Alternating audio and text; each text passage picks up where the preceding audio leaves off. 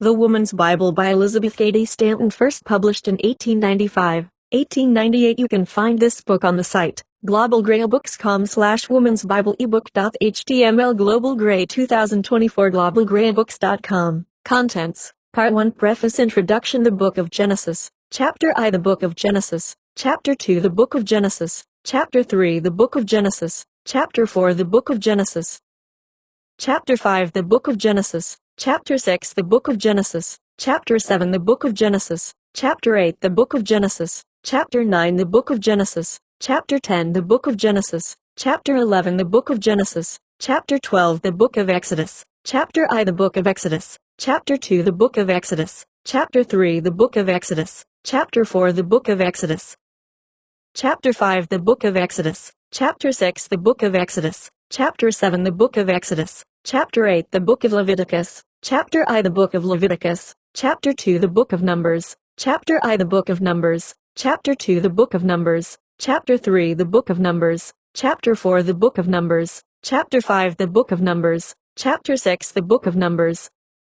Chapter 7. The Book of Numbers. Chapter 8. The Book of Numbers. Chapter 9. The Book of Numbers. Chapter 10. The Book of Deuteronomy. Chapter I. The Book of Deuteronomy. Chapter 2. The Book of Deuteronomy. Chapter 3. The Book of Deuteronomy. Chapter 4. The Book of Deuteronomy. Chapter 5. The Book of Deuteronomy. Chapter 6. Appendix. Part 2. Preface to Part 2. The Book of Joshua. The Book of Judges. Chapter I. The Book of Judges. Chapter 2. The Book of Judges. Chapter 3. The Book of Ruth. Books of Samuel. Chapter I. Books of Samuel. Chapter 2. Books of Kings. Chapter I. Books of Kings. Chapter 2. Books of Kings. Chapter 3. The Book of Esther. The Book of Job. Books of Psalms, Proverbs, Ecclesiastes and the Song of Solomon. Books of Isaiah and Daniel, Micah and Malachi.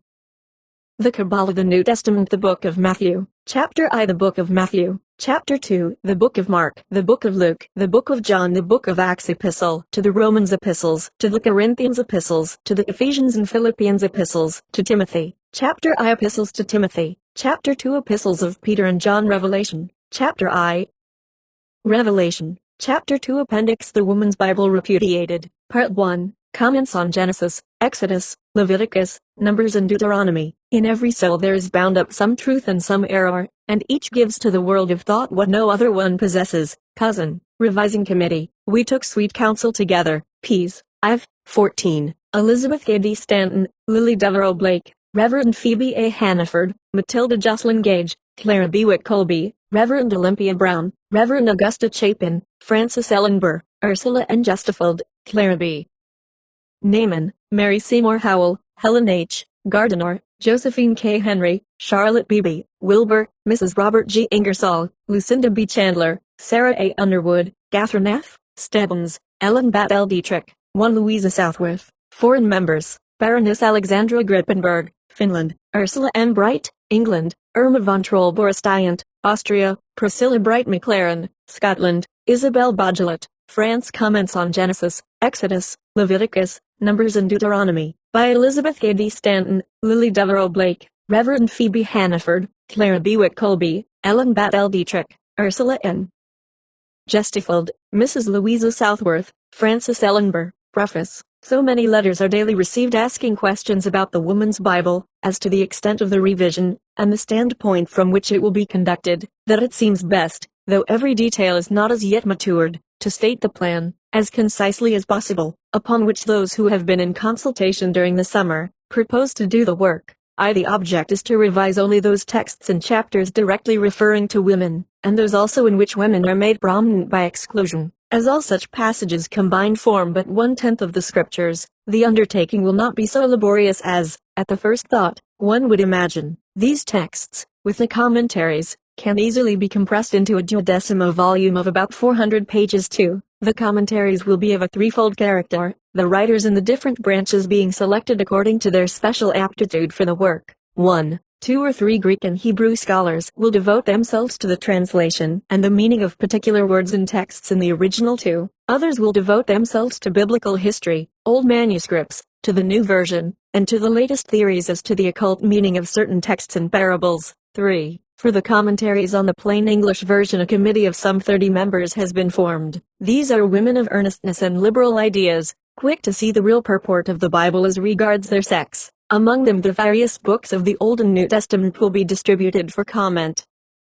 3. There will be 2 or more editors to bring the work of the various committees into one consistent whole. IV. The completed work will be submitted to an advisory committee assembled at some central point, as London, New York, or Chicago, to sit in final judgment on the Woman's Bible. As to the manner of doing the practical work, those who have been engaged this summer have adopted the following plan, which may be suggestive to new members of the committee. Each person purchased 2 Bibles, ran through them from Genesis to Revelations, marking all the texts that concerned women. The passages were cut out and pasted in a blank book, and the commentaries handwritten underneath. Those not having time to read all the books can confine their labors to the particular ones they propose to review. It is thought best to publish the different parts as soon as prepared so that the committee may have all in print in a compact form before the final revision. ECS August 1, 1895. Introduction. From the inauguration of the movement for woman's emancipation, the Bible has been used to hold her in the divinely ordained sphere prescribed in the Old and New Testaments. The canon and civil law,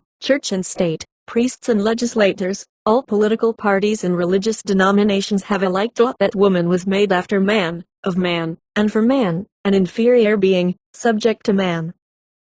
Creeds, codes, scriptures and statutes are all based on this idea. The fashions, forms, ceremonies and customs of society, church ordinances and discipline all grow out of this idea. Of the Old English common law, responsible for woman's civil and political status, Lord Brougham said, "It is a disgrace to the civilization and Christianity of the 19th century." Of the canon law, which is responsible for woman's status in the church, Charles Kingsley said, "This will never be a good world for women until the last remnant of the canon law is swept from the face of the earth." The Bible teaches that woman brought sin and death into the world, that she precipitated the fall of the race, that she was arraigned before the judgment seat of heaven, tried, condemned and sentenced. Marriage for her was to be a condition of bondage, maternity a period of suffering and anguish, and in silence and subjection, she was to play the role of a dependent on man's bounty for all her material wants, and for all the information she might desire on the vital questions of the hour. She was commanded to ask her husband at home. Here is the Bible position of woman briefly summed up. Those who have the divine insight to translate, transpose and transfigure this mournful object of pity into an exalted, dignified personage, worthy our worship as the mother of the race, are to be congratulated as having a share of the occult mystic power of the Eastern Mahatmas. The plain English to the ordinary mind admits of no such liberal interpretation. The unvarnished texts speak for themselves. The canon law, church ordinances and scriptures, are homogeneous, and all reflect the same spirit and sentiments. These familiar texts are quoted by clergymen in their pulpits, by statesmen in the halls of legislation, by lawyers in the courts, and are echoed by the press of all civilized nations, and accepted by woman herself as the word of God. So perverted is the religious element in her nature, that with faith and works she is the chief support of the church and clergy, the very powers that make her emancipation impossible. When, in the early part of the 19th century, women began to protest against their civil and political degradation, they were referred to the Bible for an answer.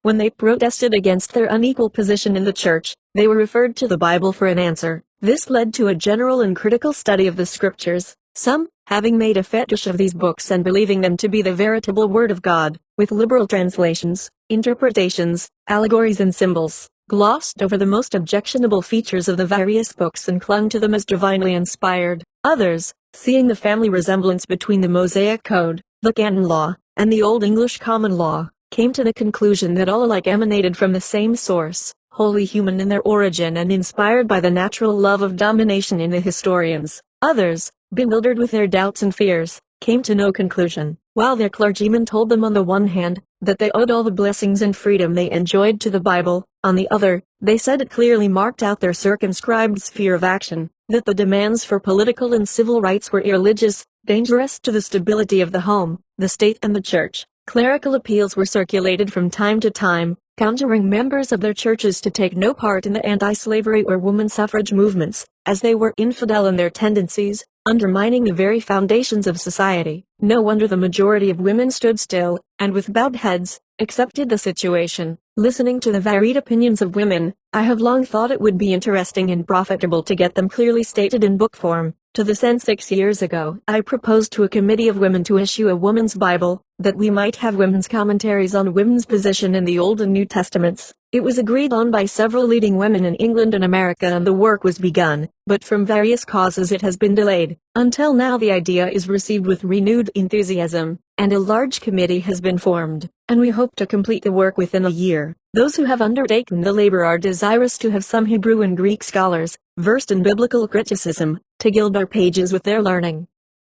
Several distinguished women have been urged to do so, but they are afraid that their high reputation and scholarly attainments might be compromised by taking part in an enterprise that for a time may prove very unpopular. Hence we may not be able to get help from that class. Others fear that they might compromise their evangelical faith by affiliating with those of more liberal views, who do not regard the Bible as the Word of God, but like any other book, to be judged by its merits. If the Bible teaches the equality of women, why does the Church refuse to ordain women to preach the gospel, to fill the offices of deacons and elders, and to administer the sacraments, or to admit them as delegates to the synods, general assemblies and conferences of the different denominations? They have never yet invited a woman to join one of their revising committees, nor tried to mitigate the sentence pronounced on her by changing one count in the indictment served on her in Paradise. The large number of letters received, highly appreciative of the undertaking, is very encouraging to those who have inaugurated the movement, and indicate a growing self-respect and self-assertion in the women of this generation. But we have the usual array of objectors to meet and answer. One correspondent conjures us to suspend the work, as it is ridiculous for women to attempt the revision of the scriptures. I wonder if any man wrote to the late revising committee of divines to stop their work on the ground that it was ridiculous for men to revise the Bible. Why is it more ridiculous for women to protest against her present status in the Old and New Testament, in the ordinances and discipline of the Church, than in the statutes and constitution of the state? Why is it more ridiculous to arraign ecclesiastics for their false teaching and acts of injustice to women, than members of Congress and the House of Commons? Why is it more audacious to review Moses than Blackstone, the Jewish code of laws, than the English system of jurisprudence? Women have compelled their legislators in every state in this union to so modify their statutes for women that the old common law is now almost a dead letter. Why not compel bishops and revising committees to modify their creeds and dogmas? 40 years ago it seemed as ridiculous to timid, time-serving and retrograde folk for women to demand an expurgated edition of the laws, as it now does to demand an expurgated edition of the liturgies and the scriptures. Come, my conservative friend, wipe the dew off your spectacles, and see that the world is moving. Whatever your views may be as to the importance of the proposed work, your political and social degradation are but an outgrowth of your status in the Bible. When you express your aversion, based on a blind feeling of reverence in which reason has no control, to the revision of the scriptures, you do but echo Cowper, who, when asked to read Paine's Rights of Man, exclaimed, "No man shall convince me that I am improperly governed while I feel the contrary." Others say it is not politic to rouse religious opposition. This much-lauded policy is but another word for cowardice. How can woman's position be changed from that of a subordinate to an equal, without opposition, without the broadest discussion of all the questions involved in her present degradation? For so far-reaching and momentous a reform as her complete independence, an entire revolution in all existing institutions is inevitable. Let us remember that all reforms are interdependent,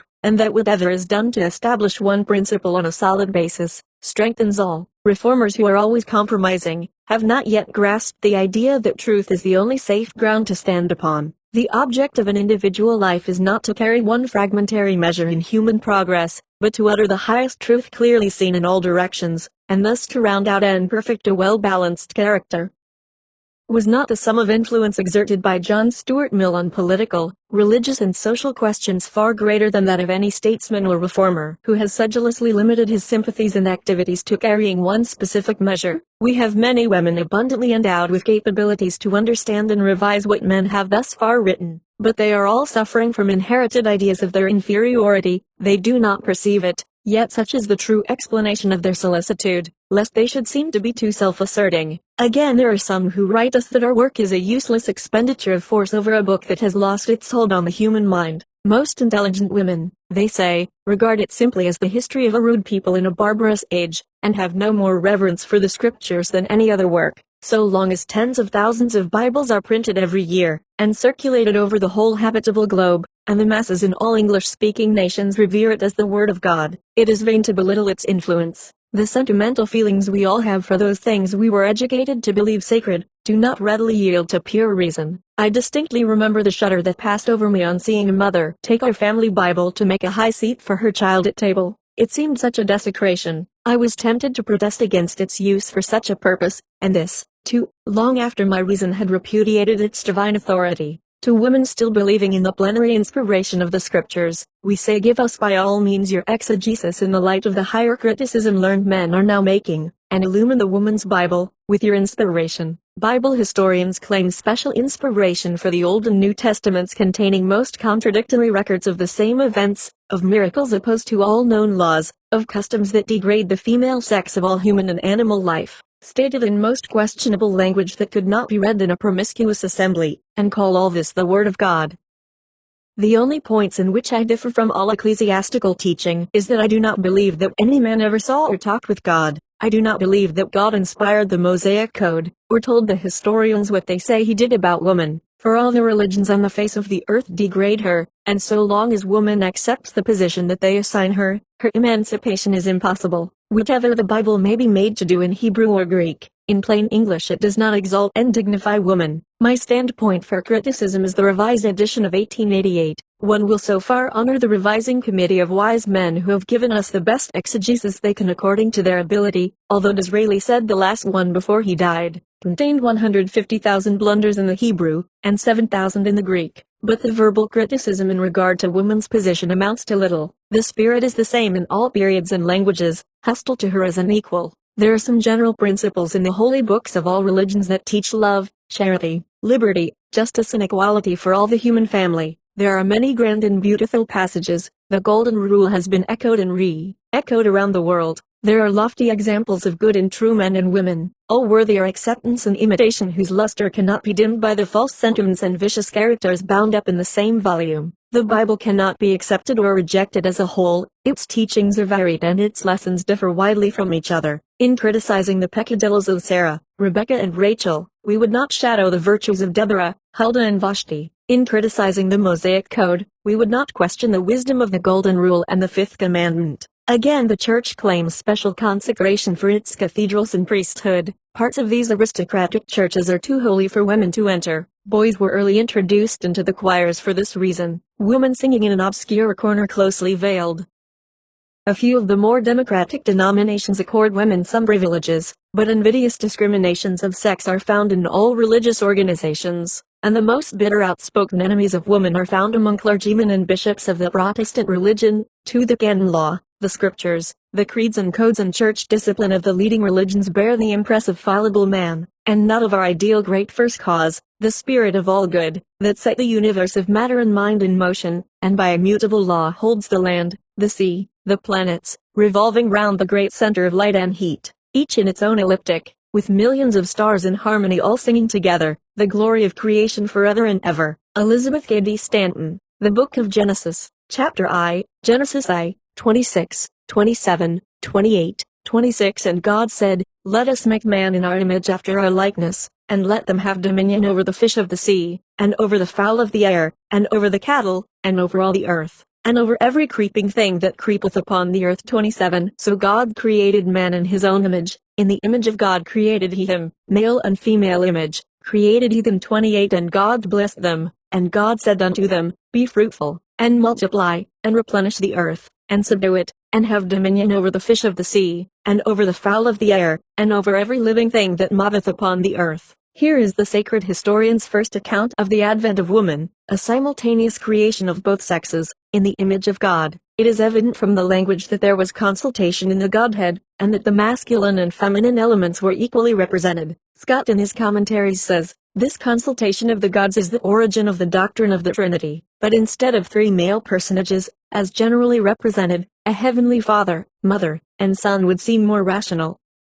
The first step in the elevation of woman to her true position, as an equal factor in human progress, is the cultivation of the religious sentiment in regard to her dignity and equality, the recognition by the rising generation of an ideal heavenly mother, to whom their prayers should be addressed, as well as to a father. If language has any meaning, we have in these texts a plain declaration of the existence of the feminine element in the Godhead, equal in power and glory with the masculine, the heavenly mother and father. God created man in his own image, male and female. Thus Scripture, as well as science and philosophy, declares the eternity and equality of sex, the philosophical fact, without which there could have been no perpetuation of creation, no growth or development in the animal, vegetable, or mineral kingdoms, no awakening nor progressing in the world of thought. The masculine and feminine elements, exactly equal in balancing each other, are as essential to the maintenance of the equilibrium of the universe as positive and negative electricity, the centripetal and centrifugal forces, the laws of attraction which bind together all we know of this planet whereon we dwell and of the system in which we revolve.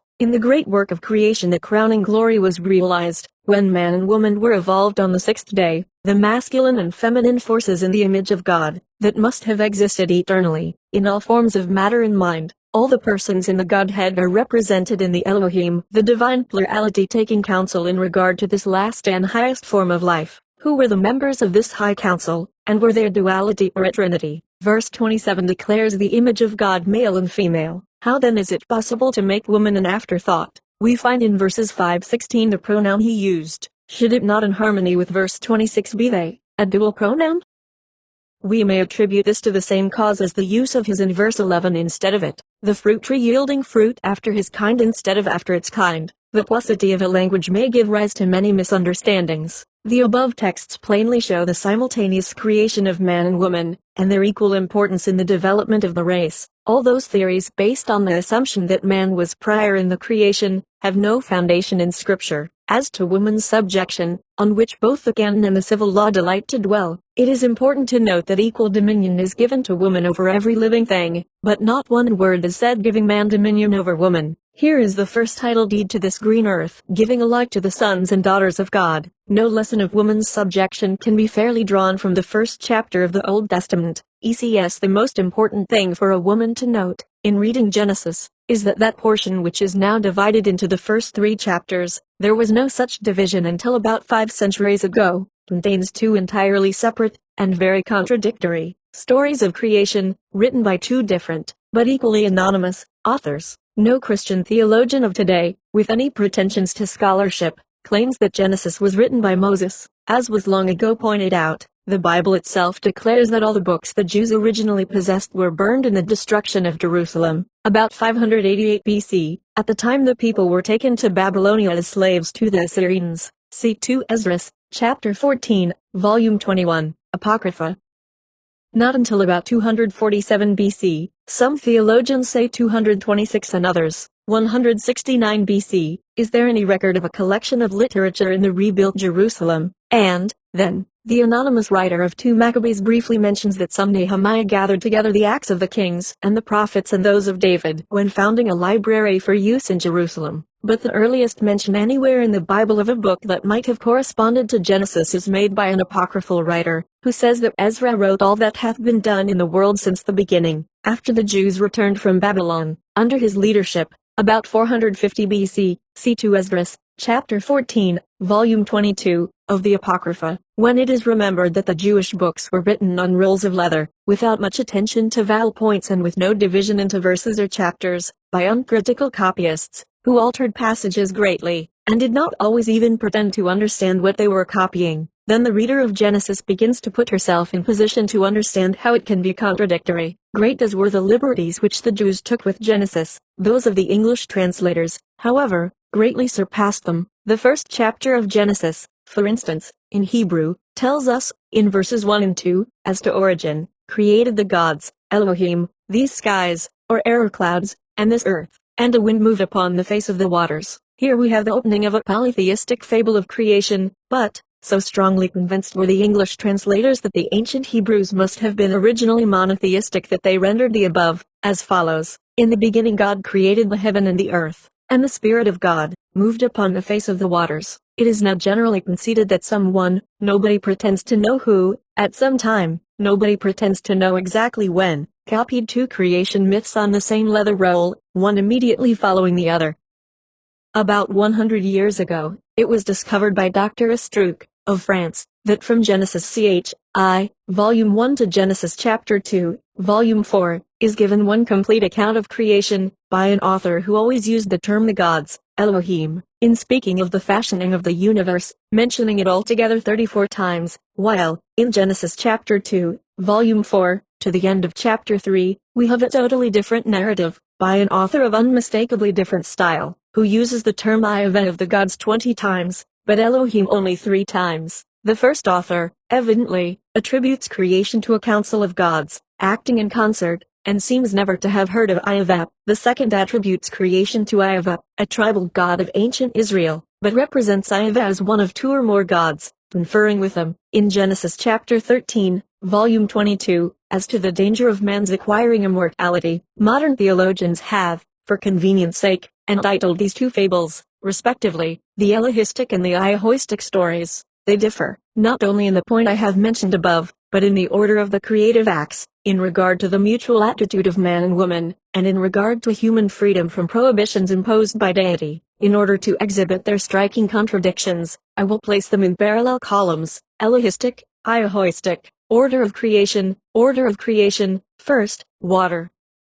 First, land, second, water, third, vegetation, third, male man, only, fourth, animals, fourth, vegetation, fifth, mankind, male and female, fifth, animals, sixth, woman. In this story, male and female man are created simultaneously, both alike, in the image of the gods, after animals have been called into existence. In this story, male man is sculptured out of clay, before any animals are created, and before female man has been constructed. Here, joint dominion over the earth is given to woman and man, without limit or prohibition. Here, woman is punished with subjection to man for breaking a prohibitory law. Everything, without exception, is pronounced very good. There is a tree of evil, whose fruit is said by Ayaveh to cause sudden death, but which does not do so, as Adam lived 930 years after eating it. Man and woman are told that every plant bearing seed upon the face of the earth, and every tree, period, to you it shall be for meat. They are thus given perfect freedom. Man is told there is one tree of which he must not eat, for in the day thou eatest thereof, thou shalt surely die. Man and woman are given special dominion over all the animals. Every creeping thing that creepeth upon the earth, an animal, a creeping thing, is given dominion over man and woman, and proves himself more truthful than Ayaveh Elohim. Compare Genesis chapter 2, verse 17, with chapter 3, verses 4 and 22. Now as it is manifest that both of these stories cannot be true, intelligent women, who feel bound to give the preference to either, may decide according to their own judgment of which is more worthy of an intelligent woman's acceptance. Paul's rule is a good one in this dilemma: prove all things, hold fast to that which is good. My own opinion is that the second story was manipulated by some Jew, in an endeavor to give heavenly authority for requiring a woman to obey the man she married. In a work which I am now completing, I give some facts concerning ancient Israelitish history, which will be of peculiar interest to those who wish to understand the origin of woman's subjection. EBD. Many Orientalists and students of theology have maintained that the consultation of the gods here described is proof that the Hebrews were in early days polytheists. Scott's supposition that this is the origin of the Trinity has no foundation in fact, as the beginning of that conception is to be found in the earliest of all known religious nature worship. The acknowledgement of the dual principle, masculine and feminine, is much more probably the explanation of the expressions here used. In the detailed description of creation we find a gradually ascending series. Creeping things, great sea monsters, chapter I, volume 21, literal translation.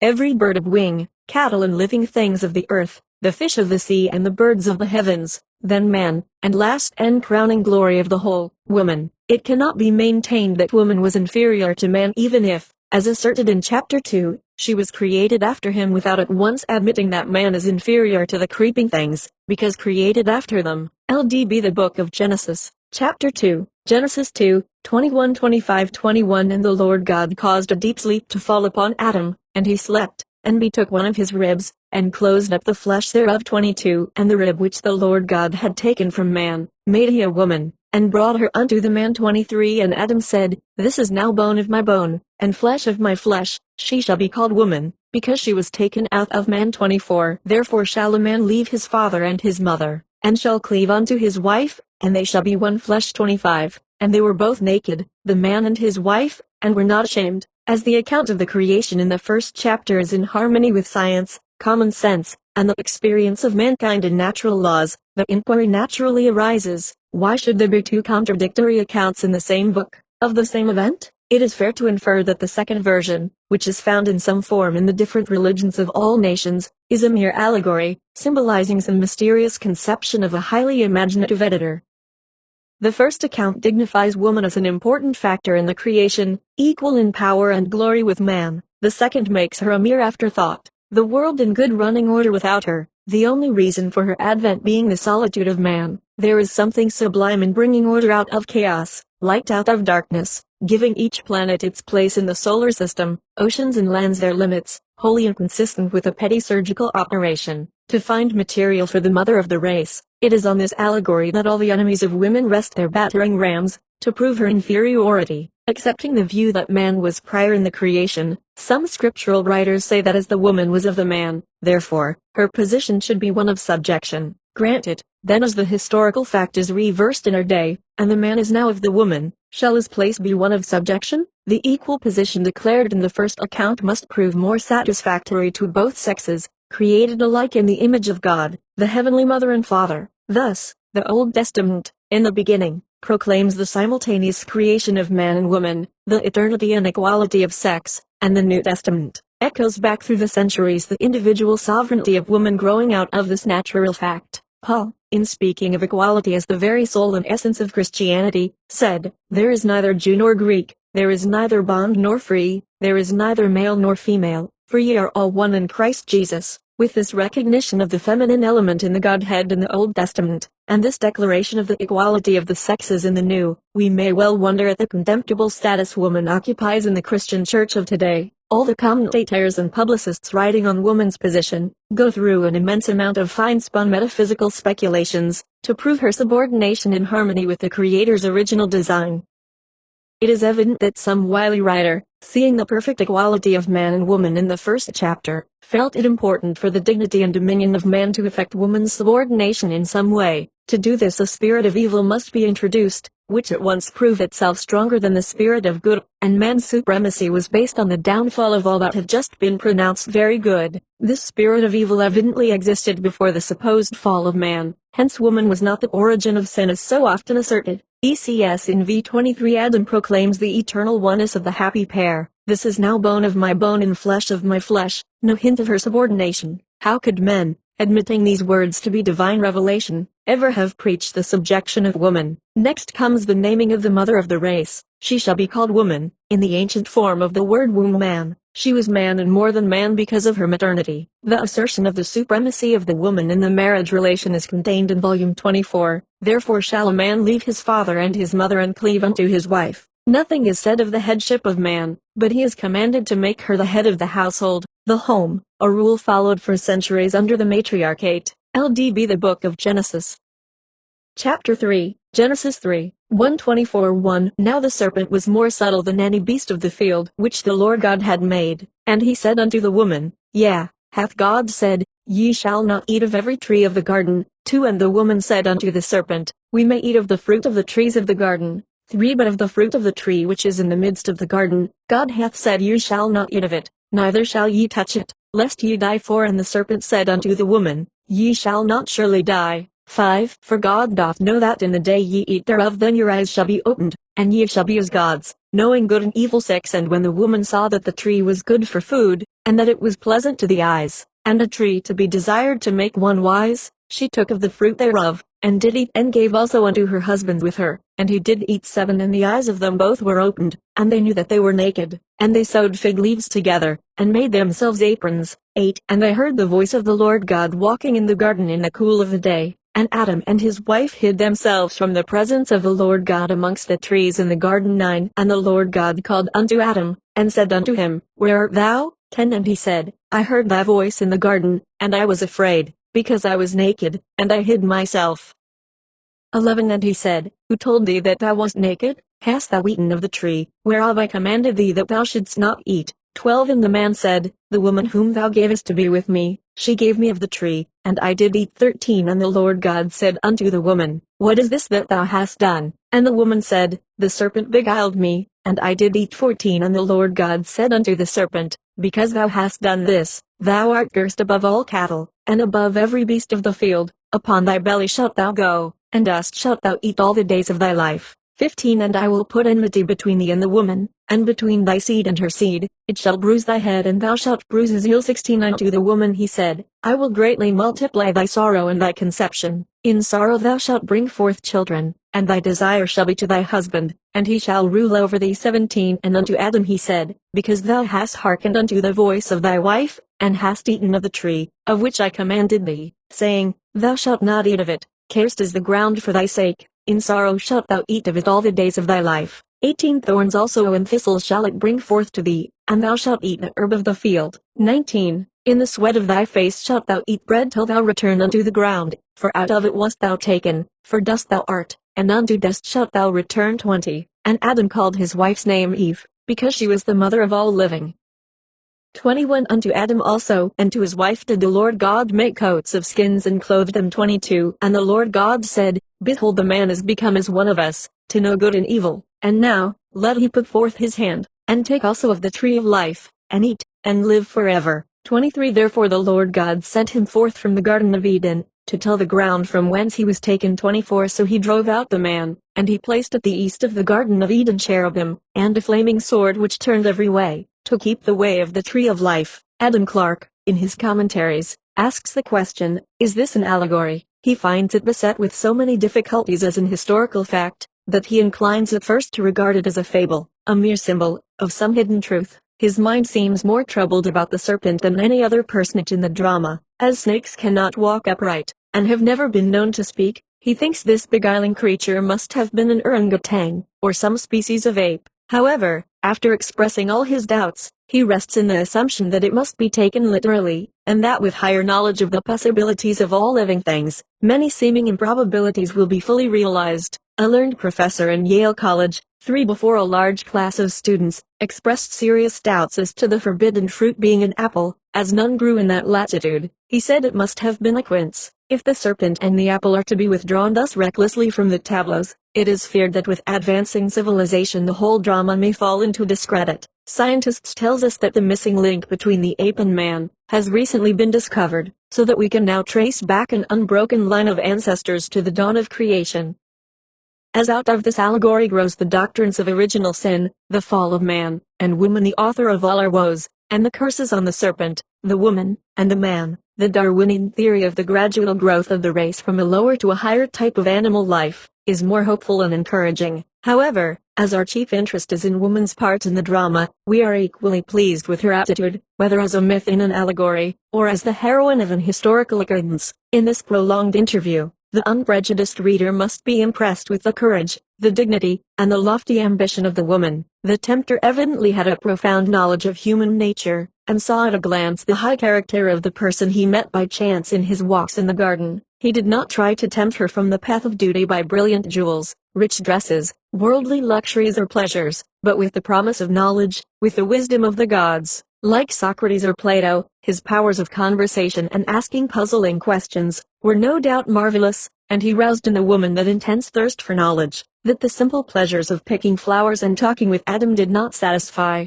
Compared with Adam, she appears to great advantage through the entire drama. The curse pronounced on woman is inserted in an unfriendly spirit to justify her degradation and subjection to man. With obedience to the laws of health, diet, dress, and exercise, the period of modernity should be one of added vigor in both body and mind. A perfectly natural operations should not be attended with suffering. By the observance of physical and psychical laws, the supposed curse can be easily transformed into a blessing. Some churchmen speak of modernity as a disability, and then chant the Magnificat in all their cathedrals round the globe. Through all life's shifting scenes, the mother of the race has been the greatest factor in civilization.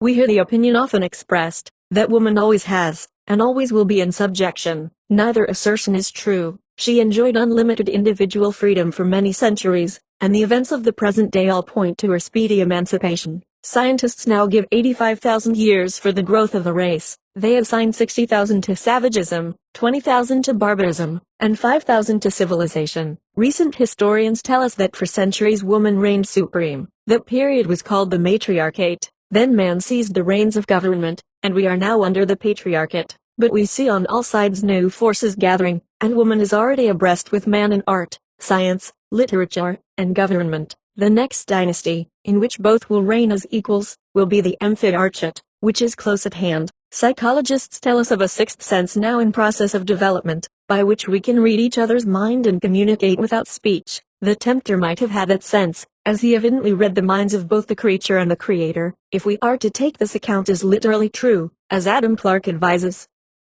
ECS note the significant fact that we always hear the fall of man, not the fall of woman, showing that the consensus of human thought has been more unerring than masculine interpretation. Reading this narrative carefully, it is amazing that any set of men ever claimed that the dogma of the inferiority of woman is here set forth. The conduct of Eve from the beginning to the end is so superior to that of Adam. The command not to eat of the fruit of the tree of knowledge was given to the man alone before woman was formed. Genesis 2:17. Therefore the injunction was not brought to Eve with the impressive solemnity of a divine voice, but whispered to her by her husband and equal. It was a serpent supernaturally endowed, a seraphim as Scott and other commentators have claimed, who talked with Eve, and whose words might reasonably seem superior to the second-hand story of her companion. Nor does the woman yield at once. She quotes the command not to eat of the fruit, to which the serpent replies, "Down ye shall not die." Volume 4, literal translation. In other words, telling her that if the mortal body does perish, the immortal part shall live forever, and offering as the reward of her act the attainment of knowledge. Then the woman, fearless of death if she can gain wisdom, takes of the fruit, and all this time Adam, standing beside her, interposes no word of objection. Her husband with her are the words of V6. Had he been the representative of the divinely appointed head in married life, he assuredly would have taken upon himself the burden of the discussion with the serpent, but no, he is silent in this crisis of their fate. Having had the command from God himself, he interposes no word of warning or remonstrance, but takes the fruit from the hand of his wife without a protest. It takes 6 verses to describe the fall of woman. The fall of man is contemptuously dismissed in a line and a half. The subsequent conduct of Adam was to the last degree dastardly. When the awful time of reckoning comes, and the Jehovah God appears to demand why his command has been disobeyed, Adam endeavors to shield himself behind the gentle being he has declared to be so dear. "The woman thou gavest to be with me, she gave me and I did eat," he whines, trying to shield himself at his wife's expense. Again we are amazed that upon such a story men have built up a theory of their superiority. Then follows what has been called the curse. Is it not rather a prediction? First is the future fate of the serpent described, the enmity of the whole human race. "It shall lie in wait for thee as to the head." Volume 15, literal translation. Next the subjection of the woman is foretold, "Thy husband shall rule over thee." Volume 16. Lastly the long struggle of man with the forces of nature is portrayed. "In the sweat of thy face thou shalt eat food until thy turning back to the earth." Volume 19, literal translation. With the evolution of humanity, an ever-increasing number of men have ceased to toil for their bread with their hands, and with the introduction of improved machinery, and the uplifting of the race, there will come a time when there shall be no severities of labor, and when women shall be freed from all oppressions. And Adam called his wife's name Life, for she was the mother of all living. Volume 20, literal translation. It is a pity that all versions of the Bible do not give this word instead of the Hebrew Eve. She was life, the eternal mother, the first representative of the more valuable and important half of the human race. LDB The Book of Genesis, Chapter 4, Genesis IV, 1:12, 19, 21:1. "And Adam knew Eve his wife, and she conceived, and bare Cain, and said, I have gotten a man from the Lord too. And she again bare his brother Abel. And Abel was a keeper of sheep, but Cain was a tiller of the ground. 3. And in process of time it came to pass, that Cain brought of the fruit of the ground an offering unto the Lord for an Abel. He also brought of the firstlings of his flock and of the fat thereof. And the Lord had respect unto Abel and to his offering. 5. But unto Cain and to his offering he had not respect. And Cain was very wroth, and his countenance fell. 6. And the Lord said unto Cain, Why art thou wroth, and why is thy countenance fallen? 7. If thou doest well, shalt thou not be accepted, and if thou doest not well, sin lieth at the door, and unto thee shall be his desire, and thou shalt rule over him. 8. And Cain talked with Abel his brother, and it came to pass, when they were in the field, that Cain rose up against Abel his brother, and slew him. 9. And the Lord said unto Cain, Where is Abel thy brother? And he said, Am I my brother's keeper? 10. And he said, What hast thou done? The voice of thy brother's blood crieth unto me from the ground. 11. And now art thou cursed from the earth, which hath opened her mouth to receive thy brother's blood from thy hand. 12. When thou tillest the ground, it shall not henceforth yield unto thee your strength. A fugitive and a vagabond shalt thou be in the earth. 19. And Lamech took unto him 2 wives, the name of the one was Adah, and the name of the other Zillah. 23. And Lamech said unto his wives, Adah and Zillah, Hear my voice, Ye wives of Lamech, hearken unto my speech. One would naturally suppose that Cain's offering of fruit indicated a more refined and spiritual idea of the fitness of things than Abel's of animal food. Why Cain's offering was rejected as unworthy does not appear. There is something pathetic in Eve's joy and faith at the advent of her firstborn. Lo, I have a man-child from the Lord. She evidently thought that Cain was to be to her a great blessing. Some expositors say that Eve thought that Cain was the promised seed that was to bruise the serpent's head, but Adam Clarke, in estimating woman's reasoning powers, says, it was too metaphysical an idea for that period, but as that is just what the Lord said to Eve, she must have had the capacity to understand it. But all speculations as to what Eve thought in that eventful hour are vain. Clarke asserts that Cain and Abel were twins. Eve must have been too much occupied with her vacillating joys and sorrows to have indulged in any connected train of thought. Her grief and the fratricidal tragedy that followed can be more easily understood. The dreary environments of the mother, and the hopeless prophecies of her future struggling life, banished to a dreary, desolate region, beyond the love and care of her Creator, is revenged on her children. If Adam and Eve merited the severe punishment inflicted on them, they should have had some advice from the Heavenly Mother and Father as to the sin of propagating such an unworthy stock. No good avails in increasing and multiplying evil propensities and deformities that produce only crime and misery from generation to generation. During the antenatal period the mother should be held sacred, and surrounded with all the sweetest influences that heaven and earth can give, loving companionship, beautiful scenery, music and flowers, and all the pleasures that art in its highest form can produce. As the women at this period seem to be myths, no one takes the trouble to tell from whence they came. It is sufficient that their husbands know, and it is not necessary that the casual reader should. The question is often asked, whom did Cain marry? Some expositors say that Adam and Eve had other sons and daughters living in different parts of the planet, and that they married each other. There seems to have been no scarcity of women, for Lamech, Cain's great-grandson, took unto himself 2 wives. Thus early in the history of the race polygamic relations were recognized.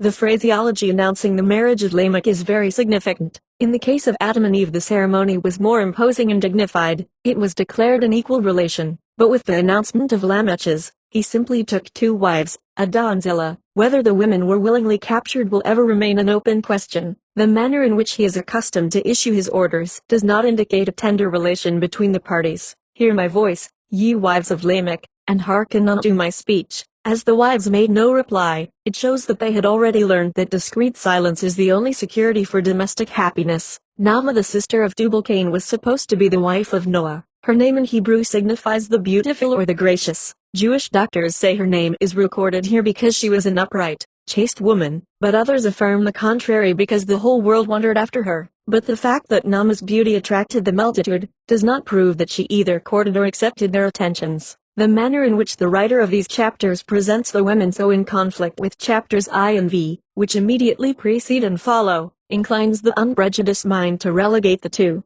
3 and IV chapters to the realm of fancy as no part of the real history of creation's dawn. The curse pronounced on Cain is similar to that inflicted on Adam. Both were to till the ground, which was to bring forth weeds abundantly. Hale's statistics of weeds show their rapid and widespread power of propagation. A progeny, he says, more than sufficient in a few years to stock every planet of the solar system. In the face of such discouraging facts, Hale coolly remarks, such provisions has the just God made to fulfill the curse which he promised on man. It seems far more rational to believe that the curses on both woman and man were but figments of the human brain, and that by the observance of natural laws, both labor and maternity may prove great blessings. With all the modern appliances of steam and electricity, and the new inventions in machinery, the cultivation of the soil is fast coming to be a recreation and amusement. The farmer now sits at ease on his plow, while his steed turns up the furrows at his will. With machinery the sons of Adam now sow and reap their harvests, keep the wheels of their great manufactories in motion, and with daily increasing speed carry on the commerce of the world. The time is at hand when the heavy burdens of the laborer will all be shifted on the shoulders of these tireless machines,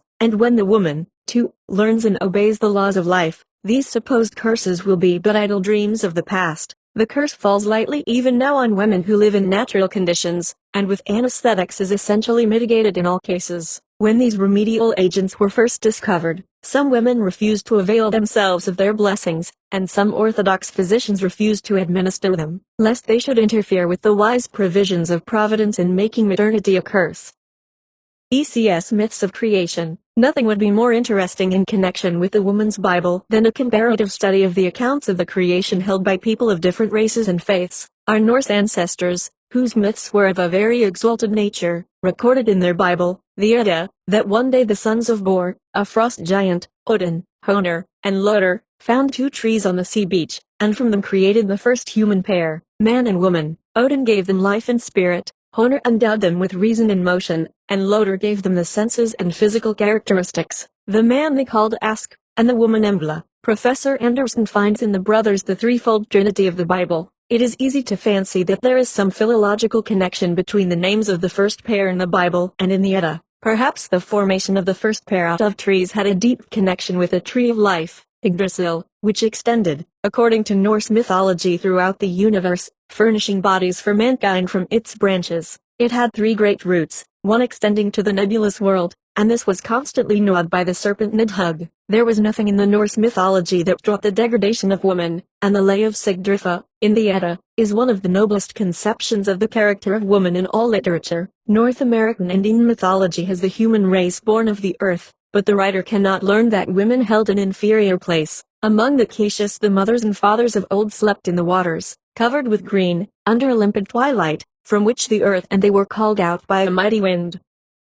The Algonkins believed the human family were the children of Nechabo, the spirit of the dawn, and their supreme deity. In their language the words earth, mother and father were from the same root. Many tribes claim descent from a raven, symbolizing the clouds, others from a dog, which is the symbol of the water goddess. Dr. and Madame Le Plongeon relate that in their discoveries among the buried remains of the Mayas in Yucatan, everything marks a very high state of civilization. In one of the exhumed temples they found pictures on the walls, which seemed to be a combination of the stories of the Garden of Eden and Cain and Abel. The serpent was always the royal emblem, because the shape of Yucatan is that of a serpent ready to spring. It was the custom among the Mayas for the oldest son of the king to be a priest, and the second son to marry the oldest daughter. The pictures represent that the oldest son in this particular case was dissatisfied with this arrangement, and wanted to marry the sister himself. To tempt her he sends a basket of apples by a messenger. He stands watching the way in which the present is received, and the serpent in the picture, indicating the royal family, makes it curiously suggestive of the temptation of Eve. The sister, however, rejects the present, and this so enrages the elder brother that he kills the younger, who accordingly is deified by the Mayas.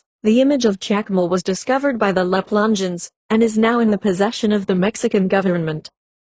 Perhaps these brothers were twins, as the commentator says Cain and Abel were, and that gave rise to the jealousy. Nothing can surpass in grandeur the account in the first chapter of Genesis of the creation of the race, and it satisfies the highest aspirations and the deepest longings of the human soul, no matter of what material formed, or through how many ages the formative period ran, or is to run. The image of God is the birthright of man, male and female. Whatever the second chapter may mean, it cannot set aside the first. It probably has a deep spiritual significance which mankind will appreciate when cavilling about the letter ceases. To the writer's mind its meaning is best expressed in the words of Goethe, the eternal womanly leads us on. CBC The Book of Genesis, Chapter 5, Genesis v. 1, 2, 1. This is the book of the generations of Adam. In the day that God created man, in the likeness of God made he him, two male and female created he them, and blessed them, and called their name Adam, in the day when they were created.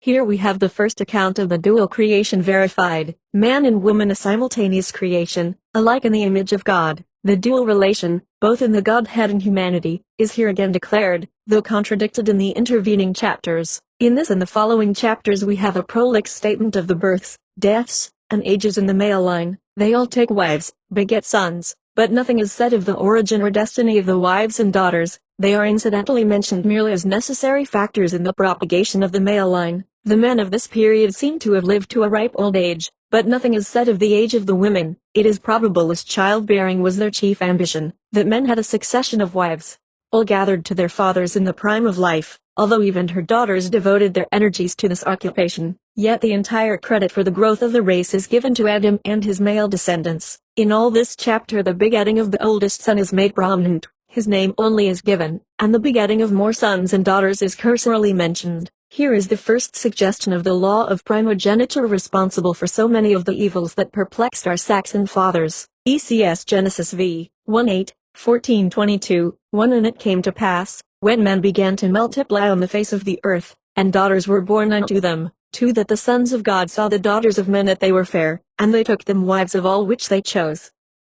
3. And the Lord said, My spirit shall not always strive with man, for that he also is flesh, yet his days shall be 120 years. For there were giants in the earth in those days, and also after that, when the sons of God came in unto the daughters of men, and they bare children to them, the same became mighty men which were as of old, men of renown. 5. And God saw that the wickedness of man was great in the earth, and that every imagination of the thoughts of his heart was only evil continually. 6. And it repented the Lord that he had made them man on the earth, and it grieved him at his heart. 7. And the Lord said, I will destroy man whom I have created from the face of the earth, both man and beast, and the creeping thing, and the fowls of the air. For it repenteth me that I have made them. 8. But Noah found grace in the eyes of the Lord. 13. And God said unto Noah, 14. Make thee an ark of gopher wood, rooms shalt thou make in the ark, and shalt pitch it within and without with pitch. 15. And this is the fashion which thou shalt make it of. The length of the ark shall be 300 cubits, the breadth of it 50 cubits, and the height of it 30 cubits. 16. Amperes window shalt thou make to the ark, and in a cubit shalt thou finish it above, and the door of the ark shalt thou set in the side thereof, with lower, second, and third stories shalt thou make it. 17. And,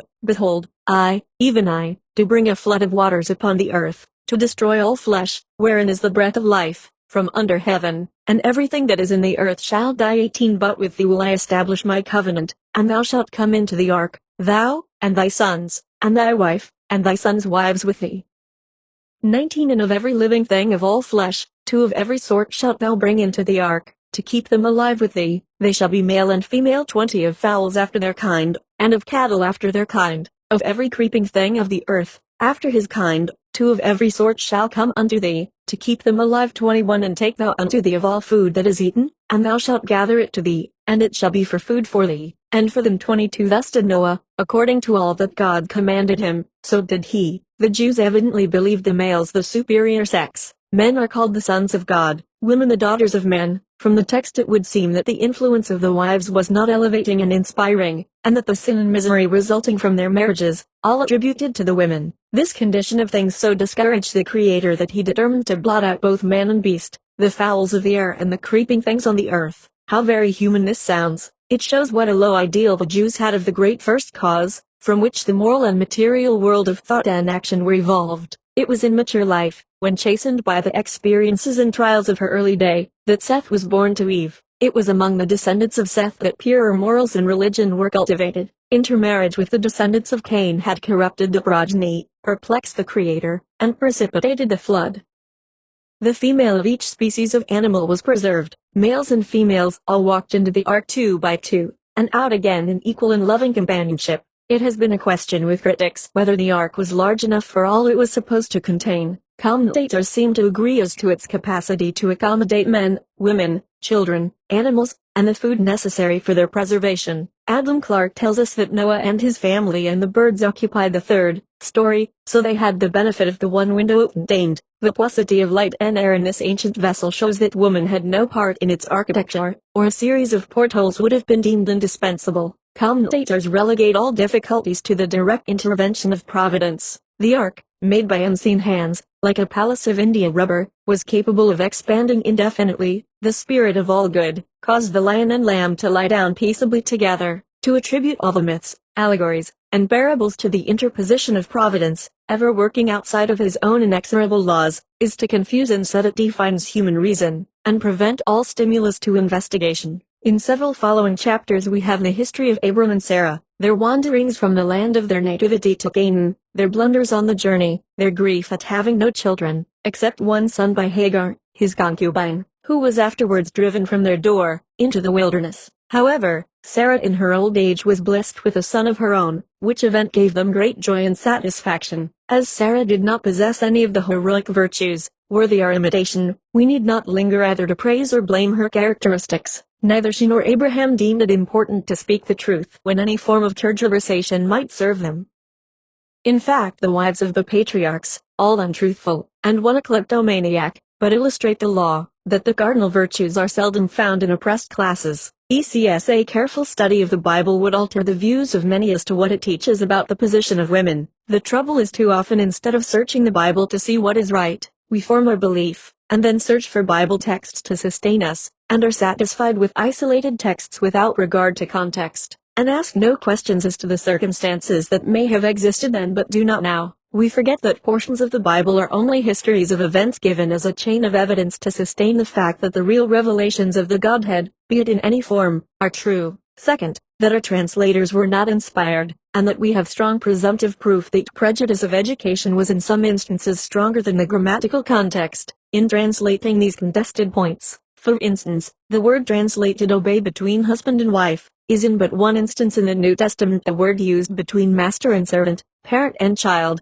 but is the word that in other places is translated defer. The one instance states Sarah obeyed Abram. Read that history and you will find that in both instances in which she obeyed, God had to interfere with the miracle to save them from the result of that obedience, and both Abram and Sarah were reproved. Well, twice, once by direct command of God, Abram obeyed Sarah. You cannot find a direct command of God or Christ for the wife to obey the husband. It was Eve's curse that her desire should be to her husband, and he should rule over her. Have you not seen her clinging to a drunken or brutal husband, and read in letters of fire upon her forehead her curse? But God did not say the curse was good, nor bid Adam enforce it, nor did he say, all men shall rule over thee. For Adam, not Eve, the earth was to bring forth the thorn and the thistle, and he was to eat his bread by the sweat of his brow. Yet I never heard a sermon on the sin of uprooting weeds, or letting Eve, as she does, help him to bear his burden. It is when she tries to lighten her load that the world is afraid of sacrilege and the overthrow of nature. CBC in the story of the sons of God and the daughters of men, we find a myth like those of Greek, Roman and Scandinavian fable. Demigods love mortal maidens and their offspring are giants. Then follows the traditional account of some great cataclysm of the last glacial epoch. According to the latest geological students, Wright, McGee and others, the records of Niagara, the Falls of St. Anthony and other glacial chasms, indicate that the great ice caps receded for the last time about 7,000 years ago. The latest archaeological discoveries carry our historical knowledge of mankind back nearly 4,000 years BC, so that some record of the mighty floods which must have followed the breaking of great glacial dams might well survive in the stories of the nations. Abram, who came from Ur of the Chaldees, brought with him the Chaldean story of the flood. At that time Ur, now a town 50 miles inland, was a great seaport of the Persian Gulf.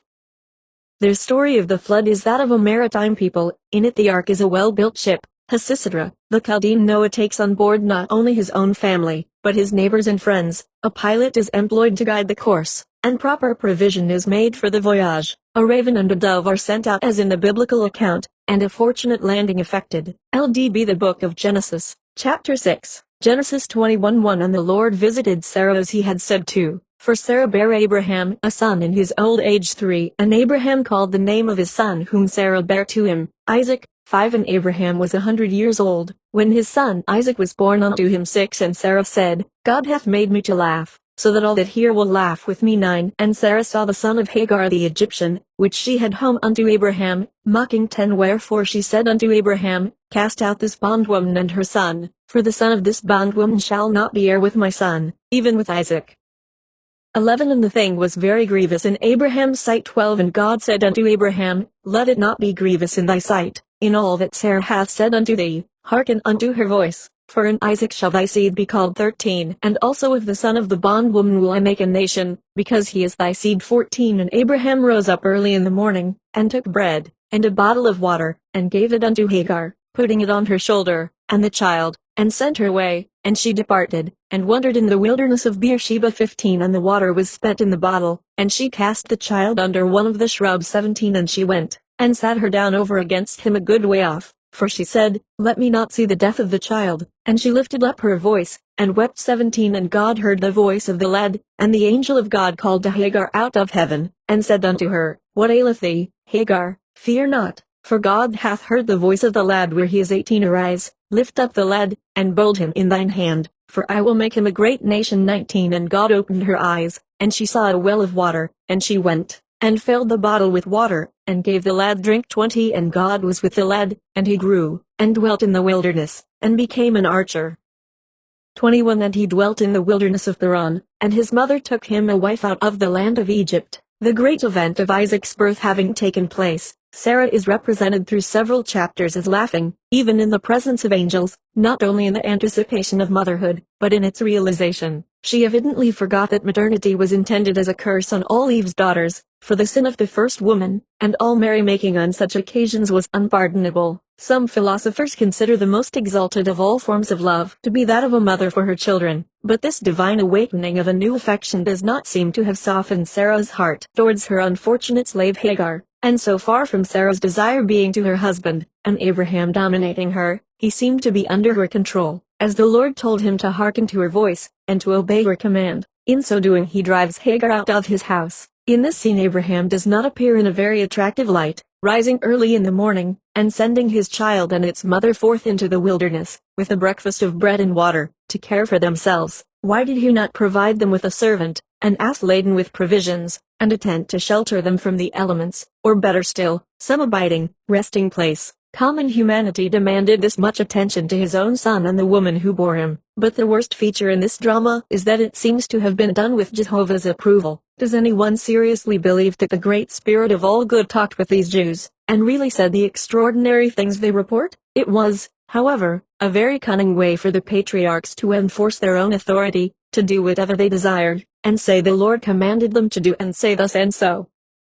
Many pulpits even in our day enforce their lessons of subjection for woman with the same authority. Thus saith the Lord, thou shalt, and thou shalt not. ECS Genesis 23:1. And Sarah was 107 and 20 years old too. And Sarah died in Kirjath Arba, the same is Hebron in the land of Canaan. And Abraham came to mourn for Sarah, and to weep for her 3. And Abraham stood up from before his dead, and spake unto the sons of Heth, saying, For I am a stranger and a sojourner with you, give me a possession of a burying place with you, that I may bury my dead out of my sight. 5. And the children of Heth answered Abraham, saying unto him, 6. Hear us, my lord, thou art a mighty prince among us, in the choice of our sepulchres bury thy dead, none of us shall withhold from thee his sepulchre. 7. And Abraham stood up, and bowed himself to the people of the land. 8. And he communed with them, saying, If it be your mind that I should bury my dead out of my sight, hear me, and entreat Ephron the son of Zohar. 9. That he may give me the cave of Machpelah, which he hath, which is in the end of his field, for as much money as it is worth. 14. And Ephron answered Abraham, saying unto him,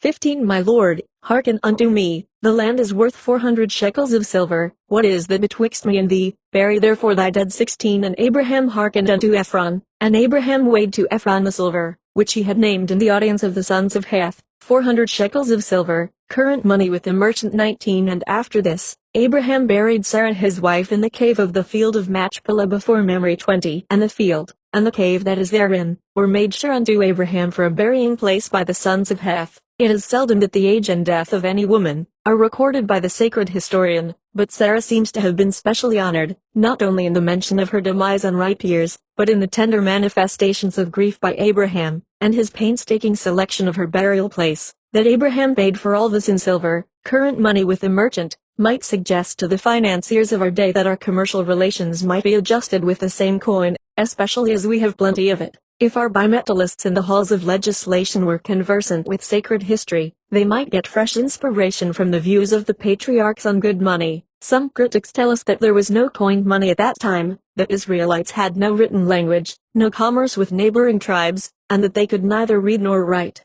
Whilst we drop a tear at the tomb of Sarah, we cannot recommend her as an example to the young women of our day, as she lacked several of the cardinal virtues. She was undignified, untruthful, and unkind to Hagar. But her moral standard differs from that of the period in which she lived, as her ideas of right and wrong are not innate, but depend on education. Sarah probably lived up to the light that was in her. ECS The cruelty and injustice of Abraham and Sarah, as commented on by Mrs. Stanton, doubtless stand out much more prominently in this condensed account than their proper proportions to the motives which actuated the figures in the drama. If we take any part of the story we must take it all, and remember that it had been promised to Abraham that of Ishmael a great nation should be born. Whether this was an actual revelation from God, or a prophetic vision that Abraham had, or is interpolated by the historian to correspond with the actual facts that transpired, in either case the firm belief that no harm could come to Ishmael must be taken into account when estimating the motives which led Abraham and Sarah, for doubtless Abraham told Sarah of his vision, to send Hagar and her son off into the wilderness. just as much as the firm belief that the promise of God with regard to his seed would be fulfilled made Abraham, a little afterward, prepare to offer up his son Isaac. Abraham loved and honored his wife very greatly, probably admiring equally her beauty and strength of character. Abraham was 10 years older than Sarah, and we read that he was 75 years old when he started from Haran for the land of Canaan. Sometime after this, driven by famine, he went down into Egypt, and here when she must have been at least 70 years of age, the Egyptians saw that she was very fair, and the princess of Pharaoh so praised her beauty to their royal master that he sent and took her for his wife. The same thing happened when she was 90 years old, when she was seized by Abimelech, king of Gerar. In both cases they told, not a lie, but a half-truth, for Sarah was Abraham's half-sister, it being then the custom for children of the same father by different mothers to marry. Abraham's deceit was brought about by cowardice, while Sarah connived at the fraud for love of her husband, being besought to do so to save his life. Perhaps, too, she might have been amenable to the gracious tribute to her beauty that Abraham gave in making the request. Sarah's strength of character is shown all through her history.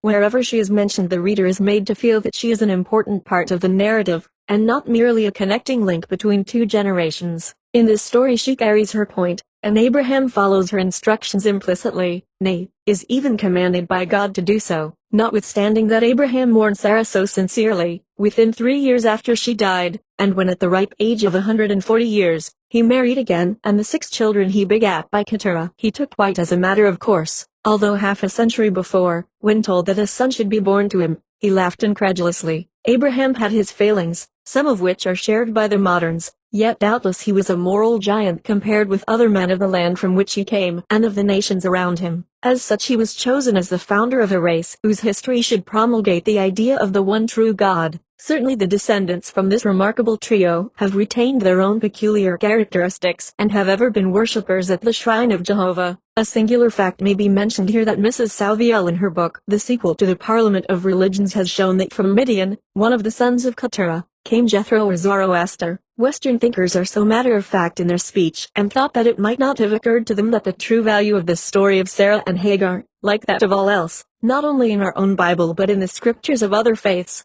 lies in the esoteric meaning. Had it not been for Paul, that prince of occult philosophers, who distinctly says, according to the old version, that it is an allegory, according to the revised, that it contains an allegory, for these women are 2 covenants, one bearing children unto bondage, the other unto freedom. It is our privilege, Paul goes on to teach, to be children of the free woman, but although we are this by birthright, yet there has to be a personal appreciation of that fact, and an effort to maintain our liberty. The mystical significance of this allegory has never been elucidated in reference to the position of woman, but it may well be considered as establishing her claim, not only for personal freedom, but for the integrity of the home. Acting according to the customs of the day, Sarah connived at her own degradation. Later, when her womanly dignity was developed by reason of her motherhood, she saw what should be her true position in her home, and she made her rightful demand for unrivaled supremacy in that home and in her husband's affections. She was blessed of God in taking that attitude, and was held up to the elect descendants of Abraham nearly 1660 years later by the Apostle Peter as an example to be imitated, and these later women are to be Sarah's daughters. We are told, if like her, they are not afraid with any amazement, or as the new version hath it, if they are not put in fear by any terror. Even as mere history, the life and character of Sarah certainly do not intimate that it was the divine plan that woman was to be a subordinate, either in person or in her home. Taken esoterically, as all ancient Oriental writings must be to get their full significance, it is an inspiration to woman today to stand for her liberty. The bondwoman must be cast out. All that makes for industrial bondage, for sex slavery and humiliation, for the dwarfing of individuality, and for the thraldom of the soul, must be cast out from our home, from society, and from our lives. The woman who does not claim her birthright of freedom will remain in the wilderness with the children that she has borne in degradation, heart starvation, and anguish of spirit, only to find that they are Ishmaels, with their hand against every man. They will be the subjects of divine care and protection until their destiny is worked out. But she who is to be the mother of kings must herself be free, and have surroundings conducive to maintaining her own purity and dignity. After long ages of freedom shall have eradicated from woman's mind and heart the thought habits of the slave,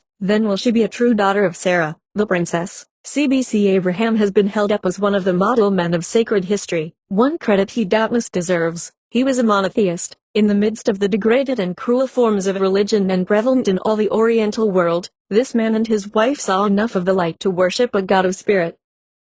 Yet we find his conduct to the last degree reprehensible. While in Egypt, in order to gain wealth, he voluntarily surrenders his wife to Pharaoh. Sarah, having been trained in subjection to her husband, had no choice but to obey his will. When she left the king, Abraham complacently took her back without objection, which was no more than he should do, seeing that her sacrifice had brought him wealth and honor. Like many a modern millionaire, he was not a self-made but a wife-made man. When Pharaoh sent him away with his dangerously beautiful wife, he is described as being rich in cattle, in silver and in gold. But it is a little curious that the man who thus gained wealth as the price of his wife's dishonor should have been held up as a model of all the patriarchal virtues. LDB The Book of Genesis, Chapter 7, Genesis 24:37 And my master made me swear, saying, Thou shalt not take a wife to my son of the daughters of the Canaanites in whose land I dwell. 38 But thou shalt go unto my father's house, and to my kindred, and take a wife unto my son. 39 And I said unto my master, Peradventure the woman will not follow me. 40 And he said unto me, The Lord, before whom I walk, will send his angel with thee, and prosper thy way, and thou shalt take a wife for my son of my kindred, and of my father's house. 42 And I came this day unto the well, and said, O Lord God of my master Abraham, if now thou do prosper my way which I go. 43 Behold, I stand by the well of water, and it shall come to pass, that when the virgin cometh to draw water, and I say to her, Give me, I pray thee, a little water of thy pitcher to drink. 44 And she say to me, Both drink thou, and I will also draw for the camels. Let the same be the woman whom the Lord hath appointed out for my master's son. 45 And before I had done speaking in mine heart, behold, Rebekah came forth with her pitcher on her shoulder, and she went down unto the well, and drew water. And I said unto her, Let me drink, I pray thee. 46 And she made haste, and let down her pitcher from her shoulder, and said, Drink, and I will give thy camels drink also. So I drank, and she made the camels drink also. 47 And I asked her, and said, Whose daughter art thou? And she said, The daughter of Bethuel neighbor's son, whom Malchah bare unto him. And I put the earring upon her face, and the bracelets upon her hands. 49 And now, if you will deal kindly and truly with my master, tell me, and if not, tell me, that I may turn to the right hand, or to the left. 50 Then Laban and Bethuel answered and said, The thing proceedeth from the Lord, we cannot speak unto thee bad or good. 51 Behold, Rebekah is before thee, take her, and go, and let her be thy master's son's wife, as the Lord hath spoken. 53 And the servant brought forth jewels of silver, and jewels of gold, and raiment, and gave them to Rebekah. He gave also to her brother and to her mother precious things. 56 And he said unto them, Hinder me not, seeing the Lord hath prospered my way, send me away that I may go to my master. 57 And they said, We will call the damsel and inquire at her mouth. 58 And they called Rebekah, and said unto her, Wilt thou go with this man? And she said, I will go. 59 And they sent away Rebekah their sister and her nurse and Abraham's servant, and his men. 61 And Rebekah arose, and her damsels, and they rode upon the camels, and followed the man. And the servant took Rebekah and went his way. 63 And Isaac went out to meditate in the field at the eventide, and he lifted up his eyes, and saw, and behold, the camels were coming. 64 And Rebekah lifted up her eyes, and when she saw Isaac she lighted off the camel. 65 For she had said unto the servant, What man is that walketh in the field to meet us? And the servant had said, It is my master. Therefore she took a veil, and covered herself. 66 And the servant told Isaac all things that he had done. 67 And Isaac brought her into his mother Sarah's tent, and took Rebekah, and she became his wife, and he loved her, and Isaac was comforted after his mother's death. Here is the first account we have of a Jewish courtship. The women seem quite as resigned to the custom of being taken as the men to take. Outside parties could no doubt in most cases make more judicious selections of partners than young folks themselves under the glamour of their ideals. Altogether the marriage of Isaac, though rather prosaic, has a touch of the romantic. It has furnished the subject for some charming pictures that decorate the galleries in the old world and the new. Rebekah at the well has been immortalized both on canvas and in marble. Women as milkmaids and dryers of water, with pails and pitchers on their heads, are always artistic, and far more attractive to men than those with votes in their hands at the polling booths, or as queens, ruling over the destinies of nations. In fact, as soon as man left paradise, he began by degrees to roll off of his own shoulders all he could of his curse, and place it on woman. Why did not Laban and Bethuel draw the water for the household and the cattle? Scott says that Eliezer had attendants with him who might have saved Rebekah the labor of drawing water for 10 camels, but he would not interfere, as he wished to see whether she possessed the virtues of industry, affability and cheerfulness in being serviceable and hospitable. It was certainly a good test of her patience and humility to draw water for an hour, with a dozen men looking on at their case, and none offering help. The Rebeccas of 1895 would have promptly summoned the spectators to share their labors, even at the risk of sacrificing a desirable matrimonial alliance.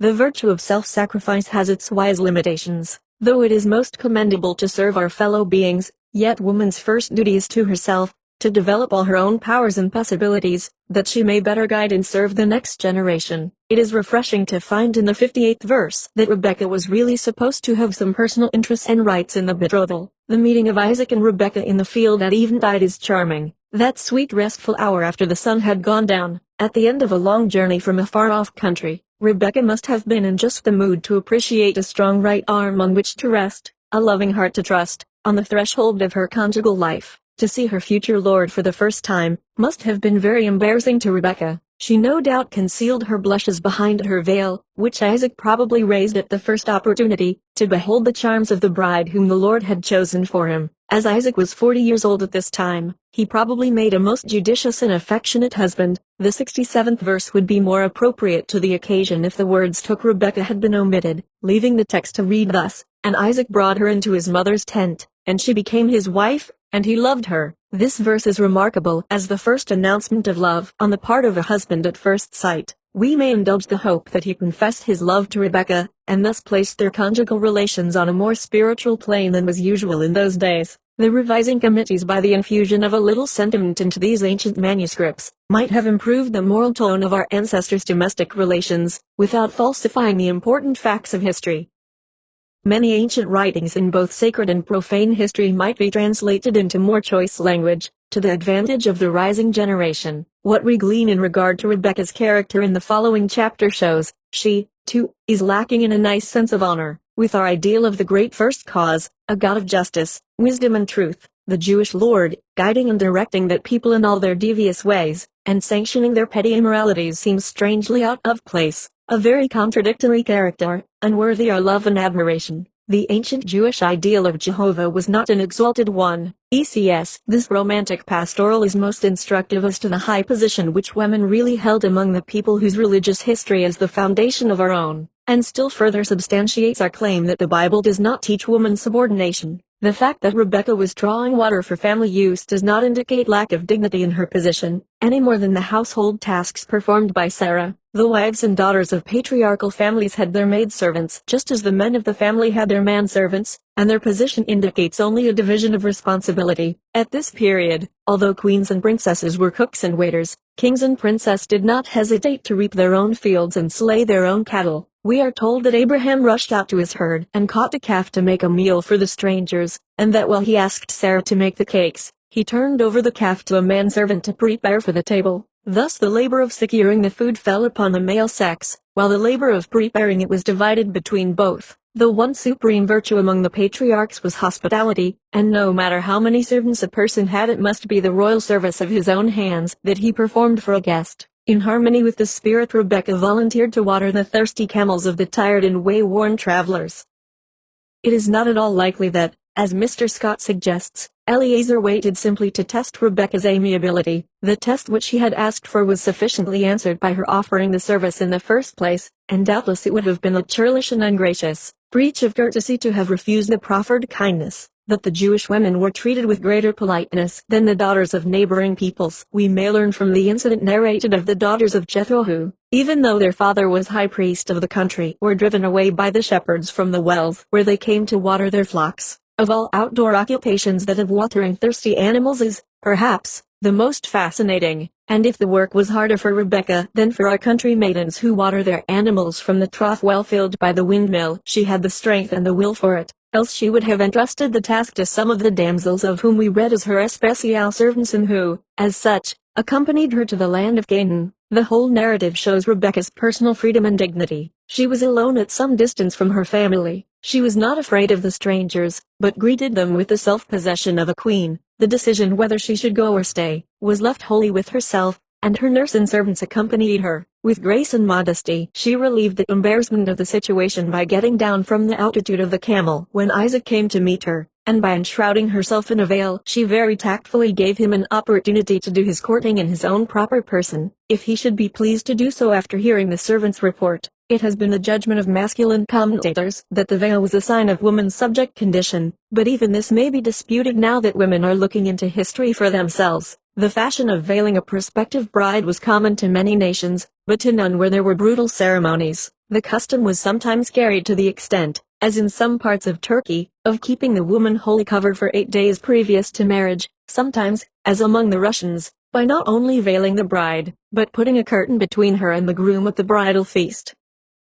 In all cases the veil seems to have been worn to protect a woman from premature or unwelcome intrusion, and not to indicate her humiliated position. The veil is rather a reflection upon the habits and thoughts of men than a badge of inferiority for women. How serenely beautiful and chaste appear the marriage customs of the Bible as compared with some that are wholly of man's invention. The Kamchatkan had to find his future wife alone and then fight with her and her female friends until every particle of clothing had been stripped from her, and then the ceremony was complete. This may be called the other extreme from the veil. Something akin to this appears among our own kith and kin, so to speak, in modern times. Many instances of marriage in chemise are on record in England of quite recent dates, the notion being that if a man married a woman in this garment only he was not liable for any debts which she might previously have contracted. At Whitehaven, England, 1766, a woman stripped herself to her chemise in the church and in that condition stood at the altar and was married. There is nothing so degrading to the wife in all Oriental customs as our modern common law ruling that the husband owns the wife's clothing. This has been so held times innumerable, and in Connecticut quite recently a husband did not like the gowns his wife bought, so he burned them. He was arrested for destruction of property, but his claim was sustained that they were his own, so he could not be punished. As long as woman's condition, outside of the Bible, has been as described by Macaulay when he said, "If there be a word of truth in history, women have been always, and still are over the greater part of the globe,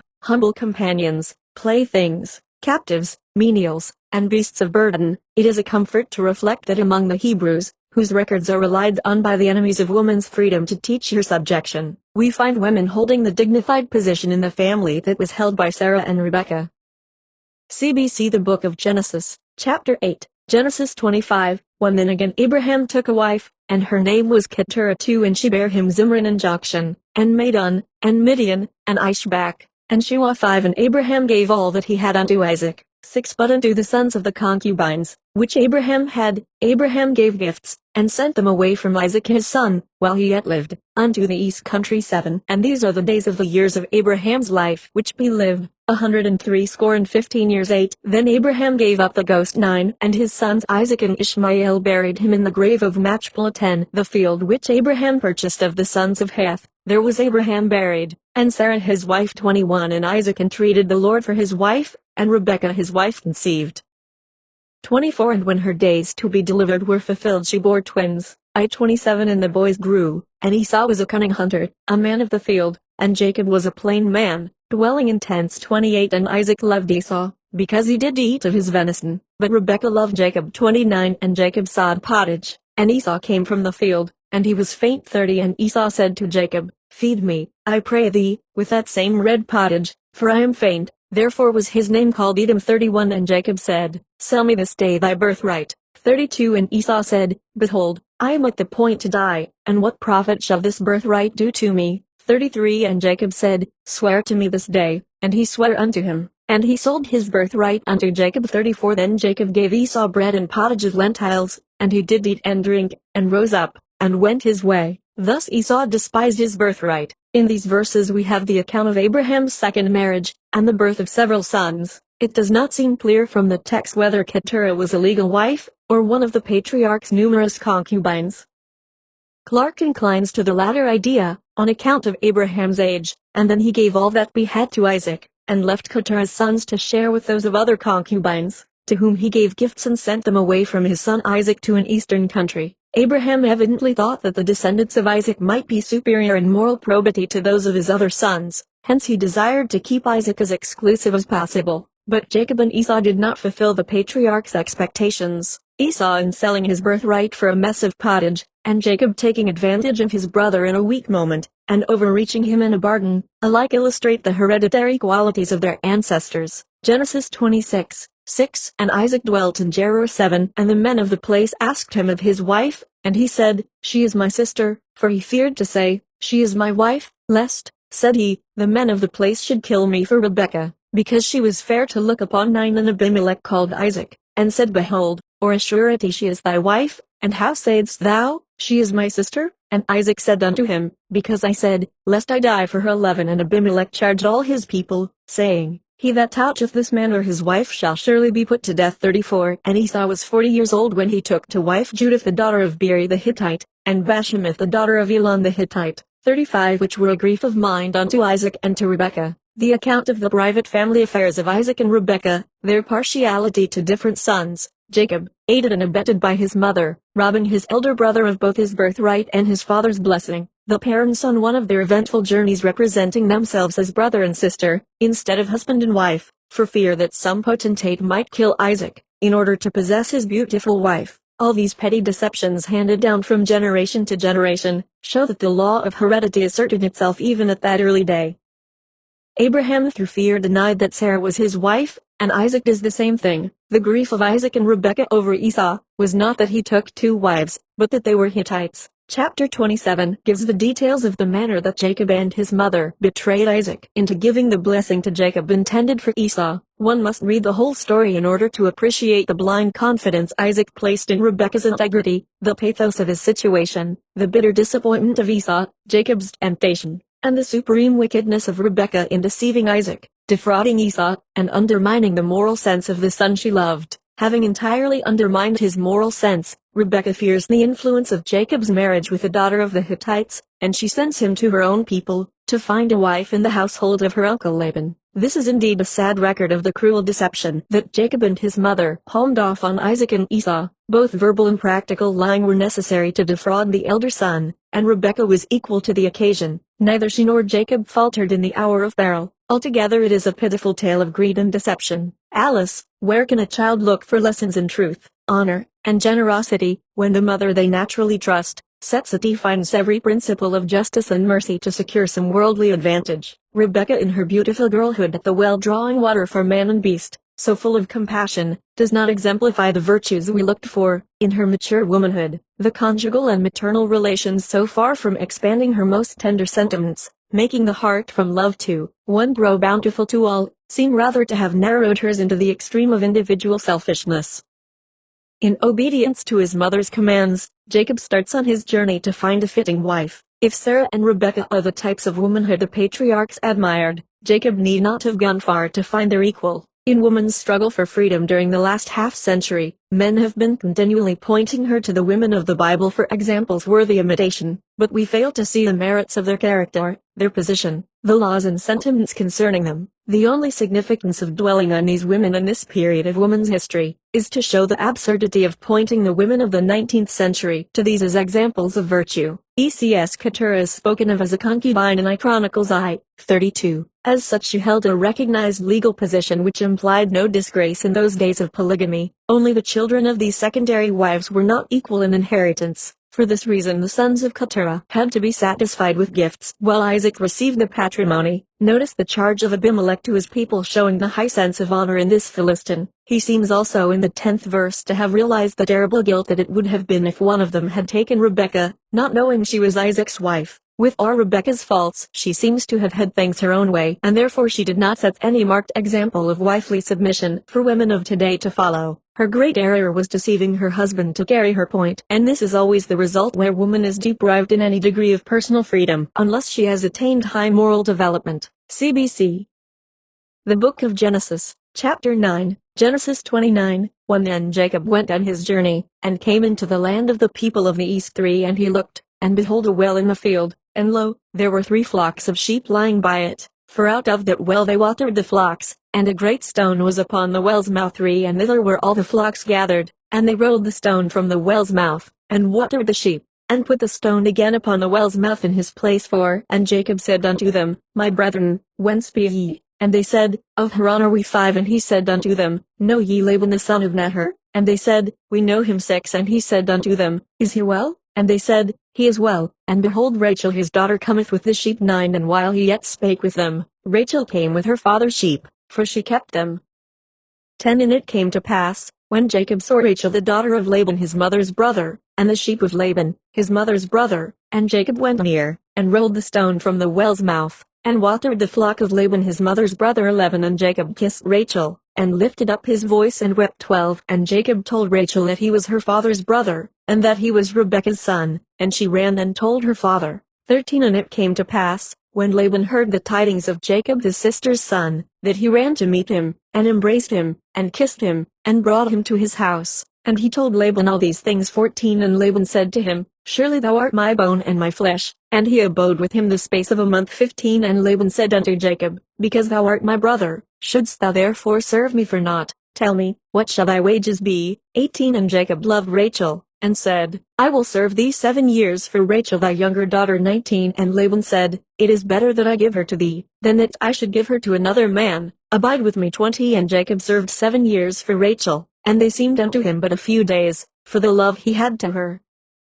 21. And Jacob said unto Laban, Give me my wife, for my days are fulfilled. Jacob's journey to the land of Canaan in search of a wife, and the details of his courtship, have a passing interest with the ordinary reader, interested in his happiness and success. The classic ground for the cultivation of the tender emotions in these early days, seems to have been near a well, where the daughters of those who were rich in flocks and herds found opportunities to exhibit their fine points in drawing water for men and cattle. From the records of these interesting events, the girls seemed ready to accept the slightest advances from passing strangers, and to give their hands and hearts as readily as they gave a drink of water to the thirsty. Marriage was as simple a contract as the purchase of a lamb, the lamb and the woman having about an equal voice in the purchase, though the lamb was not quite as ready to leave his accustomed grazing ground. Jacob loved Rachel at first sight, and agreed to serve Laban 7 years, but when the time expired Laban did not keep his agreement, but insisted on Jacob taking the other sister, and serving 7 years more for Rachel. Jacob submitted, but by the knowledge of a physiological law of which Laban was ignorant, he revenged himself, and obtained all the strongest and best of the flocks and herds. Thus in their business relations as well as in family matters,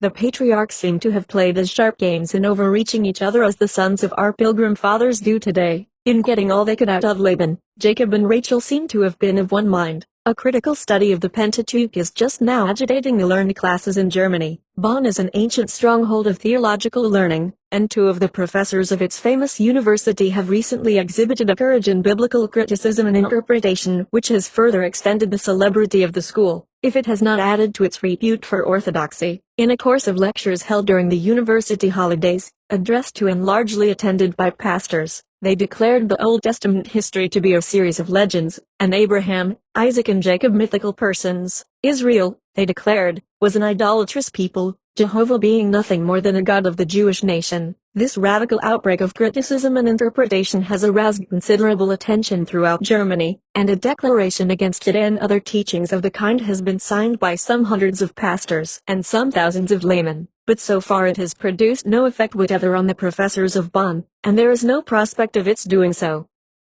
It is fortunate for the faith thus assailed that the critical and rhetorical style of the ordinary German professor is too heavy for export or general circulation, so that the theories of Messrs. Graef and Meinhold are not likely to do the faith of the fatherland any particular harm. That country has always been divided into 2 classes, one of which believes nothing and the other everything, the latter numerically preponderant, but the former exceeding in erudition and dialectic, a condition of things quite certain to continue and on which a few essays more or less in destructive criticism can produce little effect. ECS Mrs. Stanton's statements concerning the undeveloped religious sentiment of the early Hebrews cannot be criticized from the orthodox standpoint, as in this account, where the God of Abraham is represented as taking an active personal interest in the affairs of the chosen people. They did not trust wholly to him, but kept images of the gods of the neighboring tribes in their houses. Laban feeling sorry enough over their loss to go 7 days' journey to recover them, while his daughter felt she could not leave her father's house without taking the images with her as a protection. The faults of Laban, of Jacob, and of most of his sons are brought out without any reserve by the historian who follows the custom of early writers in stating things exactly as they were. There was no secrecy and little delicacy in connection with sexual matters. It may, however, be noticed that while this people had the same crude notions about these things that were common to other nations, yet every infraction of the divine law of monogamy, symbolized in the account of the creation of woman in the 2nd chapter of Genesis, brings its own punishment whether in or out of the marriage relation. When one or another people sinned against a Jewish woman, the men of the family were the avengers, as when the sons of Jacob slew a whole city to avenge an outrage committed against their sister. Polygamy and concubinage wove a thread of disaster and complications throughout the whole lives of families, and its dire effects are directly traceable in the feuds and degeneration of their descendants. The chief lesson taught by history is danger of violating, physically, mentally, or spiritually the personal integrity of woman. Customs of the country and the cupidity of Laban forced polygamy on Jacob, and all the shadows in his life, and he had no end of trouble in after years, are due to this. Perhaps nothing but telling their stories in this brutally frank way would make the lesson so plain. If we search this narrative ever so closely, it gives us no hint of divinely intended subordination of woman. Jacob had to buy his wives with service, which indicates that a high value was placed upon them. Nowadays in high life men demand instead of give. The degradation of woman involved in being sold to a husband, to put it in the most humiliating way, is not comparable to the degradation of having to buy a husband. Euripides made Medea say, "We women are the most unfortunate of all creatures, since we have to buy our masters at so dear a price," and the degradation of Grecian women is repeated, all flower, garlanded and disguised by show, in the marriage sentiments of our own civilization. Jacob was dominated by his wives as Abraham and Isaac had been, and there is no hint of their subjection. Rachel's refusal to move when the gods were being searched for, showed that her will was supreme. Nobody tried to force her to rise against her own desire. The love which Jacob bore for Rachel has been through all time the symbol of constancy. 7 years he served for her, and so great was his love, so pure his delight in her presence that the time seemed but as a day. Had this simple, absorbing affection not been interfered with by Laban, how different would have been the tranquil life of Jacob and Rachel, developing undisturbed by the inevitable jealousies and vexations connected with the double marriage. Still this love was the solace of Jacob's troubled life and remained unabated until Rachel died, and then found expression in tenderness for Benjamin, the son of my right hand. It was no accident, but has a great significance, that this most ardent and faithful of Jewish lovers should have deeper spiritual experiences than any of his predecessors. CBC The Book of Genesis, Chapter 10, Genesis 29, 31, 18. And Jacob loved Rachel, and said, I will serve thee 7 years for Rachel thy younger daughter. 19. And Laban said, It is better that I give her to thee, than that I should give her to another man. Abide with me. 20. And Jacob served 7 years for Rachel, and they seemed unto him but a few days, for the love he had to her. 21. And Jacob said unto Laban, Give me my wife, for my days are fulfilled. 22. And Laban gathered together all the men of the place and made a feast. 23. And it came to pass in the evening that he took Leah his daughter, and brought her to him. 26. And Laban said, It must not be so done in our country, to give the younger before the firstborn. 27. We will give thee Rachel also. Thou shalt serve with me yet 7 other years. 28. And Jacob did so, and he gave him Rachel his daughter to wife also. 29. And it came to pass, when Rachel had borne Joseph, that Jacob said unto Laban, Send me away, that I may go unto mine own place, and to my country. 26. Give me my wives and my children, for whom I have served thee, and let me go, for thou knowest my service which I have done thee. 17. Then Jacob rose up, and set his sons and his wives upon camels. 18. And he carried away all his cattle, and all his goods which he had gotten, the cattle of his getting, which he had gotten in Paddan Aram, for to go to Isaac his father in the land of Canaan. 19. And Laban went to shear his sheep, and Rachel had stolen the images that were her father's. 20. And Jacob stole away unawares to Laban the Syrian, in that he told him not that he fled. 22. And it was told Laban on the 3rd day, that Jacob was fled. 23. And he took his brethren with him, and pursued after him 7 days' journey, and they overtook him in the Mount Gilead. While Laban played his petty deceptions on Jacob, the latter proved himself in fraud and overreaching fully his match, in being compelled to labor 14 years for Rachel instead of 7, as agreed upon. He amply revenged himself in getting possession of all Laban's best cattle, availing himself of a physiological law in breeding of which Laban was profoundly ignorant. The parting of Jacob and Laban was not amicable, although they did not come to an open rupture. Rachel's character for theft and deception is still further illustrated. Having stolen her father's images and hidden them under the camel's saddles and furniture, and sat thereon, when her father came to search for the images, which he valued highly, she said she was too ill to rise, so she calmly kept her seat, while the tent was searched and nothing found, thus by act as well as word, deceiving her father. Jacob and his wives alike seemed to think Laban fair game for fraud and deception. As Laban knew his images were gone, he was left to suspect that Jacob knew where they were, So little regard had Rachel for the reputation of her husband, in making a god after their own image, who approved of whatever they did. The Jews did not differ much from ourselves. The men of our day talked too as if they reflected the opinions of Jehovah on the vital questions of the hour. In our late Civil War, both armies carried the Bible in their knapsacks, and both alike prayed to the same God for victory, as if he could be in favor of slavery and against it at the same time. Like the women, too, who are working and praying for woman suffrage, both in the state legislature and in their closets, and others against it,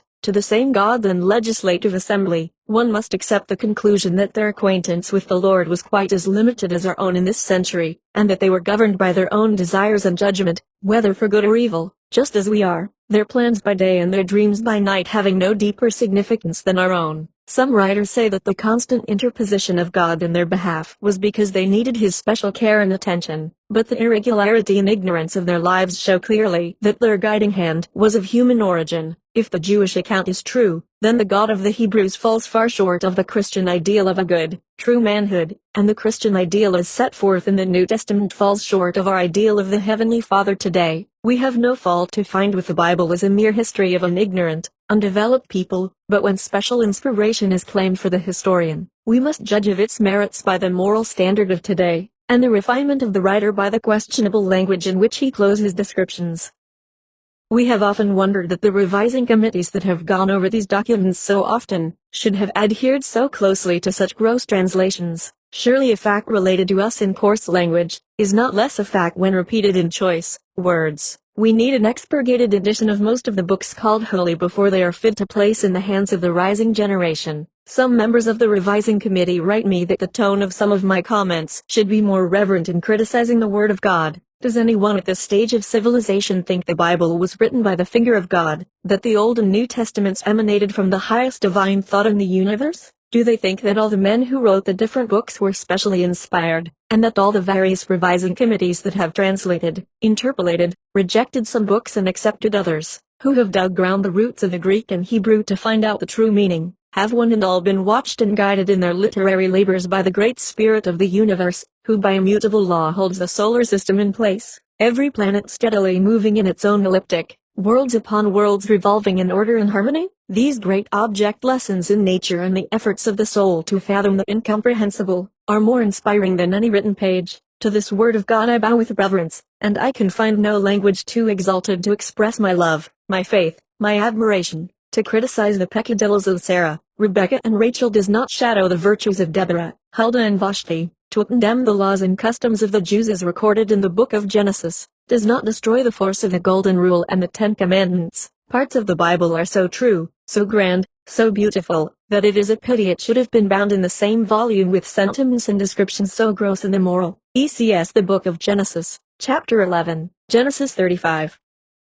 8 But Deborah Rebekah's nurse died, and she was buried beneath Bethel under an oak, and the name of it was called Elanbecheth 9. And God appeared unto Jacob again, when he came out of Paddan Aram, and blessed him 10. And God said unto him, Thy name is Jacob, thy name shall not be called any more Jacob, but Israel shall be thy name. And he called his name Israel. 16 And they journeyed from Bethel, and there was but a little way to come to Ephrath, and Rachel travailed, and she had hard labor. 17 The midwife said unto her, Fear not, thou shalt have this son also. 18 And it came to pass as her soul was in departing, for she died, that she called his name Benoni, but his father called him Benjamin. 19 And Rachel died, and was buried in the way to Ephrath, which is Bethlehem. 20 And Jacob set a pillar upon her grave, that is the pillar of Rachel's grave unto this day. Why Deborah, Rebekah's nurse, should be interjected here does not appear. However, if all Isaac's and Jacob's children had been entrusted to her care through the perils of infancy, it was fitting that the younger generation with their father should pause in their journey and drop a tear to her memory, and cultivate a tender sentiment for the old oak tree at Bethel. There is no manifestation of gratitude more beautiful in family life than kindness and respect to servants for long years of faithful service, especially for those who have watched the children night and day, tender in sickness, and patient with all their mischief and health.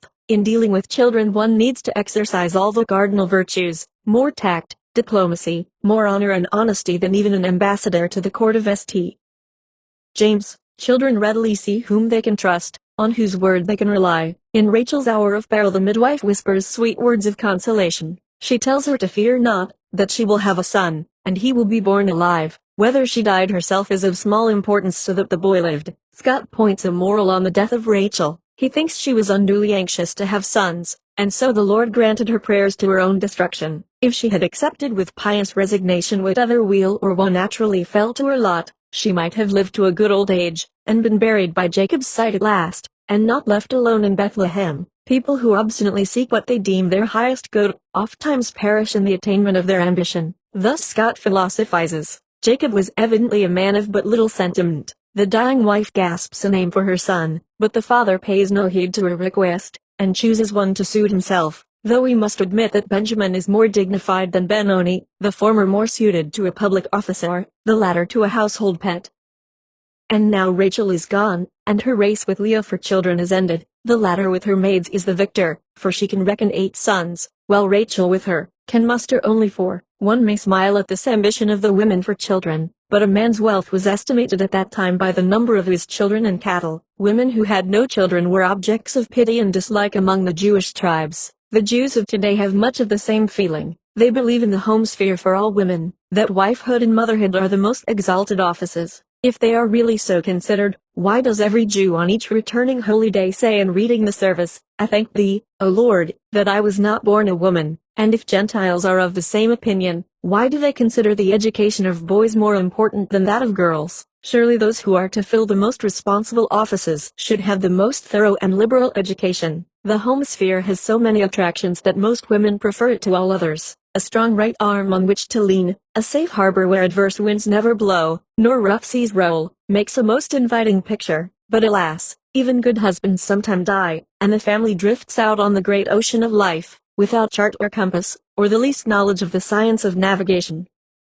In such emergencies the woman trained to self-protection, self-independence, and self-support holds the vantage ground against all theories on the home sphere. The first mention we have of an aristocratic class of kings and dukes is in the line of Cain's descendants. Genesis 36:18. And these are the sons of Aholibamah, Esau's wife, Duke Jush, Duke Jalam, Duke Korah. These were the dukes that came of Aholibamah the daughter of Anah, Esau's wife. The name Aholibamah has a suggestion of high descent, but the historian tells us nothing of the virtues or idiosyncrasies of character such a high-sounding name suggests, but simply that she was the daughter of Anah, and the wife of Esau, and that she was blessed with children. All interesting facts, which might have been intensified with a knowledge of some of her characteristics, what she thought, said and did, her theories of life in general. One longs all through Genesis to know what the women thought of a strictly masculine dynasty. Some writers claim that these gross records of primitive races have a deep spiritual meaning, that they are symbolical of the struggles of an individual soul from animalism to the highest, purest development of all the godlike in man. Some on the revising committee take this view, and will give us from time to time more exalted interpretations than the account in plain English conveys to the ordinary mind. In my exegesis thus far, not being versed in scriptural metaphors and symbols, I have attempted no scientific interpretation of the simple narration, merely commenting on the supposed facts as stated. As the Bible is placed in the hands of children and uneducated men and women to point them the way of salvation, the letter should have no doubtful meaning. What should we think of guideposts on our highways, if we needed a symbolical interpreter at every point to tell us which way to go? The significance of the letters, and the point of compass indicated by the digital finger. Learned men have revised the scriptures times without number, and I do not propose to go back of the latest revision. ECS The Book of Genesis, Chapter 12, Genesis 39:1. And Joseph was brought down to Egypt, and Potiphar, an officer of Pharaoh, captain of the guard, an Egyptian, bought him of the Ishmaelites, which bad brought him down thither. 2. And the Lord was with Joseph, and he was a prosperous man, and he was in the house of his master, the Egyptian. 4. And Joseph found grace in his sight, and he served him, and he made him overseer over his house, and all that he had he put into his hands. 7. And it came to pass after these things, that his master's wife cast her eyes upon Joseph, and she solicited him. 8. But he refused, and said unto his master's wife, Behold, my master wotteth not what is with me in the house, and he hath committed all that he hath to my hand. 9. How then can I do this great wickedness and sin against God? 10. And it came to pass, as she spake to Joseph day by day, that he hearkened not unto her, and she caught him by his garment, and he left his garment in her hand and fled. 13. And it came to pass, when she saw that he had left his garment in her hand and was fled forth. 14. That she called unto the men of her house, and spake unto them, saying, See, he hath brought in a Hebrew unto us to mock us. He came in unto me, and I cried with a loud voice. 15 And it came to pass, when he heard that I lifted up my voice and cried, that he left his garment with me, and fled. 16 And she laid up his garment by her, until his Lord came home. 17 And she spake unto him according to these words, saying, The Hebrew servant which thou hast brought unto us, came in unto me to mock me. 18 And it came to pass, as I lifted up my voice and cried, that he left his garment with me, and fled out. 19 And it came to pass, when his master heard the words of his wife, that his wrath was kindled. 20 And Joseph's master took him, and put him into the prison, a place where the king's prisoners were bound, and he was there in the prison 211. But the Lord was with Joseph, and shewed him mercy, and gave him favor in the sight of the keeper of the prison. 22 And the keeper of the prison committed to Joseph's hand all the prisoners that were in the prison, and whatever they did there, he was the doer of it. Potiphar's wife surpasses all the women yet mentioned in perfidy and dishonor. Joseph's virtues, his dignity, his honor, go far to redeem the reputation of his ancestors, and the customs of his times. It would have been generous, at least, if the editor of these pages could have given us one woman the counterpart of Joseph, a noble, high-minded, virtuous type. Thus far those of all the different nationalities have been of an ordinary low type. Historians usually dwell on the virtues of the people, the heroism of their deeds, the wisdom of their words, but the sacred fabulist dwells on the most questionable behavior of the Jewish race, and much in character and language that we can neither print nor answer. Indeed, the Pentateuch is a long painful record of war, corruption, rapine, and lust. Why Christians who wish to convert the heathen to our religion should send them these books, passes all understanding. It is most demoralizing reading for children and the unthinking masses, giving all alike the lowest possible idea of womanhood, having no hope nor ambition beyond conjugal unions with men they scarcely knew, for whom they could not have had the slightest sentiment of friendship, to say nothing of affection. There is no mention of women except when the advent of sons is announced. When the children of Israel go down into Egypt, we are told that the wives of Jacob's sons were taken too, but we hear nothing of Jacob's wives or concubines, until the death and burial of Leah is incidentally mentioned. Throughout the book of Genesis, the leading men declare from time to that the Lord comes to them and promises great fruitfulness, a strange promise in that it could only be fulfilled in questionable relations. To begin with Abraham, and go through to Joseph, leaving out all conjugal irregularities, we find Abraham and Sarah had Isaac. Isaac and Rebekah had Jacob and Esau. Jacob and Rachel, for she alone was his true wife, had Joseph and Benjamin. Joseph and Asenath had Manasseh and Ephraim, thus giving the patriarchs just 7 legitimate descendants in the first generation. If it had not been for polygamy and concubinage, the great harvest so recklessly promised would have been meager indeed. Genesis 41:45 And Pharaoh called Joseph's name Zaphnath-Paneah, and he gave him to wife Asenath the daughter of Potiphar priest of On. And Joseph went out over all the land of Egypt. 46 And Joseph was 30 years old when he stood before Pharaoh king of Egypt. 50 And unto Joseph were born 2 sons, before the years of the famine came, which Asenath the daughter of Potiphar priest of On bare unto him. 51 And Joseph called the name of the firstborn Manasseh, for God, said he, hath made me forget all my toil, and all my father's house. 52 And the name of the second called he Ephraim, for God hath caused me to be fruitful in the land of my affliction. This is all we ever hear of Asenath, that she was a good woman, probably worthy of Joseph. It is fair to infer, for had she been otherwise her evil deeds would have been recorded. A few passing remarks. Wherever we find the mention of woman is about all we can vouchsafe. The writer probably took the same view of the virtuous woman as the great Roman general who said the highest praise for Caesar's wife is that she should never be mentioned at all. The text on Lot's daughters and Tamar we omit altogether, as unworthy a place in the woman's Bible. In the remaining chapters of Genesis, the brethren of Joseph take leave of each other, the fathers bless their sons and grandsons, and also take leave of each other, some to go to remote parts of the country, some to die at a ripe old age.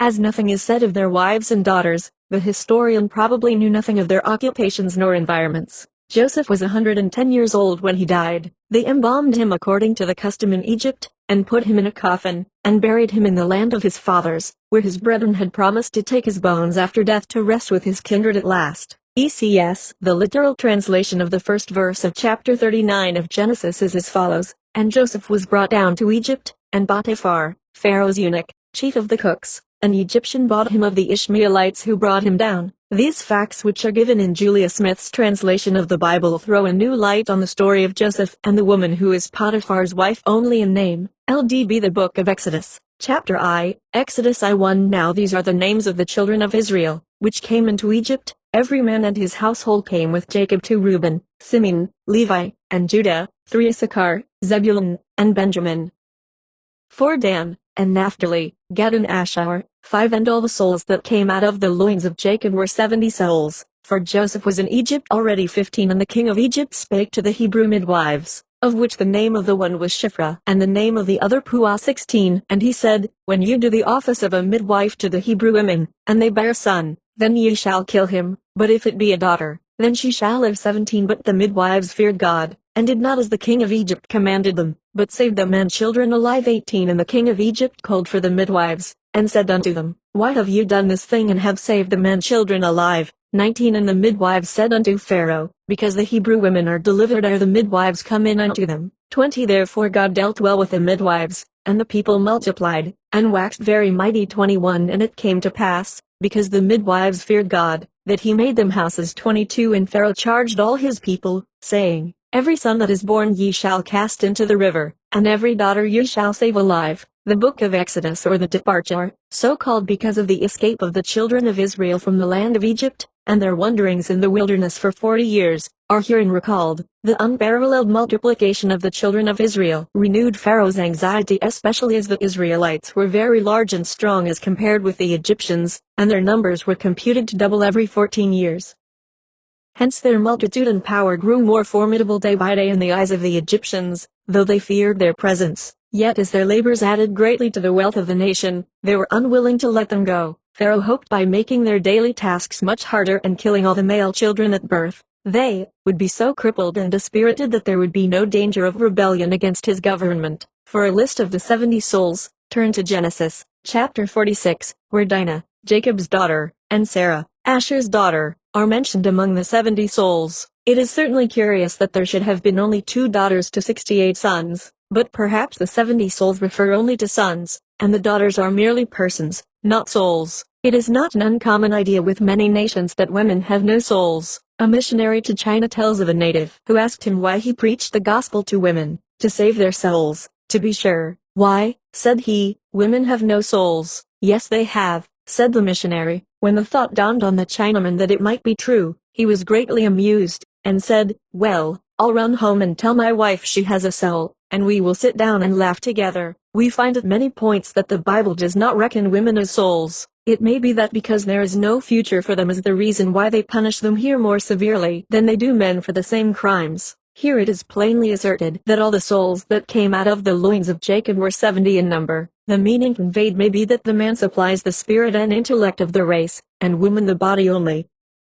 Some late writers take this ground. If so, the phraseology would have been more in harmony with the idea, if the 70 souls had emanated, Minerva-like, from the brain of Father Jacob, rather than from his loins. The children of Israel multiplied so rapidly that Pharaoh became alarmed, lest the nations should become mightier than the Egyptians, so he ordered all the males at birth to be slain. To this end he had a private interview with the midwives, 2 women, Shiphrah and Puah, and laid his commands upon them. But they did not obey his orders, and excused themselves on the ground that the Jewish women seldom needed their services. Here we have another example of women who feared God, and yet used deception to accomplish what they deemed right. The Hebrew God seemed to be well pleased with the deception, and gave them each a house for their fidelity in saving the lives of his chosen children. Such is the plain English of the story. Origen ascribes a deep spiritual meaning to these passages, as more recent writers and speakers do, making the whole Bible a collection of symbols and allegories, but none of them are complimentary to our unfortunate sex. Adam Clarke says if we begin by taking some parts of the scriptures figuratively we shall soon figure it all away.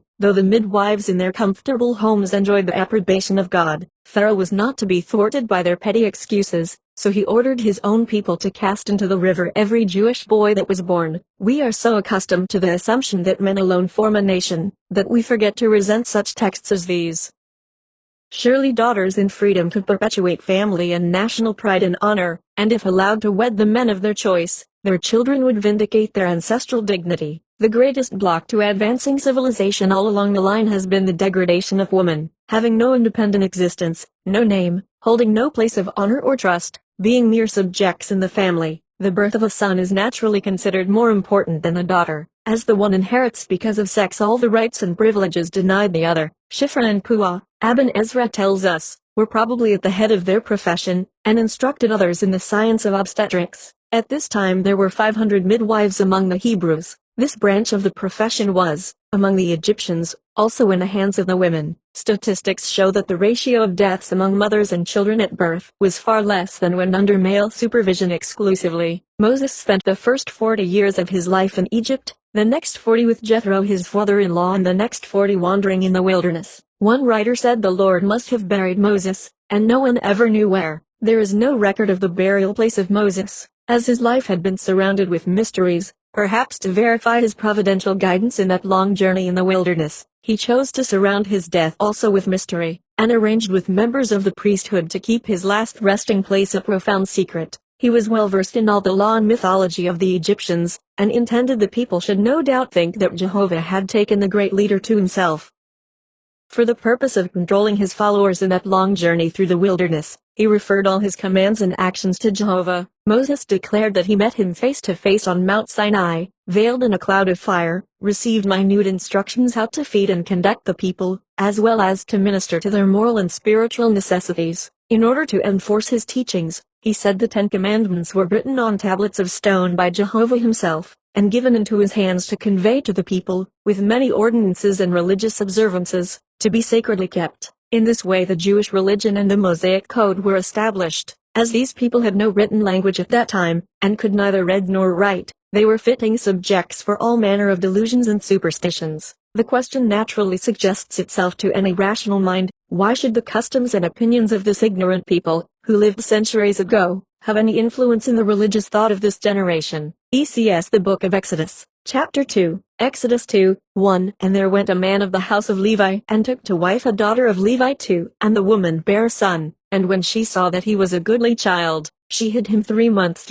And when she could not longer hide him, she took for him an ark of bulrushes, and daubed it with slime and with pitch, and put the child therein, and she laid it in the flags by the river's brink.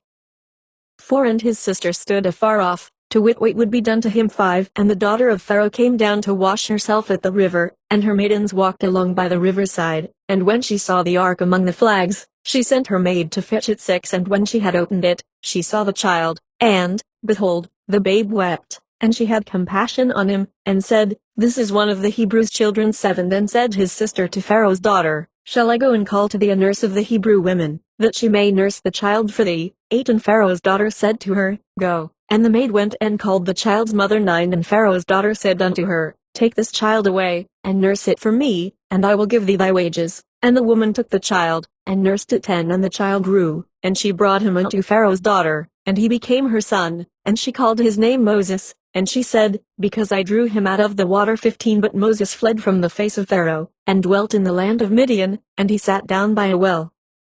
16 Now the priest of Midian had 7 daughters, and they came and drew water, and filled the troughs to water their father's flock. 17 And the shepherds came and drove them away, but Moses stood up and helped them, and watered their flock. 18 And when they came to Reuel their father, he said, How is it that ye are come so soon today? 19 And they said, An Egyptian delivered us out of the hand of the shepherds, and also drew water enough for us, and watered the flock. 20 And he said unto his daughters, And where is he? Why is it that ye have left the man? Call him, that he may eat bread. 21 And Moses was content to dwell with the man, and he gave Moses Zipporah his daughter. 22 And she bare him a son, and he called his name Gershon, for he said, I have been a stranger in a strange land. The account of the birth of Moses, his mother's anxiety in protecting him from the wrath of Pharaoh, and the goodness of the king's daughter, make altogether an interesting story, and is almost the first touch of sentiment with which the historian has refreshed us. A pleasant change from the continued accounts of corruption, violence, lust, war and petty falsehood, that have thus far marked the history of this people. The only value of these records to us is to show the character of the Jewish nation, and make it easy for us to reject their ideas as to the true status of women, and their pretension of being guided by the hand of God, in all their devious wanderings. Surely such teachings as these, should have no influence in regulating the lives of women in the 19th century. Moses' conduct towards the 7 daughters of the priest at the well, shows that there were some sparks of chivalry here and there in a few representative souls. Notwithstanding the contempt for the sex in general, these Hebrew wooings and weddings were curiously similar, alike marked for the beauty and simplicity of the daughters of the land, the wells, the flocks, the handsome strangers, the strong, active young men who will prove so helpful in cultivating the lands. The father-in-law usually gets the young husband completely under his thumb, and we hear nothing of the dreaded mother-in-law of the 19th century. If we go through this chapter carefully, we will find mention of about a dozen women, but with the exception of one given to Moses, all are nameless. Then as now, names for women and slaves are of no importance. They have no individual life, and why should their personality require a lifelong name? Today the woman is Mrs. Richard Roe, tomorrow Mrs. John Doe, and again Mrs. James Smith, according as she changes masters, and she has so little self-respect that she does not see the insult of the custom. We have had in this generation one married woman in England, and one in America, who had one name from birth to death, and though married they kept it. Think of the inconvenience of vanishing as it were from your friends and correspondents 3 times in one's natural life. In helping the children of Israel to escape from the land of Egypt, the Lord said to Moses, Exodus 3:19, and I am sure that the king of Egypt will not let you go, no, not by mighty hand. 20, and I will stretch out my hand, and smite Egypt with all my wonders which I will do in the midst thereof, and after that he will let you go. 21, and I will give this people favor in the sight of the Egyptians, and it shall come to pass, that, when ye go, ye shall not go empty. 22, but every woman shall borrow of her neighbor, and of her that sojourneth in her house, jewels of silver, and jewels of gold, and raiment, and ye shall put them upon your sons, and upon your daughters, and ye shall spoil the Egyptians. The role assigned the women, in helping the children of Israel to escape in safety from bondage, is by no means complimentary to their heroism or honesty. To help bear the expenses of the journey, they were instructed to steal all the jewels of silver and gold, and all the rich raiment of the Egyptian ladies. The Lord and Moses no doubt went on the principle that the Israelites had richly earned all in the years of their bondage. This is the position that some of our good abolitionists took, when Africans were escaping from American bondage, that the slaves had the right to seize horses, boats, anything to help them to Canada, to find safety in the shadow of the British land. Some of our pro-slavery clergymen, who no doubt often read the 3rd chapter of Exodus to their congregations, forgot the advice of Moses, in condemning the abolitionists, as the Americans had stolen the Africans' body and soul, and kept them in hopeless bondage for generations. They had richly earned whatever they needed to help them to the land of freedom. Stretch the principle of natural rights a little further, and ask the question, why should women, denied all their political rights, obey laws to which they have never given their consent, either by proxy or in person? Our fathers in an inspired moment said, no just government can be formed without the consent of the governed. Women have had no voice in the canon law, the catechisms, the church creeds and discipline, and why should they obey the behests of a strictly masculine religion, that places the sex at a disadvantage in all life's emergencies? Our civil and criminal codes reflect at many points the spirit of the Mosaic. In the criminal code we find no feminine pronouns, as he, his, him. We are arrested, tried and hung, but singularly enough, we are denied the highest privileges of citizens, because the pronouns she, hers and her, are not found in the constitutions. It is a pertinent question, if women can pay the penalties of their crimes as he, why may they not enjoy the privileges of citizens as he?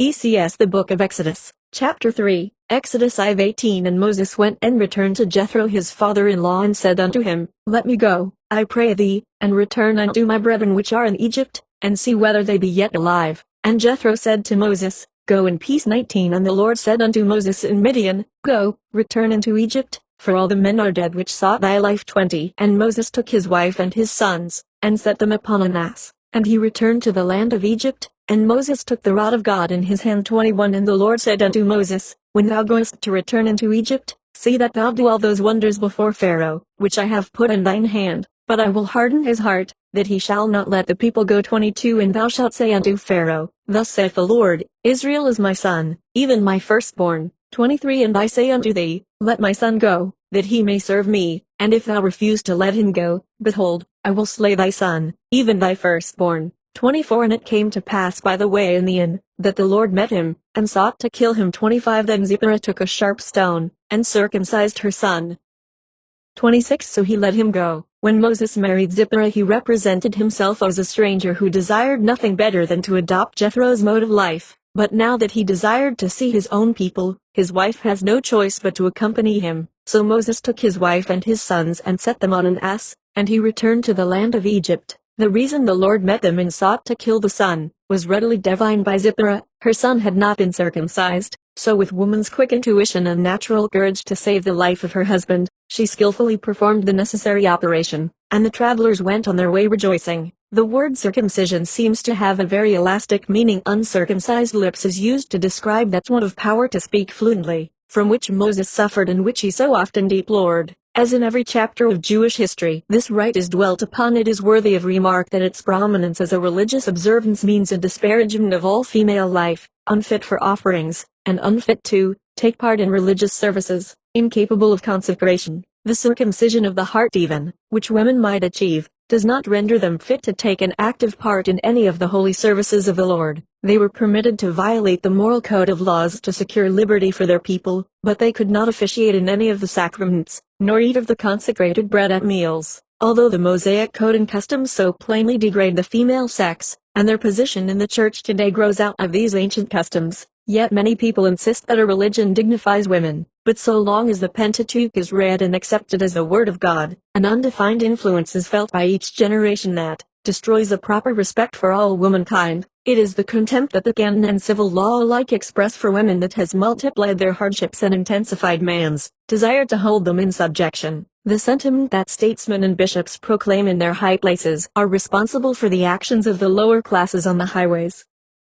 We scarce take up a paper that does not herald some outrage committed on a matron on her way to church, or the little girl gathering wildflowers on her way to school. Yet you cannot go so low down in the scale of being as to find men who enter our churches to desecrate the altars or toss about the emblems of the sacrament, because they have been educated with some respect for churches, altars and sacraments. But where are any lessons of respect taught for the mothers of the human family? And yet as the great factor in the building of the race, are they not more sacred than churches, altars, sacraments or the priesthood? Do our sons in their law schools, who read the old common law of England and its commentators, rise from their studies with higher respect for women? Do our sons in their theological seminaries rise from their studies of the Mosaic laws and Paul's epistles with higher respect for their mothers? Alice, in both cases they may have learned their first lessons of disrespect and contempt. They who would protect their innocent daughters from the outrages so common today, must lay anew the foundation stones of law and gospel in justice and equality, in a profound respect of the sexes for each other. ECS The Book of Exodus, Chapter 4, Exodus 12:12 For I will pass through the land of Egypt this night, and will smite all the firstborn entire land of Egypt, both man and beast,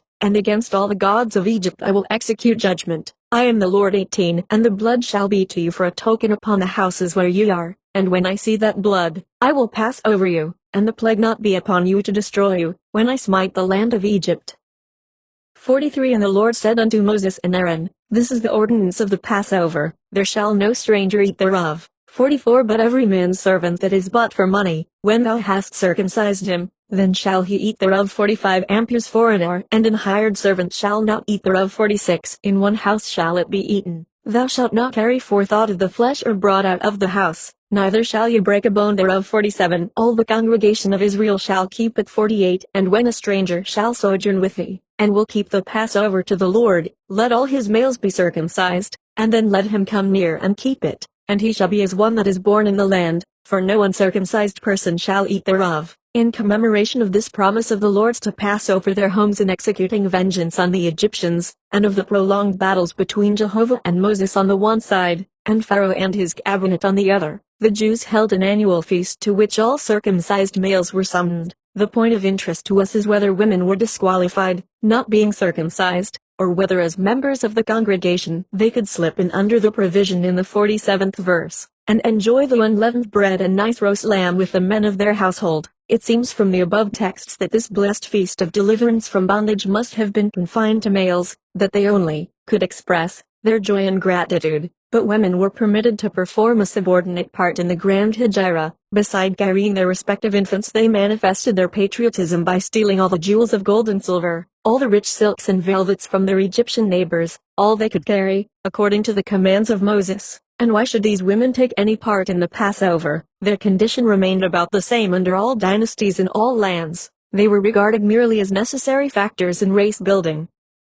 As Jewish wives or Egyptian concubines, there was no essential difference in their social status, as Satan, represented by a male snake, seemed to be women's counselor from the beginning, making her skillful and cunning in tergiversation. It is fair to suppose that they were destined to commune with the spirit of evil forever and ever. That is, if women have souls and are immortal, which is thought to be doubtful by many nations. There is no trace thus far that the Jews believed in a future state, good or bad. No promise of immortality is held out to men even. So far the promise to them is a purely material triumph. Their seed shall not fill the earth. The firstborn of males, both man and beast, are claimed by the Lord as his own. From the general sentiment expressed in the various texts, it is evident that Satan claims the women as his own. The Hebrew God had very little to say in regard to them. If the Passover, the lamb and the unleavened bread, were necessary to make the males acceptable in religious services, the females could find no favor in the eyes of either God or man. In most of the sacrifices, female animals are not accepted, nor a male, born after a female by the same parent. Males are the race, females only the creatures that carry it on. This arrangement must be providential, as it saves men from many disabilities. Men never fail to dwell on maternity as a disqualification for the possession of many civil and political rights. Suggest the idea of women having a voice in making laws and administering the government in the halls of legislation, in Congress, or the British Parliament, and men will declaim at once on the disabilities of maternity in the sneering, contemptuous way, as if the office of motherhood was undignified and did not comport with the highest public offices in church and state. It is vain that we point them to Queen Victoria, who has carefully reared a large family, while considering and signing all state papers. She has been a pattern wife and mother, kept a clean court, and used her influence as far as her position would admit, to keep peace with all nations. Why should representative American women be incapable of discharging similar public and private duties at the same time in an equally commendable manner? ECS The Book of Exodus, Chapter 5, Exodus 18:1. When Jethro, the priest of Midian, Moses' father-in-law, heard of all that God had done for Moses, and for Israel his people, and that the Lord had brought Israel out of Egypt, 2. Then Jethro, Moses' father-in-law, took Zipporah, Moses' wife, after he had sent her back 3 and her 2 sons, of which the name of one was Gershom, for he said, I have been an alien in the strange land. 4. And the name of the other was Eleazar, for the God of my father, said he, was mine help, and delivered me from the sword of Pharaoh. 5. And Jethro, Moses' father-in-law, came with his sons and his wife unto Moses into the wilderness, where he encamped at the mount of God. 6. And he said unto Moses, I thy father-in-law Jethro am come unto thee, and thy wife, and her 2 sons with her 7. And Moses went out to meet his father-in-law, and did obeisance, and kissed him, and they asked each other of their welfare, and they came into the tent gate. And Moses told his father-in-law all that the Lord had done unto the Pharaoh and to the Egyptians for Israel's sake, and all the travail that had come upon them by the way, and how the Lord delivered them. After a long separation, the record of the meeting between Moses and his wife Zipporah, very unsatisfactory to the casual reader. There is some sentiment in the meeting of Jethro and Moses. They embraced and kissed each other. How tender and beautiful the seeming relation to a father-in-law, more fortunate than the mother-in-law in our time. Zipporah, like all the women of her time, was hustled about, sent forward and back by husbands and fathers, generally transported with their sons and belongings on some long-suffering jackass. Nothing is said of the daughters, but the sons. Their names and their significance seem of vital importance. We must smile or heave a sigh at all this injustice, but different phases of the same guiding principle blocks woman's way today to perfect liberty. See the struggle they have made to gain admittance to the schools and colleges, the trades and professions, their civil and political rights. The darkest page in history is the persecutions of women. We take note of these discriminations of sex, and reiterate them again and again to call the attention of women to the real source of their multiplied disabilities. As long as our religion teaches woman's subjection and man's right of domination, we shall have chaos in the world of morals. Women are never referred to as persons, merely as property, and to see why, you must read the Bible until you also see how many other opportunities for the exercise of sex were given to men, and why the single one of marriage to one husband was allowed to women. In all the directions given Moses, for the regulation of the social and civil life of the children of Israel, and in the commandments on Mount Sinai, it is rarely that females are mentioned. The regulations are chiefly for males, the offerings are male, the transgressions referred to are male. When the Lord was about to give the 10 Commandments to the children of Israel, he gave the most minute directions as to the preparatory duties of the people. It is evident from the text that males only were to witness Moses' ascent to Mount Sinai and the coming of the Lord in a cloud of fire. Exodus 19:12. And thou shalt set bounds unto the people round about,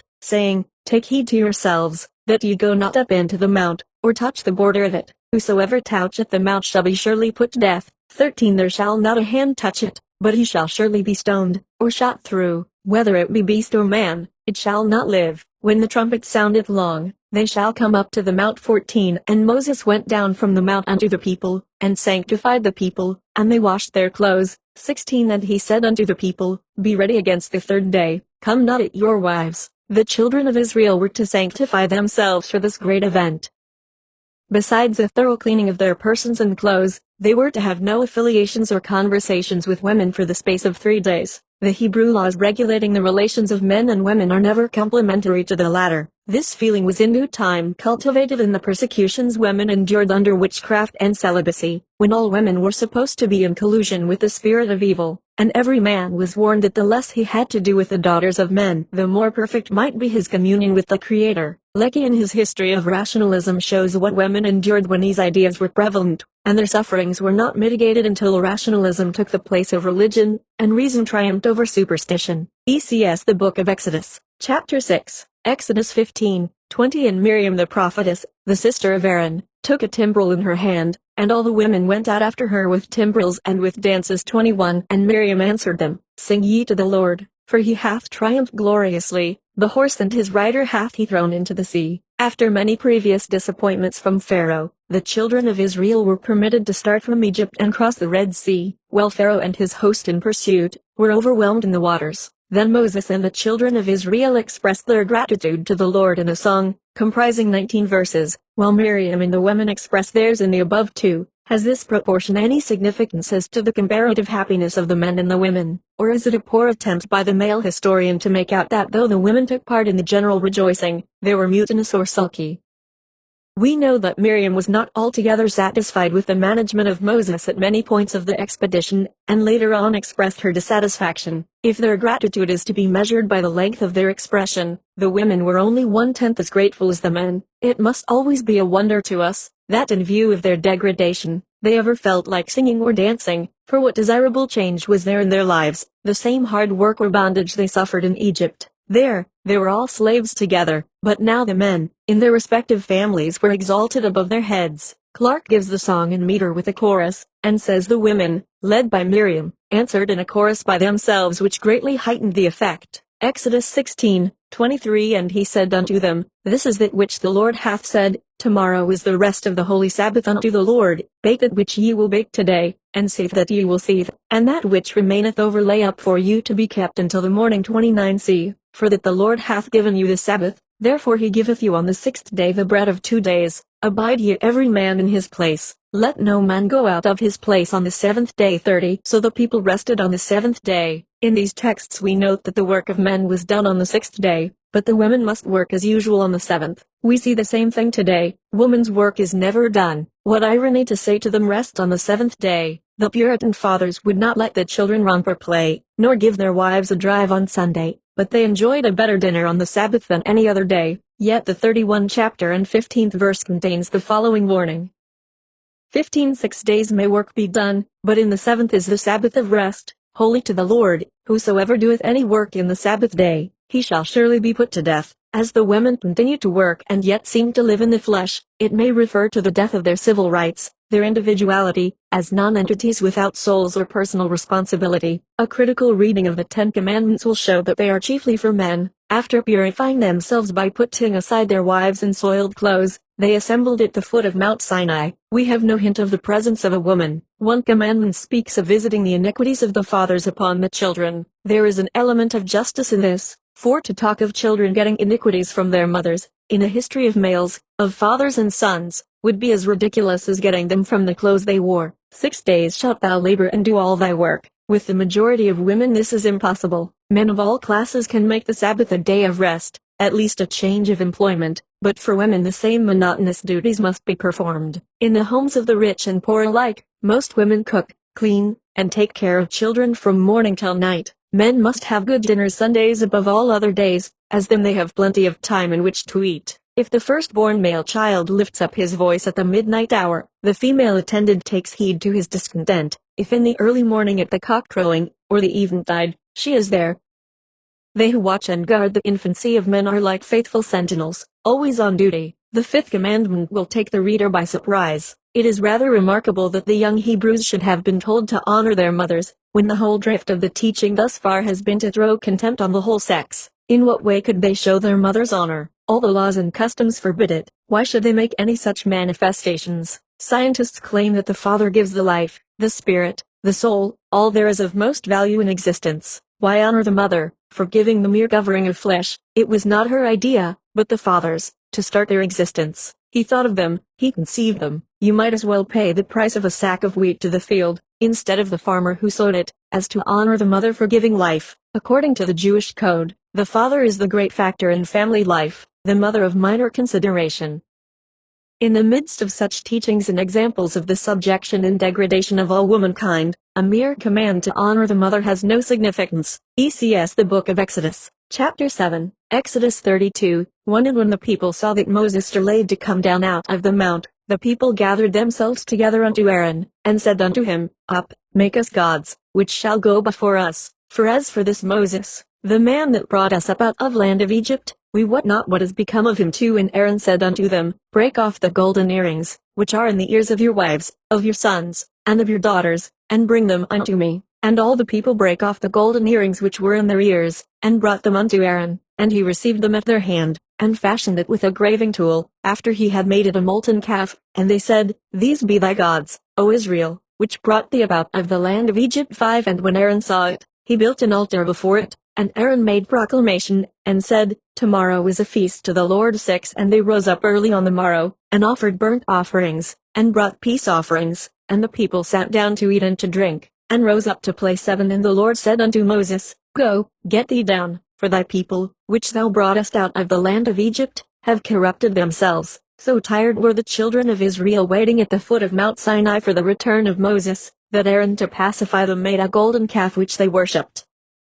To procure the gold he took the jewelry of the women young and old, men never understanding how precious it is to them, and the great self-sacrifice required to part with it. But as the men generally give it to them during courtship, and as wedding presents, they feel that they have a vested right therein for emergencies. It was just so in the American Revolution. In 1776, the first delicacy the men threw overboard in Boston Harbor was the tea, woman's favorite beverage. The tobacco and whiskey, though heavily taxed, they clung to with the tenacity of the devilfish. Rather than throw their luxuries overboard, they would no doubt have succumbed to King George's pretensions. Men think that self-sacrifice is the most charming of all the cardinal virtues for women, and in order to keep it in healthy working order, they make opportunities for its illustration as often as possible. I would fain teach women that self-development is a higher duty than self-sacrifice. The pillar of cloud for day and light for night, that went before the children of Israel in the wilderness, was indeed a marvel. It was an aqueous cloud that kept them well watered by day, and shadowed from the heat of the sun. By night it showed its light side to the Israelites, and its dark side to whatever enemy might pursue them. It is supposed that about 3,200,000 started on this march with 165,000 children. They carried all their provisions,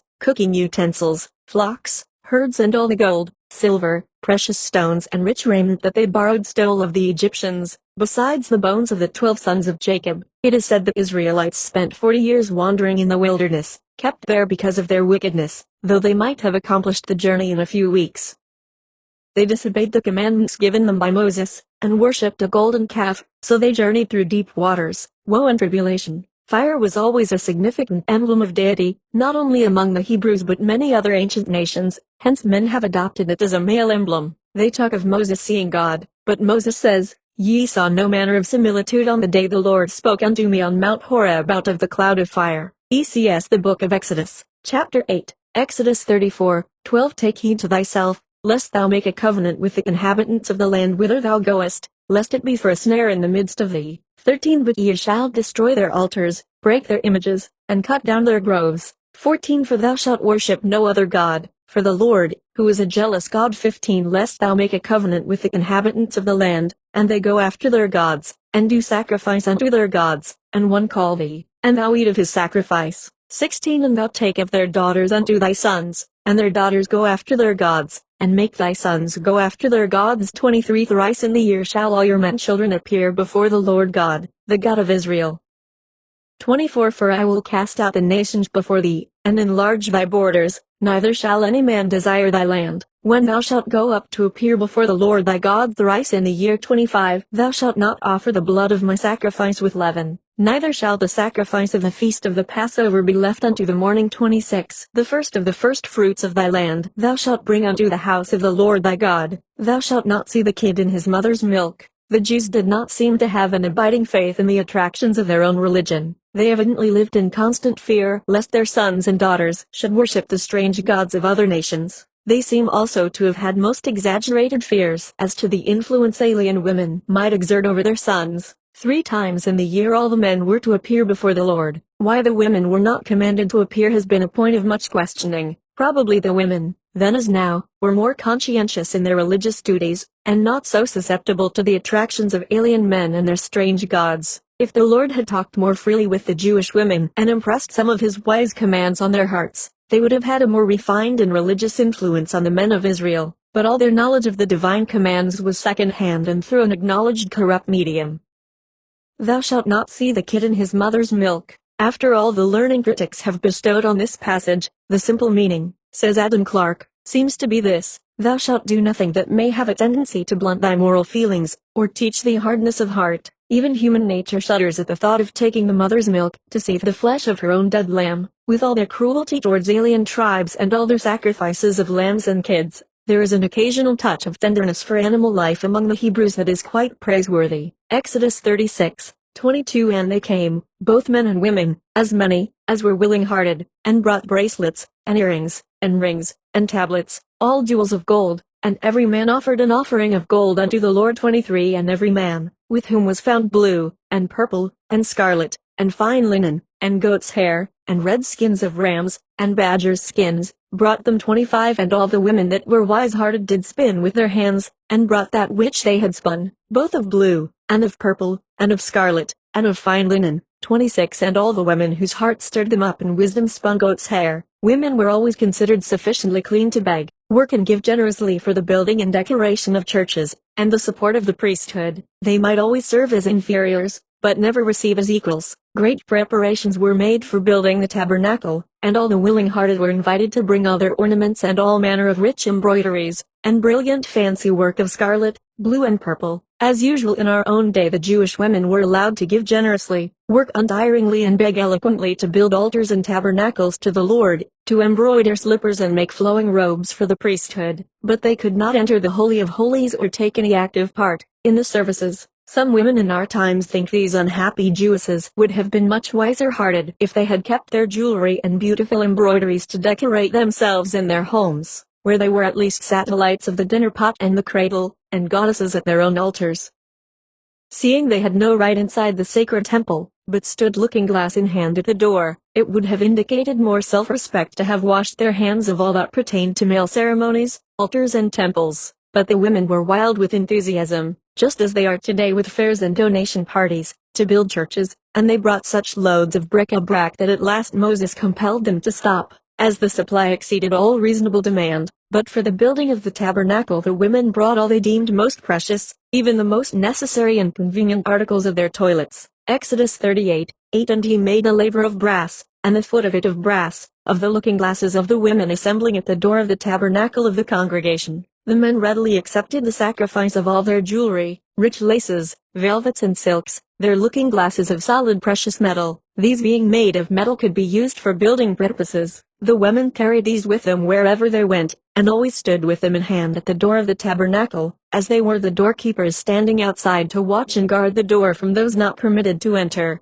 An objective view of the manner these women were imposed upon, wheedled and deceived with male pretensions and the pat use of the phrase "thus saith the Lord," must make everyone who reads indignant at the masculine assumption. Even at this late day, ECS, at every stage of his existence, Moses was indebted to some woman for safety and success. Miriam, by her sagacity, saved his life. Pharaoh's daughter reared and educated him and made the way possible for the high offices he was called to fill. And Zipporah, his wife, a woman of strong character and decided opinions, often gave him good advice. Evidently from the text she criticized his conduct and management as a leader, and doubted his supernatural mission, for she refused to go out of Egypt with him, preferring to remain with her sons under her father's roof. Jethro, a priest of Midian.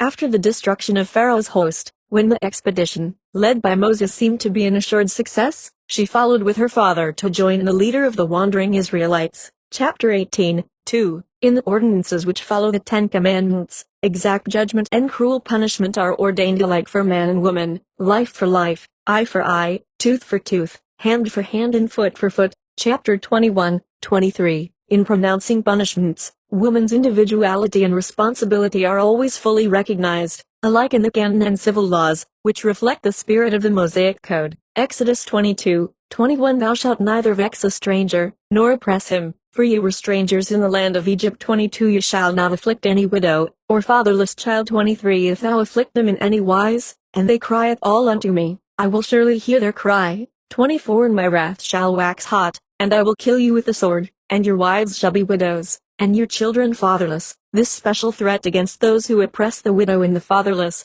has a touch of tenderness and mercy. But if the vengeance is to make more widows and fatherless, the sum of human misery is increased rather than diminished. As to the stranger, after his country has been made desolate, his cities burned, his property, cattle, lands and merchandise all confiscated, kind words and alms would be but a small measure of justice under any circumstances. In closing the book of Exodus, the reader must wonder that the faith and patience of the people, in its long sorrowful march through the wilderness, held out as long as it did. Whether fact or fiction, it is one of the most melancholy records in human history.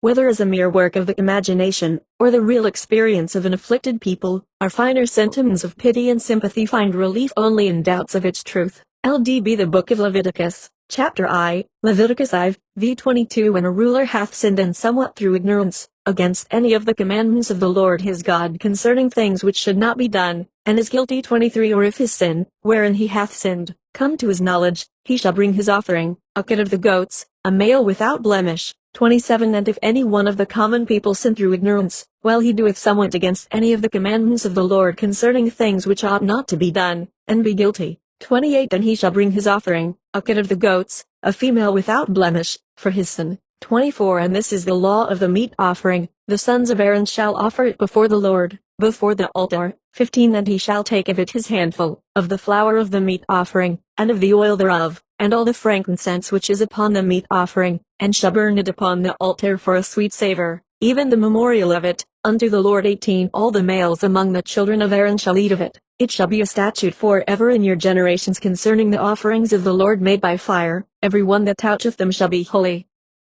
There seems to have been some distinction of sex even in the offerings of male and female animals. For rulers, priests and people of distinction male animals were required, but for the common people a female lamb or goat would do. There is a difference of opinion among writers as to the reason of this custom. Some say because all female animals were considered unclean, others that the females were too valuable for wholesale slaughter. Farmers use the male fowls for the table because the hens are too valuable, producing eggs and chickens. The fact has some significance, though Adam Clarke throws no light on it. He says, the whole sacrificial system in this book refers to the coming sacrifice of Christ. Without this spiritual reference, the general reader can feel no spiritual interest in this book. For burnt offerings males were required, but for peace offerings and minor sins the female would answer. As the idea of sacrifice to unknown gods was the custom with all nations and religions, why should the Jewish have more significance than that of any other people? For swearing, an offense to ears polite, rather than eternal justice, a female creature or turtle dove might be offered, though meat so delicately cooked by the priests, with wooden coals in the altar, in clean linen, no woman was permitted to taste, only the males among the children of Aaron. Seeing that the holy men were the cooks, it seems like a work of supererogation to direct them to clean themselves and their cooking utensils. Perhaps the daughters of Israel were utilized for that work. It is clearly shown that childbearing among the Jews was not considered a sacred office, and that offerings to the Lord were necessary for their purification, and that double the time was necessary after the birth of a daughter. In several of the following chapters the sins of men and women are treated on equal grounds, hence they need no special comments. In reading many of these chapters, we wonder that an expurgated edition of these books was not issued long ago. We trust the volume we propose to issue may suggest to the next revising committee of gentlemen the propriety of omitting many texts that are gross and obscene, especially if the Bible is to be read in our public schools. Leviticus X12. And Moses spake unto Aaron, and unto Eleazar and unto Ithamar, his sons that were left, take the meat offering that remaineth of the offerings of the Lord made by fire, and eat it without leaven beside the altar, for it is most holy. 13. And ye shall eat it in the holy place, because it is thy due, and thy sons' due, of the sacrifices of the Lord made by fire, for so I am commanded. 14. And the wave breast and heave shoulder shall ye eat in a clean place. Thou, and thy sons, and thy daughters with thee, for they be thy due, and thy sons' due, which are given out of the sacrifices of peace offerings of the children of Israel. Why the daughters cannot eat with the sons in the 13th verse and may in the 14th we cannot conjecture. We notice, however, that where the sons eat alone is called a holy place, where the daughters eat with them it is called simply a clean place. We are thankful, however, that in the distribution of meats the women come in occasionally for a substantial meal in a clean place. All the directions given in the 18th chapter are for men and women alike, for all nations and all periods of human development. The social habits and sanitary conditions prescribed are equally good for our times as when given by Moses to the children of Israel. The virtue of cleanliness so sedulously taught cannot be too highly commended. ECS the Book of Leviticus. Chapter 2, Leviticus 19:3 If ye shall fear every man his mother, and his father, and keep my Sabbaths, I am the Lord your God. 20 If and whosoever cohabits with a bondmaid, betrothed to a husband, and not at all redeemed, nor freedom given her, she shall be scourged. They shall not be put to death, because she was not free. 21 And he shall bring his trespass offering unto the Lord, unto the door of the tabernacle of the congregation, even a ram for a trespass offering. 22 And the priest shall make an atonement for him with a ram of the trespass offering before the Lord for his sin which he hath done, and the sin which he hath done shall be forgiven him. By what possible chance the mother is mentioned first here, it is difficult to conjecture, but we do see the cruel injustice of the comparative severity of the punishment for man and woman for the same offense. The woman is scourged, the man presents the priest with a ram and is forgiven. Leviticus XX 9 If for every one that curseth his father or his mother shall be surely put to death, he hath cursed his father or his mother, his blood shall be upon him. 21 And if a man shall take his brother's wife, it is an unclean thing, he hath uncovered his brother's nakedness, they shall be childless. 27 A man also or woman that hath a familiar spirit, or that is a wizard, shall surely be put to death, they shall stone them with stones, their blood shall be upon them. Clark remarks that all language that tends to lessen respect for father or mother, is included in this judgment. In this chapter we have still further directions for race and family purity.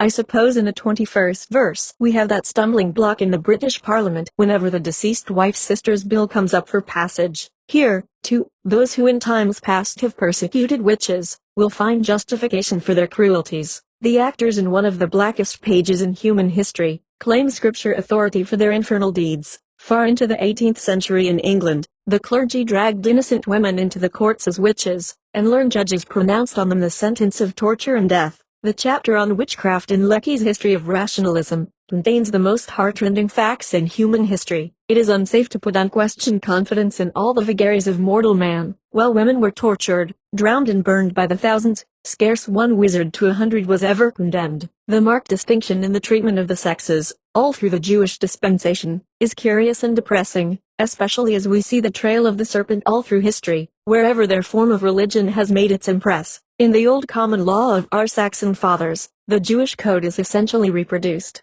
This same distinction of sex appears in our own day, one code of morals for men, another for women. All the opportunities and advantages of life for education, self-support and self-development freely accorded boys, have, in a small measure, been reluctantly conceded to women after long and persevering struggles. Leviticus 22:12 If the priest's daughter also be married unto a stranger, she may not eat of an offering of the holy things. 13 But if the priest's daughter be a widow, or divorced, and have no child, and is returned unto her father's house, as in her youth, she shall eat of her father's meat, but there shall no stranger eat thereof. These restrictions on the priest's daughters would never be tolerated by the priest's sons should they marry strangers. The individuality of a woman, the little she ever possessed, is obliterated by marriage. Leviticus 24:10 And the son of an Israelitish woman, whose father was an Egyptian, went out among the children of Israel, and this son of the Israelitish woman and a man of Israel strove together in the camp. 11 And the Israelitish woman's son blasphemed the name of the Lord, and cursed, and they brought him unto Moses, and his mother's name was Shelemith, the daughter of Dibri, of the tribe of Dan. The interesting fact here is that a woman is dignified by a name, the only one so mentioned in the book of Leviticus. This is probably due to the fact that the son's character was so disreputable that he would reflect no luster on his father's family, and so on his maternal ancestors rested his disgrace. If there had been anything good to tell of him, reference would no doubt have been made to his male progenitors. Leviticus 26:26 And when I have broken the staff of your bread, 10 women shall bake your bread in one oven, and they shall deliver you your bread again by weight, and ye shall eat. and not be satisfied. 29 And ye shall eat the flesh of your sons, and the flesh of your daughters shall ye eat.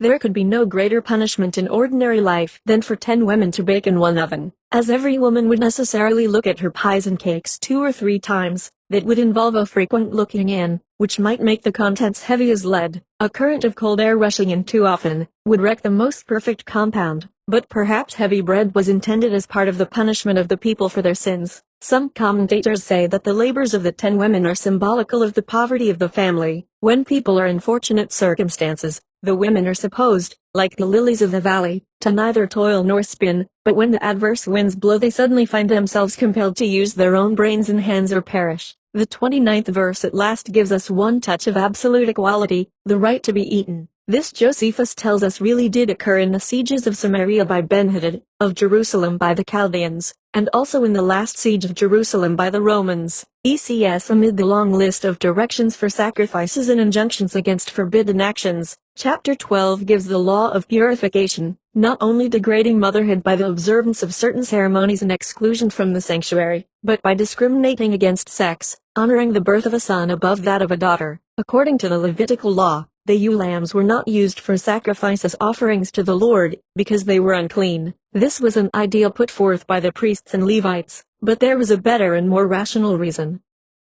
To sacrifice the ewes was to speedily deplete the flocks, but beyond a certain number needed a seeress for the coming generation. The males could be put to no better use than to feed the priests. The refuse of the animal, the skin, feet, etc., constituted the sacrifice to the Lord. Bishop Colenso, in his remarkable work on the Pentateuch, gives the enormous number of lambs annually sacrificed by the Hebrews. A certain portion of the flocks were assigned to the priests, who were continually provided with the best mutton. LDB The Book of Numbers, Chapter I, Numbers I And the Lord spake unto Moses entire wilderness of Sinai, saying, Take ye the sum of all the congregation of the children of Israel, after their families, by the house of their fathers, with the number of their names, every male by their polls. 3 These are those which were numbered of the children of Israel by the house of their fathers. All those that were numbered of the camps throughout their hosts were 600,000 and 3,550. In this chapter Moses is commanded to number the people and the princes of the tribe, males only, and by the houses of their fathers,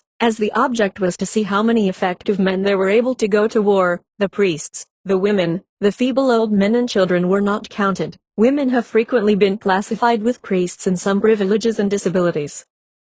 At one time in the United States the clergy were not allowed to vote nor hold office. Like women, they were considered too good to mingle in political circles. For them to have individual opinions on the vital questions of the hour might introduce dissensions alike into the church and the home. This census of able-bodied men still runs on through Chapter 2, and all these potential soldiers are called children of their fathers. Although at this period woman's chief duty and happiness was bearing children, no mention is made of the mothers of this mighty host, though some woman had gone to the gates of death to give each soldier life, provided him with rations long before he could forage for himself, and first taught his little feet to march to tune in time. But, perhaps, if we could refer to the old Jewish census tables, we might find that the able-bodied males of these tribes, favorites of heaven, had all sprung, Minerva-like, from the brains of their fathers, and that only the priests, the feeble old men and the children had mothers to care for them, in the absence of the princess and soldiers. However, in some valuable calculations of Schacher, we learn that there was some thought of the mothers of the tribes by German commentators. We find in his census such references as the following: the children of Jacob by Leah, the children of Jacob by Zilpah, the children of Jacob by Rachel, the children of Jacob by Bilhah. But even this generous mention of the mothers of the tribe of Jacob does not satisfy the exacting members of the revising committee.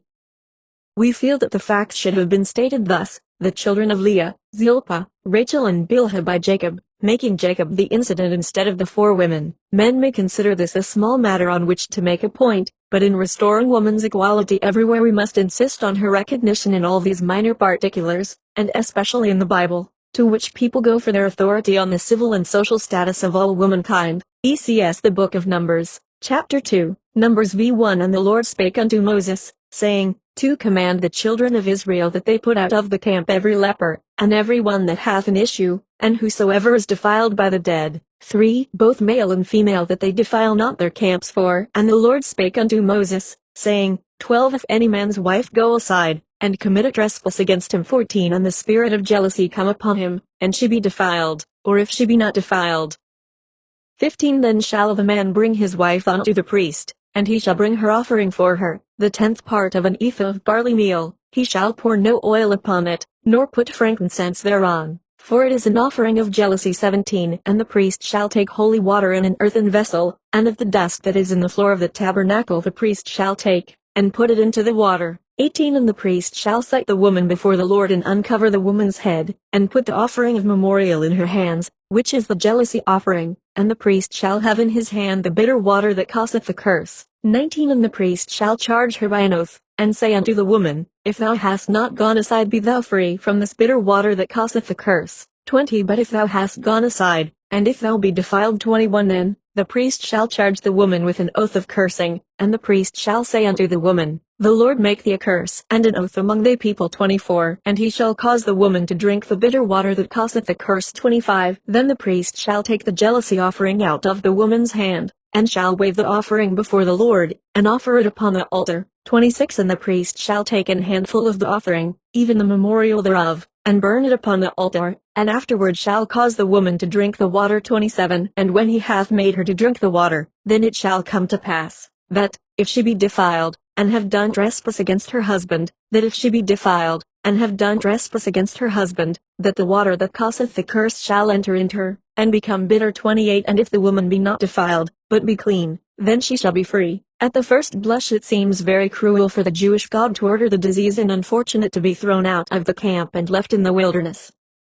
But commentators suggest that they must have had a sanatorium near by where the helpless could be protected. Though improbable, still the suggestion will be a relief to sensitive souls. This ordinance of Moses probably suggested the first idea of a hospital. The above account of the unfortunate wife was called trial by ordeal, of which Clarke gives a minute description in his commentaries. It was common at one time among many nations, the women in all cases being the chief sufferers, as in the modern trials for witchcraft. If the witch was guilty when thrown into the water, she went to the bottom. If innocent, she floated on the surface and was left to sink. So in either case her fate was the same. As men make and execute the laws, prescribe and administer the punishment, trials by a jury or ordeal for women, though seemingly fair, are never based on principles of equity. The one remarkable fact in all these social transgressions in the early periods as well as in our modern civilization is that the penalties, whether moral or material, all fall on woman. Verily the darkest page in human history is the slavery of women. The offering by the priest to secure her freedom was of the cheapest character. Oil and frankincense, signifying grace and acceptableness, were not permitted to be used in her case.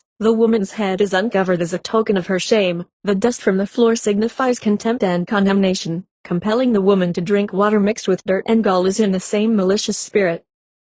There is no instance recorded of one of these trials by ordeal ever actually taking place, as divorce was so easy that a man could put away his wife at pleasure, so he need not go to the expense of even a 10th part of an ephah of barley, on a wife of doubtful faithfulness. Moreover, the woman upon whom it was proposed to try all these pranks might be innocent, and the jealous husband make himself ridiculous in the eyes of the people. But the publication of these ordinances no doubt had a restraining influence on the young and heedless daughters of Israel, and they serve as landmarks in man's system of jurisprudence, to show us how far back he has been consistent in his unjust legislation for woman. ECS The Book of Numbers, Chapter 3, Numbers 12. And Miriam and Aaron spake against Moses because of the Ethiopian woman whom he had married. 2 And they said, Hath the Lord indeed spoken only by Moses? Hath he not spoken also by us? And the Lord heard it. 3 Now the man Moses was very meek, above all the men which were upon the face of the earth. 5 And the Lord came down in the pillar of the cloud, and stood in the door of the tabernacle, and called Aaron and Miriam, and they both came forth.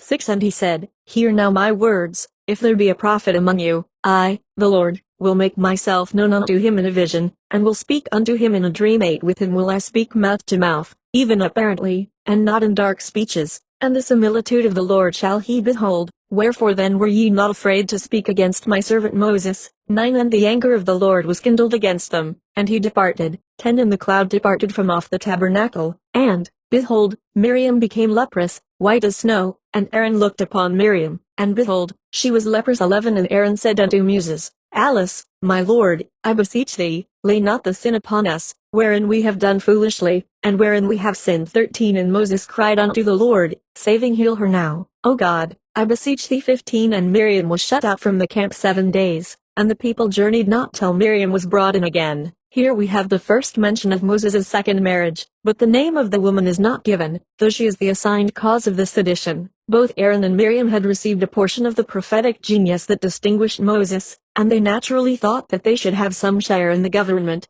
at least to make a few suggestions. When they thought Moses made a blunder, Miriam was older than Moses, and had at this time the experience of 120 years. When Moses was an infant on the river Nile, Miriam was entrusted by his parents to watch the fate of the infant in the bulrushes and the daughter of Pharaoh in her daily walks by the riverside.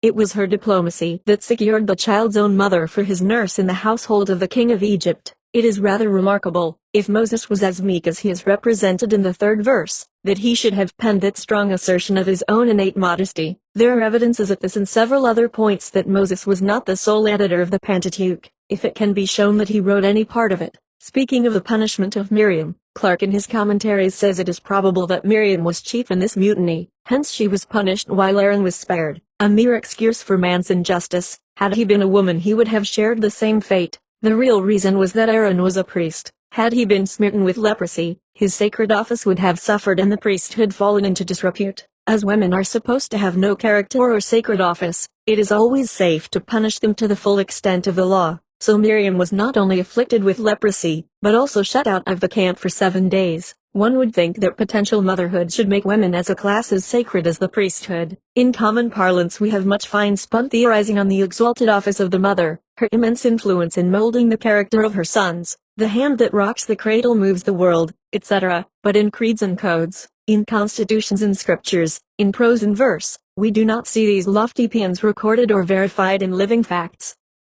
As a class, women were treated among the Jews as an inferior order of beings, just as they are today in all civilized nations. And now, as then, men claim to be guided by the will of God. In this narrative we see thus early woman's desire to take some part in government, though denied all share in its honor and dignity. Miriam, no doubt, saw the humiliating distinctions of sex in the Mosaic code and customs, and longed for the power to make the needed amendments. In criticizing the discrepancies in Moses' character and government, Miriam showed a keen insight into the common principles of equity and individual conduct, and great self-respect and self-assertion in expressing her opinions, qualities most lacking in ordinary women. Evidently the same blood that made Moses and Aaron what they were, as leaders of men, flowed also in the veins of Miriam. As daughters are said to be more like their fathers and sons like their mothers, Moses probably inherited his meekness and distrust of himself from his mother, and Miriam her self-reliance and heroism from her father. Knowing these laws of heredity, Moses should have averted the punishment of Miriam instead of allowing the full force of God's wrath to fall upon her alone. If Miriam had helped to plan the journey to Canaan, it would no doubt have been accomplished in 40 days instead of 40 years.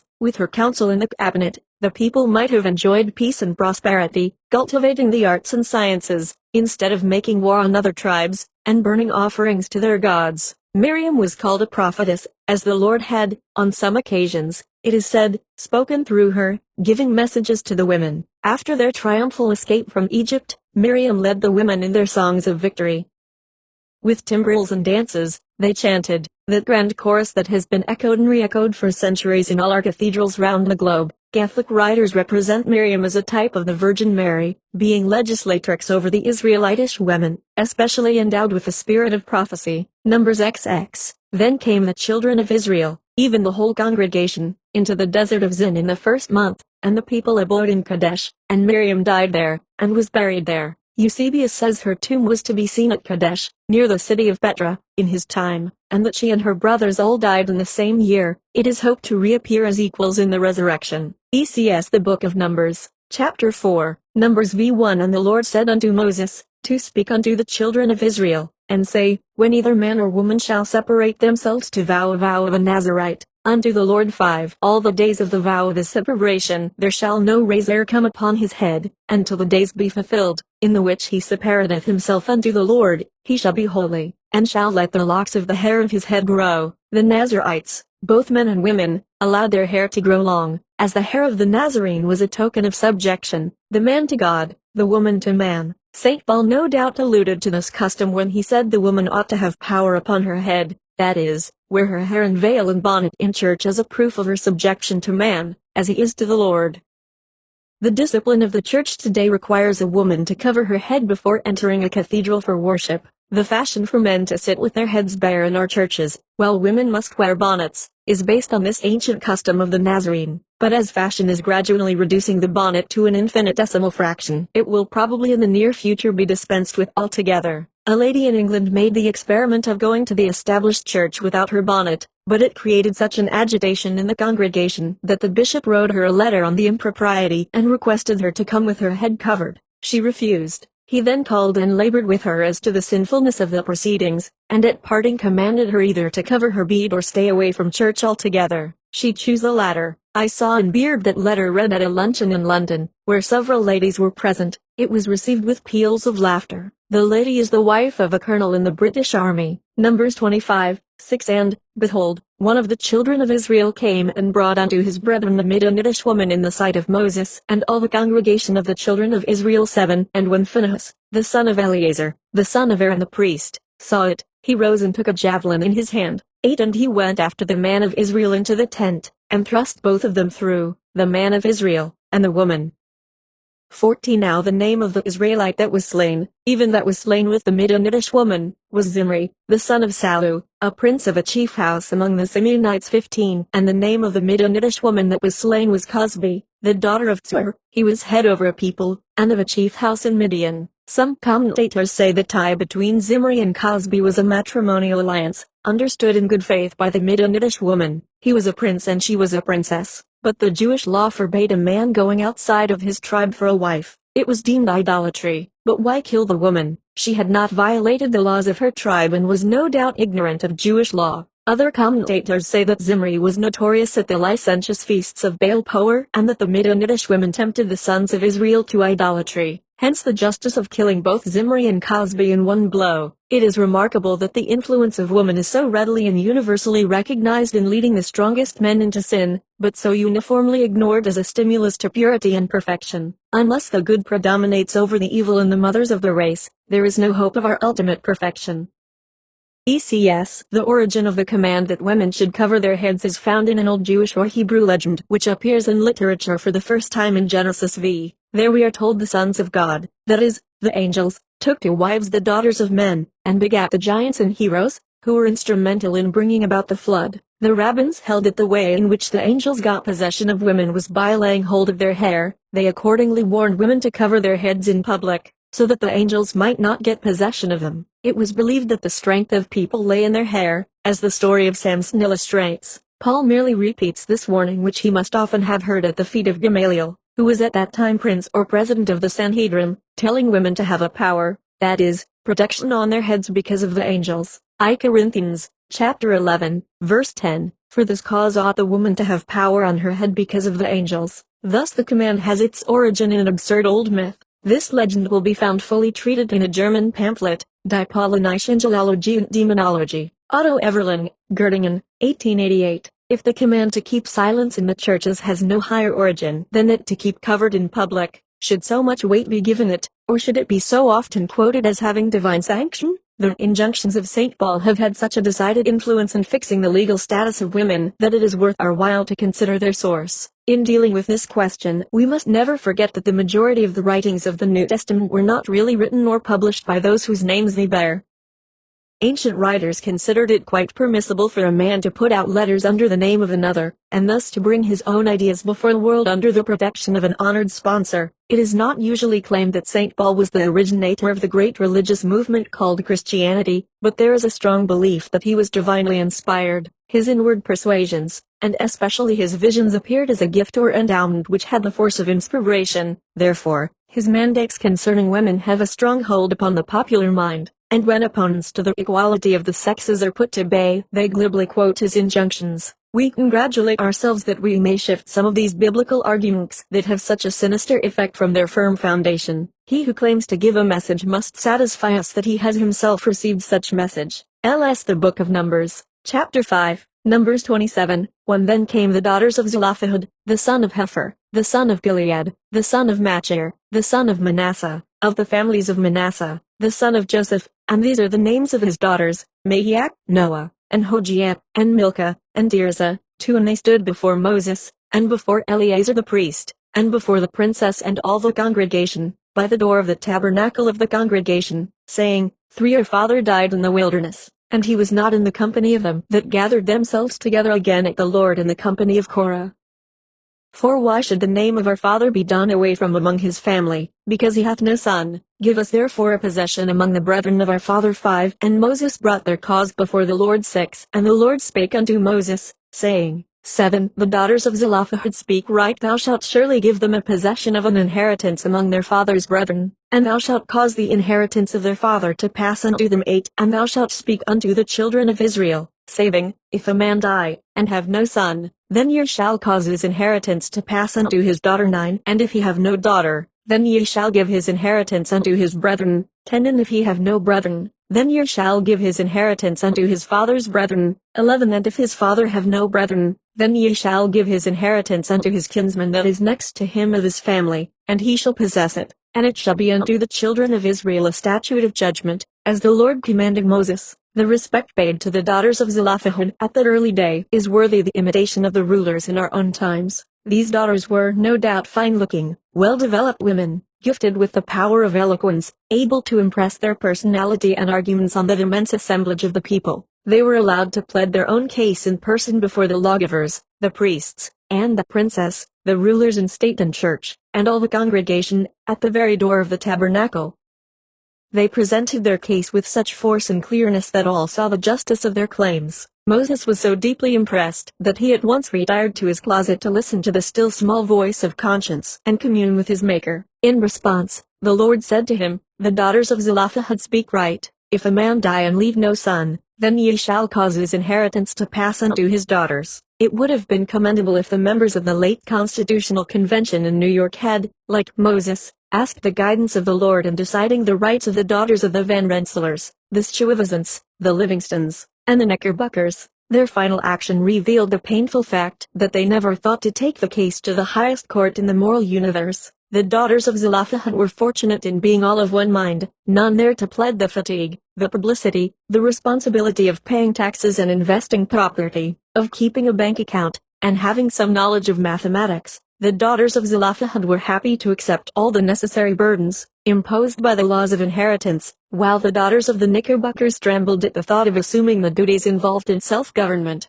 As soon as Moses laid the case before the Lord, he not only allowed the justice of the claim, but gave a statute of judgment, by which the Jewish magistrates should determine all such cases in the division of property in the land of Canaan in all after ages. When the rights of property were secured to married women in the state of New York in 1848, a certain class were opposed to the measure, and would cross the street to avoid speaking to the sisters who had prayed and petitioned for its success. They did not object, however, in due time to use the property thus secured, and the same type of women will as readily avail themselves of all the advantages of political equality when the right of suffrage is secured. ECS. The account given in this chapter of the directions as to the division or inheritance of property in the case of Zelophehad and his daughters shows them to be just, because the daughters are to be treated as well as the sons would be. But the law thereafter given, apparently suggested by the squeering of Zelophehad's daughters in reference to their father's possessions, is obviously unjust, in that it gives no freedom to the owner of property as to the disposition of the same after his death, i.e. leaves him without power to will it to anyone, and leaves unmentioned the female relatives as heirs at law. Only brethren and kinsmen are the words used, and it is very plain that only males were heirs, except where a man had no son, but had one or more daughters. The exception proves the rule. PAH. The Book of Numbers, Chapter 6, Numbers 18, 11. And this is thine, the heave offering of their gift, with all the wave offerings of the children of Israel. I have given them unto thee, and to thy sons and to thy daughters with thee, by a statute forever. Every one that is clean in thy house shall eat of it. 19. All the heave offerings of the holy things, which the children of Israel offer unto the Lord, have I given thee, and thy sons and thy daughters with thee, by a statute forever. It is a covenant of salt forever before the Lord unto thee, and to thy seed with thee. The house of Aaron was now thoroughly confirmed in the priesthood, and the Lord gives minute directions as to the provisions to be made for the priests. The people then, as now, were made to feel that whatever was given to them was given to the Lord, and that the Lord loveth a cheerful giver, that their minds might be at peace and always in a devout frame, in communion with God. They must not be perplexed with worldly cares and anxieties about bread and raiment for themselves and families. Whatever privations they suffered themselves, they must see that their priests were kept above all human wants and temptations. The Mosaic Code is responsible for the religious customs of our own day and generation. Church property all over this broad land is exempt from taxation, while the smallest house and lot of every poor widow is taxed at its full value. Our Levites have their homes free, and good salaries from funds principally contributed by women, for preaching denunciatory sermons on women and their sphere. They travel for half fare, the lawyer pleads their cases for nothing, the physician medicates their families for nothing, and generally in the world of work they are served at half price, while the common people must be careful not to traduce their neighbors lest they be sued for libel. The Levite in surplice and gown from his pulpit, aptly called the coward's castle, may smirch the fairest characters and defame the noblest lips with impunity. This whole chapter is interesting reading as the source of priestly power, that has done more to block woman's way to freedom than all other earthly influences combined. But the chief point in this chapter centers in the above verses, as the daughters of the Levites are here to enjoy an equal privilege with the sons. Scott tells us that covenants were generally ratified at an amiable feast, in which salt was always freely used, hence it became an emblem of friendship. Perhaps it was the purifying, refining influence of this element that secured these friendly relations between the sons and daughters of the priesthood on one occasion at least. From the present bitter, turbulent tone of our Levites, I fear the salt we both manufacture and import must all have lost its savor. ECS The Book of Numbers, Chapter 7, Numbers 22:21 And Balsam rose up in the morning, and saddled his ass, and went with the princess of Moab. 22 And God's anger was kindled because he went,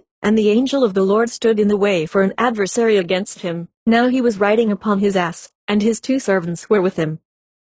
23 And the ass saw the angel of the Lord standing in the way, and his sword drawn in his hand, and the ass turned aside out of the way, and went into the field, and Balaam smote the ass, to turn her into the way. 24 But the angel of the Lord stood in a path of the vineyards, a wall being on this side, and a wall on that side. 25 And when the ass saw the angel of the Lord, she thrust herself onto the wall, and crushed Balaam's foot against the wall, and he smote her again. 26 And the angel of the Lord went further, and stood in a narrow place, where was no way to turn either to the right hand or to the left. 27 And when the ass saw the angel of the Lord, she fell down under Balaam, and Balaam's anger was kindled, and he smote the ass with a staff. 28 And the Lord opened the mouth of the ass, and she said unto Balaam, What have I done unto thee, that thou hast smitten me these 3 times? 29 And Balaam said unto the ass, Because thou hast mocked me, I would there were a sword in mine hand, for now would I kill thee. 30 And the ass said unto Balaam, Am not I thine ass, upon which thou hast ridden ever since I was thine unto this day? Was I ever wont to do so unto thee? And he said, Nay. 31 Then the Lord opened the eyes of Balaam, and he saw the angel of the Lord standing in the way, and his sword drawn in his hand,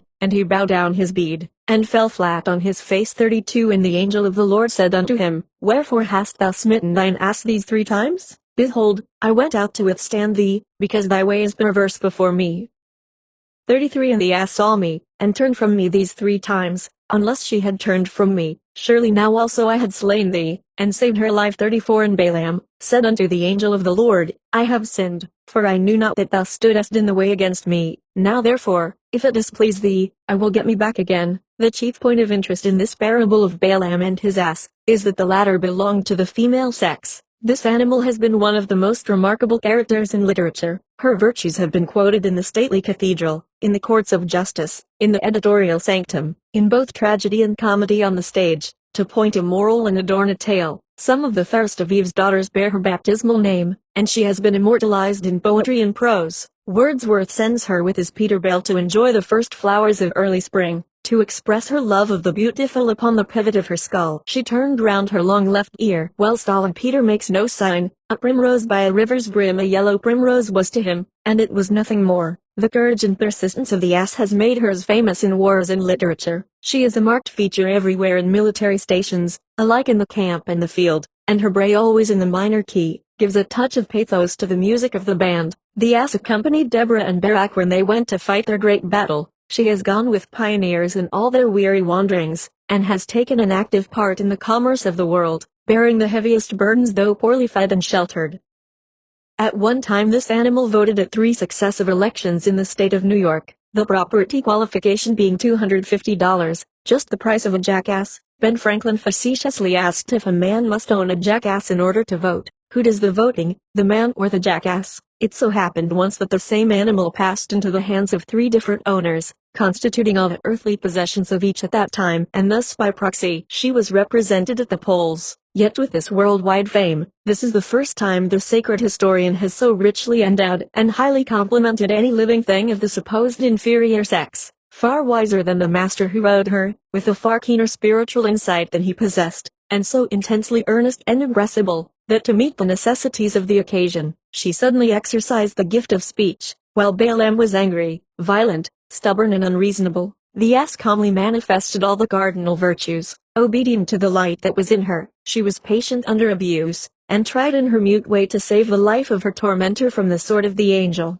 But when all ordinary warnings of danger proved unavailable, she burst into speech and opened the eyes of her stolid master. Scott, who considers this parable a literal fact, says in his commentaries, "The faculty of speech in man is the gift of God, and we cannot comprehend how we ourselves articulate. We need not therefore be surprised that the Lord made use of the mouth of the ass to rebuke the madness of his prophet, and to shame him by the reproof and example of a brute. Satan spoke to Eve by a subtle male serpent, but the Lord chose to speak to Balaam by a she-ass, for he does not use enticing words of man's wisdom, but works by instruments and means that men despise. Seeing that the Lord has endowed the daughters of men also with the gift of speech, and they may have messages from him to deliver to the sons of God, it would be wise for the prophets of our day to admit them into their conferences, synods and general assemblies, and give them opportunities for speech." The appeal of the meek, long-suffering ass, to her master, to remember her faithfulness and companionship from his youth up, is quite pathetic, and reminds one of woman's appeals and petitions to her lawgivers for the last half-century. In the same language she might say to her oppressors, to fathers, husbands, brothers and sons, "Have we not served you with faithfulness, companions from your youth up, watched you through all your infant years, and carried you triumphantly through every danger? When at the midnight hour or the cock crowing, your firstborn lifted up his voice and wept, lo, we were there, with water for his parched lips, a cool place for his aching head, or patiently for hours to pace with him the chamber floor. In youth and manhood what have we not done to add to your comfort and happiness, ever rejoicing in your triumphs and sympathizing in your defeats? This waiting and watching for half a century to recover our civil and political rights, and yet no redress, makes the struggle seem like a painful dream in which one strives to fly from some impending danger and yet stands still." Balaam, unlike her masters, confessed that he had sinned, but it is evident from his conduct that he felt no special contrition for disobedience to the commands of his Creator, nor for his cruelty to the creature. So merely to save his life, he sulkily retraced his steps with a determination still to consider Barak's propositions. Whether he took the same ass on the next journey does not appear. It must have been peculiarly humiliating to that proud man, who boasted of his eyes being open and seeing the vision of the Almighty, to be reproved and silenced by the mouth of a brute. As the Lord appeared first to the ass and spake by her, he had but little reason to boast that his eyes were opened by the Lord. The keen spiritual insight and the ready power of speech with which the female sex has been specially endowed, are often referred to with ridicule and reproach by stolid, envious observers of the less impressible sex. ECS. The Book of Numbers, Chapter 8. Numbers XX1. And Moses spake unto the heads of the tribes concerning the children of Israel, saying, This is the thing which the Lord hath commanded to, if a man vow a vow unto the Lord, or swear an oath to bind his soul with a bond, he shall not break his word, he shall do according to all that proceedeth out of his mouth. 3. If a woman also vow a vow unto the Lord, and bind herself by a bond, being in her father's house in her youth, for in her father hear her vow, and her bond wherewith she hath bound her soul, and her father shall hold his peace at her, then all her vows shall stand, and every bond wherewith she hath bound her soul shall stand. 5. But if her father disallow her in the day that he heareth, not any of her vows, or of her bonds wherewith she had bound her soul, shall stand, and the Lord shall forgive her, because her father disallowed her. 6. And if she had at all a husband, when she vowed, or uttered aught out of her lips, wherewith she bound her soul, 7. And her husband heard it, and held his peace at her in the day that he heard it, then her vows shall stand, and her bonds wherewith she bound her soul shall stand. 8. But if her husband disallowed her on the day that he heard it, then he shall make her vow which she vowed, and that which she uttered with her lips, wherewith she bound her soul, of none effect, and the Lord shall forgive her. 9. But every vow of a widow, and of her that is divorced, wherewith they have bound their souls, shall stand against her. 13. Every vow, and every binding oath to afflict the soul, her husband may establish it, or her husband may make it void.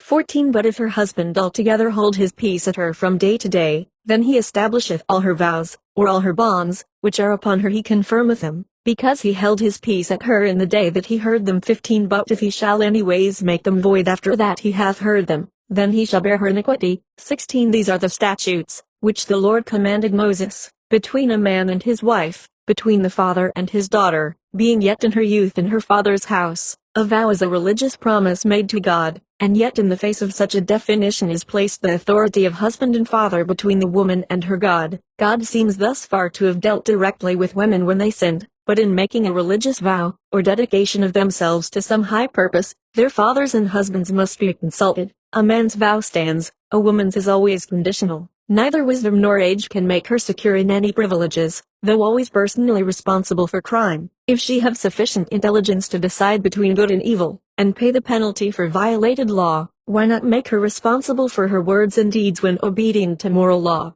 To hold woman in such an attitude is to rob her words and actions of all moral character. We see from this chapter that Jewish women, as well as those of other nations, were held in a condition of perpetual tutelage or minority under the authority of the father until married and then under the husband. Hence vows if in their presence if disallowed were as nothing. That Jewish men appreciate the degradation of woman's position is seen in a part of their service in which each man says on every Sabbath day, I thank thee, O Lord, that I was not born a woman, and the woman meekly responds, I thank thee, O Lord, that I am what I am, according to thy holy will. The injunction in the above texts in regard to the interference of fathers is given only once, while the husband's authority is mentioned 3 times.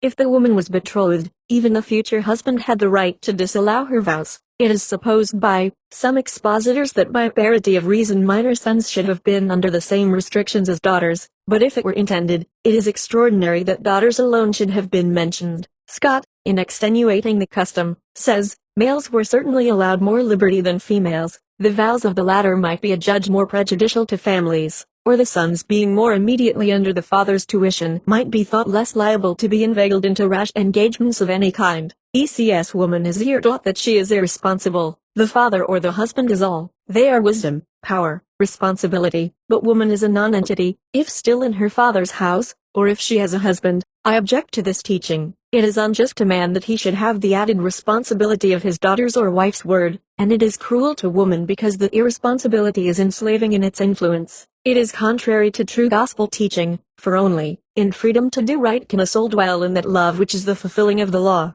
The whole import of this chapter is that a woman's word is worthless, unless she is a widow or divorced, while an unmarried daughter, her father is her surety. When married, the husband allows or disallows what she promises, and the promise is kept or broken according to his will. The whole Mosaic law in this respect seems based upon the idea that a woman is an irresponsible being, and that it is supposed each daughter will marry at some time, and thus be continually under the control of some male, the father or the husband. Unjust, arbitrary and debasing are such ideas, and the laws based upon them. Could the infinite Father and Mother have given them to Moses? I think not. The Book of Numbers, Chapter 9, Numbers 31, 9 And the children of Israel took all the women of Midian captives, and their little ones, and took the spoil of all their cattle, and all their flocks, and all their goods 10 And they burnt all their cities wherein they dwelt, and all their goodly castles with fire 12 And they brought the captives, and the prey, and the spoil, unto Moses and Eleazar the priest, and unto the congregation of the children of Israel, unto the camp at the plains of Moab, which are by Jordan near Jericho. 14 And Moses was wroth with the officers of the host, with the captains over thousands, and captains over hundreds, which came from the battle. 15 And Moses said unto them, Have ye saved all the women alive?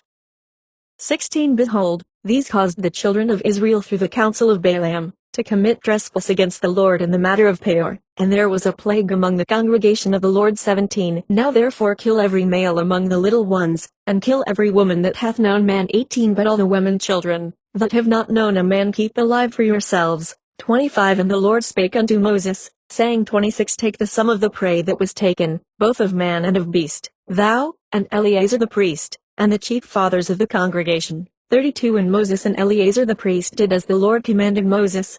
32 And the booty, being the rest of the prey which the men of war had caught, was 600,000 and 70,000 and 5,000 sheep. 33 And threescore and 12,000 beeves. 34 And threescore and 1,000 asses. 35 And 30 and 2,000 persons and of women that had not known man.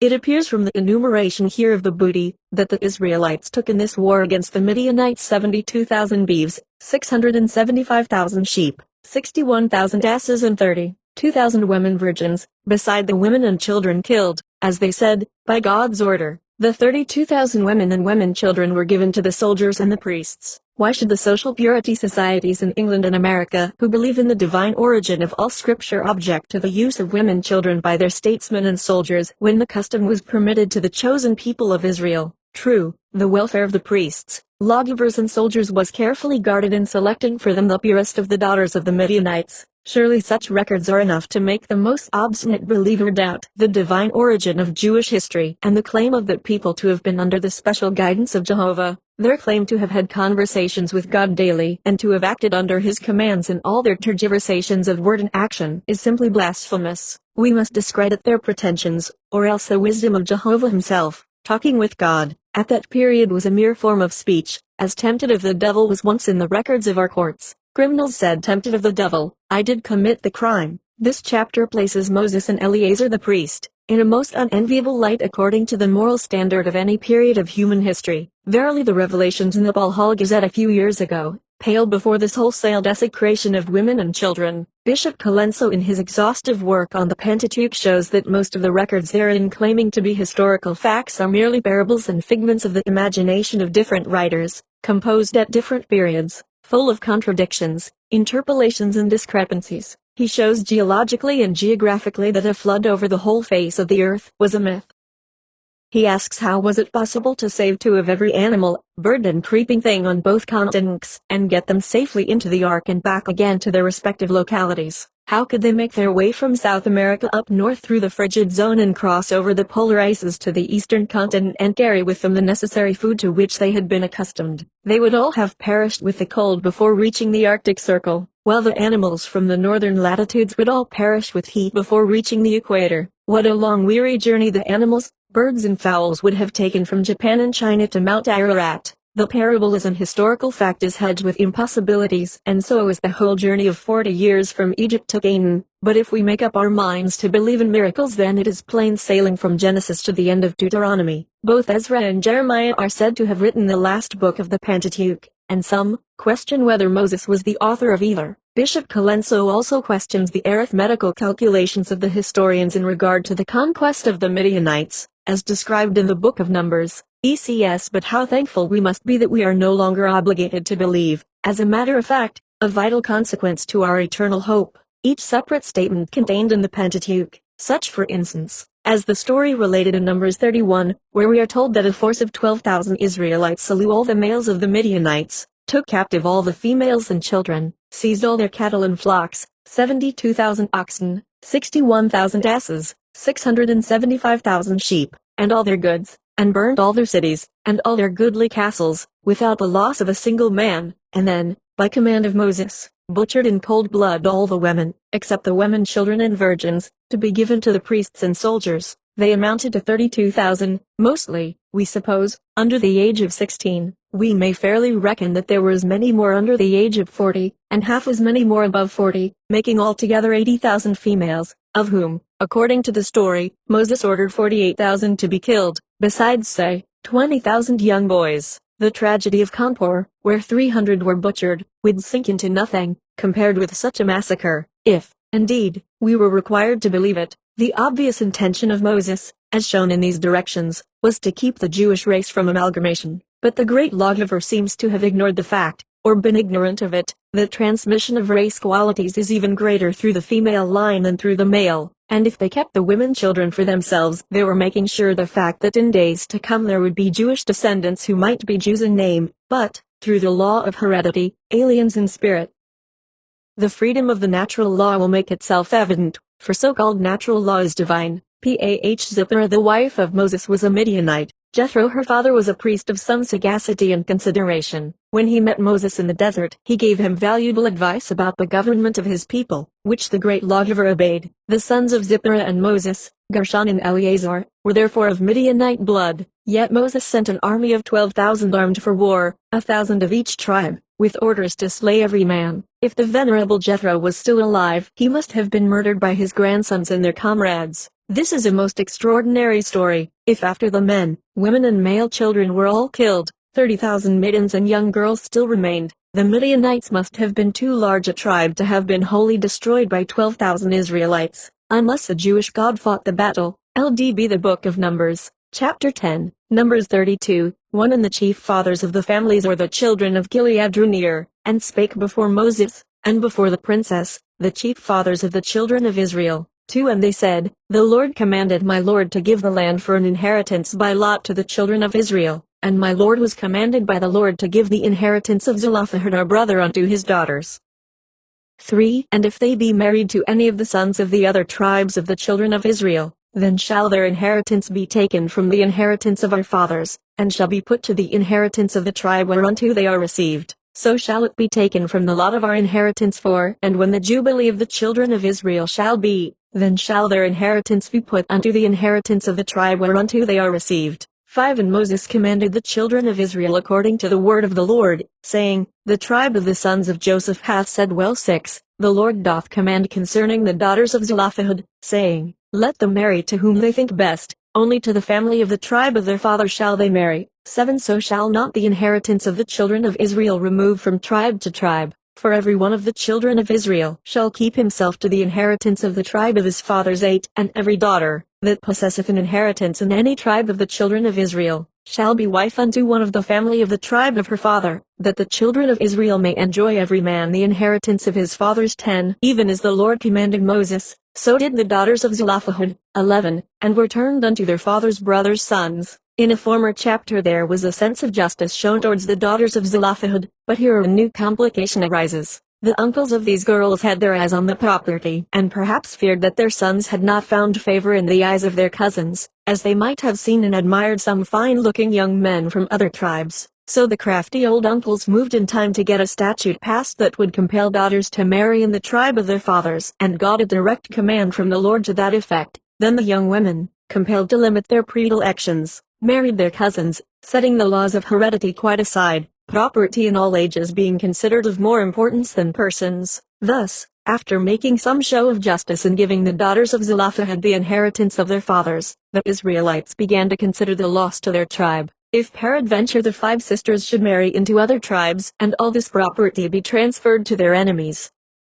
They seemed to consider these noble women destitute of the virtue of patriotism, of family pride, of all the tender sentiments of friendship, kindred and home, and so with their usual masculine arrogance they passed laws to compel the daughters of Zelophehad to do what they probably would have done had there been no law to that effect. These daughters were known by the euphonious names of Mahlah, Tirzah, Hoglah, Milcah and Noah, and they all married their father's brothers' sons. Cousins on the mother's side would probably have been forbidden. If Moses, as the mouthpiece of God, aimed to do exact justice, why did he not pass an ordinance giving property in all cases equally to sons and daughters? ECS. Moses gave what appears to be, in the light of this Christian era, a just judgment when he decided that the daughters of Zelophehad should inherit their father's property, but he gave us the law of inheritance, the direction that if a man die, and have no son, then he shall cause his inheritance to pass unto his daughter, thus, as I think, unjustly discriminating between women who have brothers and women who have none. And he goes on further to deal unjustly with women when he directs that the daughters of Zelophehad marry, so that the inheritance justly awarded them should not go out of the family of the tribe of their fathers. Let them marry to whom they think best, and those words seemingly recognize their righteous freedom, but immediately he limits that phrase and informs the 5 women they must only marry in their father's tribe, and were limited also to their father's family. The result was that each married her own cousin. If this was contrary to physiological law, as some distinguished physiologists affirm, then they were compelled by the arbitrary law of Moses to break the law of God. PAH The Book of Deuteronomy, Chapter I, Deuteronomy I. 3 And it came to pass in the 40th year, in the 11th month, on the first day of the month, that Moses spake unto the children of Israel, according unto all that the Lord had given him in commandment unto them. 6 The Lord our God spake unto us in Horeb, saying, Ye have dwelt long enough in this mount. 7 Turn you, and take your journey, and go to the mount of the Amorites, and unto all the places neither unto, in the plain, in the hills, and in the vale, and in the south, and by seaside, to the land of the Canaanites, and unto Lebanon, unto the great river, the river Euphrates. 8 Behold, I have set them before you. Go in and possess the land which the Lord sware unto your fathers, Abraham, Isaac, and Jacob, to give unto them and to their seed after them. 10. The Lord your God hath multiplied you, and, behold, ye are this day as the stars of heaven for multitude. This book contains an account of what passed in the wilderness the last month of the 40th year, which is supposed to be written by Ezra, as the history is continued several days after the death of Moses. Moses' farewell address to the children of Israel is full of wisdom, with a touch of pathos. This had been a melancholy year with the Hebrews in the death of Miriam, Aaron and Moses. The manner in which this people were kept wandering up and down on the very verge of the land of Canaan because they were rebellious does seem like child's play. No wonder they were discouraged and murmured. It is difficult from the record to see that these people were any better fitted to enter the promised land at the end of 40 years than when they first left Egypt. But the promise that they should be as numerous as the stars in the heavens, according to Adam Clarke, had been fulfilled. He tells us that only 3,000 stars can be seen by the naked eye, which the children of Israel numbered at this time 600,000 fighting men, beside all the women and children. Astronomers, however, now estimate that there are over 75 million stars within the range of their telescopes. If census takers had prophetic telescopes, they could no doubt see the promises to the Hebrews fully realized in that one line of their ambition. Deuteronomy 2:34. And we took all his cities at that time, and utterly destroyed the men, and the women, and the little ones, of every city. We left none to remain, though the women were ignored in all the civil affairs and religious observances of the Jews. Yet in making war on other tribes they thought them too dangerous to be allowed to live, and so they killed all the women and children. The women might much better have helped to do the fighting, as it is far easier to die in the excitement of the battlefield than to be murdered in cold blood. In making war on neighboring tribes, the Jewish military code permitted them to take all the pure, virgins and child women for booty to be given to the priests and soldiers, thus debauching the men of Israel and destroying all feelings of honor and chivalry for women. This utter contempt for all the decencies of life, and all the natural personal rights of women as set forth in these pages, should destroy in the minds of women at least all authority to superhuman origin, and stamp the Pentateuch at least as emanating from the most obscene minds of a barbarous age. Deuteronomy v:16. Honor thy father and thy mother, as the Lord thy God hath commanded thee, that thy days may be prolonged, and that it may go well with thee, in the land which the Lord thy God giveth thee. 17. Thou shalt not kill. 18. Neither shalt thou commit adultery. 19. Neither shalt thou steal. 20. Neither shalt thou bear false witness against thy neighbor. 21. Neither shalt thou desire thy neighbor's wife, neither shalt thou covet thy neighbor's house, his field, or his manservant, or his maidservant, his ox, or his ass, or anything that is thy neighbor's, too, that thou mightest fear the Lord thy God, to keep all his statutes and his commandments, which I command thee, thou, and thy son, and thy son's son, all the days of thy life, and that thy days may be prolonged. The best commentary on these texts is that no revising committee of ecclesiastics has found it necessary to make any suggestions as to whom the commandments are addressed. Suppose we reverse the language and see how one-sided it would seem addressed only to women. Suppose this were the statement: here is a great lawgiver and he says, thou art to keep all God's commandments, thou and thy daughters and thy daughters' daughters, and these are the commandments: thou shalt honor thy mother and thy father, thou shalt not steal nor lie, thou shalt not covet thy neighbor's husband, nor her field, nor her ox, nor anything that is thy neighbor's. Would such commandments occasion no remark among biblical scholars? In our criminal code today the pronouns she, her and hers are not found, yet we are tried in the courts, imprisoned and hung as he, him or his, though denied the privileges of citizenship, because the masculine pronouns apply only to disabilities. What a hustling there would be among prisoners and genders if laws and constitutions, scriptures and commandments, played this fast and loose game with the men of any nation. Deuteronomy I:5. Behold, I have taught you statutes and judgments, even as the Lord my God commanded me, that ye should do so in the land whither ye go to possess it. 6. Keep therefore and do them, for this is your wisdom and your understanding in the sight of the nations, which shall hear all these statutes, and say, surely this great nation is a wise and understanding people. 7. For what nation is there so great, who hath God so nigh unto them, as the Lord our God is in all things that we call upon him for? 8. And what nation is there so great, that hath statutes and judgments so righteous as all this law, which I set before you this day? Adam Clarke in his comments on chapter 4, says, there was no form of worship at this time on the face of the earth that was not wicked and obscene, puerile and foolish and ridiculous, except that established by God himself among the Israelites. and every part of this taken in its connection and reference may be truly called a wise and reasonable service. Almost all the nations of the earth manifested in time their respect for the Jewish religion by copying different parts of the Mosaic Code as to civil and moral customs. As thoughtful, intelligent women, we question all this. First, we see no evidence that a just and wise being wrote either the canon or civil laws that have been gradually compiled by ecclesiastics and lawgivers.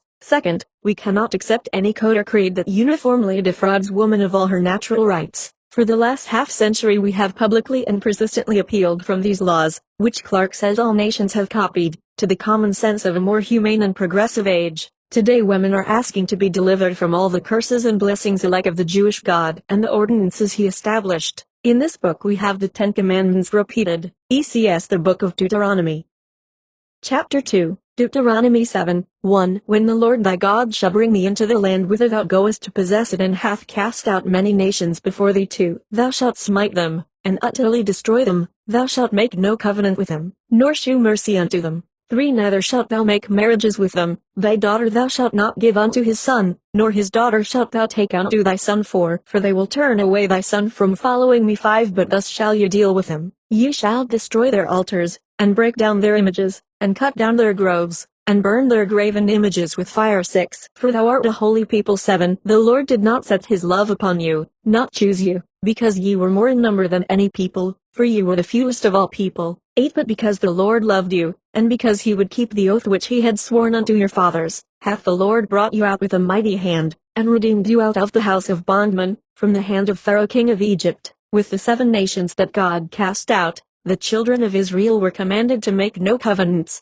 nor matrimonial alliances, lest they should fall into idolatry. As men are more given to wandering in strange countries than women, these injunctions are intended specially for them. Adam Clarke says, the heart being naturally inclined to evil, the idolatrous wife would more readily draw aside the believing husband, than the believing husband the idolatrous wife.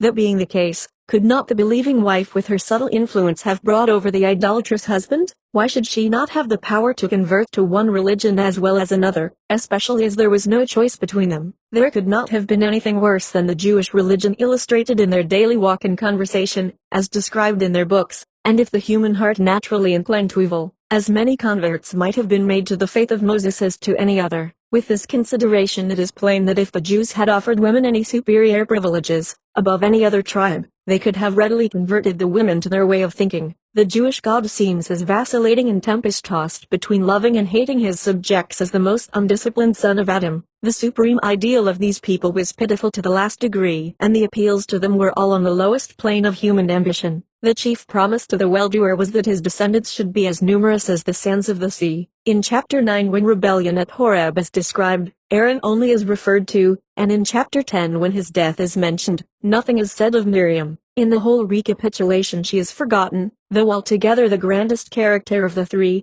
though cast out of the camp and stricken with leprosy. In vengeance, she harbors no resentment, but comforts and cheers the women with songs and dances, all through their dreary march of 40 years. Deuteronomy x:18 He doth execute the judgment of the fatherless and widow, and loveth the stranger, in giving him food and raiment. 19 Love ye therefore the stranger, for ye were strangers in the land of Egypt. The sacred fabulist has failed to give us any choice examples in which the Jews executed just judgments for widows or fatherless girls. On the contrary, in all their dealings with women of all ranks, classes and ages they were merciless and unjust. As to the stranger, their chief occupation was war and wholesale slaughter, not only of the men on the battlefield, but of innocent women and children, destroying their cities and making their lands desolate. A humane person reading these books for the first time without any glamour of divine inspiration, would shudder at their cruelty and blush at their obscenity. Those who can make these foul facts illustrate beautiful symbols must have genius of a high order. Deuteronomy 12:18 But thou must eat them before the Lord thy God in the place which the Lord thy God shall choose, thou, and thy son, and thy daughter, and thy manservant, and thy maidservant, and the Levite that is within thy gates. And thou shalt rejoice before the Lord thy God in all that thou puttest thine hands unto. 19 Take heed to thyself that thou forsake not the Levite as long as thou livest upon the earth. If women have been faithful to any class of the human family, it has been to the Levite. The chief occupation of their lives next to bearing children has been to sustain the priesthood and the churches. With continual begging, fairs and donation parties, they have helped to plant religious temples on every hilltop and valley, and in the streets of all our cities, so that the doleful church bell is forever ringing in our ears. The Levites have not been an unqualified blessing, ever fanning the flames of religious persecution. They have been the chief actors in subjugating mankind. ECS The Book of Deuteronomy, Chapter 3, Deuteronomy 13.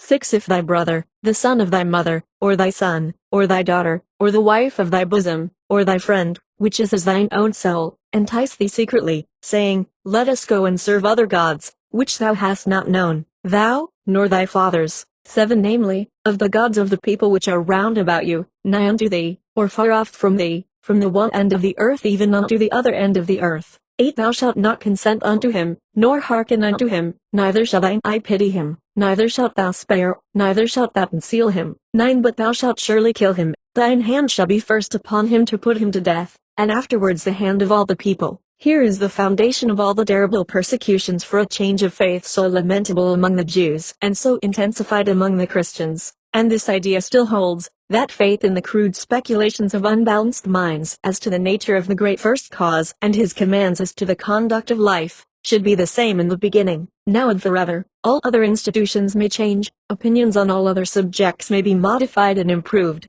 but the old theologies are a finality that have reached the ultimatum of spiritual thought. We imagine our religion with its dogmas and absurdities must remain like the rock of ages, forever. Deuteronomy 15, 6. And thou shalt rejoice before the Lord thy God, thou, and thy son, and thy daughter, and thy manservant, and thy maidservant, and the Levite that is within thy gates, and the stranger, and the fatherless, and the widow, that are among you, in the place which the Lord thy God hath chosen to place his name there. 14. And thou shalt rejoice in thy feast, thou, and thy son, and thy daughter, and thy manservant, and thy maidservant, and the Levite, the stranger, and the fatherless, and the widow, that are within thy gates. 15. 7 days shalt thou keep a solemn feast unto the Lord thy God in the place which the Lord shall choose. 16. 3 times in a year shall all thy males appear before the Lord thy God in the place which he shall choose, in the feast of unleavened bread, and in the feast of weeks, and in the feast of tabernacles.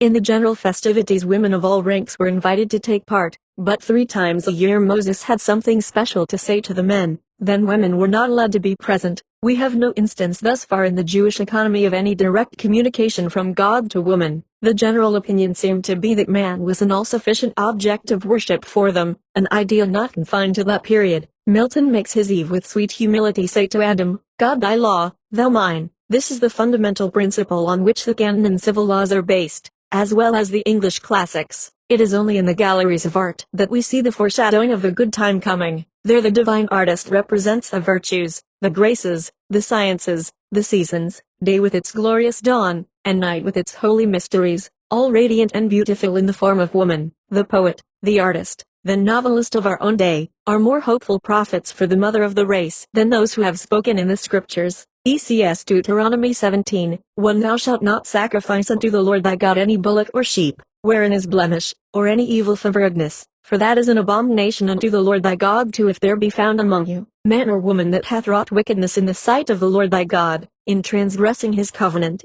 3. And hath gone and served other gods, and worshipped them, either the sun, or the moon, or any of the host of heaven, which I have not commanded.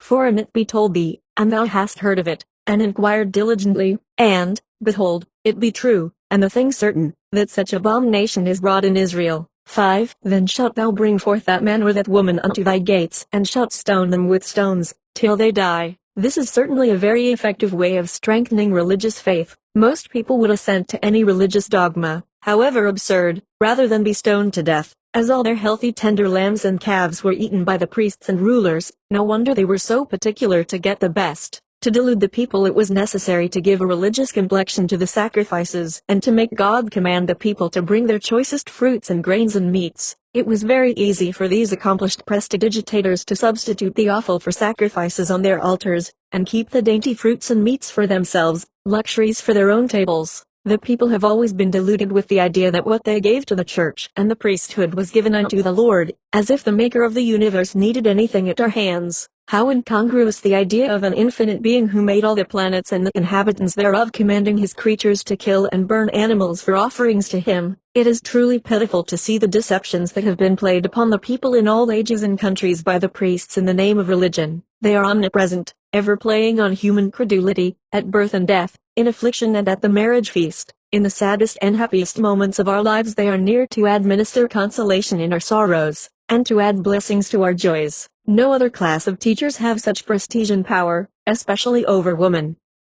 ECS The Book of Deuteronomy, Chapter 4, Deuteronomy 18:9 When thou art come into the land which the Lord thy God giveth thee, thou shalt not learn the abominations of those nations. 10 There shall not be found among you any one that maketh his son or his daughter to pass through the fire, or that useth divination, or an observer of times, or an enchanter, or a witch, a leaven, or a charmer, or a consulter with familiar spirits, or a wizard, or a necromancer. 12 For all that do these things are an abomination unto the Lord. One would think that Moses with his rod taking the children of Israel through the Red Sea, bringing water out of a rock and manna from heaven, going up into a mountain and there surrounding himself with a cloud of smoke, sending out all manner of pyrotechnics, thunder and lightning, and deluding the people into the idea that there he met and talked with Jehovah, should have been more merciful in his judgments of all witches, necromancers and soothsayers. One would think witches, charmers and necromancers, possessing the same power and manifesting many of the same wonders that he did, should not have been so severely punished for their delusions.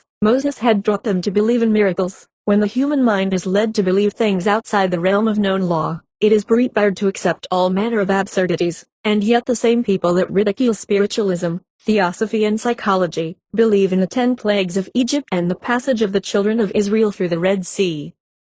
If they did go through, it was when the tide was low at that point, which Moses understood and Pharaoh did not. Perhaps the difficulty is to be gotten over in much the same way as that employed by the Negro preacher who, when his statement, that the children of Israel crossed the Red Sea on the ice, was questioned on the ground that geography showed that the climate there was too warm for the formation of ice, replied, "Why, this happened before there was any geography." The Jews, as well as the surrounding nations, were dominated by all manner of supernatural ideas. All these uncanny tricks and delusions being forbidden shows that they were extensively practiced by the chosen people, as well as by other nations. Deuteronomy XX, 21:14 But the women, and the little ones, and the cattle, and all that is in the city, even all the spoil thereof, shalt thou take unto thyself, and thou shalt eat the spoil of thine enemies, which the Lord thy God hath given thee. 15 When thou goest forth to war against thine enemies, and the Lord thy God hath delivered them into thine hands, and thou hast taken them captive. 11 And sawest among the captives a beautiful woman, and hast a desire unto her, that thou wouldest have her to thy wife.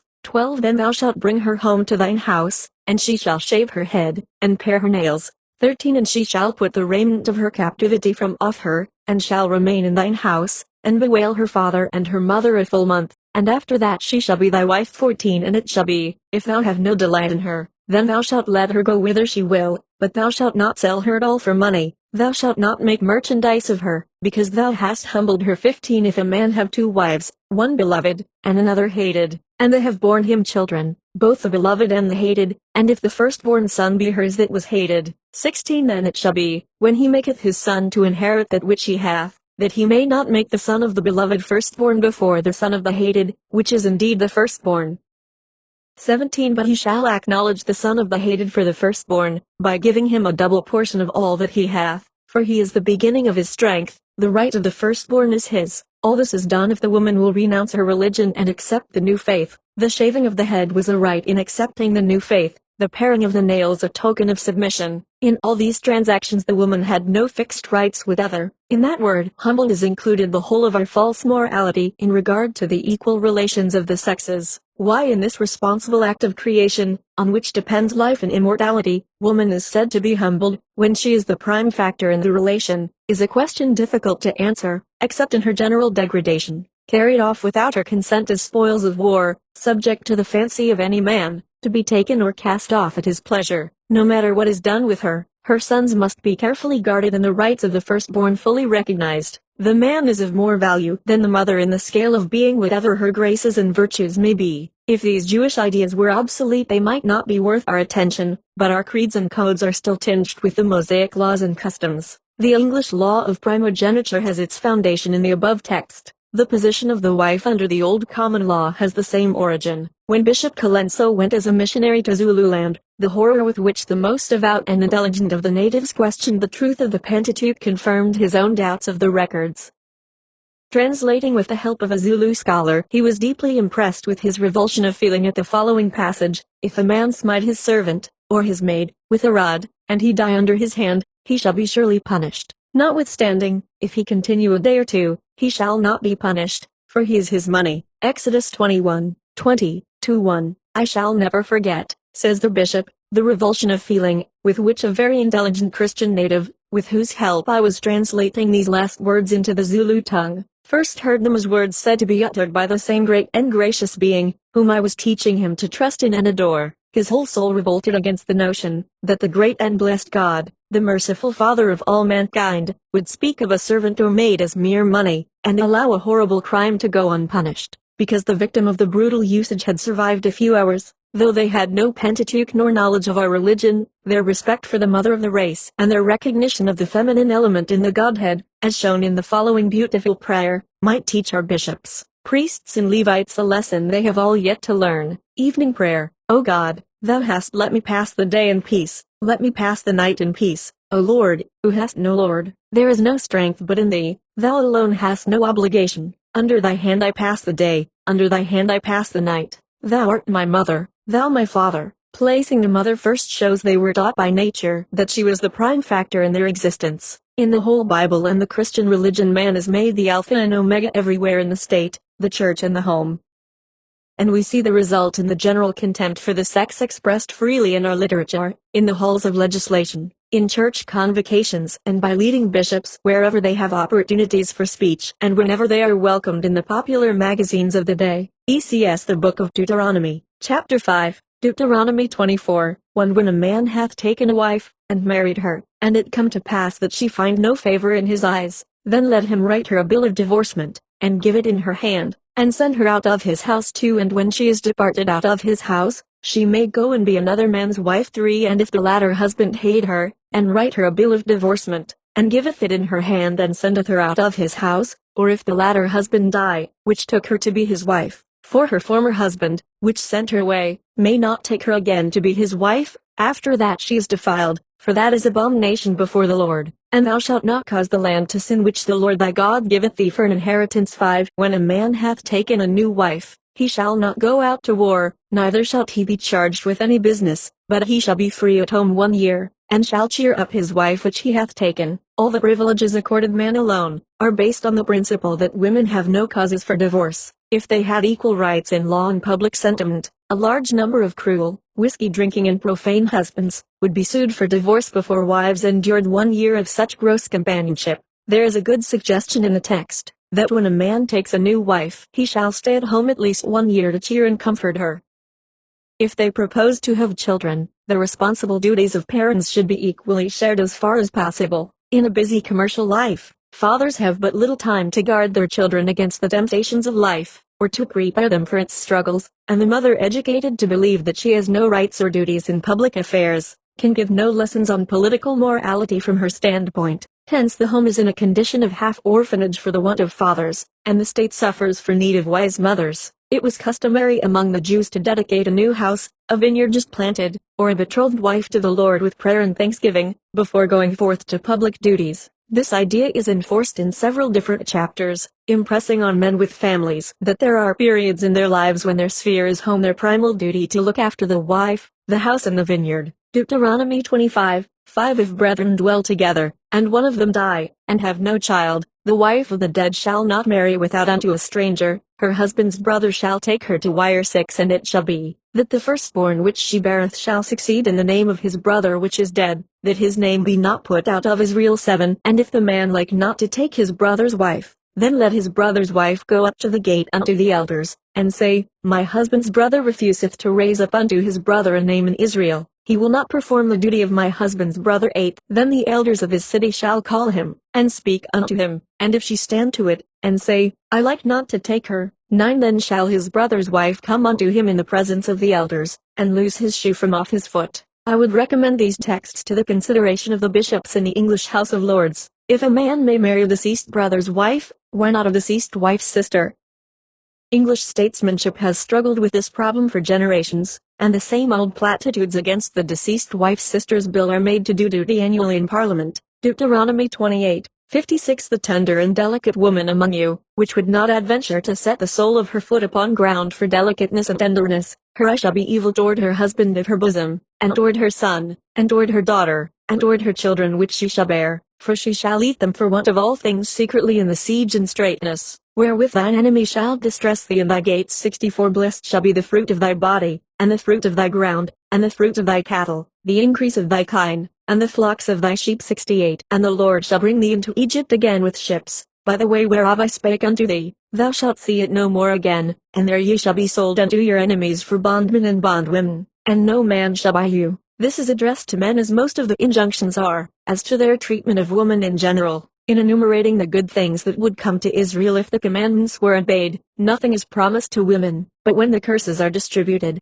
woman comes in for her share. Similar treatment is accorded the daughters of Eve in modern days. She is given equal privileges with man, in being imprisoned and hung, but unlike him she has no voice in the laws, the judge, the jury, nor the manner of exit to the unknown land. She is denied the right of trial by her own peers. The laws are made by men, the courts are filled with men, the judge, the advocates, the jurors, all men. Moses follows the usual ancient idea that in the creation of human life, man is the important factor. The child is his fruit, he is the soul, the spirit, the vital spark, the woman merely the earth that warms and nourishes the seed, the earthly environment. This unscientific idea still holds among people ignorant of physiology and psychology. This notion chimes in with the popular view of woman's secondary place in the world, and so is accepted as law and gospel. The word beget applied only to men in Scripture is additional enforcement of the idea that the creative act belongs to him alone. This is flattering to male egoism and is readily accepted.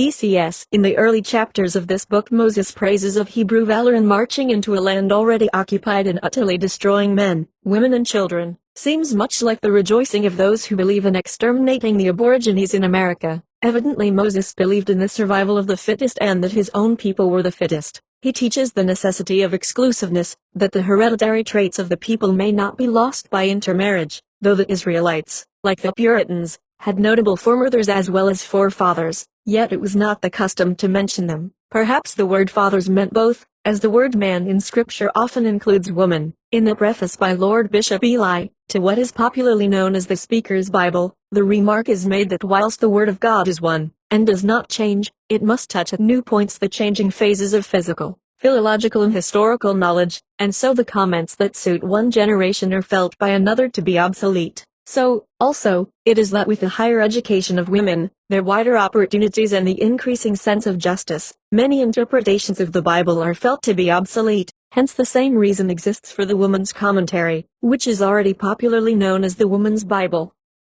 Deuteronomy is a name derived from the Greek and signifies that this is the second or duplicate law, because this, the last book of the Pentateuch, consists partly in a restatement of the law, as already given in other books. Deuteronomy contains also, besides special commands and advice not previously written, an account of the death of Moses. Johnson's Universal Cyclopedia states that the authority of this book has been traditionally assigned to Moses, but, of course, the part relating to his death is not supposed to be written by himself, and indeed the last 4 chapters may have been added by another hand. DeWitt declares that Moses could not have been the author. He not only points to the closing chapters as containing proof, but he refers to the anachronisms in earlier chapters, and insists that the general manner in which the Mosaic history is treated belongs to a period after the time of Moses. And Reverend John White Chadwick in his Bible of Today declares that prophetism created Deuteronomy. He speaks of Malachi, the last of the prophets, as the first to mention the Mosaic law, and says that in the 8th century before Christ there was no Mosaic law in any modern sense. The Pentateuch in anything like its present form was still far in the future. Deuteronomy more than 100 years ahead, Leviticus and Numbers nearly 300. The book of Deuteronomy was much more of a manufacture than any previous portion of the Pentateuch. Not Sinai and wilderness, but Babylon and Jerusalem witnessed the promulgation of the Levitical law. Its priest was Ezra and not Aaron, but who was its Moses? The most patient study is not likely ever to reveal. The roar of Babylon does not give up its dead.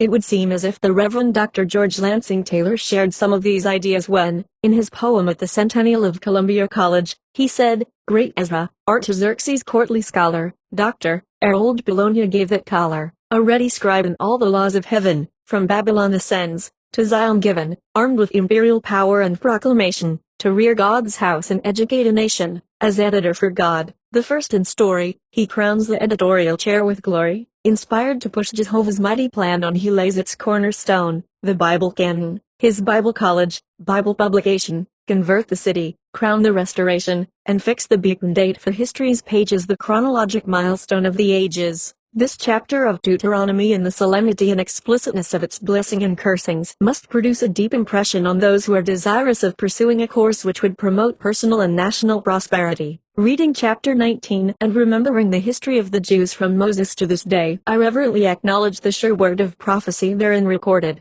Chapter 30 also has high literary merit. Its euphony is in accordance with its solemn but encouraging warnings and promises. It touches the connection divinely ordained and eternally existing between life and goodness, death and sin, emphasizing the apostolic injunction, cease to do evil, learn to do well. This chapter, giving the last directions of Moses and intimations of his departure from earth, is one of deep interest. How the Lord communicated to him that his end approached does not appear, but deeply impressed with the belief, he naturally called together Joshua and the Levites and gave his final charge.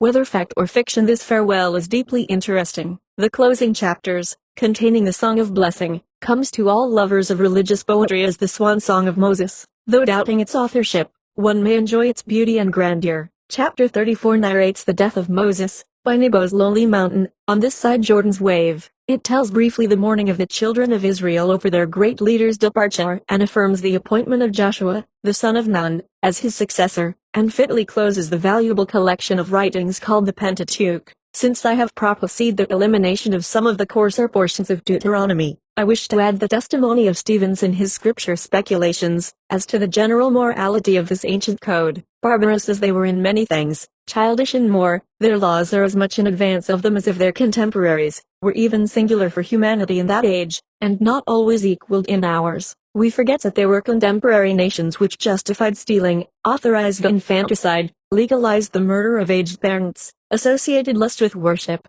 None of these blots can be traced on the Jewish escutcheon. By preventing imprisonment for debt, Moses anticipated the latest discovery of modern philanthropy. Even the mercy of Christianity was foreshadowed in his provision for the poor, who were never to cease out of the land. The prospered were to lend without interest, and never to harden their heart against a brother. The hovel of the poor was a sanctuary, and many a minute safeguard, like the return of the debtor's garment at nightfall, to save him from suffering during the chilliness of the night, has waited to be brought to light by our more perfect knowledge of Jewish customs. But that the scriptures, rightly interpreted, do not teach the equality of the sexes, I must be permitted to doubt. We who love the Old and New Testaments take truth for authority, and not authority for truth, as did our sainted Lucretia Mott, whose earnest appeals for liberty were often jeweled, as were Daniel Webster's most eloquent speeches, with some texts from the Old Hebrew Bible. The Book of Deuteronomy, Chapter 6, the Pentateuch. The primal requisite for the more accurate understanding of the Bible is its translation from the past to the present tense. It has been studied as history, as the record of a remote past whose truth it has been well nigh impossible to verify. It should be studied as a record of the present experience of the individual and the race, which is to ultimate in the perfect actualization of generic possibilities. Like the tables of stone, the Bible is written on both sides, or it has a letter which is its exterior and an interior spirit or meaning. The history which constitutes its letter illustrates those principles which constitute its meaning. The formless must be put into form to be apprehended. Mistaking the form for that substance which has been brought to the level of human apprehension by its means, is the error which constitutes the basis of dogmatic theology. Error in a premise compels error in conclusions. It is no wonder that woman's true relation to man and just position in the social fabric has remained unknown. A Moses on Pisgah's height is needed today to see and declare this promised land, and he must be revelator, first, to women themselves, for they especially need enlightenment upon the true nature of the Bible. So long as they mistake superstition for religious revelation, they will be content with the position and opportunities assigned them by scholastic theology. They will remember and keep their place as thus defined. Their religious nature is warped and twisted through generations of denominational conservatism, which fact, by the way, is the greatest stumbling block in the path of equal suffrage today, and one to which the leaders of that movement have seemed unaccountably blind. Thus woman's strongest foes have been of her own sex, and because her sense of duty and religious sentiment have been operative according to a false ideal, unintentionally women have been and will continue to be bigoted until they allow a higher ideal to penetrate their minds, until they see with the eye of reason and logic, as well as with the sentiment which has so long kept them a dependent class. The Bible from beginning to end teaches the equality of man and woman, their relation as the two halves of the unit, but also their distinctiveness in office. One cannot take the place of the other because of the fundamental nature of each. The work of each half in its own place is necessary to the perfect whole. The man has more prominence than the woman in the Bible because the masculine characters in their succession represent man as a whole, generic man. The exterior or male half is outermost. The interior or female half is covered by the outer. One is seen, the other has to be discerned, and can be discerned by following the harmonious relativity between the two halves of the unit. There is a straight line of ascent from the Adam to the Christ, within which is the straight line of ascent from the Eve to the Mary. The book of Genesis is the substance of the whole Bible. Its meaning is the key to the meaning of the whole. It is the skeleton around which the rest is builded. If the remainder of the Old Testament were destroyed, its substance could be reconstructed from Genesis. As the bony structure of the physical body is the framework which is filled in and rounded to symmetrical proportions by the muscular tissue, so Genesis is the framework which is symmetrically rounded and filled by the other books, which supply the necessary detail involved in basic principles. The first chapter of Genesis is not the record of the creation of the world. It is a symbolical description of the composite nature of man, that being which is male and female in one. The personal pronoun he belongs to is exterior nature, and the characters which illustrate this nature and the order of its development are men. The pronoun she belongs to the interior nature, and all characters, fewer in number, which illustrate it, are women. Male and female created he them. The second chapter describes the nature and origin of the visible world, the nature and origin of the soul, their relation to each other and to this dual being. With the third chapter begins the symbolical illustration of the soul's existence, of its continuity of existence which is unbroken till its highest possibilities are actualized, till all the inherent capabilities of the dual being are fully manifested. The leading characters of Genesis, Adam, Enos, Noah, Abraham, Isaac, Jacob and Joseph, 7 in number, represent the 7 chief stages of the soul's existence which follow each other like the notes in the musical scale. It is our own experience that is there portrayed, both present and prospective. What we as individuals and nations are now going through in our efforts for betterment is told in the story of Genesis. More than this, the clue to assured betterment is found there also. This experience is on 2 lines which are always distinct but never separate, the male and the female. These are indissolubly bound together from the beginning, the same principles, necessitating the same moral standards and spiritual ideals, and governing both. The largest measure of our individual and national perplexities and sufferings has come from the ignorant straining apart of that which God hath joined together, and which we cannot successfully and permanently put asunder. The remaining 4 books of the Pentateuch supply the detail beginning between the Adam and Noah of Genesis, rounding out that part of the skeleton. The Exodus from Egypt under the leadership of Moses represents the soul's growth out of purely sense consciousness by the help of spiritual perception. Moses is the personification of this faculty inherent in and operative from the eternal ego, the dual being, which is the Lord of the Bible. The Old Testament presents the outer or masculine nature of this Lord as the Jehovah.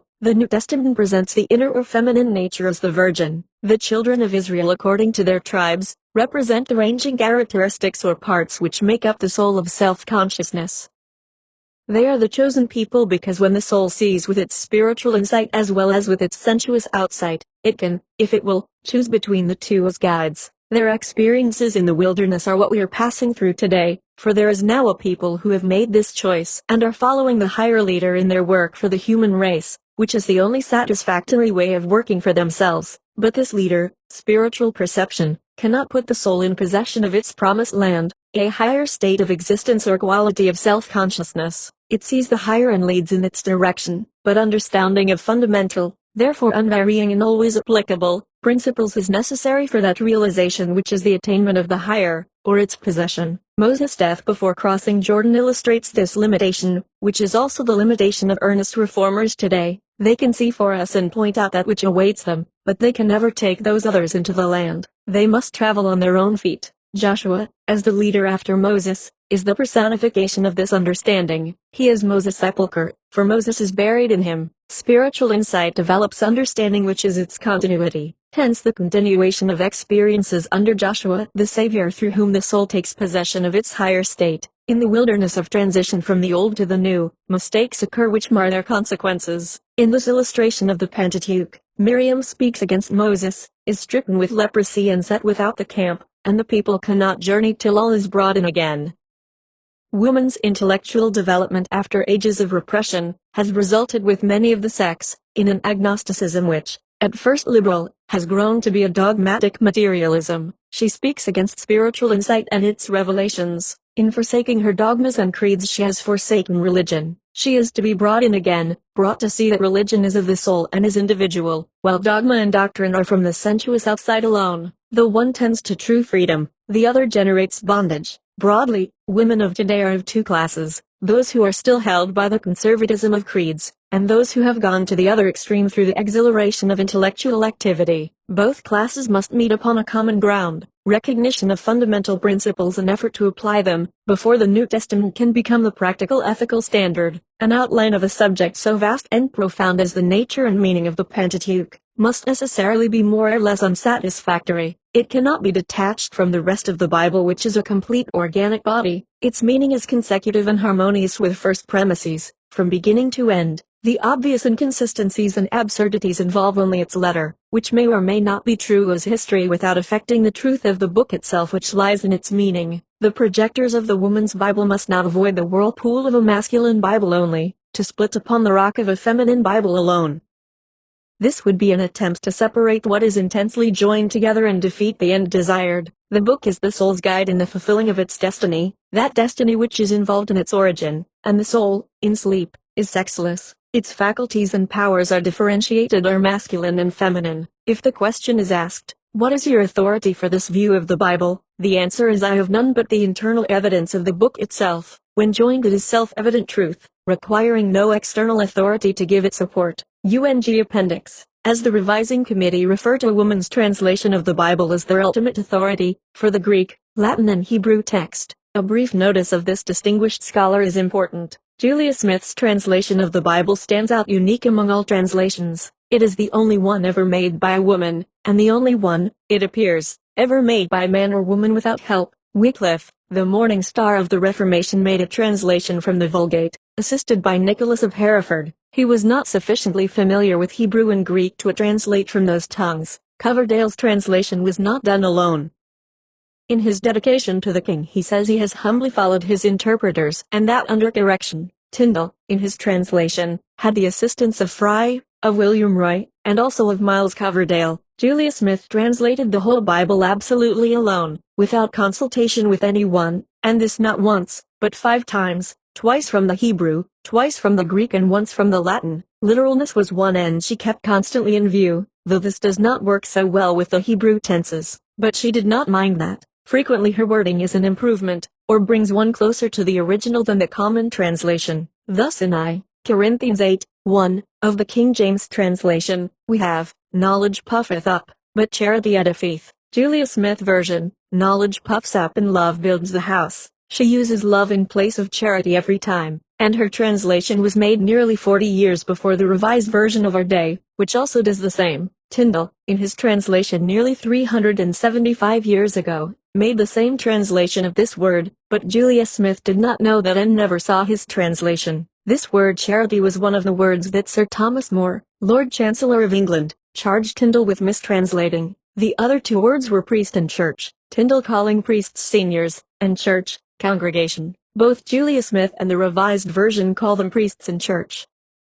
And he gives the word, life, for even Adam will call his wife's name life, for she was the mother of all living. One more illustration. Now when Jesus was born in Bethlehem of Judea in the days of Herod the king, behold, there came wise men from the east to Jerusalem. King James translation. Now when Jesus was born, etc., behold, there came wise men from the sunrisings to Jerusalem. Julia Smith version. She claims to have made a perfectly literal translation, and according to the verdict of competent authorities, Hebrew scholars who have examined her Bible, she has done so. Her work has had the endorsement of various learned men, a Hebrew professor of Harvard College, Professor Young, called on her soon after her Bible was issued and examined it. He was much astonished that she had translated it correctly without consulting some learned man. He expressed surprise that she should have put the tenses as she did. She said to him, "You acknowledge that I have translated according to the Hebrew idiom?" He replied, "Oh yes, you have translated literally." That was just what she aimed at, to get an exact literal translation, without regard to smoothness. She received many letters from scholars, all speaking of the exact,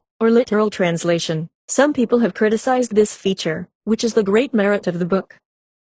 Julia Smith was led to make the translation at the time of the Miller excitement in 1843, when the world was to come to a sudden termination, when the saints were preparing their robes for ascension into the empyrean, and wicked unbelievers, the vast majority, were to descend as far the other way. She and her family were much interested in Miller's predictions, and she was anxious to see for herself if, in the original Hebrew text of the Bible, there was any warrant for Miller's predictions. So she set to work and studied Hebrew, having previously translated the New Testament, and also the Septuagint from the Greek. So absorbed did she become in her work that the dinner bell was unheeded, and she would undoubtedly have many times gone to bed both dinnerless and supperless had not the family called her off from her work. Once a week she met with the family and a friend and neighbor, Miss Emily Mosley, to read over and discuss what she had translated during the week. This practice was kept up for several years. When she came to publish the work, the manuscripts of which had lain in the garret some 25 or 30 years, the cashier of the Hartford Bank, where the sisters had kept their money, told her she was very foolish to throw away her money printing this Bible, that she would never sell a copy. She told him it didn't matter whether she did or not, that she was not doing it to make money, that she found more satisfaction in spending her money in this way than in spending it all on dress. Thanks to her more enlightened age, this translation did not meet with the opposition the early translators had to contend with. The scholars of those days thought learning should be confined to a select few. It was, in their view, dangerous to put the Bible into a language the common people could understand, especially women. Here is what one Henry Day Knighton, a learned monk of that day, said: "This Master John Wycliffe hath translated the Gospel out of Latin into English, which Christ had entrusted with the clergy and doctors of the church, that they might minister it to the laity in weaker sort, according to the state of the times and the wants of men. But now the gospel is made vulgar and more open to the laity, and even to women who can read, than it used to be to the most learned of the clergy and those of the best understanding. To say nothing of reading the Bible, what would this learned man have thought of a woman translating it, and 5 times at that?"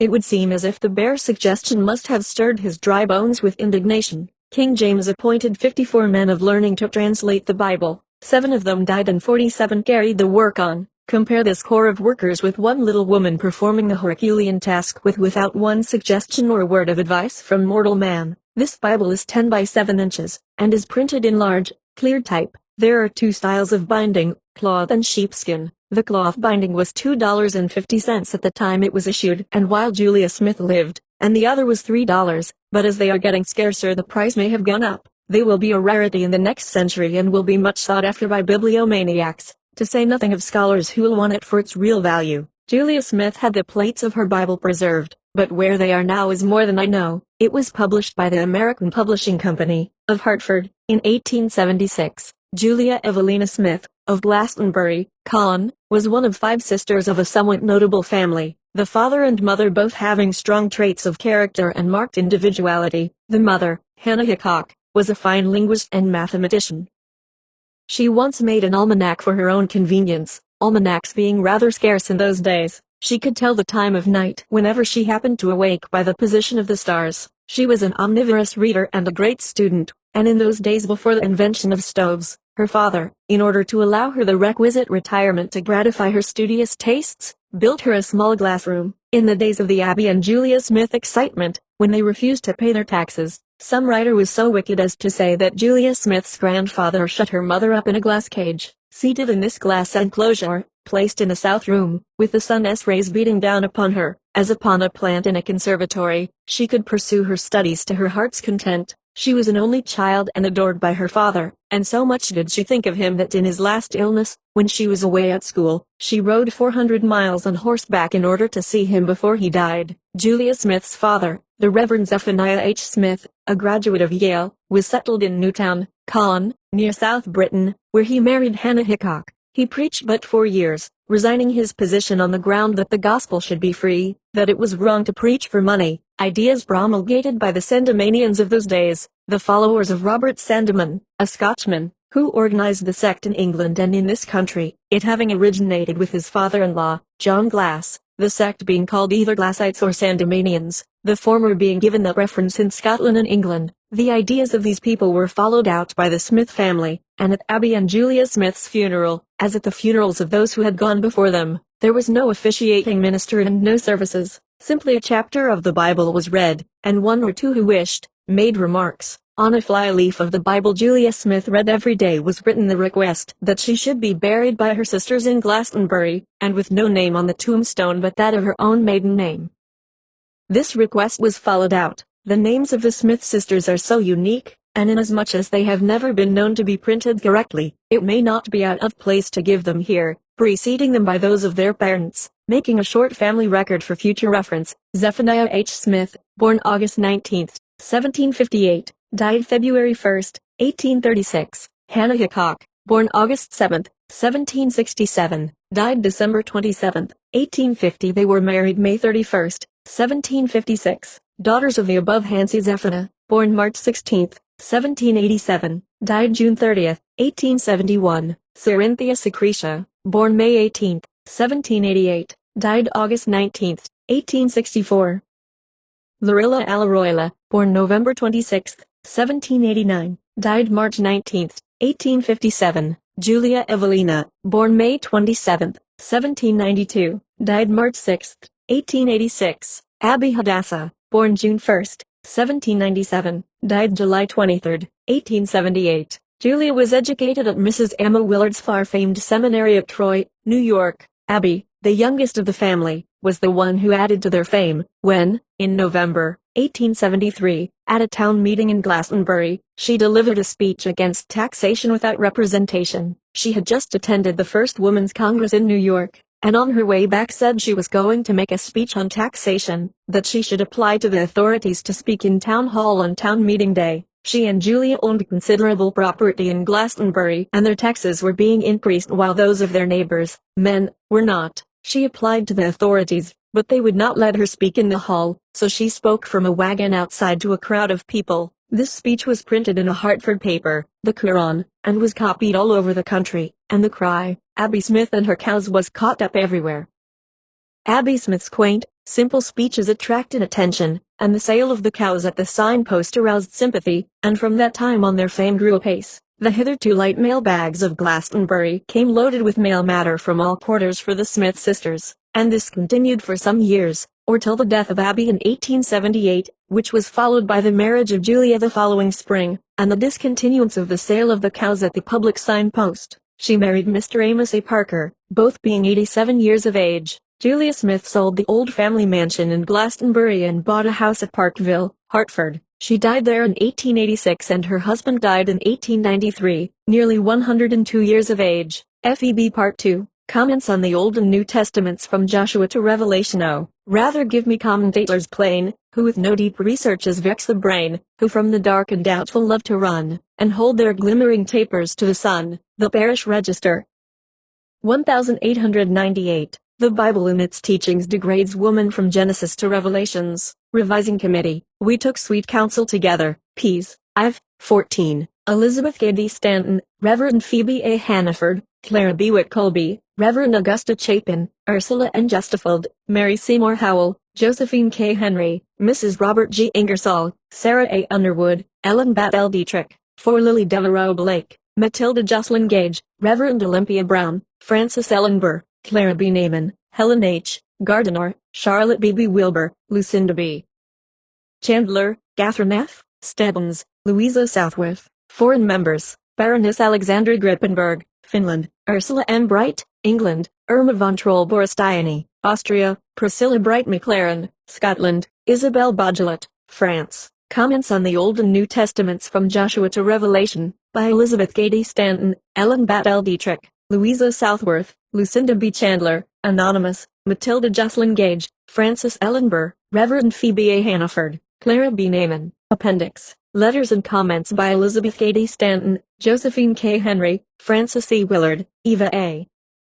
Ingersoll, Mary A. Livermore, Irma von Troll-Borostiani, Mrs. Jacob Wright, Reverend Antoinette Brown Blackwell, Anonymous, Reverend Phoebe A. Hannaford, Edna D. Cheney, Sarah A. Underwood, Dr. Elizabeth Blackwell, Alice Stone Blackwell, Ursula N. Justafeld, E.M., Matilda Jocelyn Gage, Sarah M. Perkins, and Catherine F. Stebbins. Resolution of National American Woman Suffrage Association repudiating the Woman's Bible, and speech of Susan B. Anthony, dedicated to the memory of Ellen Bat L. Dietrich, in whose death we lost the ablest member of our revising committee. Preface to Part 2. The criticisms on the Woman's Bible are as varied as they are unreasonable.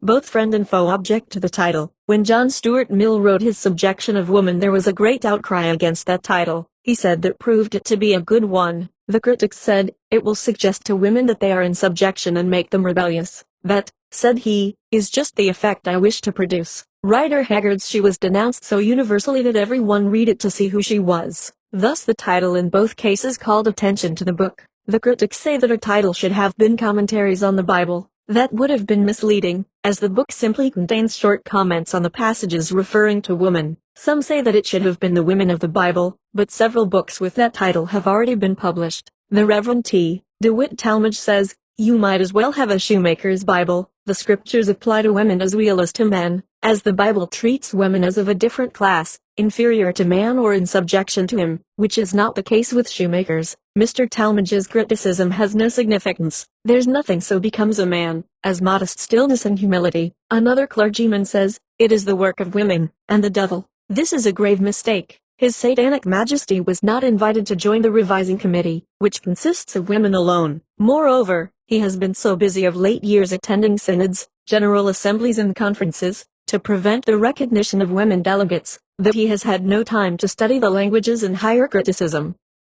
Other critics say that our comments do not display a profound knowledge of biblical history or of the Greek and Hebrew languages. As the position of women in all religions is the same, it does not need a knowledge of either Greek, Hebrew or the works of scholars to show that the Bible degrades the mothers of the race. Furthermore, the Woman's Bible is intended for readers who do not care for, and would not be convinced by, a learned, technical work of so-called higher criticism. The Old Testament makes woman a mere afterthought in creation, the author of evil, cursed in her maternity, a subject in marriage, and all female life, animal and human, unclean. The Church in all ages has taught these doctrines and acted on them, claiming divine authority. Therefore, as Christ is the head of the Church, so is man the head of woman. This idea of woman's subordination is reiterated times without number, from Genesis to Revelations, and this is the basis of all church action. Parts I and II of the Woman's Bible state these dogmas in plain English, as agreeing fully with Bible teaching and church action, and yet women meet in convention and denounce the Woman's Bible, while clinging to the church and their scriptures.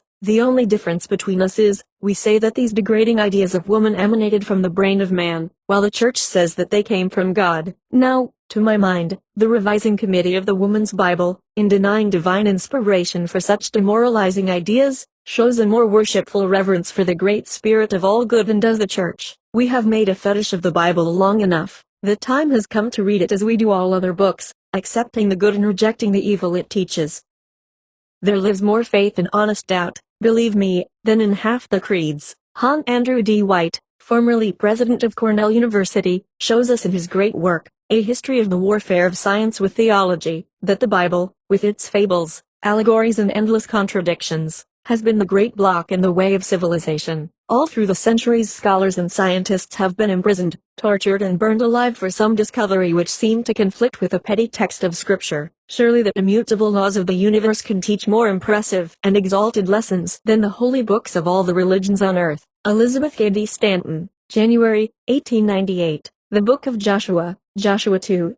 And Joshua the son of Nun sent out of Shittim 2 men to spy secretly, saying, Go view the land, even Jericho. And they went, and came into a harlot's house, named Rahab, and lodged there 2. And it was told the king of Jericho, saying, Behold, there came men in hither tonight of the children of Israel to search out the country 3. And the king of Jericho sent unto Rahab, saying, Bring forth the men that are come to thee which are entered into thine house, for they be come to search out all the country.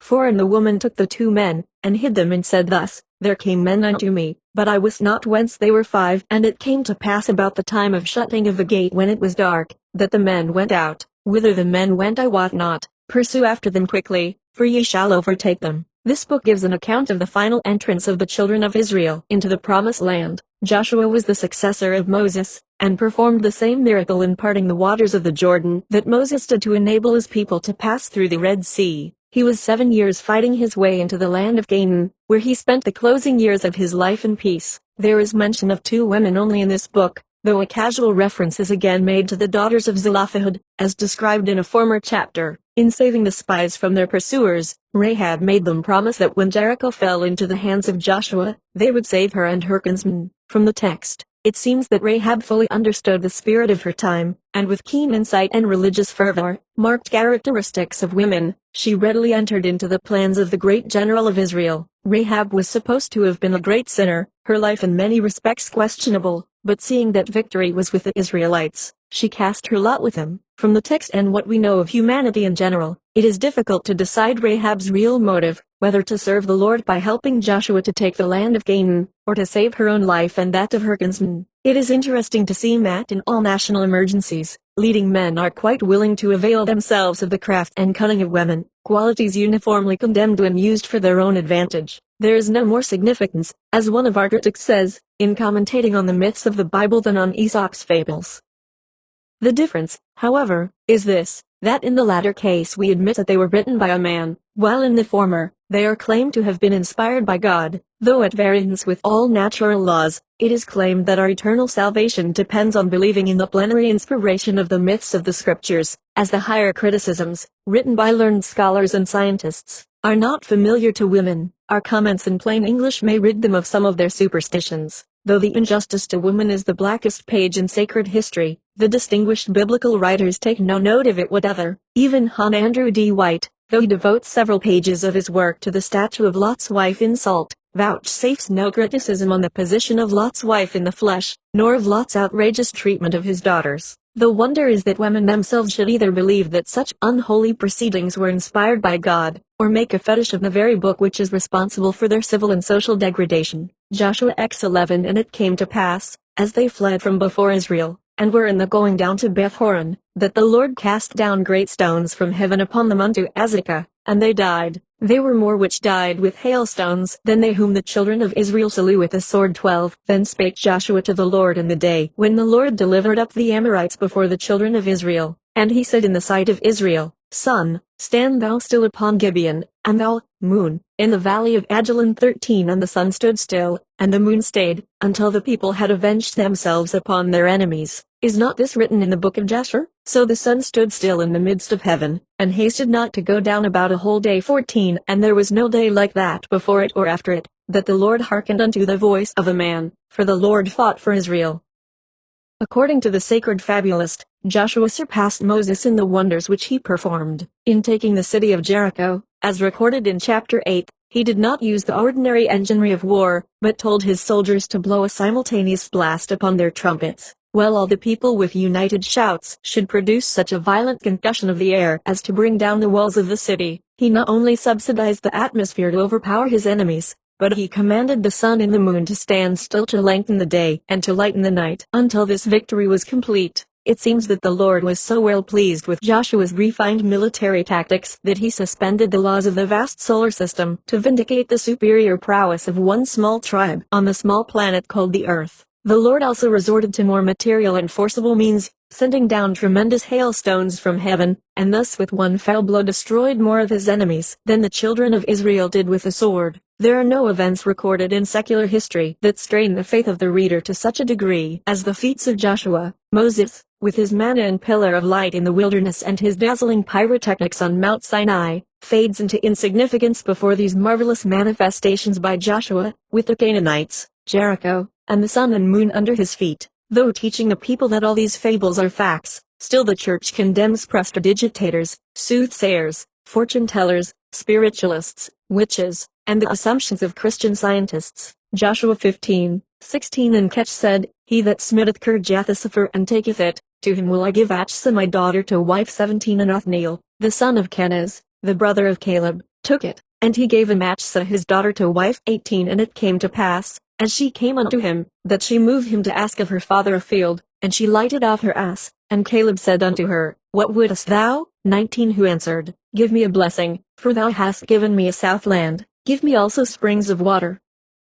And he gave her the upper springs, and the nether springs. In giving Achsah her inheritance, it is evident that the judges of Israel had not forgotten the judgment of the Lord in the case of Zelophehad's daughters. He said to Moses, when a father dies leaving no sons, the inheritance shall go to the daughters. Let this henceforth be an ordinance in Israel, very good as far as it goes, but in case there were sons, justice demanded that daughters should have an equal share in the inheritance, as the Lord has put it into the hearts of the women of this republic to demand equal rights in everything and everywhere, and as he is said to be immutable and unchangeable, it is fair to infer that Moses did not fully comprehend the message, and in proclaiming it to the great assembly he gave his own interpretation, just as our judges do in this year of the Lord 1898. Achsah's example is worthy the imitation of the women of this republic. She did not humbly accept what was given her, but bravely asked for more. We should give to our rulers, our seers and sons no rest until all our rights, social, civil and political, are fully accorded. How are men to know what we want unless we tell them? They have no idea that our wants, material and spiritual, are the same as theirs, that we love justice, liberty and equality as well as they do, that we believe in the principles of self-government, in individual rights,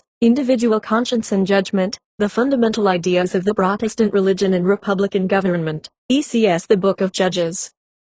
Chapter I, Judges I-19. And the Lord was with Judah, and he drove out the inhabitants of the mountain, but could not drive out the inhabitants of the valley, because they had chariots of iron. Judges 2:6. And when Joshua had let the people go, the children of Israel went every man unto his inheritance to possess the land. 7. And the people served the Lord all the days of Joshua, and all the days of the elders that outlived Joshua, who had seen all the great works of the Lord, that he did for Israel. 8. And Joshua the son of Nun, the servant of the Lord, died, being 110 years old. This book, supposed to have been written by Samuel the prophet, covers a period of 300 years. During all of this time the children of Israel are in constant friction with the Lord and neighboring tribes, never loyal to either. When at peace with the Lord, they are fighting with their neighbors. When at peace with them, worshipping their gods and giving them their daughters in marriage, then the Lord is angry, and vents his wrath on them. Thus, they are continually between two fires, now repenting in sackcloth and ashes, and now, with the help of the Lord, blessed with victories. Life with them was a brief period of success and defeat. It seems that the Lord, according to their ideas, had his limitations, and could not fight tribes who had iron chariots. What could iron chariots be in the way of that great force which creates cyclones, hurricanes and earthquakes, or the pyrotechnics of a thunderstorm?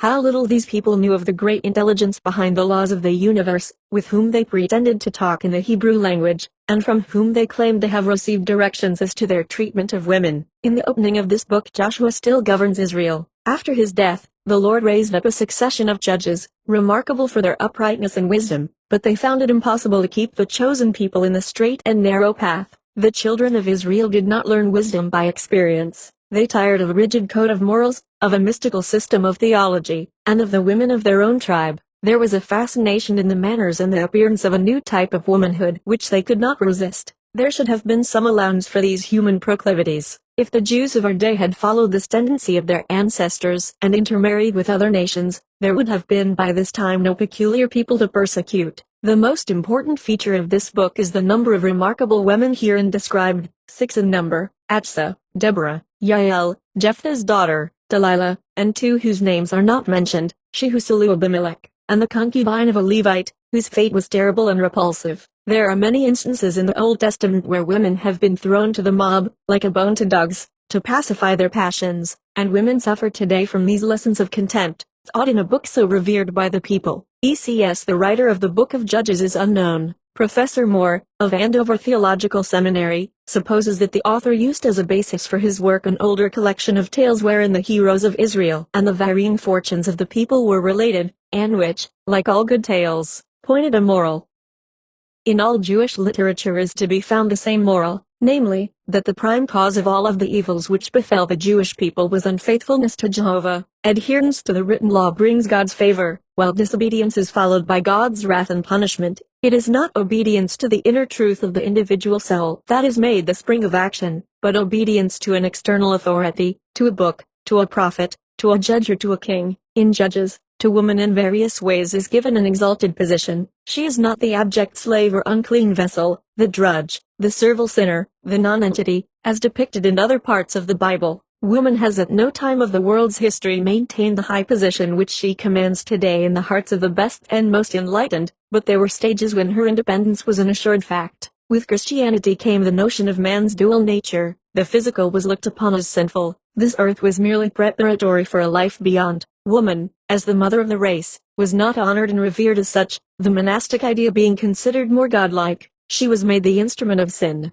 To be born into this life was not a blessing so long as asceticism ruled supreme. The Bible has been of service in some respects, but the time has come for us to point out the evil of many of its teachings. It now behooves us to throw the light of a new civilization upon the women who figure in the book of Judges. We begin with Achsa, a woman of good sense, married to a hero. She must needs look out for material subsistence. Her husband, being a warrior, had probably no property of his own, so that upon her devolved the necessity of providing the means of livelihood. Great men, heroic warriors, generally lack the practical virtues, so that it seems befitting in her to ask of her father the blessing of a fruitful piece of land. Her husband would have been satisfied with the southland. She knew that she required the upper and the nether springs to fertilize it, so that it might yield a successful harvest. CBN The Book of Judges, Chapter 2, Judges I 4 And Deborah, a prophetess, the wife of Lapidoth, judged Israel at that time 5. And she dwelt under the palm tree of Deborah, between Ramah and Bethel and Mount Ephraim. And the children of Israel came up to her for judgment 6. And she sent and called Barak, the son of Abinoam, out of Kadesh Naphtali, and said unto him, Hath not the Lord God of Israel commanded, saying, Go and draw toward Mount Tabor, and take with thee 10,000 men of the children of Naphtali and of the children of Zebulun, 7. And I will draw unto thee, to the river Kison, Sisera the captain of Jabin's army, with his chariots and his multitude, and I will deliver him into thine hand. 8. And Barak said unto her, If thou wilt go with me, then I will go, but if thou wilt not go with me, then I will not go. 9. And she said, I will surely go with thee, notwithstanding the journey that thou takest shall not be for thine honor, for the Lord shall sell Sisera into the hand of a woman. And Deborah arose, and went with Barak to Kadesh. 10. And Barak called Zebulun and Naphtali to Kadesh, and he went up with 10,000 men at his feet, and Deborah went up with him. Some commentators say that Deborah was not married to a man by the name of Lapidoth, that such a terminology is not customary to the name of a person, but of a place. They think that the text should read, Deborah of Lapidoth. Indeed, Deborah seems to have had too much independence of character, wisdom and self-reliance to have ever filled the role of the Jewish idea of a wife. Deborah signifies and by her industry, sagacity, usefulness and kindness to her friends independence she fully answers to her name. Lapidoth signifies lamps. The rabbis say that Deborah was employed to make wicks for the lamps in the tabernacle, and having stooped to that humble office for God's service, she was afterward exalted as a prophetess, to special illumination and communion with God, the first woman thus honored in Scripture. Deborah was a woman of great ability. She was consulted by the children of Israel in all matters of government, of religion and of war. Her judgment seat was under a palm tree, known ever after as Deborah's palm. Though she was one of the great judges of Israel for 40 years, her name is not in the list, as it should have been. With Gideon, Barak, Samson and Jephthah, men have always been slow to confer on women honors, which they deserve. Deborah did not judge as a princess by any civil authority conferred upon her, but as a prophetess, as the mouthpiece of God, redressing grievances and correcting abuses.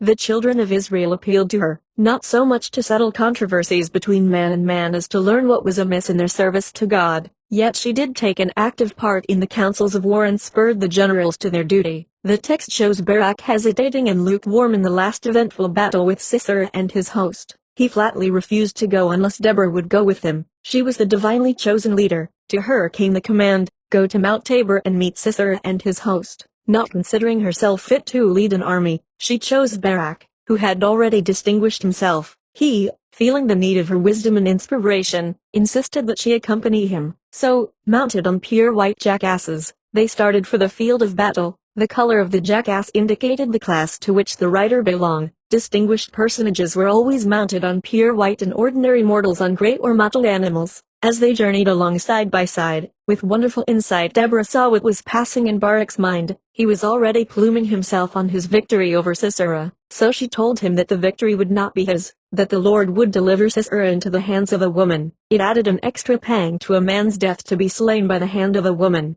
Fortunately, poor Sisera was spared the knowledge of his humiliation. What a picture of painful contrasts his death presents, a loving mother watching and praying at her window for the return of her only son, while at the same time Yael performs her deadly deed and blasts that mother's hopes forever. What a melancholy dirge to her must have been that song of triumph, chanted by the army of Deborah and Barak, and for years after, by generation after generation, we never hear sermons pointing women to the heroic virtues of Deborah as worthy of their imitation. Nothing is said in the pulpit to rouse them from the apathy of ages, to inspire them to do and dare great things, to intellectual and spiritual achievements, in real communion with the great spirit of the universe. Oh, no, the lessons doled out to women, from the canon law, the Bible, the prayer books and the catechisms, are meekness and self-abnegation, ever with covered heads, a badge of servitude to do some humble service for man, that they are unfit to sit as a delegate in a Methodist conference, to be ordained to preach the gospel, or to fill the office of elder, of deacon or of trustee, or to enter the Holy of Holies in cathedrals. Deborah was a poetess as well as a prophetess, a judge as well as a general. She composed the famous historical poem of that period on the eventful final battle with Sisera and his hosts, and she ordered the soldiers to sing the triumphant song as they marched through the land, that all the people might catch the strains and that generations might proclaim the victory. Judges 5:18. And Yael went out to meet Sisera, and said unto him, Turn in, my lord, turn in to me, fear not. And when he had turned in unto her into the tent, she covered him with a mantle. 19. And he said unto her, Give me, I pray thee, a little water to drink, for I am thirsty. And she opened a bottle of milk, and gave him to drink, and covered him. 20. Again he said unto her, Stand in the door of the tent, and it shall be, when any man doth come and inquire of thee, and say, Is there any man here, that thou shalt say, No.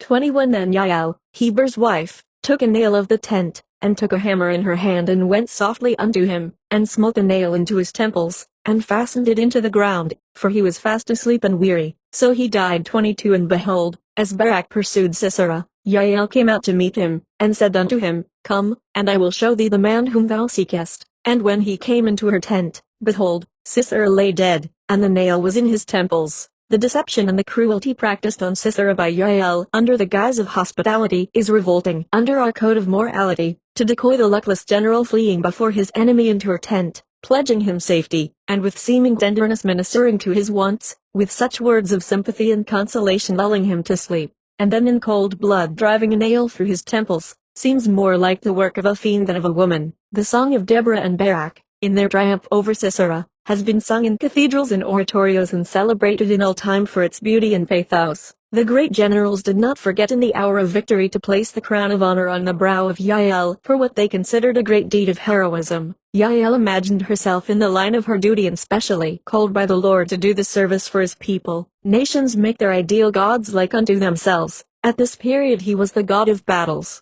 though he had made all the tribes, we hope, to the best of his ability, yet he hated all, the sacred fabulist tells us, but the tribe of Israel, and even they were objects of his vengeance half the time. Instead of Midianites and Philistines, in our day we have saints and sinners, orthodox and heterodox, persecuting each other, although you cannot distinguish them in the ordinary walks of life. They are governed by the same principles in the exchanges and the marts of trade. ECS Judges verses. Then sang Deborah and Barak, the son of Abinoam, on that day, saying, 2 Praise ye the Lord for the avenging of Israel, when the people willingly offered themselves. 3 Hear, O ye kings, give ear, O ye princes, even I will sing unto the Lord, I will sing praise to the Lord God of Israel. For Lord, when thou wentest out of Seir, when thou marchedst out of the field of Edom, the earth trembled, and the heavens dropped, the clouds also dropped water. 5 The mountains melted from before the Lord, even at Sinai from before the Lord God of Israel. 6 In the days of Shamgar the son of Anath, in the days of Yael, the highways were unoccupied and the travelers walked through byways. 7 The inhabitants of the villages ceased, they ceased in Israel, until that I, Deborah, arose, that I arose a mother in Israel. The woman who most attracts our attention in the book of Judges is Deborah, priestess, prophetess, poetess and judge. What woman is there in modern or in ancient history who equals in loftiness of position, in public esteem and honorable distinction this gifted and heroic Jewish creation? The writer who compiled the story of her gifts and deeds must have had women before him who inspired him with such a wonderful personality. How could Christianity teach and preach that women should be silent in the church when already among the Jews equal honor was shown to women? The truth is that Christianity has in many instances circumscribed woman's sphere of action, and has been guilty of great injustice toward the whole sex. Deborah was, perhaps, only one of many women who held such high and honorable positions. Unlike any modern ruler, Deborah dispensed justice directly, proclaimed war, led her men to victory, and glorified the deeds of her army in immortal song. This is the most glorious tribute to woman's genius and power. If Deborah, way back in ancient Judaism, was considered wise enough to advise her people in time of need and distress, why is it that at the end of the 19th century, woman has to contend for equal rights and fight to regain every inch of ground she has lost since then? It is now an assured fact that not only among the Hebrews, but also among the Greeks and the Germans, women formerly maintained greater freedom and power. The struggle of today among the advanced of our sex is to regain and to reaffirm what has been lost since the establishment of Christianity. Every religion, says a modern thinker, has curtailed the rights of woman, has subjected her to man's ruling. In emphasizing the life beyond, the earthly existence became a secondary consideration. We are learning the great harm which comes from this one-sided view of life, and by arousing woman to the dignity of her position we shall again have women like Deborah, honored openly and publicly for political wisdom, to whom men will come in time of need. Genius knows no sex, and woman must again usurp her divine prerogative as a leader in thought, song and action. The religion of the future will honor and revere motherhood, wifehood and maidenhood. Asceticism, an erroneous philosophy, church doctrines based not upon reason or the facts of life, issued out of crude imaginings, phantasms obstructed the truth, held in check the wheel of progress. Let our church women turn their gaze to such characters as Deborah, and claim the same recognition in their different congregations. The antagonism which the Christian church has built up between the male and the female must entirely vanish. Together they will slay the enemies, ignorance, superstition and cruelty. United in every enterprise, they will win. Like Deborah and Barak, they will clear the highways and restore peace and prosperity to their people. Like Deborah, woman will forever be the inspired leader. If she will have the courage to assert and maintain her power, her aspirations must keep pace with the demands of our civilization. New times teach new duties. God never discriminates. It is man who has made the laws and compelled woman to obey him. The Old Testament and the New are books written by men. The coming Bible will be the result of the efforts of both, and contain the wisdom of both sexes, their combined spiritual experience. Together they will unfold the mysteries of life, and heaven will be here on earth when love and justice reign supreme. CBN Judges 8:30. And Gideon had 70 sons, for he had many wives. 31. And his concubine that was in Shechem, she also bare him a son, whose name he called Abimelech. Judges 9:52. And Abimelech came unto the tower, and fought against it, and went hard unto the door of the tower to burn it with fire. 53. And a certain woman cast a piece of a millstone upon Abimelech's head, and all to break his skull. 54. Then he called hastily unto the young man, his armor-bearer, and said unto him, Draw thy sword, and slay me, that men say not of me, A woman slew him. And his young man thrust him through, and he died. Abimelech destroyed the city of Thebez, drove all the people into a tower and then tried to set it on fire, as he had done in many places before in his war on other tribes, but here he lost his life, and at the hand of a woman, which was considered the greatest disgrace which could befall a man. Commentators say that as Sisera and Abimelech were exceptionally proud and lofty, they were thus degraded in their death. Sisera was spared the knowledge of his fate by being taken off when asleep, but Abimelech saw the stone coming and knew that it was from the hand of a woman, an added pang to his death agony. He had no thoughts of his wicked life nor his eternal welfare, but with his dying breath implored his armor-bearer to thrust him through with his sword, that it might not be said that he was slain by the hand of a woman. Abimelech had 70 brethren. It is said that his mother roused his ambition to be one of the judges of Israel.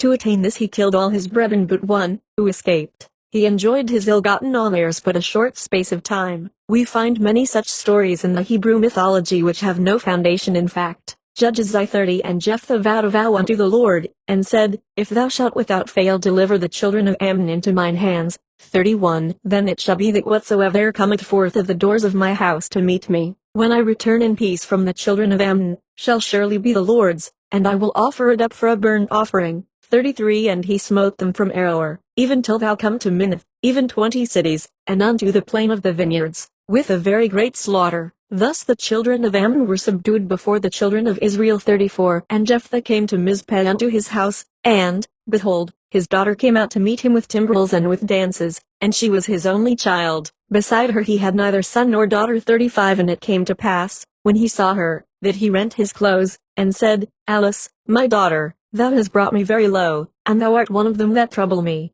for I have opened my mouth unto the Lord, and I cannot go back. 36 And she said unto him, My father, if thou hast opened thy mouth unto the Lord, do to me according to that which hath proceeded out of thy mouth, forasmuch as the Lord hath taken vengeance for thee of thine enemies, even of the children of Ammon. 37 And she said unto her father, Let this thing be done for me, let me alone 2 months, that I may go up and down upon the mountains, and bewail my virginity, I and my fellows.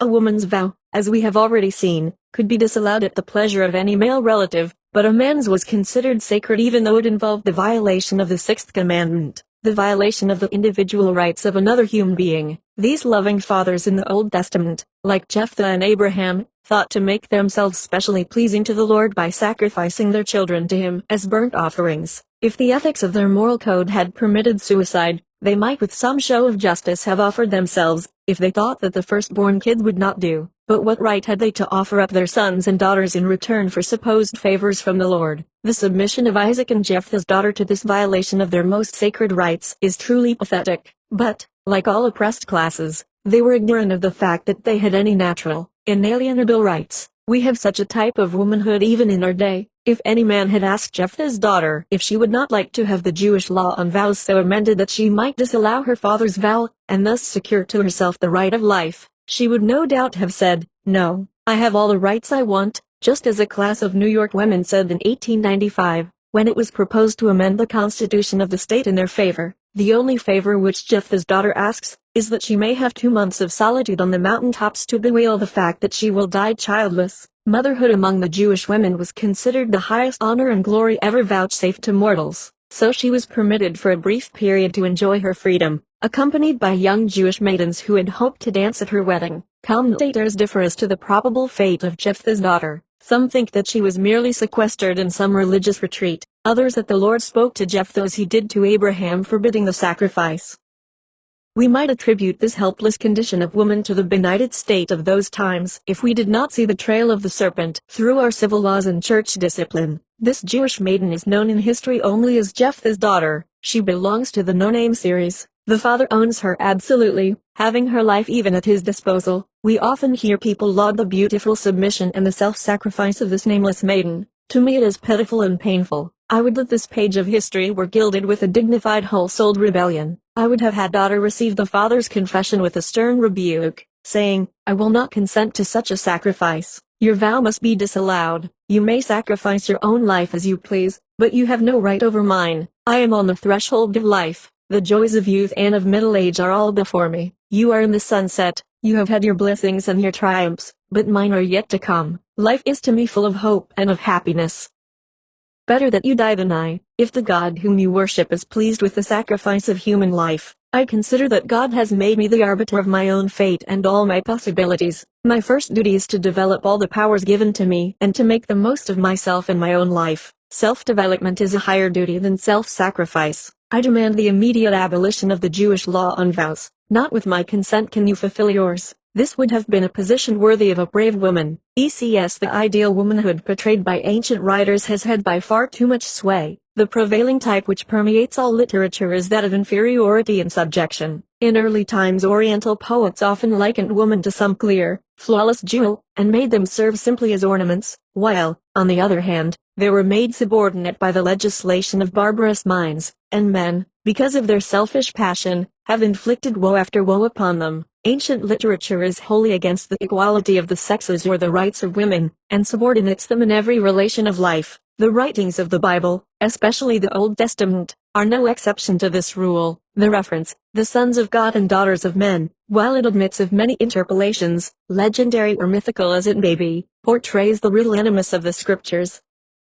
To what extent the sentiment of the Hebrews favored sons rather than daughters, and the injustice of this distinction is fully exemplified by the stories of Abraham and Isaac, and of Jephthah and his daughter. Abraham was commanded by his God to sacrifice his son Isaac, after the manner of the Canaanites, who often slew their children and burnt them upon their altars in honor of their deities. But when all was made ready for the sacrifice, an angel of Jehovah appeared. The hand of Abraham was stayed, and Aram was made a substitute for the son of promise. The conditions were quite different in the case of Jephthah and his daughter. The Israelites had been brought very low in their contest with the Ammonites, and they chose the famous warrior, Jephthah, to lead them against their foe, who with warlike zeal summoned the hosts to battle. The risk was enormous, the enemy powerful, and the general, burning for victory, intent on securing the assistance of the deity, made a solemn and fatal vow. In the first case it was a direct command of God, but means were found to revoke this explicit command with regard to a son. In the second case it was only a hasty and unwise promise of a general going to war, and the prevailing sentiment of the age felt it unnecessary to evade its fulfillment. The victim was only a girl. The unhappy father must sacrifice his daughter. What a masculine coloring is given to the rest of the narrative, a maiden who did not mourn her death, but wandered up and down the mountain mourning her virginity. So much glamour has been thrown by poetry and by song over the sacrifice of this Jewish maiden, that the popular mind has become too benumbed to perceive its great injustice. The Iphigenias have been many and are still too numerous to awaken compassion. We must destroy the root of this false and pernicious teaching, and plant in its place a just and righteous doctrine. What women have to win for the race is a theory of conduct which shall be more equitable.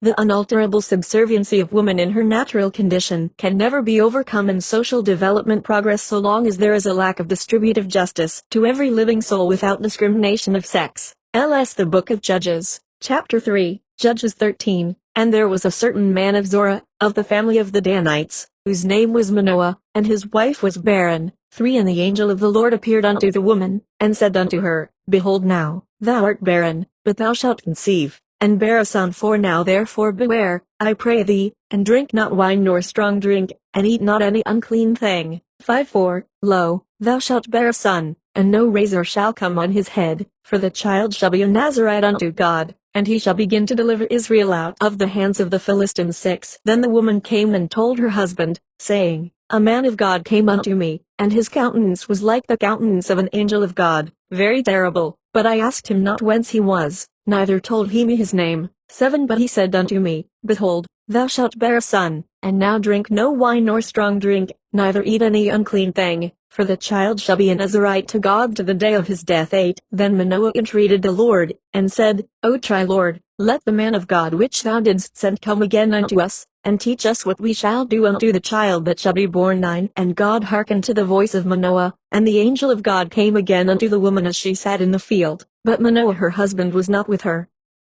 10. And the woman made haste, and ran, and shewed her husband, and said unto him, Behold, the man hath appeared unto me, that came unto me the other day. 11. And Manoah arose, and went after his wife, and came to the man, and said unto him, Art thou the man that spakest unto the woman? And he said, I am. 12. And Manoah said, Now let thy words come to pass. How shall we order the child, and how shall we do unto him? 13. And the angel of the Lord said unto Manoah, Of all that I said unto the woman let her beware. We come now to a very interesting incident, giving proof of the remarkable knowledge which the writers had of some intrinsic laws and the power of transmission which, even today, are known and adhered to only by a very small minority of wise, thoughtful mothers. However, the wife of Manoah, the future mother of Samson, is visited by an angel, giving her instructions as to her way of living during pregnancy. It appears that the writer was acquainted with some prenatal influences and their effect upon the unborn. We are just now beginning to investigate the important problem of child culture. Many good thoughts have been given on this subject by earnest thinkers.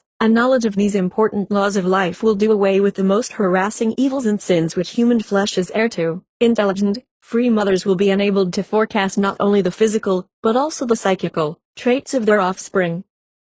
How and why this once recognized knowledge was lost we know not. We may, however, rightly infer that so long as woman was not the arbiter of her own destiny, she had no power to make use of this knowledge. Only the thoughtful, independent wife can administer the laws and the rules necessary for her own well-being and that of her offspring. Freedom is the first prerequisite to a noble life. Observe how simple and trustful the relation is between this husband and wife. Manoah is thoughtful and ready to unite with his wife in all that the angel had commanded. There is no trace of disunion or of disobedience to the higher law which his wife had been instructed to follow. To her the law was revealed, and he sustained her in its observance. Mark, however, one difference from our interpretation of today, and how the omission of it worked out the destruction of the child. All the injunctions received were of a physical nature. Strength of body and faith in God were to be the attributes through which Samson was to serve his people. The absence of moral traits is very evident in Samson, and this is the reason why he fell an easy prey to the wiles of designing women. It was not moral, but physical heroism which distinguished Samson from his combatants.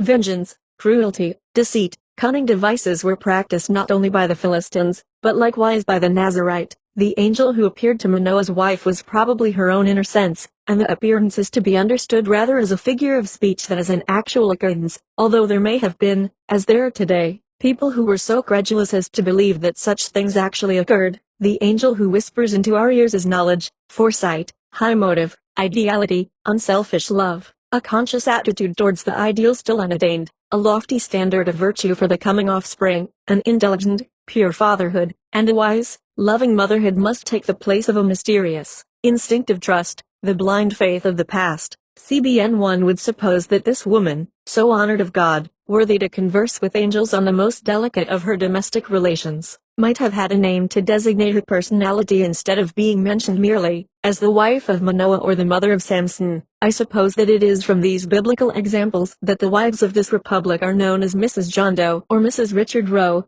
to whatever row or doe she may belong. If she chanced to marry 2 or 3 times, the woman's identity is wholly lost. To make this custom more ludicrous, women sometimes keep the names of 2 husbands, clinging only to the maiden name, as Dolly Doe Roe, ignoring her family name, the father from whom she may have derived all of her talent. Samson's wife had no name, nor had the second woman on whom he bestowed his attentions. To the third one is vouchsafed the name of Delilah, but no family name is mentioned. All 3 represented one type of character and betrayed the consecrated Nazarite, the canonized judge of Israel. It would be a great blessing to the race if parents would take heed to the important lesson taught in the above texts. The 9 months of antenatal life is the period when the mother can make the deepest impression in forming future character, when she has absolute power for weal or for woe over the immortal being. Locke, the philosopher, said, "Every child is born into the world with a mind like a piece of blank paper, and we may write thereon whatever we will." But Descartes said, nay, the child is born with all its possibilities. You can develop all you find there, but you cannot add genius or power. Necessiter, non fit. Although a learned blacksmith, Elihu Burritt, always reversed this motto. ECS no body of ecclesiastics has taught the message of the angel of the Lord to Manoah's wife as a message of direction from the Lord to save the race from the disastrous results of strong drink and impure food. And although the degree of enlightenment attained shows that science and the instructions of the angel to Manoah's wife agree, this knowledge does not protect the unborn child from the effects of the use by the mothers of today of wine, strong drink and unclean food. Could the light which reveals to the mother what would be a saving power to her child, be followed carefully by both herself and the father during antenatal life, the race would more rapidly be brought to the full stature of its destined perfection. Not only is physical endowment available to the child through the wholesome sustenance of the mother, but the qualities of the higher nature may also be transmitted, and moral grandeur be an inheritance equally with grand physical powers. The theological teaching that has made human nature depraved and cut off from the divine source of all perfection, has hindered the development of the higher faculties of understanding. It has led to a misapprehension of the creative power of parenthood, from the idea that the creation of humanity was finished in the beginning, and that man fell from his high estate as the image of God, has resulted a demoralized race. The instruction of the angel to Samson's mother was in accord with the dominant spirit that wrought the victories of Israel over enemies, and the reign of physical force that characterized the people of that age. The woman, having had no experience of motherhood, had not been subject to the deep soul stirring that belongs to the mystery of life in a developed womanhood, nor did that experience evidently transmit to Samson a high degree of moral strength. He was but a well-developed physical organism, which the spirit of life could act through without limitation. He consorted with the harlot, but it was the woman whom he loved who succeeded in wringing from him the secret of his strength, and thus the possibility of delivering him to his enemies. In the relation of women to this man of might there is illustrated the dominant characteristics of the purely animal man. The father of Samson's first wife gave her to another man after Samson had gone in anger to his father's house, and when he returned and proposed to resume his conjugal relations, this father proposed that he should take the younger sister, who was fairer than she. It is a significant suggestion of the quality of the relation that Samson's first wife, who had also no name of her own, and Delilah, whom he loved, were both more loyal to their own people, and had more regard for them, than for the man to whom they had been given. LBC Judges 14:1. And Samson went down to Timnath, and saw a woman in Timnath of the daughters of the Philistines too, and he came up, and told his father and his mother, and said, I have seen a woman in Timnath of the daughters of the Philistines, now therefore get her for me to wife. 3. Then his father and his mother said unto him, Is there never a woman among the daughters of thy brethren, or among all my people, that thou goest to take a wife of the uncircumcised Philistines? And Samson said unto his father, Get her for me, for she pleaseth me well. So the father and the mother, much against their wishes, went down to Timnath and secured for Samson the desired wife. He conformed to the custom of the Philistines, and on the occasion of the nuptial solemnities he made a great feast, and invited 30 young men to join in the festivities, which lasted 7 days. These feasts were enlivened with interesting discussions, stories and riddles. Samson propounded one, with promises of valuable gifts to those who guessed the riddle. Out of the eater came forth meat, out of the strong came forth sweetness. It seems that on one occasion, being attacked by a lion, Samson, without any weapon of defense, tore the lion to pieces. Passing the vineyard some time after, he went in to see if the lion still rested there, and lo, the skeleton was a hive of bees. He partook freely of the honey and carried some to his parents. Being proof against the lion's paws, he had no fear of the bees. Day after day passed, and the young men could not guess the riddle, so they persuaded the wife to coax him for the answer, with promises of silver if she succeeded, and threatenings of wrath if she failed. So, with constant weeping and doubts of his love, she at last worried the answer out of him, with promises of secrecy. As soon as Samson saw that he was betrayed, he sent his wife back to her father's house, who gave her at once to one of the leaders at the festivities. As Samson loved the woman, he forgave her, and sought to bring her back to his own home.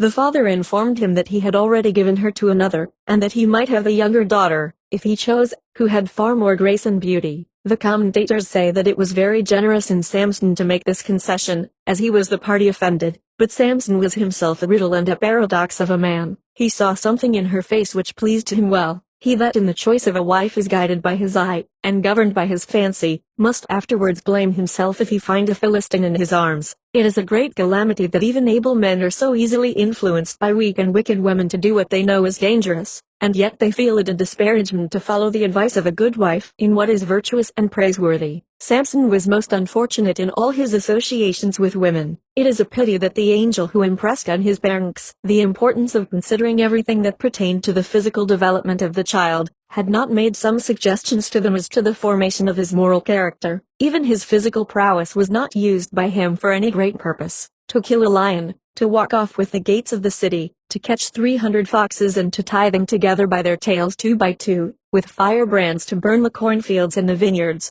all this seems more like the frolics of a boy, than the military tactics of a great general or the statesmanship of a judge in Israel. Samson does not seem to have learned wisdom from experience in his dealings with women. He foolishly trusted another woman, whose face pleased him, with the secret of his great strength, which she, too, worried out of him with tears and doubts of his affection. For the betrayal of his secret the Philistines paid her 1,100 pieces of silver. In the last act of this complicated tragedy, it is said that Samson at his death killed more people than in all his life before.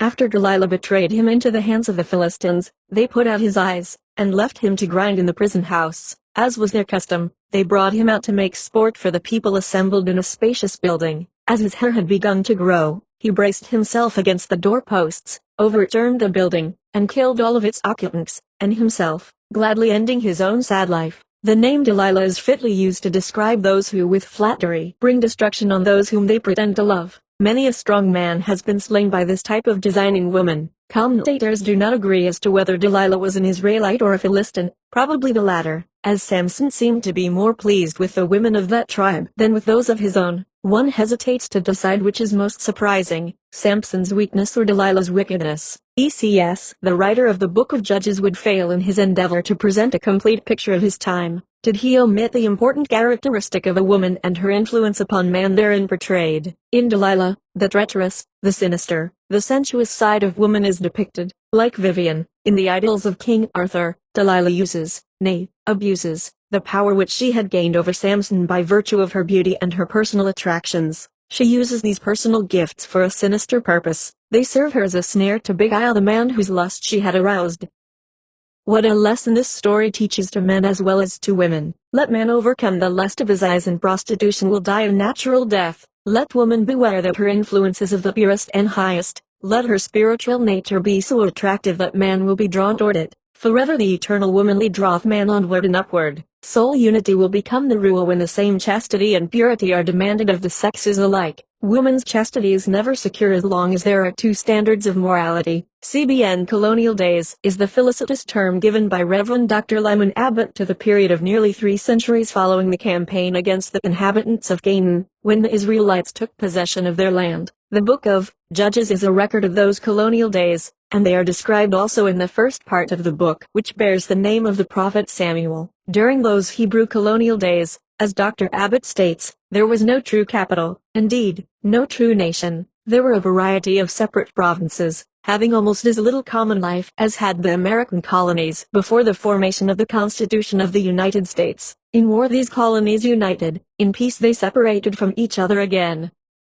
But in one thing they were united. They clung to the teachings of their great lawgiver, Moses, and emphasized a belief in one righteous God, whether expressed by priestly ritual or in prophetic declaration. The truth was clearly revealed that the Jews were a people who worshipped one God, and that they accorded to him the attribute of righteousness. He was a sovereign, but a just one, and to this belief they clung tenaciously, believing themselves justified in conquering the nations about them, because their God was the only ruler. The Book of Judges contains the record of many harrowing events, but what besides savagery can be expected of a warring people whose deity is invoked as the God of battles, and who believe themselves divinely commissioned to drive other tribes from off the face of the earth? The book is as sensational as are newspapers, and if each chapter and verse were illustrated as are the papers of what is termed the new journalism, they would present an appearance of striking and painful similarity. The fate of Adoni-Bezek, an example of retributive justice, the treacherous act of the left-handed Ehud, causing the death of the fat king Eglon of Moab, the inhospitable cruelty, or cruel inhospitality, of Yael, the wife of Heber, whose hammer and nail are welded fast in historical narration with the brow of the sleeping guest,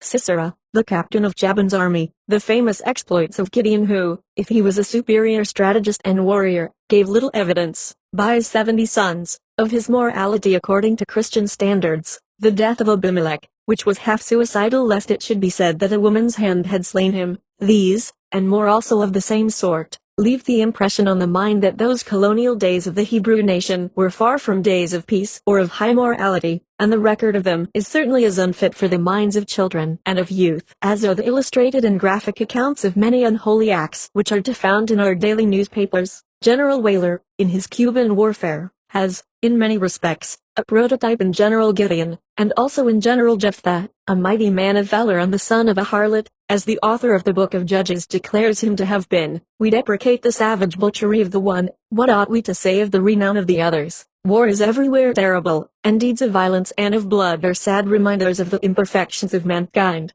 The men of those colonial days were far from being patterns of excellence, and the women matched the men, in most instances. Deborah, as a mother in Israel, one deserved renown, so that her song of victory is even now rehearsed, but it is a query that can have but one answer, whether her anthem of triumph is not a musical rehearsal of treacherous and warlike deeds, unworthy of a woman's praise. In the Book of Judges Delilah appears, and if the mother of her strong lover, Samson, was not a perfect woman, in the modern sense, she has helped to make some readers feel that the law of heredity is a revealer of secrets, and that the story of the angel of the Lord may be received with due caution. The name Delilah has become a synonym for a woman tempting to sin, and the moral weakness and physical strength of Samson show the power of heredity. But whether the stories should be in the hands of our youth, without sufficient explanation and wise commentaries, is a question which coming days will solve to the extent of a wise elimination. Solemn lessons, and those of moral import, are given in the Book of Judges, yet, as a whole, the book does not leave one with an exalted opinion of either the men or the women of those days, but it certainly gives no evidence that in shrewdness, in a wise adaptation of means to ends, in a persistent effort after desired objects, in a successful accomplishment of plans and purposes, the women were the inferiors of the men in that age. They appear to have been their equals, and occasionally their superiors. The Book of Ruth. Ruth I1 Now it came to pass in the days when the judges ruled, that there was a famine in the land, and a certain man of Bethlehem, Judah went to sojourn in the country of Moab, he, and his wife, and his 2 sons too, and the name of the man was Elimelech, and the name of his wife Naomi, and the name of his 2 sons Mahlon and Chilion.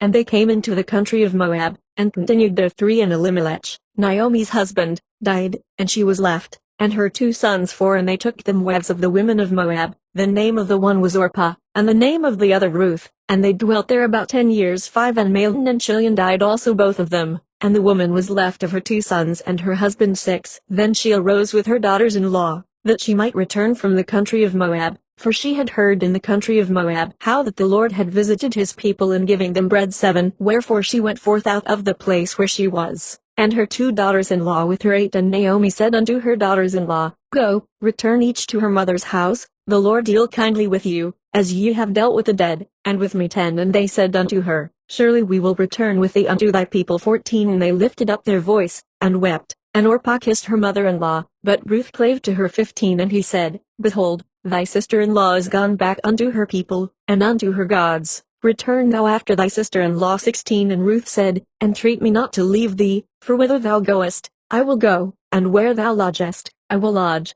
Thy people shall be my people, and thy God my God.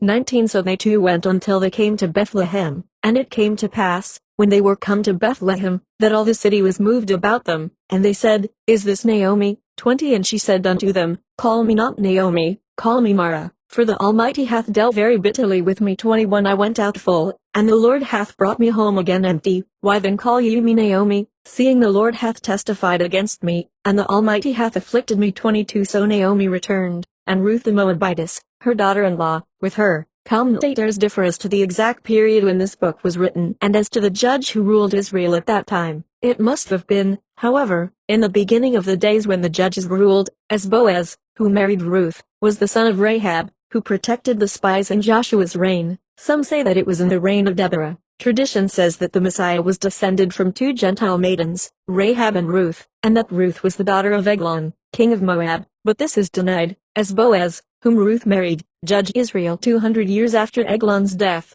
However widely the authorities differ as to Ruth's genealogical tree, they all agree that she was a remarkably sincere, refined, discreet maiden, a loving daughter and an honored wife. Elimelech, the husband of Naomi, is severely criticized by biblical writers for leaving his people and his country when in distress and seeking his fortune among the heathen Moabites, thus leading his sons into the temptation of taking strange wives. They say that the speedy deaths of the father and the sons were a proof of God's disapprobation.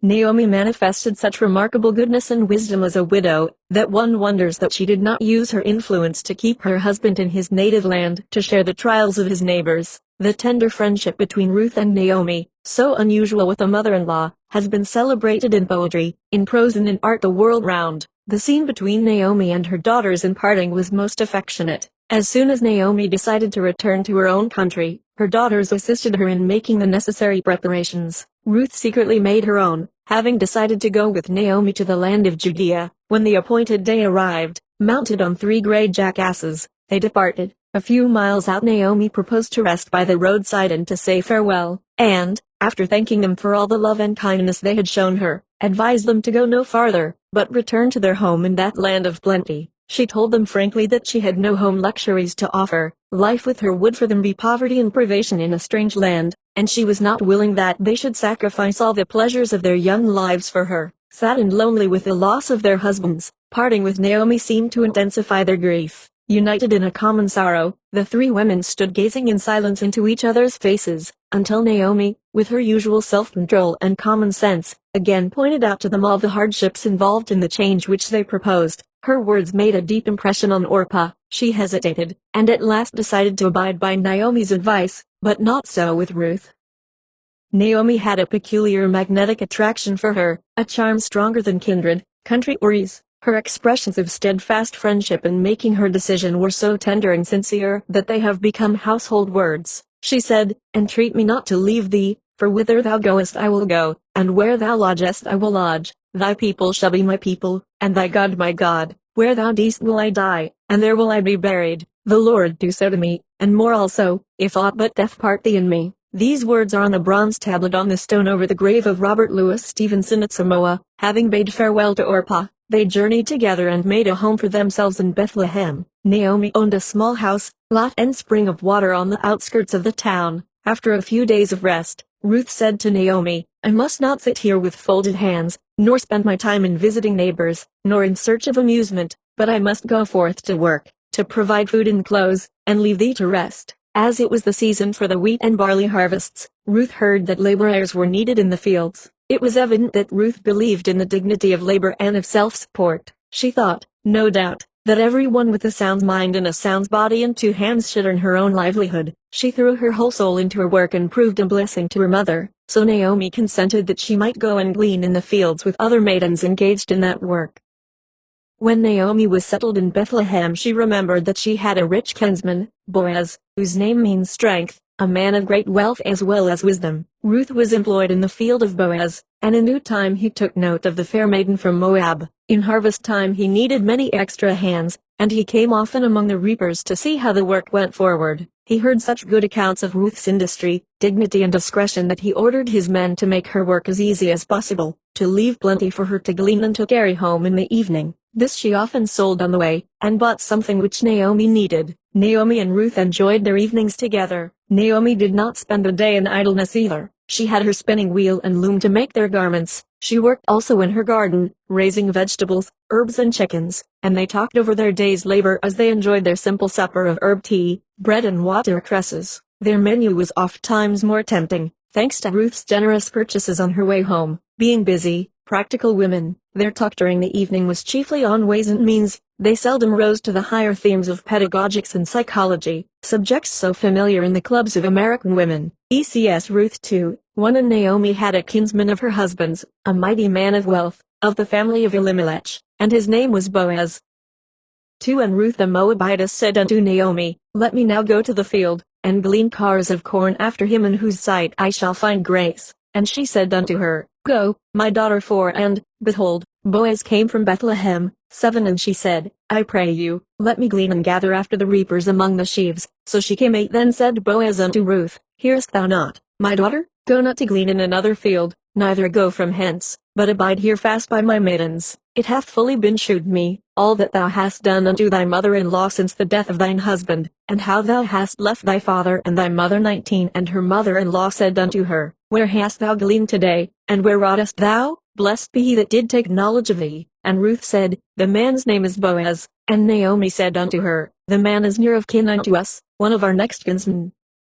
It was a custom among the Israelites, in order to preserve their own line, that the nearest kinsman should marry the young widow on whom their hopes depended. So when Naomi remembered that Boaz was her kinsman, and that his age made marriage with her undesirable, Ruth would be the proper person to fill her place. With great tact on their part, Naomi's wishes were accomplished. Boaz was the son of Salmon and Rahab, and according to the Chaldee was not only a mighty man in wealth but also in wisdom, a most rare and excellent conjunction. Boaz was of the family of Elimelech, of which Ruth, by marriage, was a part also. Moreover, as she had adopted the country of Naomi and was a proselyte to her faith, her marriage with Boaz was in accordance with Jewish custom. Naomi was told by the spirit of prophecy, says the Chaldee, that from her line should descend 6 of the most righteous men of the age, namely, David, Daniel, his 3 compeers and the King Messiah. Commentators say that Boaz was probably himself one of the elders, or the aldermen, of the city, and that he went up to the gates as one having authority, and not as a common person.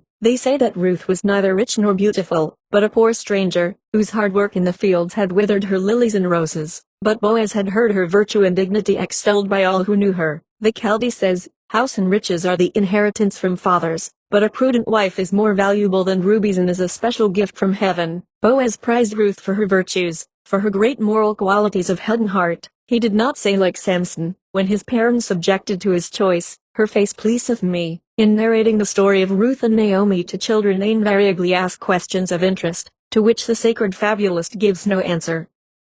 They always ask if Ruth and Naomi had no pets when living alone, before Obed made his appearance. If the modern historian may be allowed to wander occasionally outside of the received text, it may be said undoubtedly that they had pets, as there is nothing said of cats and dogs and parrots, but frequent mention of doves, kids and lambs. We may infer that in these gentle innocents they found their pets. No doubt Providence softened their solitude by providing them with something on which to expend their mother love. Ruth 1 Then went Boaz up to the gate, and sat him down there. And, behold, the kinsman of whom Boaz spoke came by, unto whom he said, He, such a one, turn aside, sit down here. And he turned aside, and sat down too. And he took 10 men of the elders of the city, and said, Sit ye down here 3. And he said unto the kinsman, Naomi, that is come again out of the country of Moab, selleth a parcel of land, which was our brother Elimelech's. For and I thought to advertise thee, saying, Buy it before the inhabitants, and before the elders of my people. If thou wilt redeem it, but if thou wilt not redeem it, then tell me, that I may know, for there is none to redeem it beside thee, and I am after thee. And he said, I will redeem it. 5 Then said Boaz, What day thou buyest the field of the hand of Naomi, thou must buy it also of Ruth the wife of the dead, to raise up the name of the dead upon his inheritance.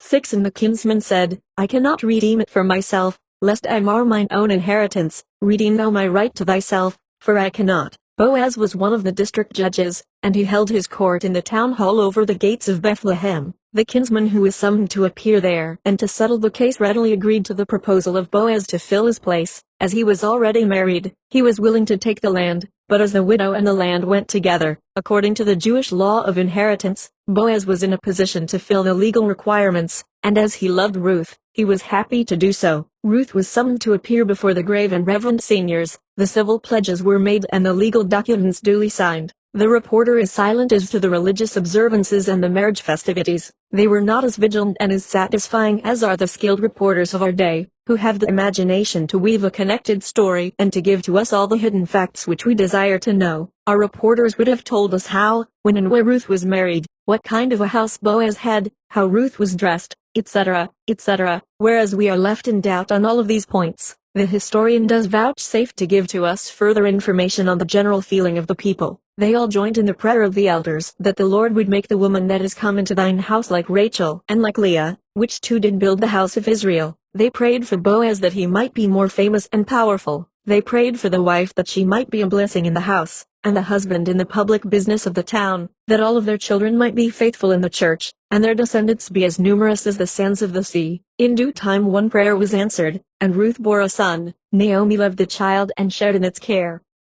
But Ruth said, The love of Naomi is more to me than that of 7 sons could be. Naomi was a part of Ruth's household to the day of her death and shared all of her luxuries and her happiness. The child's name was Obed, the father of Jesse, the father of David. The name Obed signifies one who serves. The motto of the Prince of Wales is, HDN I serve. It is to be hoped that Obed was more profoundly interested in the problems of industrial economics than the prince seems to be, and that he spent a more useful and practical life. If the Bethlehem newspapers had been as enterprising as our journals, they would have given us some pictorial representations of Obed on Naomi's lap, or at the baptismal font, or in the arms of Boaz, who, like Napoleon, stood contemplating in silence his firstborn. Some fastidious readers object to the general tenor of Ruth's courtship, but as her manners conformed to the customs of the times, and as she followed Naomi's instructions implicitly, it is fair to assume that Ruth's conduct was irreproachable. ECS Books of Samuel, Chapter I, 1 Samuel I. Now there was a certain man of Ramath-Zophim,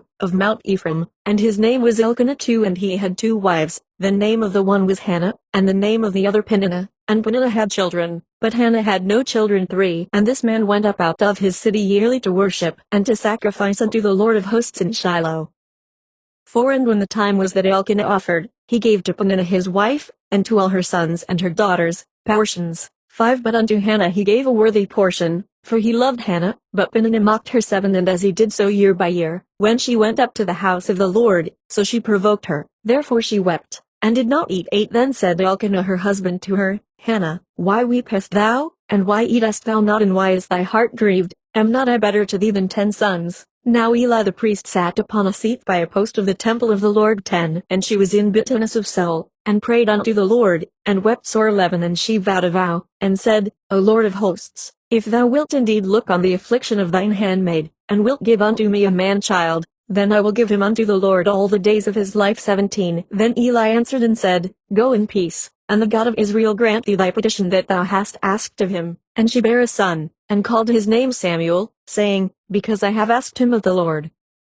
26 And she said, O my Lord, as thy soul liveth, I am the woman that stood by thee here, praying unto the Lord. 27 For this child I prayed, and the Lord hath given me my petition which I asked of him. 28 Therefore also I have lent him to the Lord, as long as he liveth. These books contain the history of the last 2 of the judges of Israel. Eli and Samuel were not as the rest, men of war, but priests. It is uncertain who wrote these books. Some say that Samuel wrote the history of his times, and that Nathan the prophet continued it. Elkanah, though a godly man, had sore family trials, the result of having married two wives, just as Abraham and Jacob did before him. It is probable that Elkanah married Hannah from pure love, but she had no children, and as at that time every man had great pride in building up a family, he married Peninnah, who bare him children, but in other respects was a constant vexation. Peninnah was haughty and insolent because she had children, while Hannah was melancholy and discontented because she had none. Hence Elkanah had no pleasure in his daily life with either. He had a difficult part to act.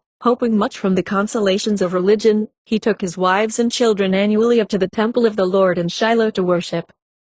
Being of a devout spiritual nature, he thought that worshipping at the same altar must produce greater harmony between his wives. But Peninnah, became more peevish and provoking, and Hannah more silent and sorrowful, weeping most of the time. Elkanah's love and patience with Hannah was beautiful to behold. He paid her every possible attention and gave her valuable gifts. Appreciating his own feelings, he said to her one day in an exuberant burst of devotion, "Am I not more to thee than 10 sons?" He made peace offerings to the Lord, gave Hannah the choice bits at the table, but all his delicate attentions made Hannah more melancholy and Peninnah more rebellious. He and Hannah continued to pray earnestly to the Lord to remove her reproach, and their prayers were at last answered. Eli was presiding at the temple one day when he noticed Hannah in a remote corner wrestling in prayer with the Lord. Though her manner was intense, and her lips moved, he heard no sound, and inferred that she was intoxicated. Hannah, hearing of his suspicion, said that naught but the debauchery of his own sons could have made such a suspicion possible.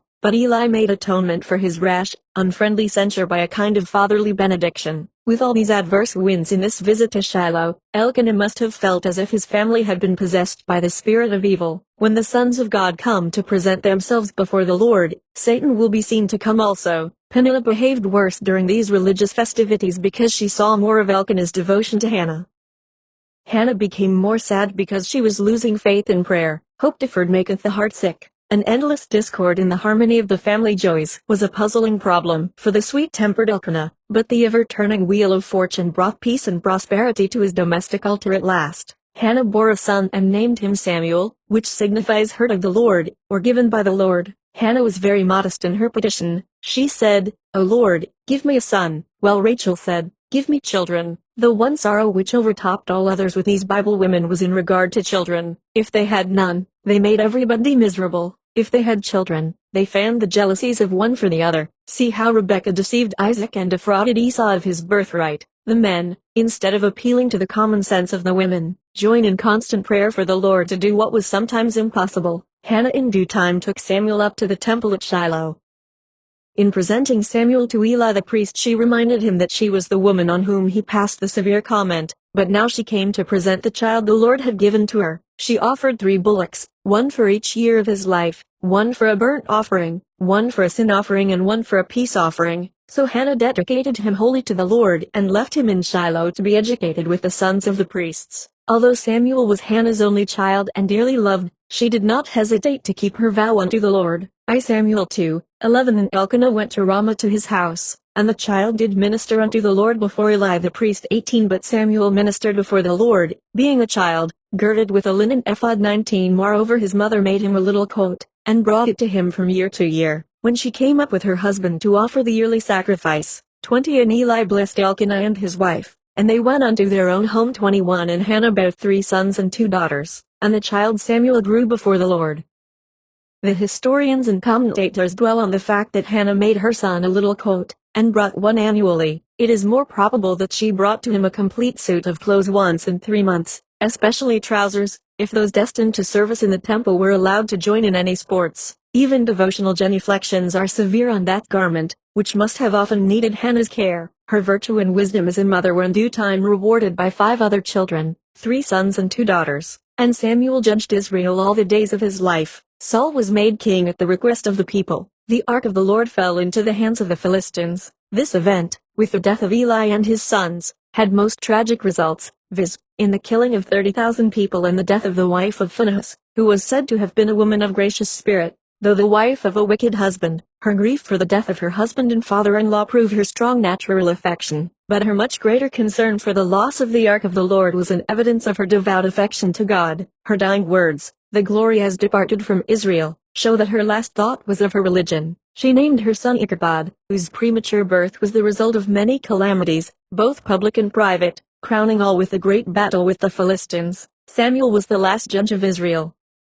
As the people clamored for a king, Saul was chosen to rule over them. The women joined in the festivities of the occasion with music and dancing. 1 Samuel 18:6. And it came to pass when David was returned from the slaughter of the Philistines that the women came out of all the cities of Israel, singing and dancing, to meet King Saul, with tabrets and instruments of music. 7 And the women answered one another.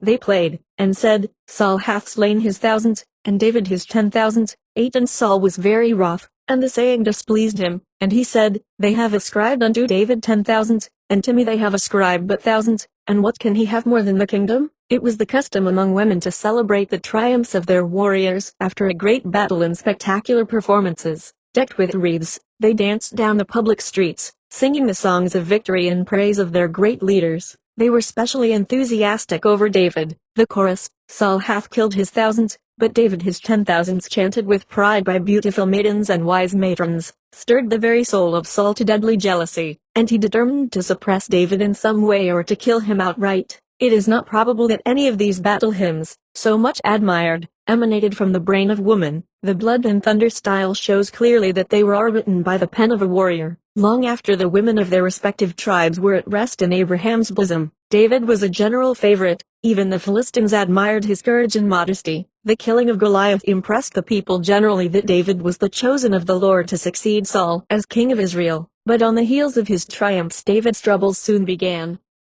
Saul was absorbed in plotting and in planning how to circumvent David, and looked with jealousy on the warm friendship maturing between him and his son Jonathan. 17 And Saul said to David, Behold my elder daughter Merab, her will I give thee to wife, only be thou valiant for me, and fight the Lord's battles. For Saul said, Let not mine hand be upon him, but let the hand of the Philistines be upon him. 18 And David said unto Saul, Who am I, and what is my life, or my father's family in Israel, that I should be son-in-law to the king? 19 But it came to pass at the time when Merab, Saul's daughter, should have been given to David, that she was given unto Adriel, the Meholathite, to wife. 20 And Michal, Saul's daughter, loved David, and they told Saul, and the thing pleased him. 21 And Saul said, I will give him her, that she may be a snare to him, and that the hand of the Philistines may be against him. Wherefore Saul said to David, Thou shalt this day be my son-in-law in the one of the twain. 22 And Saul commanded his servants, saying, Commune with David secretly, and say, Behold, the king hath delight in thee, and all his servants love thee. Now therefore be the king's son-in-law. 24 And Saul's servants spake those words in the ears of David, and David said, Seemeth it to you a light thing to be a king's son-in-law, seeing that I am a poor man, and lightly esteemed. 28 And Saul saw and knew that the Lord was with David, and that Michal, Saul's daughter, loved him. Saul thought if he could get David to marry his daughter, he would make her a snare to entrap him. He promised David his daughter, and then married her to another to provoke him to some act of violence, that he might have an excuse for whatever he chose to do. But when Saul offered to give him Michal, David modestly replied that he belonged to a humble shepherd family and was not worthy to be the son-in-law of a king. In due time David did marry Michal, who loved him and proved a blessing rather than a snare. On one occasion when Saul had made secret plans to capture David, Michal with her diplomacy saved him. Saul surrounded his house with guards and ordered them to kill David the moment he appeared in the morning. Michal, seeing their preparations, knew their significance, and at night, when all was still, she let David down through a window and told him to flee. In the morning, as David did not appear, they searched the house. Michal told them that David was ill and in bed. She had covered the head of a wooden image with goat's hair and tucked the supposed David up snug and warm. The guards would not wake a sick man in order to kill him, and they reported what they saw to Saul, but he ordered them to return and to bring David, sick or well. When Saul found that he had escaped, he was very wroth and upbraided Michal for her disrespect to him. Though she had saved the man she loved, yet she marred her noble deed by saying that David would have killed her if he suspected she had connived with her father to kill him. But alas, the poor woman was between two fires, the husband whom she loved on one side, and the father whom she feared on the other. Most of the women in the Bible seem to have been in a quandary the chief part of the time. Saul made a special war on the soothsayers and the fortune-tellers, because they were divining evil things of him. But losing faith in himself and embittered by many troubles, he went to the witch of Endor to take counsel with Samuel, hoping to find more comfort with the dead than with the living. The witch recognized him and asked him why he came to her, having so cruelly persecuted her craft. However, she summoned Samuel at his request, who told him that on the morrow, in the coming battle with the Philistines, he and his sons would be slain by the enemy. When the witch saw Saul's grief and consternation, she begged him to eat, placing some tempting viands before him, which he did, and then hastened to depart while it was yet dark, that he might not be seen coming from such a house. Commentators say it was not Samuel who appeared, but Satan in the guise of the prophet, as he especially enjoys all psychical mysteries. Josephus extols the witch for her courtesy, and Saul for his courage in going forth to the battle on the next day to meet his doom. The poet says that the heart from love to one grows bountiful to all. This seems to have been the case with David, as he adds wife to wife, Michal, Ahinoam the Jezreelitess, and Abigail the Carmelitess. His meeting with Abigail in the hills of Carmel was quite romantic. She made an indelible impression on his heart, and as soon as her husband was gathered to his fathers, David at once proposed and was accepted. Though the women who attracted David were beautiful to look upon, yet they had great qualities of head and heart, and he seemed equally devoted to all of them. When carried off captives in war, he made haste to recapture them. Michal's steadfastness seems questionable at one or two points of her career, but the historian does not let us into the secret recesses of her feelings. David's time and thoughts seem to have been equally divided between the study of government and social ethics, and he does not appear very wise in either. His honor shines brighter in his psalms than in his ordinary, everyday life. ECS Books of Samuel, Chapter 2, 1 Samuel 25:2. And there was a man in Maon, whose possessions were in Carmel, and the man was very great, and he had 3,000 sheep, and 1,000 goats, and he was shearing his sheep in Carmel. 3. Now the name of the man was Nabal, and the name of his wife Abigail, and she was a woman of good understanding, and of a beautiful countenance. But the man was churlish and evil in his doings. 4. And David heard in the wilderness that Nabal did shear his sheep. 5. And David sent out 10 young men, and David said unto the young men, Get you up to Carmel, and go to Nabal, and greet him in my name. 6. And thus shall ye say to him that liveth in prosperity, Peace be both to thee, and peace be to thine house, and peace be unto all that thou hast. 8. Give, I pray thee, whatsoever cometh to thine hand unto thy servants. 10. And Nabal said, Who is David, and who is the son of Jesse? 11. Shall I then take my bread, and my water, and my flesh that I have killed for my shearers, and give unto men, whom I know not whence they be? 12. So David's young men came and told him all these sayings. 13. And David said unto his men, Gird ye on every man his sword. And David also girded on his sword. And there went up after David about 400 men, and 200 abode by the stuff. 14. But one of the young men told Abigail, Nabal's wife, saying, Behold, David sent messengers out of the wilderness to salute our master, and he railed on them. 18. Then Abigail made haste, and took 200 loaves, and 2 bottles of wine, and 5 sheep ready dressed, and 5 measures of parched corn, and 100 clusters of raisins, and 200 cases of figs, and laid them on asses. 23. And when Abigail saw David, she hasted, and lighted off the ass, and fell before David on her face, and bowed herself to the ground. 25. Let not my lord, I pray thee, regard this man of Belial, even Nabal, for as his name is, so is he. Nabal is his name, and folly is with him. But I thine handmaid saw not the young men of my lord, whom thou didst send. 32. And David said to Abigail, Blessed be the Lord God of Israel, which sent thee this day to meet me. 35. So David received of her hand that which she had brought him, and said unto her, Go up in peace to thine house. 38. And it came to pass about 10 days after, that the Lord smote Nabal, that he died. 39. And David sent and communed with Abigail, to take her to him to wife. 41. And Abigail hasted, and arose, and rode upon an ass, with 5 damsels of hers that went after her, and she went after the messengers of David, and became his wife. The chief business of the women in the reigns of Kings Saul and David seems to have been to rescue men from the craft and the greed of each other. The whole interest in this story of Nabal centers in the tact of Abigail in saving their lives and possessions from threatened destruction, owing to the folly and the ignorance of her husband. His name, Nabal, signifying folly, describes his character. It is a wonder that his parents should have given to him such a name, and a greater wonder that Abigail should have married him. He inherited Caleb's estate, but he was far from inheriting his virtues. His wealth was great, but he was a selfish, snarling cynic. Abigail's name signifies the joy of her father, but he could not have promised himself much joy in her, caring more for the wealth than for the wisdom of her husband. Many a child is thus thrown away, married to worldly wealth and to nothing else which is desirable. Wisdom is good with an inheritance, but an inheritance without wisdom is good for nothing. Many an Abigail is tied to a Nabal, but even if they have her understanding they will find it hard enough to fill such a relation. David and his men were returning from Samuel's funeral through the wilderness of Paran and were in sore need of provisions, and knowing that Nabal had immense wealth, and, moreover, that it was the season for sheep shearing, David thought that he would be happy to place the king under obligations to him, and was surprised to find him so disloyal. Abigail, however, appreciated the situation, and by her courtesy and her generosity made amends for the rudeness of her husband. She did not stop to parley with him, but hastened to meet the king with the needed provisions. She wasted no words of excuse for Nabal, but spoke of him with marked contempt. Her conduct would have shocked the apostle who laid such stress on the motto, "Wives, obey your husbands." What little reason we have to value the wealth of this world, says the historian, when such a churl as Nabal abounds in plenty, while such a saint as David suffers want. David sent to him most gracious messages, but he replied in his usual gruff manner, "Who is David, that I should share with him my riches? What care I for the son of Jesse?" The servant did not return to Nabal with David's outburst of wrath nor his resolution of vengeance, but he told all to Abigail, who made haste to avert the threatened danger.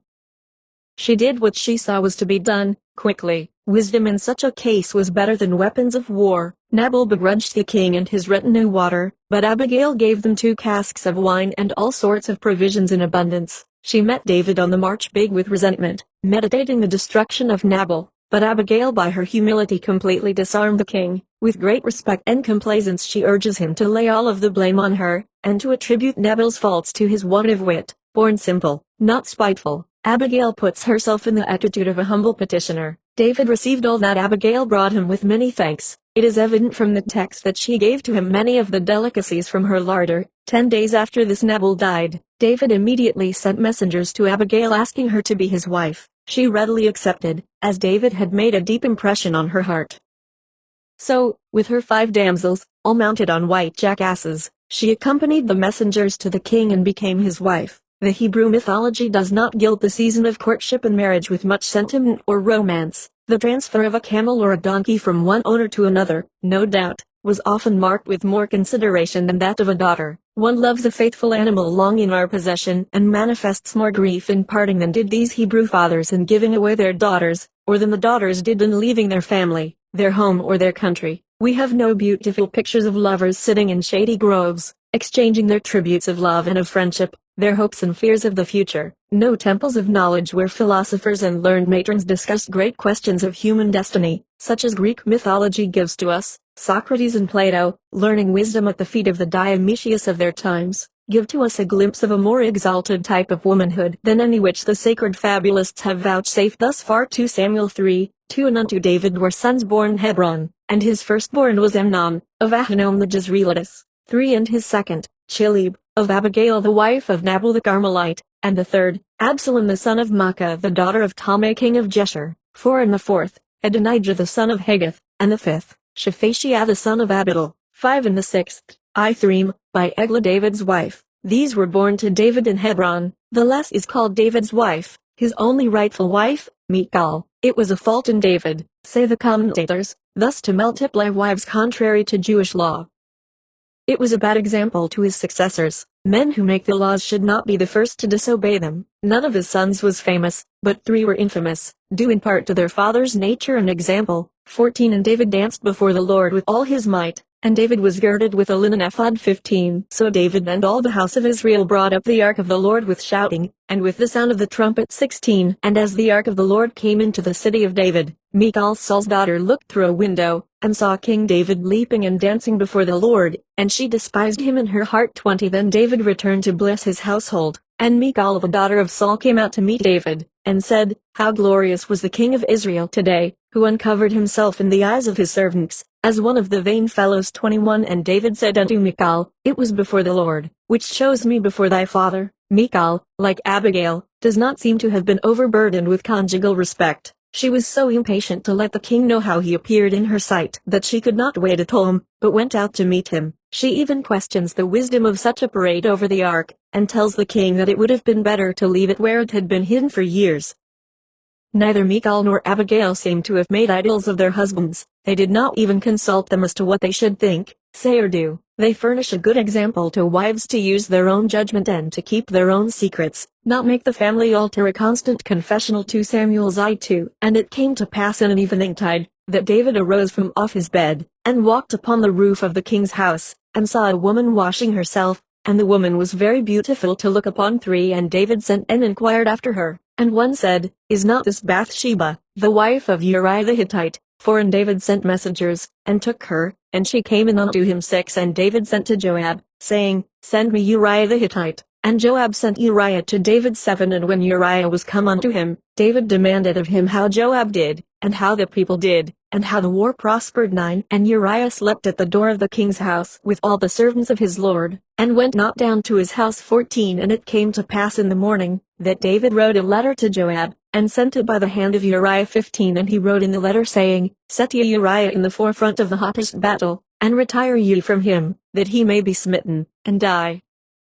16 And it came to pass, when Joab observed the city, that he assigned Uriah unto a place where he knew that valiant men were. 26 And the men of the city went out, and fought with Joab, and there fell some of the people of the servants of David, and Uriah the Hittite died also. 16 And when the wife of Uriah heard that her husband was dead, she mourned for her husband. 27 And when the morning was past, David sent and fetched her to his house, and she became his wife, and bare him a son. But the thing that David had done displeased the Lord. This book contains but little in regard to women. What is worthy of mention in the story of Bathsheba is finished in the following book. David's first vision of her is such a reflection on his honor that, from respect to the man after the Lord's own heart, we pass it in silence. David's social ethics were not quite up to the standard even of his own times. It is said that he was a master of his pen as well as of his sword. His poem on the death of Saul and Jonathan has been much praised by literary critics. But, alas, David was not able to hold the divine heights which he occasionally attained.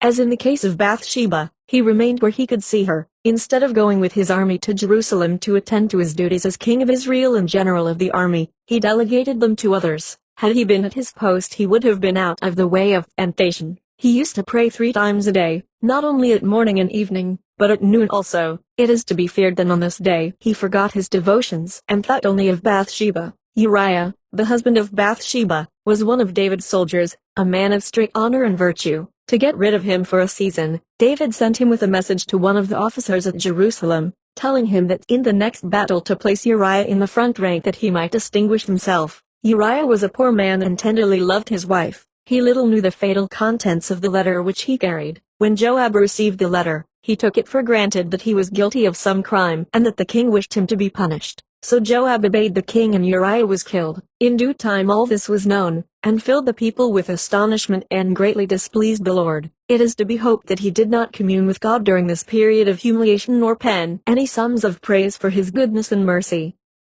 He married Bathsheba, and she bore him a son and called his name Solomon. But this did not atone for his sin. His heart was said, his soul, says a commentator, was like a tree in winter which has life in the root only. 2 Samuel 12. And the Lord sent Nathan unto David, and he came unto him, and said unto him, There were 2 men in one city, the one rich, and the other poor. 2 The rich man had exceeding many flocks and herds. 3 But the poor man had nothing, save one little ewe lamb, which he had bought and nourished, and it grew up together with him, and with his children. It did eat of his own meat, and drank of his own cup, and lay in his bosom, and was unto him as a daughter. 4 And there came a traveler unto the rich man, and he spared to take of his own flock and of his own herd, to dress for the wayfaring man, but took the poor man's lamb and dressed it. 5 And David's anger was greatly kindled against the man, and he said to Nathan, As the Lord liveth, the man that hath done this thing shall surely die. 6 And he shall restore the lamb fourfold, because he did this thing. 7 And Nathan said to David, Thou art the man. Thus saith the Lord God of Israel, I anointed thee king over Israel, and I delivered thee out of the hand of Saul.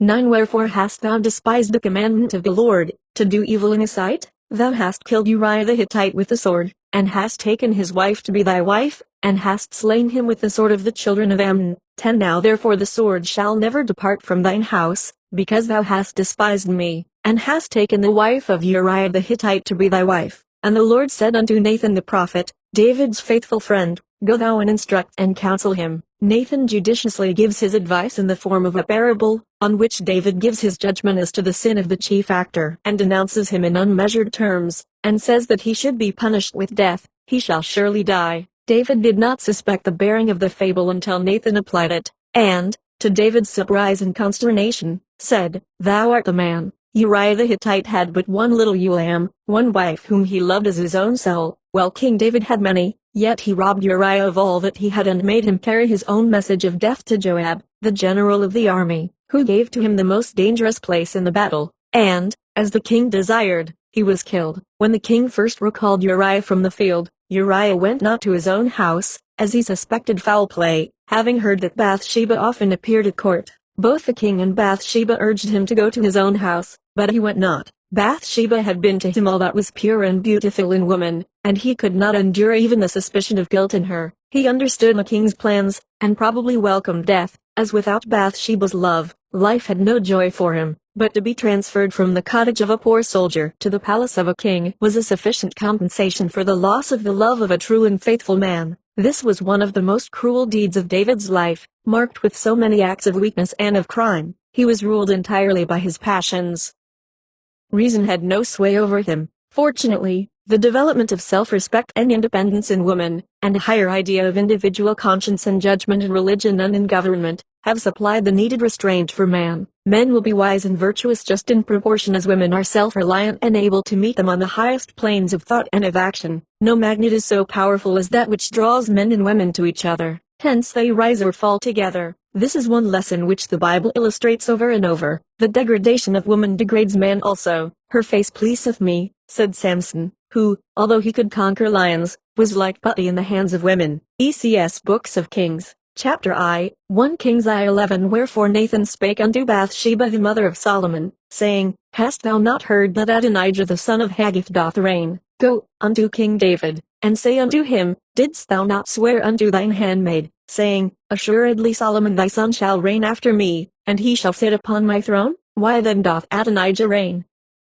15 And Bathsheba went in unto the king, and the king said, What wouldst thou? 17 And she said unto him, Thou swearest unto thine handmaid, saying, Assuredly Solomon thy son shall reign after me, and he shall sit upon my throne. 18 And now, behold, Adonijah reigneth. 22 And lo, while she yet talked with the king, Nathan the prophet also came in. 21 And Nathan said, My lord, O king, hast thou said, Adonijah shall reign after me, and he shall sit upon my throne? 28 Then King David answered and said, Call me Bathsheba. And she came and stood before the king. 29 And the king sware, and said, As the Lord liveth, that Bath redeemed my soul out of all distress. 30 Even as I swear unto thee by the Lord God of Israel, saying, Assuredly Solomon thy son shall reign after me, and he shall sit upon my throne in my stead, even so will I certainly do this day. 31 Then Bathsheba bowed with her face to the earth, and did reverence to the king, and said, Let my lord, King David, live forever. 32 And King David said, Call me Zadok the priest,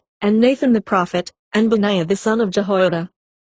And they came. 33 The king also said unto them, Take with you the servants of your lord, and cause Solomon my son to ride upon mine own mule, and bring him down to Gihon. 34 And let Zadok the priest and Nathan the prophet anoint him their king over Israel, and blow ye with the trumpet, and say, God save King Solomon. These books give an account of David's death, of his successor Solomon, of the division of his kingdom between the kings of Judah and of Israel, with an abstract of the history down to the captivity. Neither the king nor Bathsheba knew that Adonijah was making preparations to be crowned king. The moment when he heard of David's death, he made a great feast, inviting all the king's sons except Solomon. He began his feast by a show of devotion, sacrificing sheep and oxen. But Nathan the prophet warns the king and Bathsheba. In his anxiety he appeals to Bathsheba as the one who has the greatest concern about Solomon, and can most easily get an audience with the king. He suggests that Solomon is not only in danger of losing his crown, but both he and she of losing their lives. Accordingly, Bathsheba, without being announced, enters the presence of the king. She takes no notice of the presence of Abishag,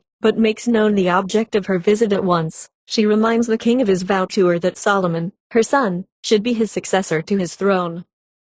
Nathan the prophet is announced in the audience chamber and tells the king of the preparations that Adonijah is making to usurp the crown and throne, and appeals to him to keep his vow to Bathsheba. He reminds him that the eyes of all Israel are upon him, and that David's word should be an oracle of honor unto them. He urged the king to immediate action and to put an end to all Adonijah's pretensions at once, which the king did, and Solomon was anointed by the chief priests and proclaimed king. Adonijah had organized a party, recognizing him as king, as if David were already dead. But when a messenger brought the news that Solomon had been anointed king, in the midst of the feast their jollities were turned to mourning. Nathan's visits to the king were always welcome, especially when he was sick and when something lay heavy on his heart. He came to the king, not as a petitioner, but as an ambassador from God, not merely to right the wrongs of individuals, but to maintain the honor of the nation. As David grew older he suffered great depression of spirits, hence his physicians advised that he be surrounded with young company, who might cheer and comfort him with their own happiness and pleasure in life. He was specially cheered by the society of Abishag, the Shunammite, a maiden of great beauty and of many attractions in manner and conversation, and who created a most genial atmosphere in the palace of the king. Bathsheba's ambition for her son was so all-absorbing that she cared but little for the attentions of the king. David reigned 40 years, 7 in Hebron and 33 in Jerusalem. 1 Kings 2. Now the days of David drew nigh that he should die, and he charged Solomon his son, saying, I go the way of all the earth, be thou strong therefore, and show thyself a man. It is a great pity that David's advice could not have been fortified by the honor and the uprightness of his own life. Example is stronger than precept. 1 Kings 3:16. Then came there 2 women unto the king, and stood before him 17. And the one woman said, O my lord, I and this woman dwell in one house, and I was delivered of a child. 19. And it came to pass the 3rd day after, this woman was delivered also. 19. And her child died in the night, because she overlaid it. 20. And she arose at midnight, and took my son from beside me, while thine handmaid slept, and laid it in her bosom, and laid her dead child in my bosom. 21. And when I rose in the morning it was dead, but when I had considered it, behold, it was not my son. 22. And the other woman said, Nay, but the living is my son, and the dead is thy son. And this said, No, but the dead is thy son, and the living is my son. Thus they spake before the king. 24. And the king said, Bring me a sword. And they brought a sword before the king. 25. And he said, Divide the living child in 2, and give half to the one, and half to the other. 26. Then spake the woman whose the living child was unto the king, and she said, O my lord, give her the living child, and in no wise slay it. But the other said, Let it be neither mine nor thine, but divide it. 27. And the king answered and said, Give her the living child, and in no wise slay it. She is the mother thereof. 28. And all Israel heard of the judgment which the king had judged, and they feared the king, for they saw that the wisdom of God was in him to do judgment. This case was opened in court, not by lawyers, but by the parties themselves, though both plaintiff and defendant were women. Commentators think that it had already been tried in the lower courts, and the judges, not being able to arrive at a satisfactory decision, preferred to submit the case to Solomon the king. It was an occasion of great interest. The halls of justice were crowded, all waiting with great expectation to hear what the king would say. When he said, Bring me my sword, the sages wondered if he intended to kill the parties, as the shortest way to end the case, but his proposition to kill only the living child and give half to each, showed such an intuitive knowledge of human nature that all were impressed with his wisdom, recognizing at once what the natural feelings of the mother would be. Solomon won great reputation by this judgment. The people feared his piercing eye ever after, knowing that he would see the real truth through all disguises and complications. ECS in Bathsheba's interview with David. One feature impresses me unfavorably, that she stood before the king instead of being seated during the conference. In the older apostolic churches the elder women and widows were provided with seats, only the young women stood, but in the instance which we are considering, the faithful wife of many years, the mother of wise Solomon, stood before her husband. Then David, with the fear of death before his eyes and the warning words of the prophet ringing in his ears, remembered his oath to Bathsheba. Bathsheba, the wife of whom no moral wrong is spoken, except her obedience to David in the affairs of her first husband, bowed with her face to the earth and did reverence to the king. This was entirely wrong. David should have arisen from his bed and done reverence to this woman, his wife, bowing his face to the earth. Yet we find this Bible teaching the subservience of woman to man, of the wife to the husband, of the queen to the king, ruling the world today. During the recent magnificent coronation ceremonies of the Tsar, his wife, granddaughter of Victoria, Queen of England and Empress of India, who changed her religion in order to become Tsarina, knelt before her husband while he momentarily placed the crown upon her brow. A kneeling wife at this era of civilization is proof that the degradation of woman continues from the time of Bathsheba to that of Alexandria. In 1 Kings 2:13-25, we have a record of Solomon's treatment of that mother to whom he was indebted not only for his throne, but also for life itself. Adonijah, who had lost the kingdom, requested Bathsheba's influence with Solomon that the fair young Abishag should be given to him for a wife. Having lost his father's kingdom, he thought to console himself with the maiden. 19 So Bathsheba therefore went unto King Solomon to speak unto him for Adonijah, and the king rose up to meet her, and bowed himself unto her, and sat down on his throne and caused a seat to be set for the king's mother, and she sat on his right hand. All very well thus far, and the king, in his reception of his mother, showed to her the reverence and the respect which was due to her. Thus emboldened, Bathsheba said, 20 I desire one small petition of thee, say me not nay. And the king said unto her, Ask on, my mother, for I will not say thee nay. 21 And she said, Let Abishag the Shunammite be given to Adonijah, thy brother, to wife. But did King Solomon, who owed both throne and life to his mother, keep his word that he had just pledged to her? Ask on, my mother, for I will not say thee nay. No indeed, for was she not a woman, a being to whom it was customary to make promises for the apparent purpose of breaking them? For the king, immediately forgetting his promise of one moment previously, cried out, 22 And why dost thou ask Abishag the Shunammite for Adonijah? Ask for him the kingdom also, for he is mine elder brother. 23 Then King Solomon sware by the Lord, saying, God do so to me, and more also, if Adonijah have not spoken this word against his own life. 24 Now therefore, as the Lord liveth, who hath established me, and set me on the throne of David my father, and who hath made me an house, as he promised, Adonijah shall be put to death this day. Solomon was anxious to give credit to the Lord instead of his mother for having set him on the throne, and also to credit him with having kept his promise, while at the very same moment he was breaking his own promise to his mother. And this promise breaking to women, thought in the Bible, has been incorporated into the laws of both England and the United States, a true union of church and state where woman is concerned. It is only a few years since that a suit was brought in England by a wife against a husband in order to compel the keeping of his antenuptial promise that the children of the marriage should be brought up in the mother's religious faith. Having married the woman, this husband and father found it convenient to break his word, ordering her to instruct the children in his own faith, and the highest court in England, that of appeals, through the vice-chancellor, decided against her upon the ground that a wife has no rights in law against a husband, while a man's word broken at the gaming table renders him infamous, subjecting him to dishonor through life. A husband's pledged word to his wife in this 19th century of the Christian era is of no more worth than was the pledged word of King Solomon to Bathsheba in the 10th century before the Christian era. The Albany Law Journal, commenting upon the Agar Ellis case, declared the English decision to be in harmony with the general law in regard to religious education. The child is to be educated in the religion of its father. But in the case of Bathsheba, Solomon's surprising acrobatic feat is the more remarkable from the reception which he at first gave to his mother. Not only did Solomon say her nay, but poor Adonijah lost not only wife, but life also, because of her intercession. This chapter closes with an account of Solomon's judgment between two mothers, each of whom claimed a living child as her own and the dead child as that of her rival. This judgment has often been referred to as showing the wisdom of Solomon. He understood a mother's boundless love, that the true mother would infinitely prefer that her rival should retain her infant than that the child should be divided between them.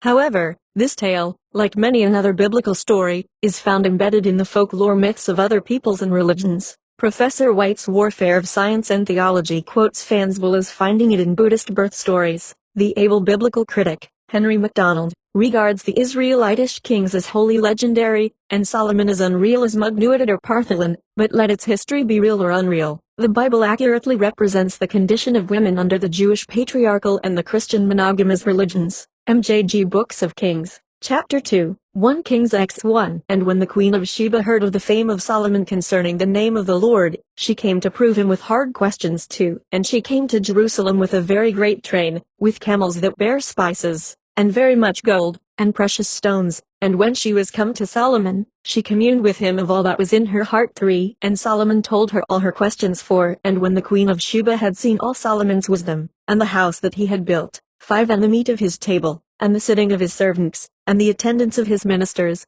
and their apparel, and his cupbearers, and his ascent by which he went up unto the house of the Lord, there was no more spirit in her. 6 And she said to the king, It was a true report that I heard in mine own land of thy acts and of thy wisdom. 7 Howbeit I believed not the words, until I came, and mine eyes had seen it, and, behold, the half was not told me. Thy wisdom and prosperity exceedeth the fame which I heard. 9 Blessed be the Lord thy God, which delighteth in thee, to set thee on the throne of Israel. 10 And she gave the king 120 talents of gold, and of spices very great store, and precious stones. 13 And King Solomon gave unto the Queen of Sheba all her desire, whatsoever she asked. So she turned and went to her own country. In the height of Solomon's piety and prosperity, the Queen of Sheba came to visit him. She had heard of his great wealth and wisdom and desired to see if all was true. She was called the Queen of the South, supposed to be in Africa. The Christians in Ethiopia say to this day that she came from their country, and that Candace, spoken of in Acts 8:27, was her successor. She was queen regent, sovereign of her country. Many a kingdom would have been deprived of its greatest blessing if the Salic law had been admitted into its constitution. It was a great journey for the queen, with her retinue, to undertake. The reports of the magnificence of Solomon's surroundings, the temple of the Lord and the palace for the daughter of Pharaoh, roused her curiosity to see his wealth. The reports of his wisdom inspired her with a hope that she might obtain new ideas on the science of government and help her to establish a more perfect system in her kingdom. She had heard of his piety, too, his religion and the God whom he worshipped, and his maxims of policy and morals in public life. She is mentioned again in the New Testament in Matthew 12:42. She brought many valuable presents of gold, jewels, spices and precious stones to defray all the expenses of her retinue at Solomon's court, to show him that her country was worthy of honor and of respect. The queen was greatly surprised with all that she saw. The reality surpassed her wildest imagination. Solomon's reception was most cordial and respectful, and he conversed with her as he would with a friendly king coming to visit from afar. This is the first account which we have in the Bible of a prolonged rational conversation with a woman on questions of public policy. He answered all her questions, though the commentators volunteer the opinion that some may have been frivolous and captious. As the text suggests no such idea, we have a right to assume that her conduct and conversation were preeminently judicious. Solomon did not suggest to the queen that she was out of her sphere, that home duties, children and the philosophy of domestic life were the proper subjects for her consideration, but he talked with her as one sovereign should with another. She was deeply impressed by the elegance of his surroundings, the artistic effect of his table, and the gold, silver and glass, the skill of his servants, the perfect order which reigned throughout the palace, but more than all with his piety and wisdom, and his reverence when he went up to the temple to worship God or to make the customary offering. She wondered at such greatness and goodness combined in one man. Her visit was one succession of surprises, and she rejoiced to find that the truth of all that she had heard exceeded her expectations. She is spoken of in Psalm 72:15, as a pattern for Solomon. ECS 1 Kings 11:1. But King Solomon loved many strange women, together with the daughter of Pharaoh, women of the Moabites, Ammonites, Edomites, Zidonians and Hittites, two of the nations concerning which the Lord said unto the children of Israel, Ye shall not go into them, neither shall they come in unto you, for surely they will turn away your heart after their gods. Solomon clave unto these and loved three, and he had 700 wives, princesses, and 300 concubines. For it came to pass, when Solomon was old, that his wives turned away his heart after other gods, and his heart was not perfect with the Lord his God. This is a sad story of Solomon's defection and degeneracy. As the Queen of Sheba did not have 700 husbands, she had time for travel and the observation of the great world outside of her domain. It is impossible to estimate the ennui 1,000 women must have suffered crowded together, with only one old gentleman to contemplate, but he probably solaced their many hours with some of his choice songs, so appreciative of the charms of beautiful women. It is probable that his little volume of poems was in the hand of every woman, and that Solomon gave them occasional recitations on the imaginative and emotional nature of women. We have reason to believe that with his wisdom he gave as much variety to their lives as possible, and with fine oratory, graceful manners and gorgeous apparel made himself as attractive as the situation permitted. ECS. There have been a great number of different views held in regard to the Queen of Sheba, both in reference to the signification of the name Sheba, and also in relation to the country from which this famous personage made a visit to Solomon.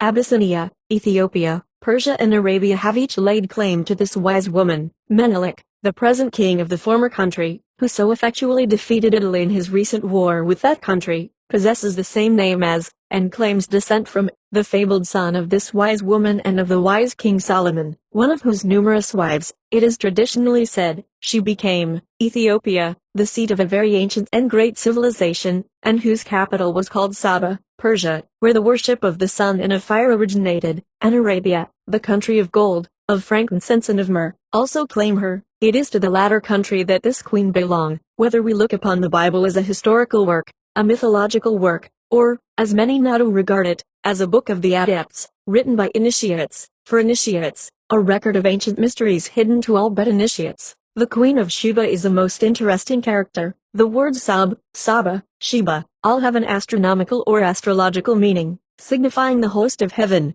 the planetary system. Saba, or Sheba, was especially the home of astronomical wisdom, and all words of this character mean wise in regard to the stars. The wisdom of Saba and of the Sabaeans was planetary wisdom, the Sabaean language meaning astronomy, or astrology, the latter being the esoteric portion of the science. At the time of the mysteries, astrology was a sacred or secret science, the words sacred and secret meaning the same thing. Among the oldest mysteries, when all learning was confined to initiates, were those of Sabasia, whose periodic festivals of a sacred character were so extremely ancient that their origin is now lost. Solomon, also, whether looked upon as a historical or a mythical character, is philologically shown to have been connected with the planetary system. Solomon signifying the sun. It is singular to note how closely the sun, the moon and the stars are connected with ancient religions, even that of the Jewish. In the Old Testament the new moon and the Sabbath are almost invariably mentioned together. The full moon also possessed a religious signification to the Jews, the agricultural feasts taking place at the full moon, which were called Sabbaths. Even in the Old Testament we find that Sab has an astronomical or astrological meaning, connected with the planetary system. The Sabaeans were an occult body, especially devoted to a study of the heavens. At their head, the wisest among them, the chief astronomer and astrologer of the nation, the wisest person in the nation of wisdom, was the Queen of Sheba, who visited that other planetary dignitary, Solomon, to prove him with hard astronomical and astrological questions. There is historic proof that the city of Saba was the royal seat of the kings of Arabia, which country, Diodorus says, was never conquered. Among ancient peoples it bore the names of Araby the happy, Araby the blessed. It was a country of golden spices whose perfume was wafted far over the sea. All cups and utensils were of the precious metals, all beds, chairs and stools having feet of silver. The temples were magnificently adorned, and the porticos of even the private houses were of gold inlaid with ivory and precious stones. Among the presents carried by the Queen of Sheba to Solomon were the famous balsam trees of her country. The first attempt at plant acclimatizing of which the world has record was made with this tree by the magnificent pharaoh, Queen Hattusu, of the brilliant 18th Egyptian dynasty. 1,000 years before she of Sheba, Queen Hattusu, upon her return from a naval expedition to the Red Sea, carried home with her 12 of these trees in baskets of earth, which lived and became one of the 3 species of sacred trees of Egypt. Arabia was the seat of Eastern wisdom, from which it also radiated to the British Isles of Europe at the time of the Celtic Druids, with whom Sabs was the day when these lords of Sabaoth rested from study and gave instructions to the people. As previously among the Jews, this day of instruction became known as one of rest from physical labor, Sabbath and rest becoming synonymous. 7 being a sacred number among initiates, every 7th day was devoted to instruction. When a knowledge of the mysteries became lost, the words Sabbath, rest and 7 began to have a very wrong meaning in the minds of people, and much injury has been done to the world through this perversion. But later than Druidical times, Arabian wisdom made the southwestern portion of the European continent brilliant with learning. During the long period of the Christian Dark Ages, a time when, like the Bourbons of later date, Christians learned nothing, a time when no heresy arose because no thought was allowed, when there was no progress because there was no doubt. From these countrymen of the Queen of Sheba, the Spanish Arabs, Columbus first learned of a world beyond the Pillars of Hercules. Architecture rose to its height in the beautiful Alhambra, with its exquisite interlaced tracery in geometric design. Medicine had its profound schools at various points. Poetry numbered women among its most famous composers. The ballad originated there, and the modern literature of Europe was born from a woman's pen upon the hearth of the despised Ishmaelite, whose ancestral mother was known as Hagar, and whose most brilliant descendant was the Queen of Sheba. Nowhere upon the earth has there existed a race of improvisators equal to the daughters of that despised bondwoman, the countrywoman of the Queen of Sheba. As storytellers the world has not their equal. Scheherazade is a name upon the lips of Jews, of Gentiles, of Mohammedans and of Christians. A Woman's 1001 Nights is famous as a combination of wit, wisdom and occultism wherever the language of civilization is spoken. With increasing knowledge we learn somewhat of the mysteries of the inner, higher life contained in those tales of genii, of rings and of lamps of wondrous and curious power. The race descended from Hagar, of which the Queen of Sheba is the most brilliant reminder, has given to the world the most of its profound literature, elegant poetry, art, science and occultism. Arabia is the mother of mathematics. From this country was borrowed our 1 1 and our cipher 0, from which all other notation is evolved. Astronomy and astrology being among the oldest sciences, the moon early became known as the measurer. Her varied motions, her influence upon the tides, her connection with the generative functions, all giving her a high place in the secret sciences. While in the planetary sense the Queen of Sheba has in a manner been identified with the moon, as Sabs, she was also connected with the sun, the same as Solomon and the serpent. When Moses lifted up the brazen serpent in the wilderness, it was specifically a part of sun worship. The golden calf of Aaron was more closely connected with moon worship, although the serpentine path of both these bodies in the heavens identified each with the serpent. The occult knowledge which the Jews possessed in regard to those planets was borrowed by them from Egypt, where for many ages the sun and the moon had been studied in connection with their movements in the zodiac. In that country these serpentine movements were symbolized by the uraeus, or asp, worn upon the crown above the head of every pharaoh. So closely was the Jewish religion connected with worship of the planetary bodies that Moses is said to have disappeared upon Mount Nebo, a word which shows the mountain to have been sacred to the moon, while Elijah ascending in a chariot of fire is a record of sun worship. When the famous woman astronomer and astrologer, Queen of Sheba, visited the symbolic King Solomon, it was for the purpose of proving him with hard planetary questions and thus learning the depth of his astronomical and his astrological knowledge, which, thanks to the planetary worship of the Jews, she found equal to her own. We are further told that Solomon, not content with a princess from the royal house of Pharaoh's wife, married 700 wives, all princesses,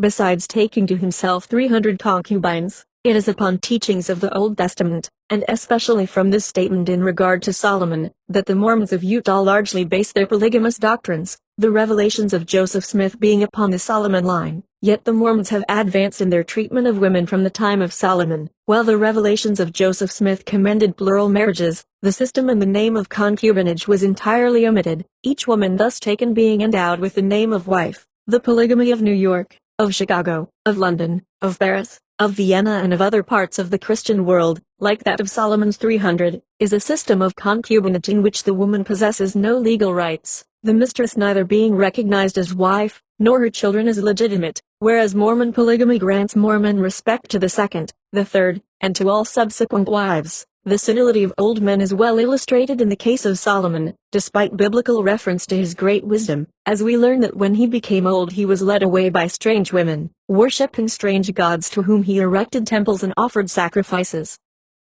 To those who believe in the doctrine of reincarnation, and who look upon the Bible as an occult work written in symbolic language, Solomon's reputed wives and concubines are regarded as symbolic of his incarnations, the wives representing good incarnations and the concubines evil ones. MJG 1 Kings 17:8 And the word of the Lord came unto him, saying, 9 Arise, get thee to Zarephath, and dwell there. Behold, I have commanded a widow there to sustain thee. 10 So he arose and went to Zarephath, and when he came to the gate of the city, behold, the widow was there gathering sticks, and he called to her, and said, Fetch me, I pray thee, a little water and a morsel of bread. 12 And she said, I have not a cake, but a handful of meal in a barrel, and a little oil in a cruse, and I am gathering sticks, that I may dress it for me and my son, that we may eat it, and die. 13 And Elijah said unto her, Fear not, go and do as thou hast said, but make me thereof a little cake first, and after make for thee and for thy son. 14 For thus saith the Lord God of Israel, the barrel of meal shall not waste,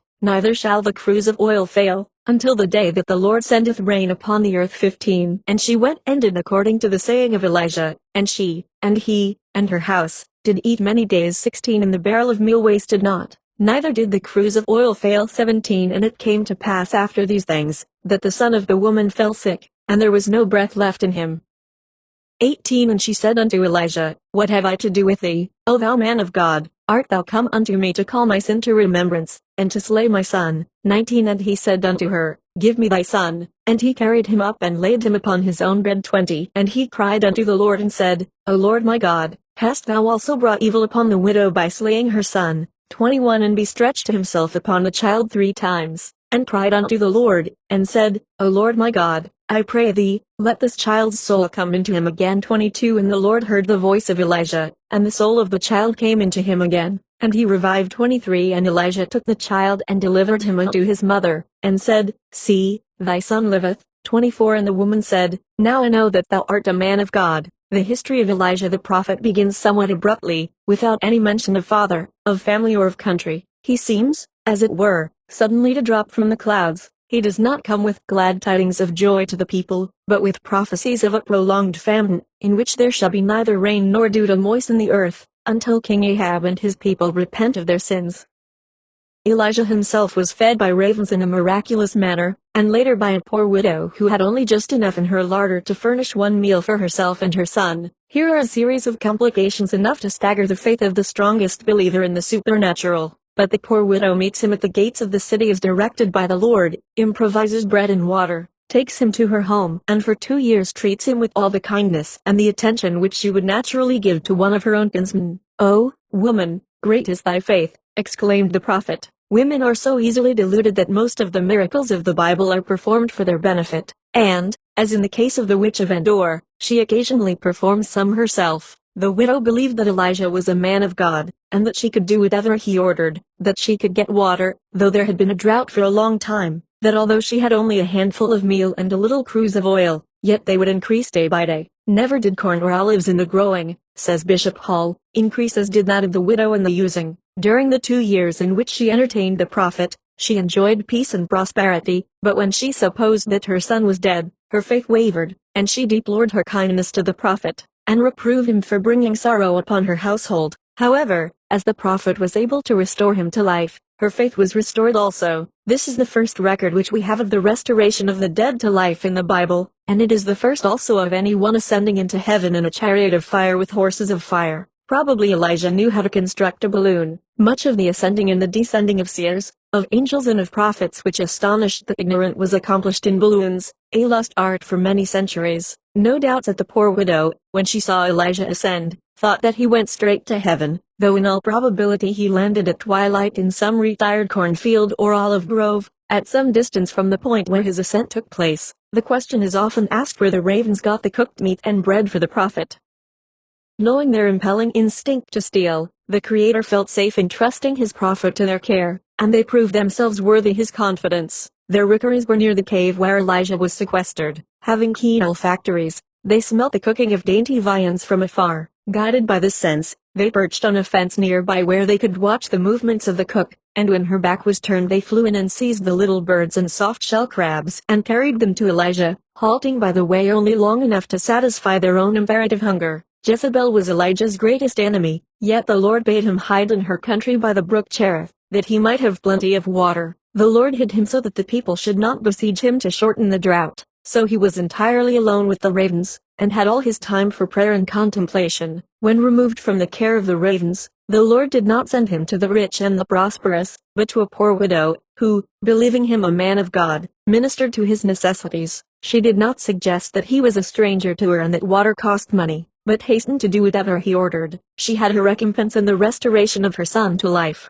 In the prophet's struggle with God for this blessing to the widow, the man appears to greater advantage than does the master. It appears from the reports in our metropolitan journals that a railroad is now about to be built from Tor to the summit of Mount Sinai. The mountain is only accessible on one side. A depot, it is said, will be erected near the spot where a stone cross was placed by the Russian Empress Helena, and where, according to tradition, Moses stood when receiving the commandments. The railroad will also pass the cave in which the prophet Elijah remained in hiding while fleeing from the priest of Baal. 1 Kings 21. And it came to pass after these things, that Naboth the Jezreelite had a vineyard, hard by the palace of Ahab king of Samaria. 2 And Ahab spake unto Naboth, saying, Give me thy vineyard, because it is near unto my house, and I will give thee the worth of it. 3 And Naboth said to Ahab, The Lord forbid that I should give the inheritance of my fathers unto thee. 4 And Ahab came into his house heavy and displeased because of the word which Naboth had spoken to him, and he laid him down upon his bed, and turned away his face, and would eat no bread. 5 But Jezebel his wife came to him, and said unto him, Why is thy spirit so said? 6 And he said unto her, Because I spake unto Naboth, and said unto him, Give me thy vineyard for money. And he answered, I will not. 7 And Jezebel his wife said unto him,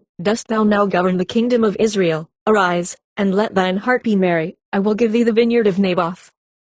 8 So she wrote letters in Ahab's name, and sealed them with his seal, and sent the letters unto the elders and to the nobles that were in his city. 9 And she wrote in the letters, saying, Proclaim a fast, and set Naboth on high among the people. 10 And set 2 men, sons of Belial, before him, to bear witness against him, saying, Thou didst blaspheme God and the king, and then carry him out, and stone him. that he may die 11. And the men of his city did as Jezebel had sent unto them. 12. They proclaimed a fast, and set Naboth on high among the people. 13. And there came in 2 men and sat before him, and the men witnessed against him, saying, Naboth did blaspheme God and the king. Then they carried him forth and stoned him with stones, that he died. 14. Then they sent to Jezebel, saying, Naboth is dead. 15. And it came to pass, when Jezebel heard that Naboth was dead, she said to Ahab, Arise, take possession of the vineyard. Jezebel, the daughter of the king of the Zidonians and the wife of Ahab, is generally referred to as the most wicked and cruel woman on record, and her name is the synonym of all that is evil. She came honestly by these characteristics, if it is true that evil communications corrupt good manners, as her husband Ahab was the most wicked of all the kings of Israel, and yet he does not seem to have been a man of much fortitude, for in a slight disappointment in the purchase of land he comes home in a hopeless mood, throws himself on his bed and turns his face to the wall. According to the text, Jezebel was equal to the occasion. She not only infused new life into Ahab, but got possession of the desired land, though in a most infamous manner. The false prophetess spoken of in Rev. 2:20, is called Jezebel. She was a devout adherent and worshipper of Baal and influenced Ahab to follow strange gods. He reigned 22 years without one worthy action to gild his memory. Jezebel's death, like her life, was a tragedy of evil. ECS All we know about Jezebel is told us by a rival religionist, who hated her as the Pope of Rome hated Martin Luther, or as an American APA now hates a Roman Catholic. Nevertheless, even the Jewish historian, evidently biased against Jezebel by his theological prejudices as he is, does not give any facts whatever which warrant the assertion that Jezebel was any more satanic than the ancient Israelitish gentlemen, to whom her theological views were opposed.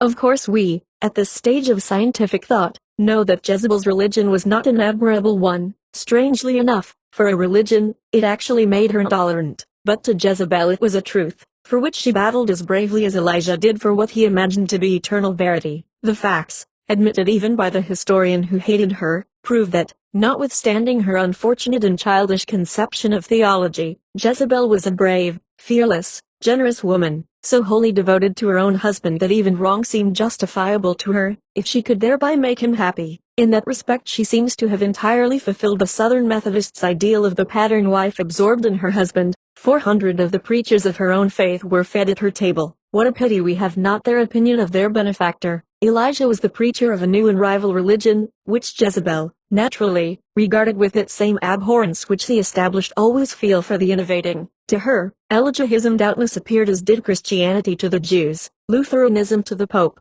or John Wesleyanism to the Church of England. But in the days of the Israelites, the world had not developed that sweet patience with heresy which animates the Andover theologians of our time, and Jezebel had as little forbearance with Elijah as had Torquemada with the Jews or Elizabeth with the Puritans. Yet, to do Jezebel justice, we must ask ourselves, how did the assumedly good Elijah proceed in order to persuade her of the superiority of his truth? It is painful to have to relate that much overestimated man of God invited 450 of Jezebel's preachers to an open-air exhibition of miracles, but, not satisfied with gaining a victory over them in this display, he pursued his defeated rivals in religion, shouting, "Let not one of them escape," and thus roused the thoughtless mob of lookers-on to slaughter the whole 450 in cold blood. Jezebel had signalized her advent as queen by slaying Israelitish preachers in order to put her own preachers in office. Elijah promptly retaliated at his earliest opportunity. It seems to me that it would puzzle a disinterested person to decide which of those savage deeds was more satanic than the other, and to imagine why Jezebel is now dragged forth to shake her gory locks as a frightful example to the American women who ask for recognized right to self-government.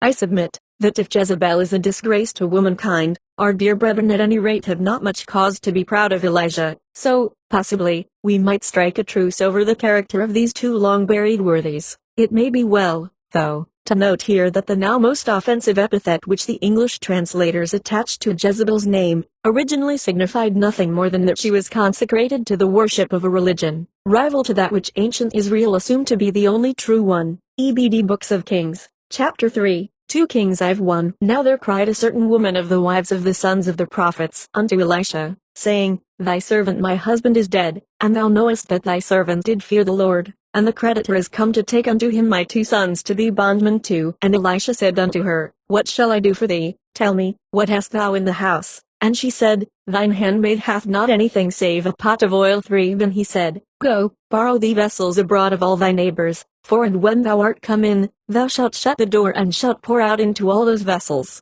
and thou shalt set aside that which is full. 5. So she shut the door and poured out 6. And it came to pass, when the vessels were full, that she said unto her son, Bring me yet a vessel. And he said unto her, There is not a vessel more. And the oil stayed. 7. Then she came and told the man of God, and he said, Go, sell the oil, and pay thy debt, and live thou and thy children of the rest. The first book of Kings had an illustrious beginning in the glories of the kingdom of Israel when it was entirely under King David and in the beginning of the reign of Solomon. But the second book has a melancholy outlook in the desolation and division of the kingdom of Israel and of Judea. Then Elijah and Elisha, their prophets, instructed the princess and the people in all that would come to pass, the captivity of the 10 tribes, the destruction of Jerusalem, and the good reigns of Josiah and of Hezekiah. This book contains the mention of 4 women, but only in a perfunctory manner, more to exhibit the accomplishments of the prophet Elisha than his beneficiaries. He raises the dead, surpasses our Standard Oil Company in the production of that valuable article of commerce, cures one man of leprosy and cruelly fastens the disease on his servant for being guilty of a pardonable prevarication. Only one of the women mentioned has a name. One is the widow of a prophet, whom Elisha helps to pay off all her debts. For another he intercedes with the Lord to give her a son. Another is the little captive maid of the tribe of Israel, and the last a wicked queen, Athaliah, who sought to kill the heir apparent. She rivaled Jezebel in her evil propensities and suffered the same tragic death. As the historian proceeds from book to book, less is said of the mothers of the various tribes, unless some deed of darkness is called for, that the men would fain avoid, then some Jezebel is resurrected for that purpose. They are seldom required to rise to a higher moral altitude than the men of the tribe, and are sometimes permitted to fall below it. 2 Kings 5:8. And it fell on a day, that Elisha passed to Shunem, where was a great woman, and she constrained him to eat bread. 9. And she said unto her husband, Behold now, I perceive that this is a holy man of God. 10. Let us make a little chamber on the wall. 11. And it fell on a day that he came thither, and he turned into the chamber, and lay there. 12. And he said to Gehazi his servant, Call this Shunammite. And she came and stood before him, and he said, Thou shalt embrace a son. And she said, Nay, thou man of God, do not lie unto thine handmaid. 17. And the woman bare a son. 18. And when the child was grown, he went out to his father to the reapers. 19. And said, My head, my head. And he said to a lad, Carry him to his mother. 20. And when he had brought him to his mother, he sat on her knees till noon, and then died. 21. And she went up, and laid him on the bed of the man of God, and shut the door upon him, and went out. 24. And she saddled an ass, and said to her servant, Drive, slack not thy riding, except I bid thee. 25. So she went unto the man of God to Mount Carmel. 32. And when Elisha was come into the house, behold, the child was dead. 33. He went in and shut the door and prayed unto the Lord. 34. And lay upon the child, and put his mouth upon his mouth, and his eyes upon his eyes, and his hands upon his bands. And he stretched himself upon the child, and the flesh of the child waxed warm. 35. Then he walked to and fro, and went up, and stretched upon him, and the child sneezed 7 times, and opened his eyes. 36. And he called Gehazi, and said, Call this Shunammite. So he called her, and when she was come in unto him, he said, Take up thy son. 37. Then she fell at his feet, and bowed herself to the ground, and took up her son. Elisha seems to have had the same power of working miracles which Elijah possessed. In his travels about the country he often passed the city of Shunem, where he heard of a great woman who was very hospitable and had a rich husband. She had often noticed the prophet passing by, and knowing that he was a godly man, and that he could be better entertained at her house than elsewhere, she proposed to her husband to invite him there. So they arranged an apartment for him in a quiet part of the house, that he might have opportunities for worship and contemplation. After spending much time under her roof, he naturally desired to make some recompense. So he asked her if there was anything that he could do for her at court, any favor which she desired of the king. But she said no, as she had all the blessings which she desired, except, as they had great wealth and no children to inherit it, she would like a son. She had probably heard of all that the Lord had done in that line for Sarah and Rebekah and the wives of Manoah and Elkanah, so she was not much surprised when the prophet suggested such a contingency, and she bare a son. In due time, when the son was grown, he was taken suddenly ill and died. The mother supposed that, as by a miracle he was brought into life, the prophet might raise him from the dead. Accordingly, she harnessed her mule and hastened to the prophet, who promptly returned with her and restored him to life. She was a very discreet and judicious woman, and her husband had always entrusted everything to her management. She was devout and conscientious and greatly enjoyed the godly conversation of the prophet. She was known in the city as a great and good woman, though we find here and there among the women of the Bible some exceptionally evil-minded, yet the wise and virtuous predominate, and, fortunately for the race, this is the case in the American Republic today. 2 Kings verses 1. Now Naaman, captain of the hosts of the king of Syria, was a great man with his master, and honorable, because by him the Lord had given deliverance unto Syria. He was also a mighty man of valor, but he was a leper too. And the Syrians had brought away captive out of the land of Israel a little maid, and she waited on Naaman's wife 3. And she said unto her mistress, Would my Lord were with the prophet that is in Samaria, for he would recover him of his leprosy. 4 And one went in and told his Lord, saying, Thus and thus said the maid that is of the land of Israel. Naaman, a Syrian general and prime minister, was a great man in the great place. He was happy, too, in that he had been serviceable to his country and honored by his prince. But alas, he was a leper. It was generally supposed that this was an affliction for evil doing, but Naaman was an exceptionally perfect man. A little maid from Israel had been carried captive into Syria and fortunately was taken into the family of the great general, as an attendant on his wife. While making the wife's toilet, they no doubt chatted quite freely of what was going on in the outside world. So the little maid, sympathizing with her master in his affliction, told the wife there was a prophet in Israel who could cure him of his leprosy. Her earnestness roused him and his wife to make the experiment, but after loading his white mules with many valuable gifts, and taking a great retinue of soldiers to dazzle the prophet with Syrian magnificence, the prophet did not deign to meet him, but sent word to him to bathe in the river Jordan. Even a letter from the king did not ensure a personal interview, so the general, with all his pomp, went off in great wrath. Are not, said he, the rivers of Damascus, Abana and Pharpar, greater than Jordan? Cannot all the skill in Syria accomplish as much as the prophet in Israel? However, the little maid urged him to try the river Jordan, as he was near that point, so he did and was healed. 2 Kings 8. Then spake Elisha unto the woman, whose son he had restored to life, saying, Sojourn wheresoever thou canst, for a famine shall come upon the land 7 years. 2 And the woman arose, and did after the saying of the man of God. 3 And it came to pass at the 7 years' end, that the woman returned out of the land of the Philistines, and she went forth to cry unto the king for her house and land.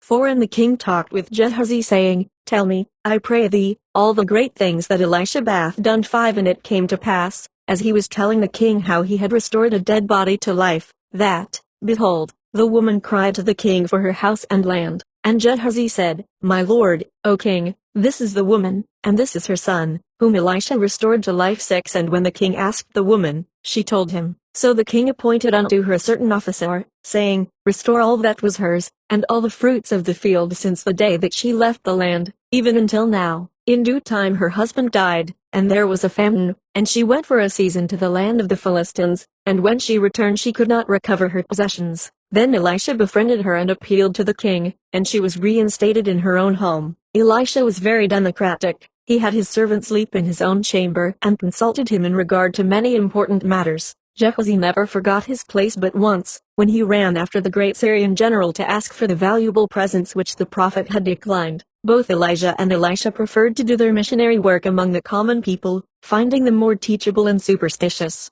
Especially is this true of women at all periods. In great revival seasons in our own day, one will always see a dozen women on the anxious seat to one man, and the same at the communion table. 2 Kings 11. And when Athaliah the mother of Ahaziah saw that her son was dead, she arose and destroyed all the seed royal too. But Jehosheba, sister of Ahaziah, took Joash the son of Ahaziah, and stole him from among the king's sons which were slain, and they hid him and his nurse 3. And he was with her hid in the house of the Lord 6 years. And Athaliah did reign over the land 12. And Jehoiada, the priest, brought forth the king's son, and put the crown upon him, and they made him king, and anointed him, and they clapped their hands, and said, God save the king. 13. And when Athaliah heard the noise of the guard and of the people, she came into the temple of the Lord. 14. And then she looked, behold, the king stood by a pillar, and she rent her clothes and cried, Treason, treason. 20. And they slew Athaliah with the sword beside the king's house. 21. 7 years old was Jehoash when he began to reign. Never was royal blood more profusely shed, and never a meaner ambition than to destroy a reigning family in order to be the last occupant on the throne. The daughter of a king, the wife of a king, and the mother of a king, should have had some mercy on her family descendants. Personal ambition can never compensate for the loss of the love and companionship of kindred. Such characters as Athaliah are abnormal, their lives not worth recording. 2 Kings 22:11. And it came to pass, when the king had heard the words of the book of the law, that he rent his clothes. 12. And the king commanded Hilkiah the priest. 13. Go ye, inquire of the Lord for me, and for the people, and for all Judah, concerning the words of this book that is found, for great is the wrath of the Lord that is kindled against us, because our fathers have not hearkened unto the words of this book, to do according unto all that which is written concerning us. 14. So Hilkiah the priest, and the wise men went unto Huldah the prophetess, the wife of Shallum keeper of the wardrobe. Now she dwelt in Jerusalem in the college, and they communed with her. 15. And she said unto them, Thus saith the Lord God of Israel, tell the man that sent you to me. 16. Thus saith the Lord, Behold, I will bring evil upon this place, and upon the inhabitants thereof, even all the words of the book which the king of Judah hath read. 17. Because they have forsaken me, and have burned incense unto other gods. 18. But to the king of Judah which sent you to inquire of the Lord, thus shall ye say to him. 19. Because thine heart was tender, and thou hast humbled thyself before the Lord, when thou heardest what I spake against this place. 20. Behold therefore, I will gather thee unto thy fathers, and thou shalt be gathered into thy grave in peace, and thine eyes shall not see all the evil which I will bring upon this place. And they brought the king word again. The greatest character among the women thus far mentioned is Huldah the prophetess, residing in the college in Jerusalem. She was a statesman as well as a prophetess, understanding the true policy of government and the Jewish system of jurisprudence, able not only to advise the common people of their duties to Jehovah and their country, but to teach kings the sound basis for a kingdom. Her wisdom and insight were well known to Josiah the king, and when the wise men came to him with the book of the law, to learn what was written therein, Josiah ordered them to take it to Huldah, as neither the wise men nor Josiah himself could interpret its contents. It is fair to suppose that there was not a man at court who could read the book, hence the honor devolved upon Huldah. Even Shallum her husband was not consulted, as he occupied the humble office of keeper of the robes. While Huldah was pondering great questions of state and ecclesiastical law, her husband was probably arranging the royal buttons and buckles of the household. This is the first mention of a woman in a college. She was doubtless a professor of jurisprudence, or of the languages. She evidently had other gifts besides that of prophecy. We should not have had such a struggle in our day to open the college doors had the clergy read of the dignity accorded to Huldah. People who talk the most of what the Bible teaches often know the least about its contents. Some years ago, when we were trying to establish a women's college, we asked a rich widow, worth millions, to contribute. She said that she would ask her pastor what she ought to do about it. He referred her to the Bible, saying that this book makes no mention of colleges for women. To her great surprise, I referred her to 2 Kings 22. Both she and her pastor felt rather shamed that they did not know what their Bible did teach. The widow gave $30,000 soon after to a theological seminary, being more interested in the education of boys and in the promulgation of church dogmas, creeds and superstitions, than in the education of the mothers of the race in the natural sciences. Now, women had performed great deeds in Bible times. Miriam had helped to lead Israel out of Egypt. Deborah judged them, and led the army against the enemy, and Huldah instructed them in their duties to the nation. Although Jeremiah and Zephaniah were prophets at this time, yet the king chose Huldah as the oracle. She was one of the ladies of the court, and resided in the second rank of buildings from the royal palace. Marriage, in her case, does not appear to have been any obstacle in the way of individual freedom and dignity. She had evidently outgrown the curse of subjection pronounced in the Garden of Eden, as had many other of the Jewish women. There is a great discrepancy between the character and the conduct of many of the women, and the designs of God as set forth in the scriptures and enforced by the discipline of the church today. Imagine the moral hardihood of the reverend gentleman who should dare to reject such women as Deborah, Huldah and Vashti as delegates to a Methodist conference, and claim the approval of God for such an indignity. In the 4 following books, from Kings to Esther, there is no mention of women. During that long, eventful period the men must have sprung, Minerva-like, from the brains of their fathers, fully armed and equipped for the battle of life. Having no infancy, there was no need of mothers. As 2 remarkable women flourished at the close of one period and at the dawn of the other, we shall make no record of the masculine dynasty which intervened. Satisfied that Huldah and Vashti added new glory to their day and generation, one by her learning and the other by her disobedience, for resistance to tyrants is obedience to God. ECS The Book of Esther. Esther I2. In those days when King Ahasuerus sat upon the throne in the palace at Shushan,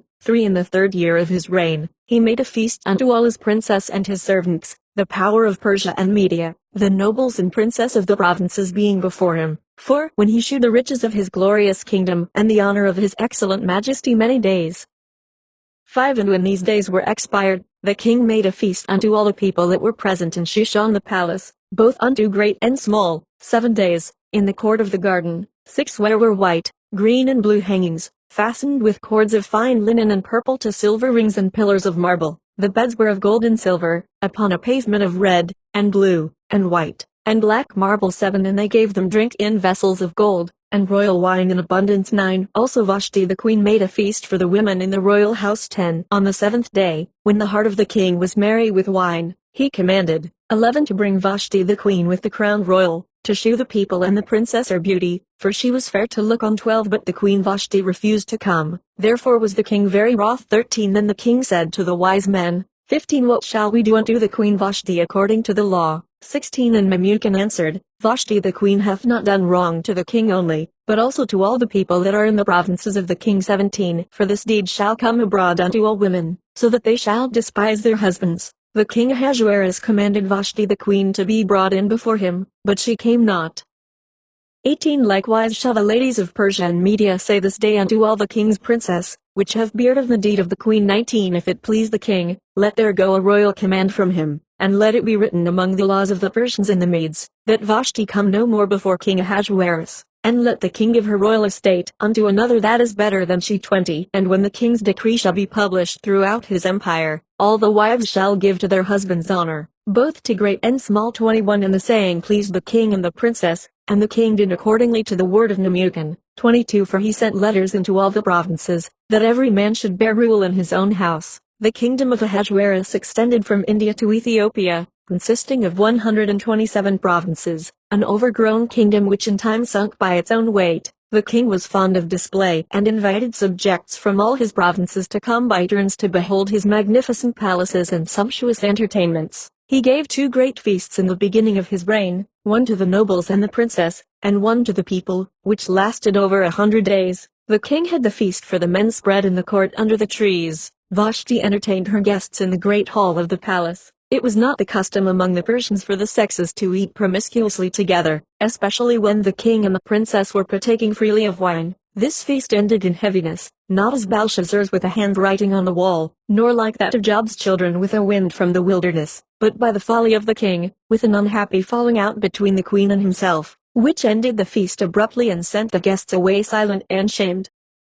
He sent 7 different messages to Vashti to put on her royal crown, which greatly enhanced her beauty, and come to show his guests the majesty of his queen. But to all the chamberlains alike she said, Go tell the king I will not come. Dignity and modesty alike forbid. This vanity of a drunken man illustrates the truth of an old proverb, when the wine is in, the wit is out. Josephus says that all the court heard his command, hence, while he was showing the glory of his court, he also showed that he had a wife who would do as she pleased. Besides 7 chamberlains he had 7 learned counselors whom he consulted on all the affairs of state. The day after the feast, when all were sober once more, they held a cabinet council to discuss a proper punishment for the rebellious queen. Memucan, Secretary of State, advised that she be divorced for her disobedience and ordered to come no more before the king, for unless she was severely punished, he said, all the women of Media and of Persia would despise the commands of their husbands. We have some grand types of women presented for our admiration in the Bible. Deborah for her courage and military prowess, Huldah for her learning, prophetic insight and statesmanship, seated in the college in Jerusalem, where Josiah the king sent his cabinet ministers to consult her as to the policy of his government, Esther, who ruled as well as reigned, and Vashti, who scorned the apostles' command, Wives, obey your husbands. She refused the king's orders to grace with her presence his reveling court. Tennyson pays this tribute to her virtue and dignity. Oh, Vashti, noble Vashti, summoned forth, she kept her state, and left the drunken king to brawl in Shushan underneath his palms. ECS The feast, with the preliminary exhibition of the king's magnificent palace and treasures, was not a social occasion in which the king and the queen participated under the same roof.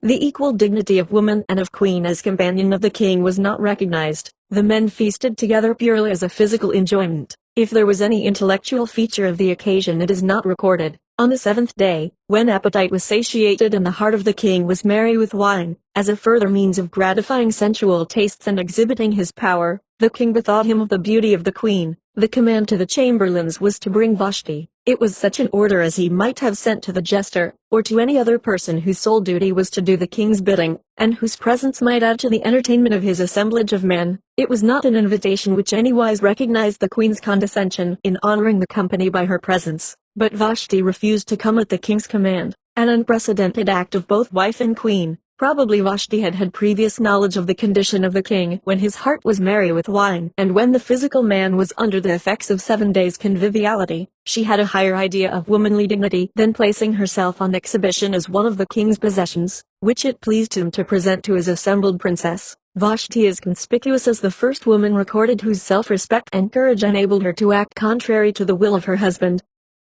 She was the first woman who dared. This was the more marked because her husband was also king. So far as the record proves, women had been obedient to the commands of the husband and the father, or, if seeking to avoid them, had sought indirect methods and diplomacy. It was the first exhibition of the individual sovereignty of woman on record. Excepting Deborah as judge, no example had been given of a woman who formed her own judgment and acted upon it. There had been no exhibition of a self-respecting womanhood which might stand for a higher type of social life than was customary among men. Vashti was the prototype of the higher unfoldment of woman beyond her time. She stands for the point in human development when womanliness asserts itself and begins to revolt and to throw off the yoke of sensualism and of tyranny. Her revolt was not an overt act, or a criticism of the proceedings of the king. It was merely exercising her own judgment as to her own proceeding. She did not choose to be brought before the assembly of men as an exhibit. The growth of self-respect and of individual sovereignty in woman has been slow.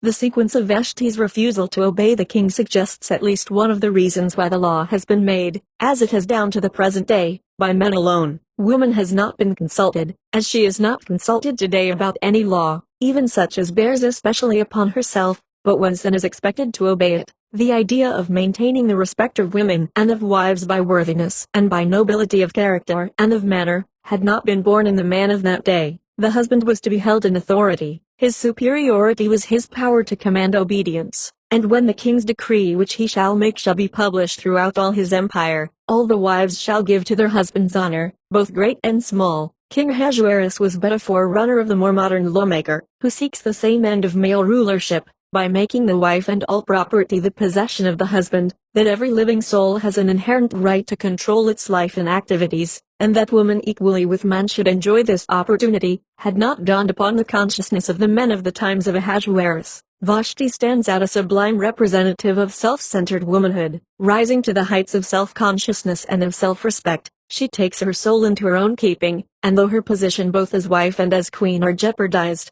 she is true to the divine aspirations of her nature. LBC Esther 2. After these things, when the wrath of King Ahasuerus was appeased, he remembered Vashti, and what she had done, and what was decreed against her.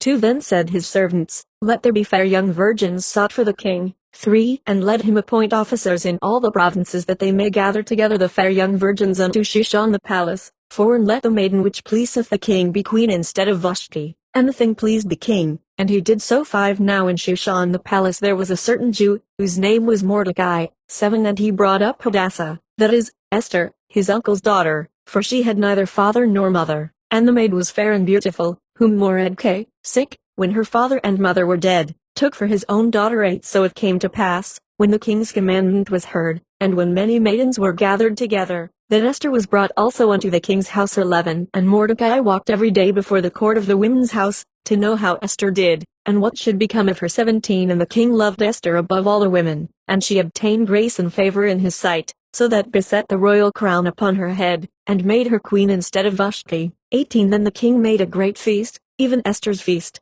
and he made a release to the provinces, and gave gifts, according to the state of the king. Esther was a Jewess, one of the children of the captivity, an orphan whom Mordecai adopted as his own child. She was beautiful, symmetrical in form, fair in face, and of rare intelligence. Her wisdom and virtue were her greatest gifts. It is an advantage to a diamond even to be well set. Mordecai was her cousin german and her guardian. It was said that he intended to marry her, but when he saw what her prospects in life were, and what she might do as a favorite of the king for his own promotion and the safety of his people, he held his individual affection in abeyance for the benefit of his race and the safety of the king, for he soon saw the dishonest, intriguing character of Haman, whom he despised in his heart and to whom he would not bow in passing. nor make any show of respect. As he was a keeper of the door and sat at the king's gate, he had many opportunities to show his disrespect. He discovered a plot against the king's life which he revealed to Esther, that, in due time, secured him promotion to the head of the king's cabinet. But in the meantime Haman had the ear of the king, and to revenge the indignities of Mordecai, he decided to slay all the Jews throughout all the provinces of the kingdom, and procured an edict to that effect from the king, and stamped with the king's signet ring the letters that he sent by post into all the provinces. The day was set for this terrible slaughter, and the Jews were fasting in sackcloth and ashes. The king loved Esther above all the women and had made her his queen. She was not known at court as a Jewess, but was supposed to be of Persian extraction. Mordecai had told her to say nothing on that subject. Ahasuerus placed the royal crown upon her head, and solemnized her coronation with a great feast, which Esther graced with her presence. At the request of the king, she profited by the example of Vashti, and saw the good policy of at least making a show of obedience in all things. Mordecai walked up and down past her door many times a day, and through a faithful messenger kept her informed of all that transpired, so she was aware of the plot Haman had laid against her people. So she made a banquet for the king and Haman, and told the king the effect of his royal edict and letters sent by post in all the provinces stamped with his ring. She told him of Mordecai's faithfulness in saving his life, that she and Mordecai were Jews, and that it was their people who were to be slain, young and old, women and children, without mercy, that their possessions were to be confiscated to raise the money which Haman promised to put into the royal treasury, and that Haman had already built a gallows 30 feet high on which Mordecai was to be hanged. Haman trembled in the presence of the king, who ordered him to be hanged on the gallows which he had prepared for Mordecai, and the latter was installed as the favorite of the king. The family and the followers of Haman were slain by the thousands, and the Jews were filled with gladness. The day appointed for their destruction was one of thanksgiving. They appointed a certain day in the last month of the year, just before the Passover, to be kept ever after as the feast of Purim, one of thanksgiving for their deliverance from the vengeance of Haman. Purim is a Persian word. It is not a holy day feast, but of human appointment. It is celebrated at the present time, and in the service the whole story is told. It is to be regretted that this feast often ends in gluttony. One commentator says that the Talmud states that in the feast of Purim a man may drink until he knows not the difference between cursed be Haman and blessed be Mordecai. If the Talmud means that he may drink the wine of good fellowship until all feelings of vengeance, hatred and malice are banished from the human soul, the sentiment is not so objectionable as at the first blush it appears. There is one thing in the Jewish service worse than this, and that is for each man to stand up in the synagogue every Sabbath morning and say, "I thank thee, O Lord, that I was not born a woman," as if that were the depth of human degradation. It is to be feared that the Thanksgiving feast of the Purim has degenerated in many localities into the same kind of a gathering as the Irish wake. In the history of Esther, those who believe in special providence will see that in her coming to the throne multitudes of her people were saved from a cruel death. Hence the disobedience of Vashti was providential, a faith that all things are working together for good, that good only is positive, evil negative, is most cheerful and sustaining to the believer. I have always regretted that the historian allowed Vashti to drop out of sight so suddenly. Perhaps she was doomed to some menial service, or to entire sequestration in her own apartments. ECS. The record fails to state whether or not the king's judgment was modified in regard to Vashti's refusal to appear on exhibition when his wrath abated. But the decree had gone forth, and could not be altered, and Vashti banished. No further record of her fate appears. The king's ministers at once set about providing a successor to Vashti. The king in those days had the advantage of the search for fair young virgins, in that he could command the entire collection within his dominions. The only consideration was whether or not the maiden pleased him. There is no hint that the maiden was expected to signify her acceptance or rejection of the king's choice.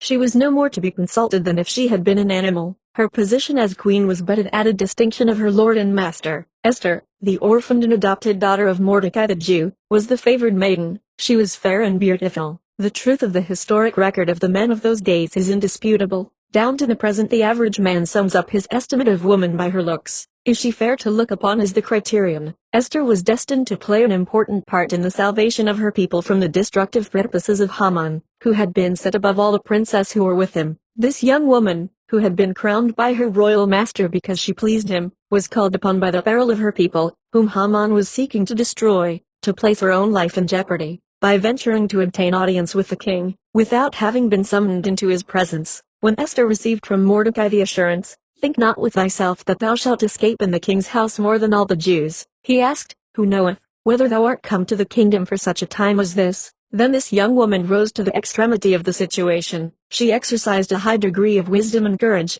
and bade them return Mordecai this answer: Go gather together all the Jews that are present in Shushan, and fast ye for me, and neither eat nor drink 3 days, night or day. I also and my maidens will fast likewise, and so will I go in unto the king, which is not according to the law, and if I perish, I perish. Verses 15, 16. She prepared herself thus by fasting to receive and to exercise the power of spirit. Her high purpose was only equaled by her unfaltering courage and entire self-abnegation. Vashti had exercised heroic courage in asserting womanly dignity and the inherent human right never recognized by kingship, to choose whether to please and to obey the king. Esther, so as to save her people from destruction, risked her life. This King Ahasuerus, who, according to the record, was only a man of selfish purposes, delighting in power and given to the enjoyment of his passions, was the legal lord and master of 2 women, each distinguished by a nobility of character well worthy of the distinction of queen. Their royalty was of a higher order than that of scepters and of crowns. While we rejoice in the higher manhood which the centuries have evolved, we are in this hour reminded of the dominating disposition of King Ahasuerus and the habits of those times. A distinguished man and a scholar in this closing 19th century claims that the family is necessarily a despotism, and that man is the ruler of the household, women as queenly, as noble and as self-sacrificing as was Esther, as self-respecting and as brave as was Vashti, are hampered in their creative office by the unjust statutes of men. But God is marching on, and it is the seed of woman which is to bruise the head of the serpent. It is not man's boasted superiority of intellect through which the eternally working divine power will perfect the race, but the receptiveness and the love of woman. LBC The Book of Job. Job. There was a man in the land of Uz, whose name was Job, and that man was perfect and upright, and one that feared God too. And there were born unto him 7 sons and 3 daughters. 3. His substance also was 7,000 sheep, and 3,000 camels, and 500 yoke of oxen, and 500 she-asses, and a very great household, so that this man was the greatest of all the men of the East. 4. And his sons feasted in their houses, and sent and called for their 3 sisters to eat with them. 6. Now there was a day when the sons of God came to present themselves before the Lord, and Satan came also. 7. And the Lord said unto Satan, Whence comest thou? Satan answered, From going to and fro in the earth. 8. And the Lord said unto Satan, Hast thou considered my servant Job, that there is none like him in the earth, a perfect and an upright man? 9. Then Satan answered, Doth Job fear God for naught? 10. Hast not thou made a hedge about him, and about his house, and about all that he hath on every side? Thou hast blessed the work of his hands. 11. But put forth thine hand now, and touch all that he hath, and he will curse thee to thy face. 12. And the Lord said unto Satan, All that he hath is in thy power, only upon himself put not forth thine hand. So Satan went forth from the presence of the Lord. 14. And there came a messenger unto Job, and said, The oxen were plowing, and the asses feeding beside them.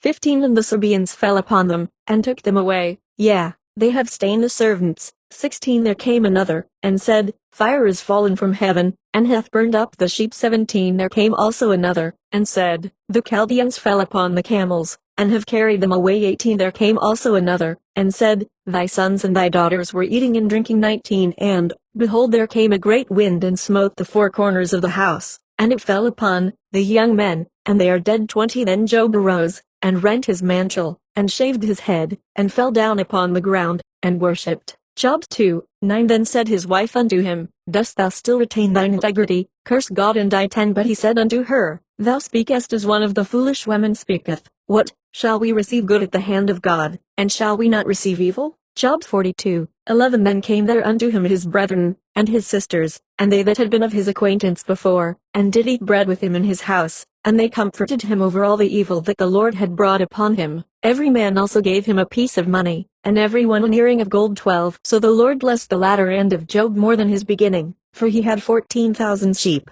and 6,000 camels, and 1,000 yoke of oxen, and 1,000 she-asses. 13. He had also 7 sons and 3 daughters.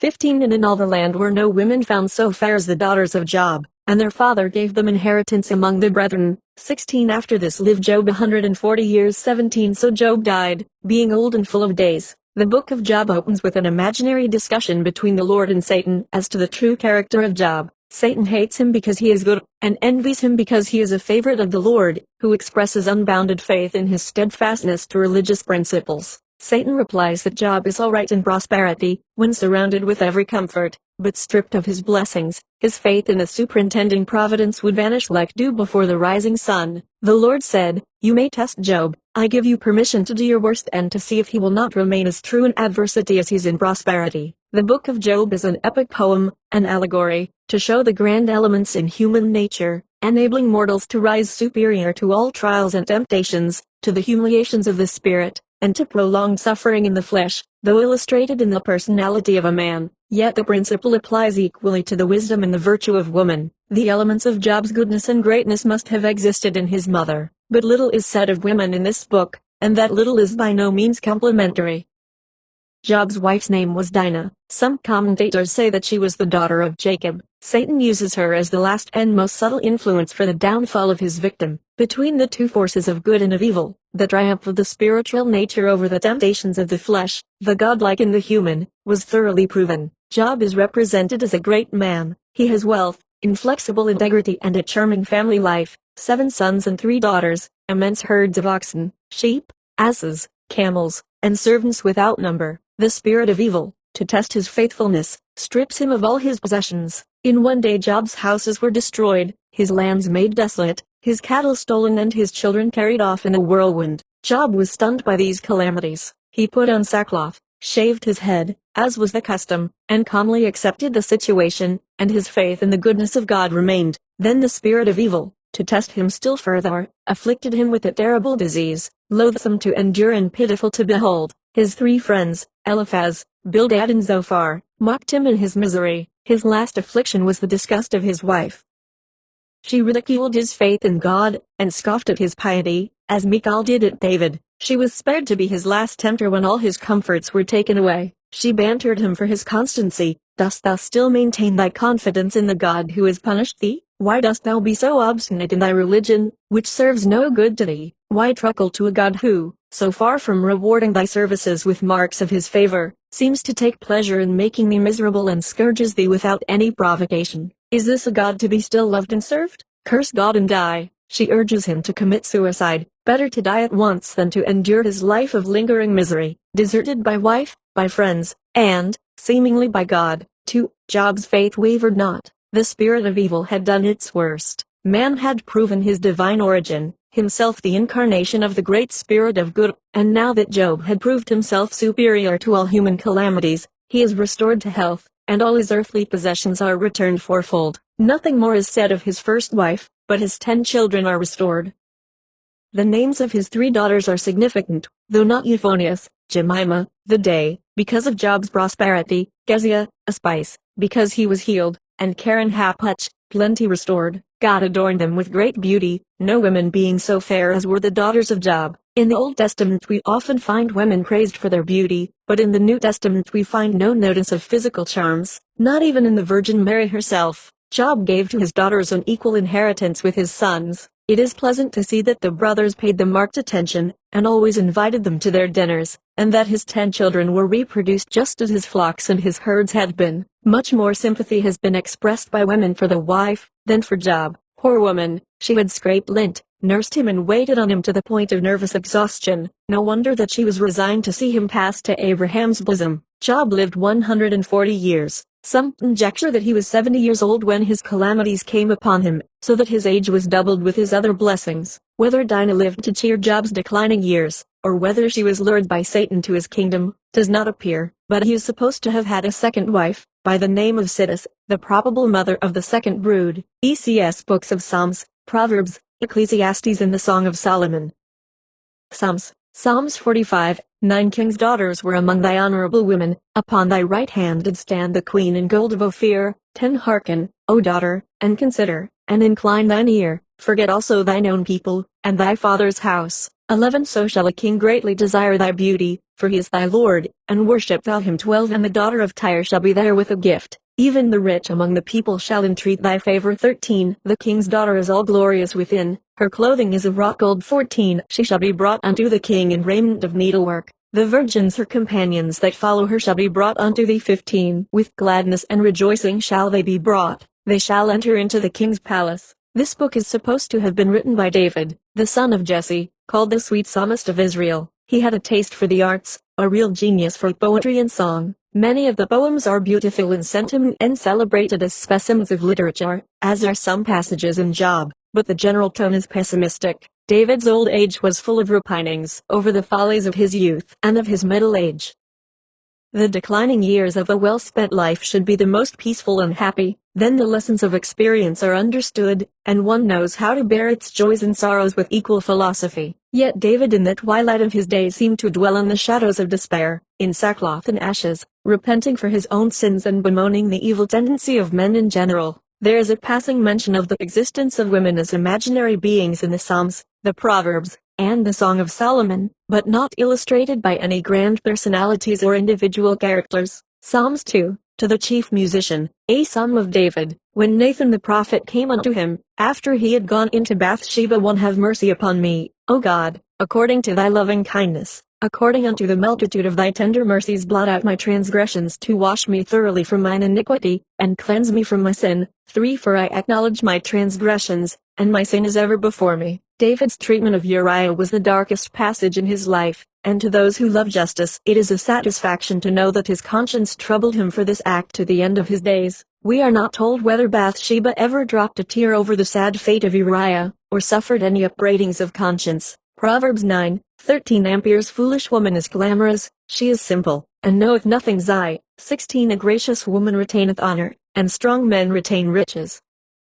14 Every wise woman buildeth her house, but the foolish plucketh it down with her hand. 17:25 A foolish son is a grief to his father, and bitterness to her that bare him. 19:14 House and riches are the inheritance of fathers, and a prudent wife is from the Lord. 21:9 It is better to dwell in a corner of the housetop, than with a brawling woman in a wide house. 21:19 It is better to dwell in the wilderness, than with a contentious and an angry woman. 27:15 A continual dropping in a very rainy day and a contentious woman are alike. XXX 21 For 3 things the earth is disquieted, and for 4 which it cannot bear. 22 For a servant when he reigneth, and a fool when he is filled with meat. 23 For an odious woman when she is married, and a handmaid that is heir to her mistress. 31:10 Who can find a virtuous woman, for her price is far above rubies. 11 The heart of her husband doth safely trust in her. 12 She will do him good and not evil all the days of her life. 13 She seeketh wool, and flax, and worketh willingly with her hands. 16 She considereth a field, and buoyeth it, with the fruit of her hands. She planteth a vineyard. 20 She stretcheth out her hand to the poor. 21 She is not afraid of the snow, for all her household are clothed with scarlet. 22 She maketh herself coverings of tapestry, her clothing is silk and purple. 23 Her husband is known in the gates, when he sitteth among the elders of the land. 24 She maketh fine linen, and selleth it. 26 She openeth her mouth with wisdom, and in her tongue is the law of kindness. 28 Her children arise up, and call her blessed, her husband also, and he praiseth her. 29 Many daughters have done virtuously, but thou excellest them all. 30 Favor is deceitful, and beauty is vain, but a woman that feareth the Lord shall be praised. With these pen pictures of the foolish, contentious wife contrasted with the more gracious woman, surely every reader of common sense will try to follow the example of the latter. A complaining woman is worse than a leaky house, because with paint and putty you can stop the dropping, but how can one find the source of constant complaints? Heretofore biblical writers have given to us battles, laws, histories, songs. Now we have in Solomon's writings a new style in short, epigrammatic sentences. The proverb was the most ancient way of teaching among the Greeks. The 7 wise men of Greece each had his own motto on which he made himself famous. These were engraved on stone in public places. Thus the gist of an argument or a long discussion may be thrown into a proverb, in which the whole point will be easily seen and remembered. Solomon's idea of a wise woman, a good mother, a prudent wife, a saving housekeeper and a successful merchant, will be found in the foregoing texts, which every woman who reads should have printed, framed and hung up at her family altar. As Solomon had 1,000 women in his household, he had great opportunity for the study of the characteristics of the sex, though one would naturally suppose that wise women, even in his day, preferred a larger sphere of action than within his palace walls. Solomon's opinion of the sex in general is plainly expressed in the foregoing texts. Solomon is supposed to have written his song when he was young, Proverbs in middle life, and Ecclesiastes when he was old. He gave admirable rules for wisdom and virtue to all classes, to men, to women and to children, but failed to practice the lessons which he taught. Ecclesiastes, this book, written in Solomon's old age, is by no means comforting or inspiring. Everything in life seems to have been disappointing to him. Wealth, position, learning, all earthly possessions and acquirements he declares alike to be vanity of vanities and vexation of spirit. To one whose life has been useful to others and sweet to himself, it is quite impossible to accept these pessimistic pictures of human destiny. Eccles, 2, I said in mine heart, I will prove thee with mirth, therefore enjoy pleasure. And, behold, this also is vanity, for I made me great works, I builded me houses, I planted me vineyards. 5. I made me gardens and orchards. 7. I had great possessions above all that were in Jerusalem before me. 8. I gathered me also silver and gold and particular treasures. I gat me men singers and women singers, and musical instruments. 10. And whatsoever mine eyes desired I kept not from them. I withheld not my heart from any joy. 13. Then I saw that wisdom excelleth folly, as far as light excelleth darkness. 14. The wise man's eyes are in his head, but the fool walketh in darkness. And I myself perceived also that one event happeneth to them all. This constant depreciation of human dignity and power is very demoralizing in its influence on character.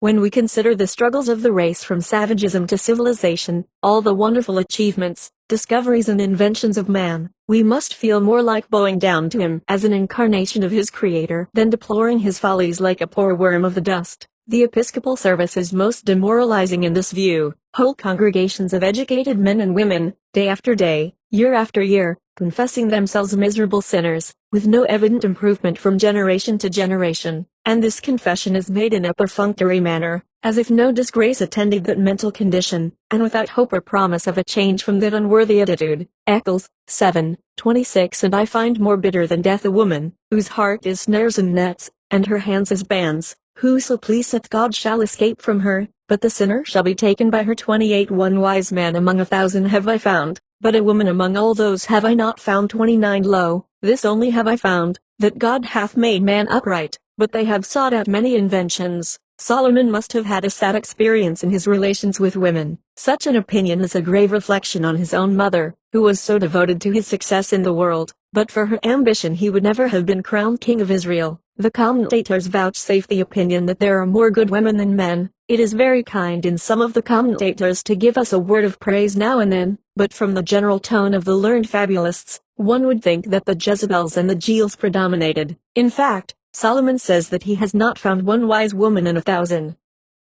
The Song of Solomon. The name of God does not appear in this song, neither is the latter ever mentioned in the New Testament. This book has no special religious significance, being merely a love poem, an epithalamium, sung on nuptial occasions in praise of the bride and the groom. The proper place for this book is before either Proverbs or Ecclesiastes, as it was written in Solomon's youth, and is a more pardonable outburst for his early days than for his declining years. The Jewish doctors advised their young people not to read this book until they were 30 years old, when they were supposed to be more susceptible to spiritual beauties and virtues than to the mere attractions of face and of form. The Church, as an excuse for retaining this book as a part of Holy Scriptures, interprets the song as expressive of Christ's love for the Church, but that is rather far-fetched, and unworthy the character of the ideal Jesus. The most rational view to take of the song is, it was that of a luxurious king to the women of his seraglio. ECS books of Isaiah and Daniel, Micah and Malachi. Isaiah, the closing books of the Old Testament make but little mention of women as illustrating individual characteristics.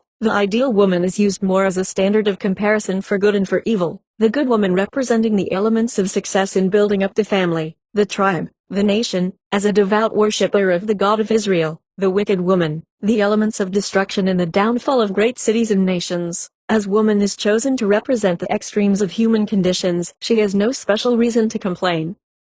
The prophets sum up the graces of the daughters of man in the following texts. Isaiah 3:16. Moreover the Lord saith, because the daughters of Zion are haughty, and walk with stretched forth necks and wanton eyes, walking and mincing as they go, and making a tinkling with their feet. 19. In that day the Lord will take away the bravery of their tinkling ornaments about their feet, and their calls, and their round tires like the moon. 19. The chains, and the bracelets, and the mufflers. 20. The bonnets, and the ornaments of the legs, and the headbands, and the tablets, and the earrings. 21. The rings, and nose jewels. 22. The changeable suits of apparel, and the mantles, and the wimples, and the crisping pins. 23. The glasses, and the fine linen, and the hoods, and the veils. Before the sacred canon of the Old Testament was written, there were prophets who took the place of Bibles to the Church. It is said that God himself spake to the children of Israel from the top of Mount Sinai, but that it was so terrible. They entreated the Lord ever after to speak to them through men, so ever after he did communicate with them through prophets and angels. Isaiah was of the royal family, he was nephew to King Uzziah.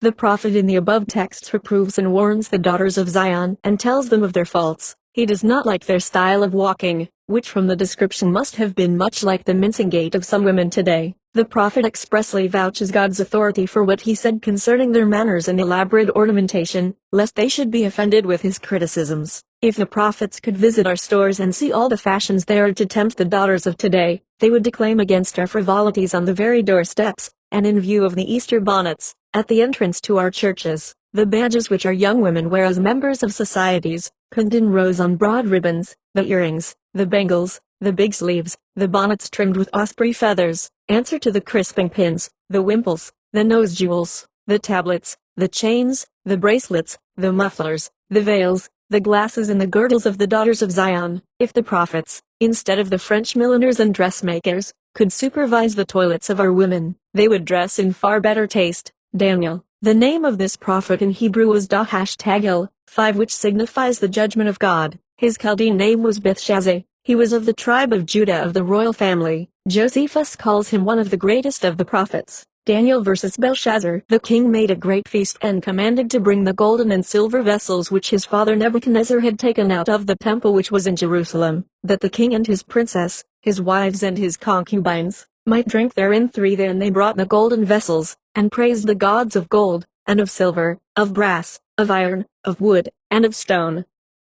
5 In the same hour came forth fingers of a man's hand, and wrote over against the candlestick upon the plaster of the wall, and the king saw the part of the hand that wrote 6. Then the king's countenance was changed, and his thoughts troubled him, so that his knees smote one against another. 7 The king cried aloud to bring in the astrologers, the Chaldeans, and the soothsayers, and the king spoke, and said to the wise men of Babylon, Whosoever shall read this writing, and shew me the interpretation thereof, shall be clothed with scarlet, and have a chain of gold about his neck, and shall be the third ruler in the kingdom. 8 Then came in all the king's wise men, but they could not read the writing, nor make known the interpretation thereof. 10 Now the queen came into the banquet house, and said, O king, live forever, let not thy thoughts trouble thee. 11 There is a man in thy kingdom in whom is the spirit of the holy gods, and in the days of thy father light and understanding and wisdom, like the wisdom of the gods, was found in him, whom Nebuchadnezzar thy father made master of the magicians, astrologers, Chaldeans and soothsayers. Now let Daniel be called, and he will shew the interpretation. 13 Then was Daniel brought in, and he said, I will read the writing unto the king. 25 And this is the writing that was written, Mene, Mene, Tekel, Upharsin. 26 This is the interpretation of the thing, Mene, God hath numbered thy kingdom, and finished at 27 Tekel, thou art weighed in the balance, and art found wanting. 28 Baris, thy kingdom is divided, and given to the Medes and Persians. 29 Then commanded Belshazzar, and they clothed Daniel with scarlet, and put a chain of gold about his neck, and made a proclamation concerning him, that he should be the third ruler in the kingdom. 20 In that night was Belshazzar the king of the Chaldeans slain. Historians say that Cyrus was at this time besieging the city and knew of this feast, and took this opportunity to make his attack and to slay the king. In the midst of the consternation at the feast the queen entered to advise Belshazzar. It is supposed that this queen was the widow of the evil Merodach, and was that famous Nitocris whom Herodotus mentions as a woman of extraordinary prudence and wisdom. She was not present at the feast, as were the king's wives and concubines. It was not agreeable to her age and gravity to dissipate at night, but tidings of the consternation in the banquet hall were brought to her, so that she came and entreated him not to be discouraged by the incapacity of the wise men to solve the riddle, for there was a man in his kingdom who had more than once helped his father in emergencies and would no doubt advise him. She could not read the writing herself, but she said, Let the prophet Daniel be called. The account she gives of the respect Nebuchadnezzar had for him, for his insight into the deepest mysteries, and of his goodness and wisdom, moved the king to summon Daniel into his presence. Daniel was now near 90 years of age, and for a long time had not been in court circles, but the queen dowager remembered him in the court of the king's father. She reminded her son of the high esteem in which he was held by his father. The interpretation which Daniel gave of these mystic characters was far from easing the king of his fears. Daniel being in years, and Belshazzar still young, he took greater liberty in dealing plainly with him than he had with his father. He read the warning as written on the wall, Thou hast been weighed in the balance and found wanting, and thy kingdom is divided and rent from thee. Although the exposition of the handwriting was most discouraging, yet the king kept his promise, and put on Daniel the scarlet gown and the gold chain. Micah 2:9 The women of my people have you cast out from their pleasant houses, from their children have you taken away my glory forever. Micah 7:6 For the son dishonoreth the father, the daughter riseth up against her mother, the daughter-in-law against her mother-in-law. Here the Israelites are rebuked for their cruel treatment of their own people, robbing widows and selling children into slavery. Family life as well as public affairs seems to have become unsettled. The contempt and the violation of the laws of domestic duties are a sad symptom of universal corruption. Malachi 2:11 Judah hath profaned the holiness of the Lord which he loved, and hath married the daughter of a strange god. 14 Yet ye say, Wherefore? Because the Lord hath been witness between thee and the wife of thy youth, against whom thou hast dealt treacherously, yet is she thy companion, and the wife of thy covenant. 15 That he might seek a godly seed, therefore take heed to your spirit, and let none deal treacherously against the wife of his youth. These Israelites were always violating the national law which forbade them to marry strange women. The corruption of the nation began, say the historians, with the intermarriage of the sons of God with the daughters of men, meaning, I suppose, those of the tribes who had a different religion. He that marries a heathen woman is as if he made himself son-in-law to an idol. They put away the wives of their own nation, and, as was the fashion at one time, married those of other nations. This spoiled the lives of the daughters of Israel. They were uncertain as to their social relations, family, right to their children, and support in their old age, as a paper of divorce could be given to them at any time. The denunciations of the prophets had no great weight in matters where strong feeling and sound judgment conflicted. Charming women, of the Hittites and of the Midianites, with their novel dress, manners and conversation, attracted the men of Israel. They could not resist a temptation. When the strongest man and the wisest one are alike led captive, there is no significance in calling woman the weaker sex. Though few women appear in the closing tragedies of the Old Testament, yet the idiosyncrasies of the sex are constantly used to point a moral or to condemn a sin. ECS The Kabbalah. The Bible is an occult book, and a remarkable one. About all creeds and faiths the site of pagandom go to it for their authority. Read in the light of occult teachings, it becomes something more than the old battleground of controversy for warring religions. Occultism alone furnishes the key to this ancient treasury of wisdom. But to turn now to another point, it may be well to call the attention of the readers of the Woman's Bible to a few quotations from MacGregor Mather's Kabbalah Unveiled, which has been pronounced by competent authorities the work of a master hand. This work is a translation of Nor van Rosenroth's Kabbalah Denudata. The Kabbalah, the Hebrew esoteric doctrines, is a system of teachings with which only the very learned attempt to wrestle. It is claimed to have been handed down by oral tradition from angelic sources, through Adam, Noah, Abraham, Moses, the 70 elders, to David and to Solomon. No attempt was made to commit this sacred knowledge to writing, till, in the early centuries of the Christian era, authorities differ widely as to the date. The pupils of Rabbi Simeon ben Jochi put his teachings into writing, and this in later ages became known as the Zohar, or Book of Splendor. Around the name of this Rabbi Simeon ben Jochi, as one scholarly writer puts it, clustered the mystery and the poetry of the religion of the Kabbalah as a gift of the deity to mankind. The Zohar, which is only a part of the Kabbalah, is the great storehouse of the esoteric teaching of the ancient Hebrews. Returning to the quotations referred to above, MacGregor Mathers in his preface says, I wish particularly to direct the reader's attention to the stress laid by the Kabbalah on the feminine aspects of the deity, and to the shameful way in which any allusion to these has been suppressed in the ordinary translations of the Bible, also to the Kabbalistical equality of male and female, referring to the Sephirah, the 10 Kabbalistical attributes of God. Mr. Mathers says, among these Sephirah, jointly and severally, we find the development of the persons and the attributes of God. Of these, some are male and some are female. Now, for some reason or other, best known to themselves, the translators of the Bible have carefully grounded out of existence and smothered up every reference to the fact that the deity is both masculine and feminine. They have translated a feminine plural by a masculine singular in the case of the word Elohim. They have, however, left an inadvertent admission of their knowledge that it was plural in Genesis 5:26, and Elohim said, Let us make man. Again, v. 27, how could Adam be made in the image of the Elohim, male and female, unless the Elohim were male and female also? The word Elohim is a plural formed from the feminine singular alh, Elah, by adding I am to the word, but inasmuch as I am is usually the termination of the masculine plural, and is here added to a feminine noun, it gives to the word Elohim the sense of a female potency united to a masculine idea. and thereby capable of producing an offspring. Now we hear much of the Father and the Son, but we hear nothing of the Mother in the ordinary religions of the day. But in the Kabbalah we find that the Ancient of Days conforms himself simultaneously into the Father and the Mother, and thus begets the Son.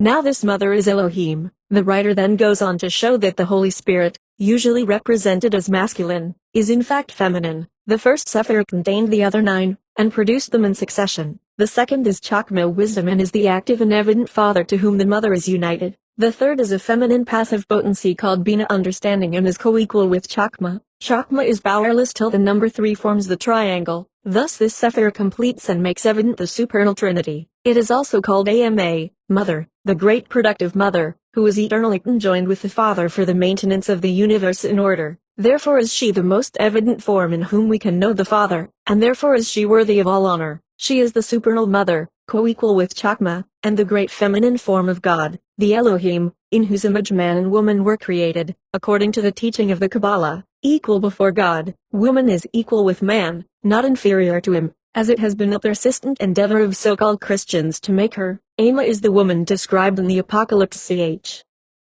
12. This third Sephirah is also sometimes called the Great Sea, to her are attributed the divine names, Elohim, Elohim, and Ivelhim, and the angelic order, Arlim, the thrones. She is the supernal Mother as distinguished from Melkoth, the inferior Mother, Bride and Queen. In each of the 3 trinities or triads of the Sephirah is a dual of opposite sexes, and a uniting intelligence which is the result. In this, the masculine and feminine potencies are regarded as the 2 scales of the balance, and the uniting Sephirah as the beam which joins them. In chapter 8, we read, Chokmah is the father, and Bina is the mother, and therein are Chokmah, wisdom, and Bina, understanding, counterbalanced together in most perfect equality of male and female. And therefore are all things established in the equality of male and female. If it were not so, how could they subsist? In their conformations are they found to be the perfections of all things, father and mother, son and daughter. These things have not been revealed save unto the holy superiors, who have entered therein and departed therefrom, and have known the paths of the most holy God, so that they have not erred in them, either on the right hand or on the left. In a note in regard to Chokmah and Bina, the author says, Chokmah is the second and Bina is the third of the Sephirah. This section is a sufficient condemnation of all those who wish to make out that woman is inferior to man. The Kabbalah also speaks of the separation of the sexes as the cause of evil, or as the author puts it in a note, where there is unbalanced force, there is the origin of evil. Further on it is written, and therefore is Ama, the mother, known to be the consummation of all things, and she is signified to be the beginning and the end.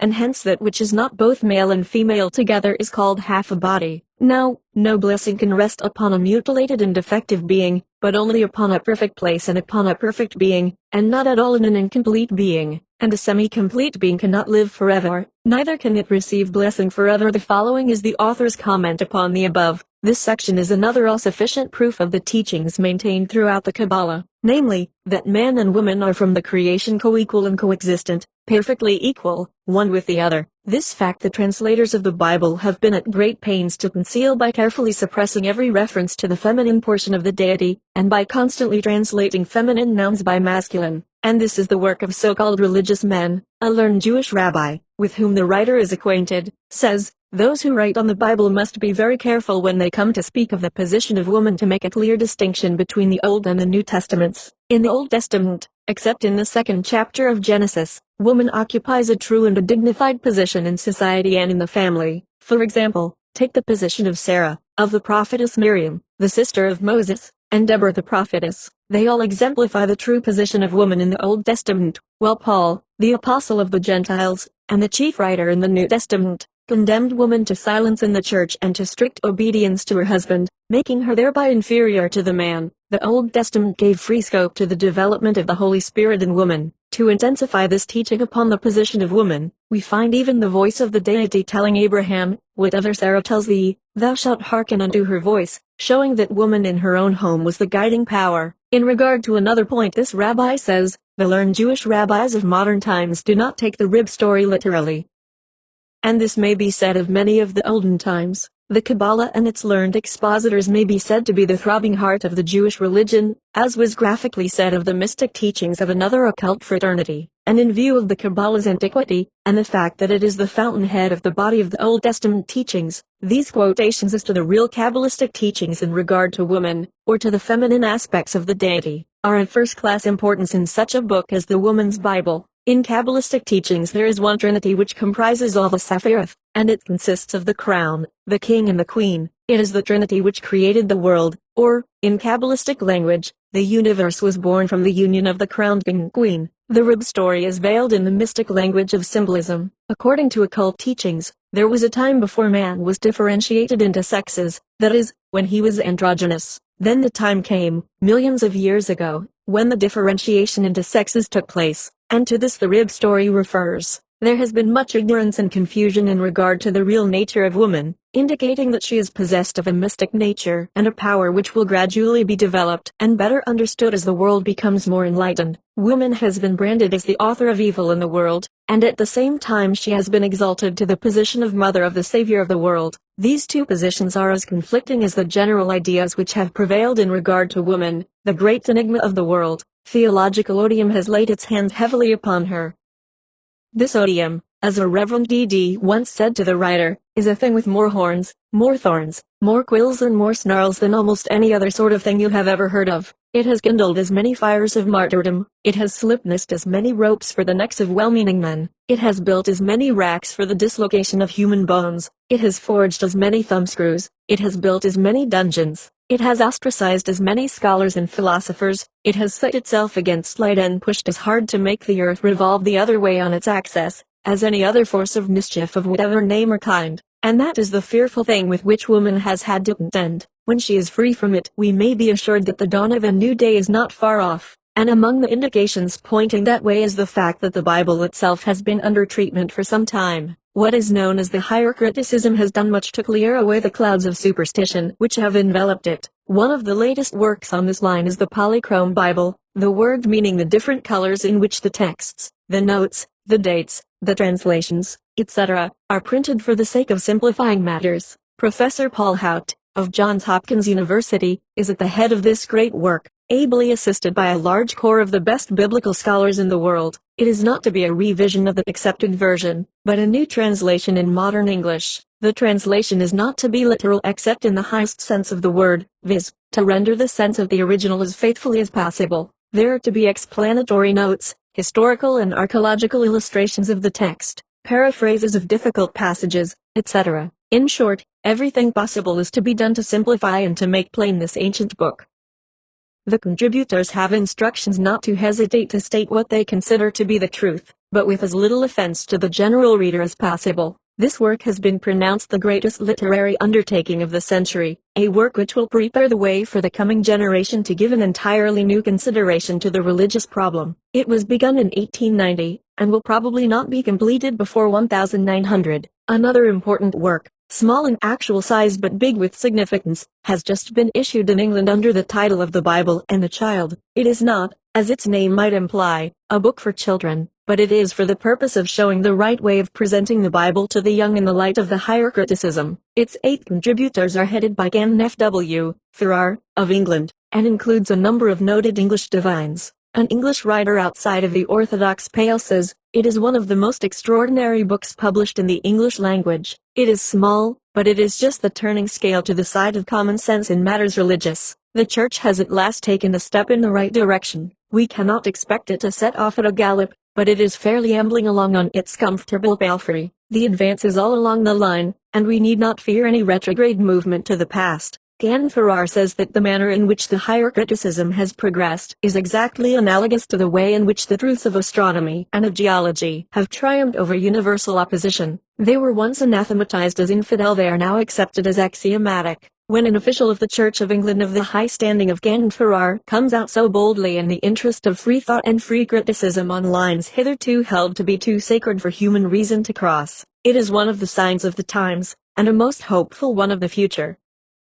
And now that we are coming to understand the Bible better than to worship it as an idol, it will gradually be lifted from the shadows and the superstitions of an age when, as a fetish, it was exalted above reason, and placed where a spiritually enlightened people can see it in its true light. A book in which many a bright jewel has been buried under some rubbish, perhaps, as well as under many symbolisms and mystic language, a book which is not above the application of reason and of common sense. And with these new lights on the Bible, it is gratifying to know at the same time that the stately Hebrew Kabbalah, hoary with antiquity, and the fountain source of the Old Testament, places woman on a perfect equality in the Godhead. For better authority than that one can hardly ask. We are nearing the close of a remarkable century, the last half of which, and especially the last quarter, has been crowded with discoveries, some of them startling in their approximation to the inner, or occult world, a world in which woman has potent sway. The close of this century has long been pointed to by scholars, by writers and by prophets, within the church and out of it, as the close of the old dispensation and the opening of the new one.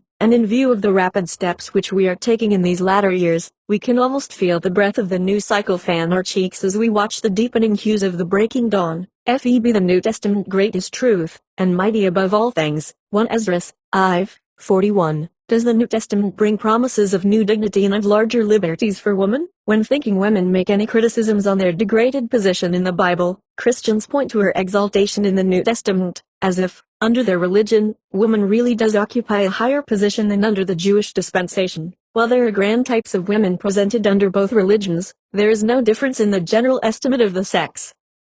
In fact, her inferior position is more clearly and emphatically set forth by the apostles than by the prophets and the patriarchs. There are no such specific directions for woman's subordination in the Pentateuch as in the epistles. We are told that the whole sex was highly honored in Mary being the mother of Jesus. Surely a wise and virtuous son is more indebted to his mother than she is to him, and is honored only by reflecting her superior characteristics. Why the founders of the Christian religion did not improvise an earthly father as well as an earthly mother does not clearly appear. The questionable position of Joseph is unsatisfactory. As Mary belonged to the Jewish aristocracy, she should have had a husband of the same rank. If a heavenly father was necessary, why not a heavenly mother? If an earthly mother was admirable, why not an earthly father? The Jewish idea that Jesus was born according to natural law is more rational than is the Christian record of the Immaculate Conception by the Holy Ghost, the third person of the Trinity. These biblical mysteries and inconsistencies are a great strain on the credulity of the ordinary mind. Jesus was the great leading radical of his age. Everything that he was and said and did alienated and angered the conservatives, those that represented and stood for the established order of what they believed to be the fixed and final revelation of God. Is it any wonder that they procured his death? They had no power to put him to death themselves, and so they stirred the suspicions of the Roman authorities. We owe the conquest of Christianity to two things. First, to Paul. Christianity never would have been anything but a little Jewish sect if it had not been for Paul. And the other thing is, what? The conquest over death. It was the abounding belief of the disciples that Jesus was alive, their leader still, though in the invisible, which made them laugh in the face of death, which made them fearless in the presence of the lions in the arena, which made them seek for the honor and glory of martyrdom, and which gave them such conquest over all fear, all sorrow, all toil, as can come only to those who believe that this life is merely a training school, that death is nothing but a doorway, and that it leads out into the eternal glories and grandeurs beyond. I think that the doctrine of the virgin birth is something higher, sweeter, nobler than ordinary motherhood, is a slew on all the natural motherhood of the world. I believe that millions of children have been as immaculately conceived, as purely born, as was the Nazarene. Why not, out of this doctrine, and that which is akin to it, have sprung all the monasteries and the nunneries of the world, which have disgraced and distorted and demoralized manhood and womanhood for 1,000 years. I place beside the false, monkish, unnatural claim of the Immaculate Conception my mother, who was as holy in her motherhood as was Mary herself.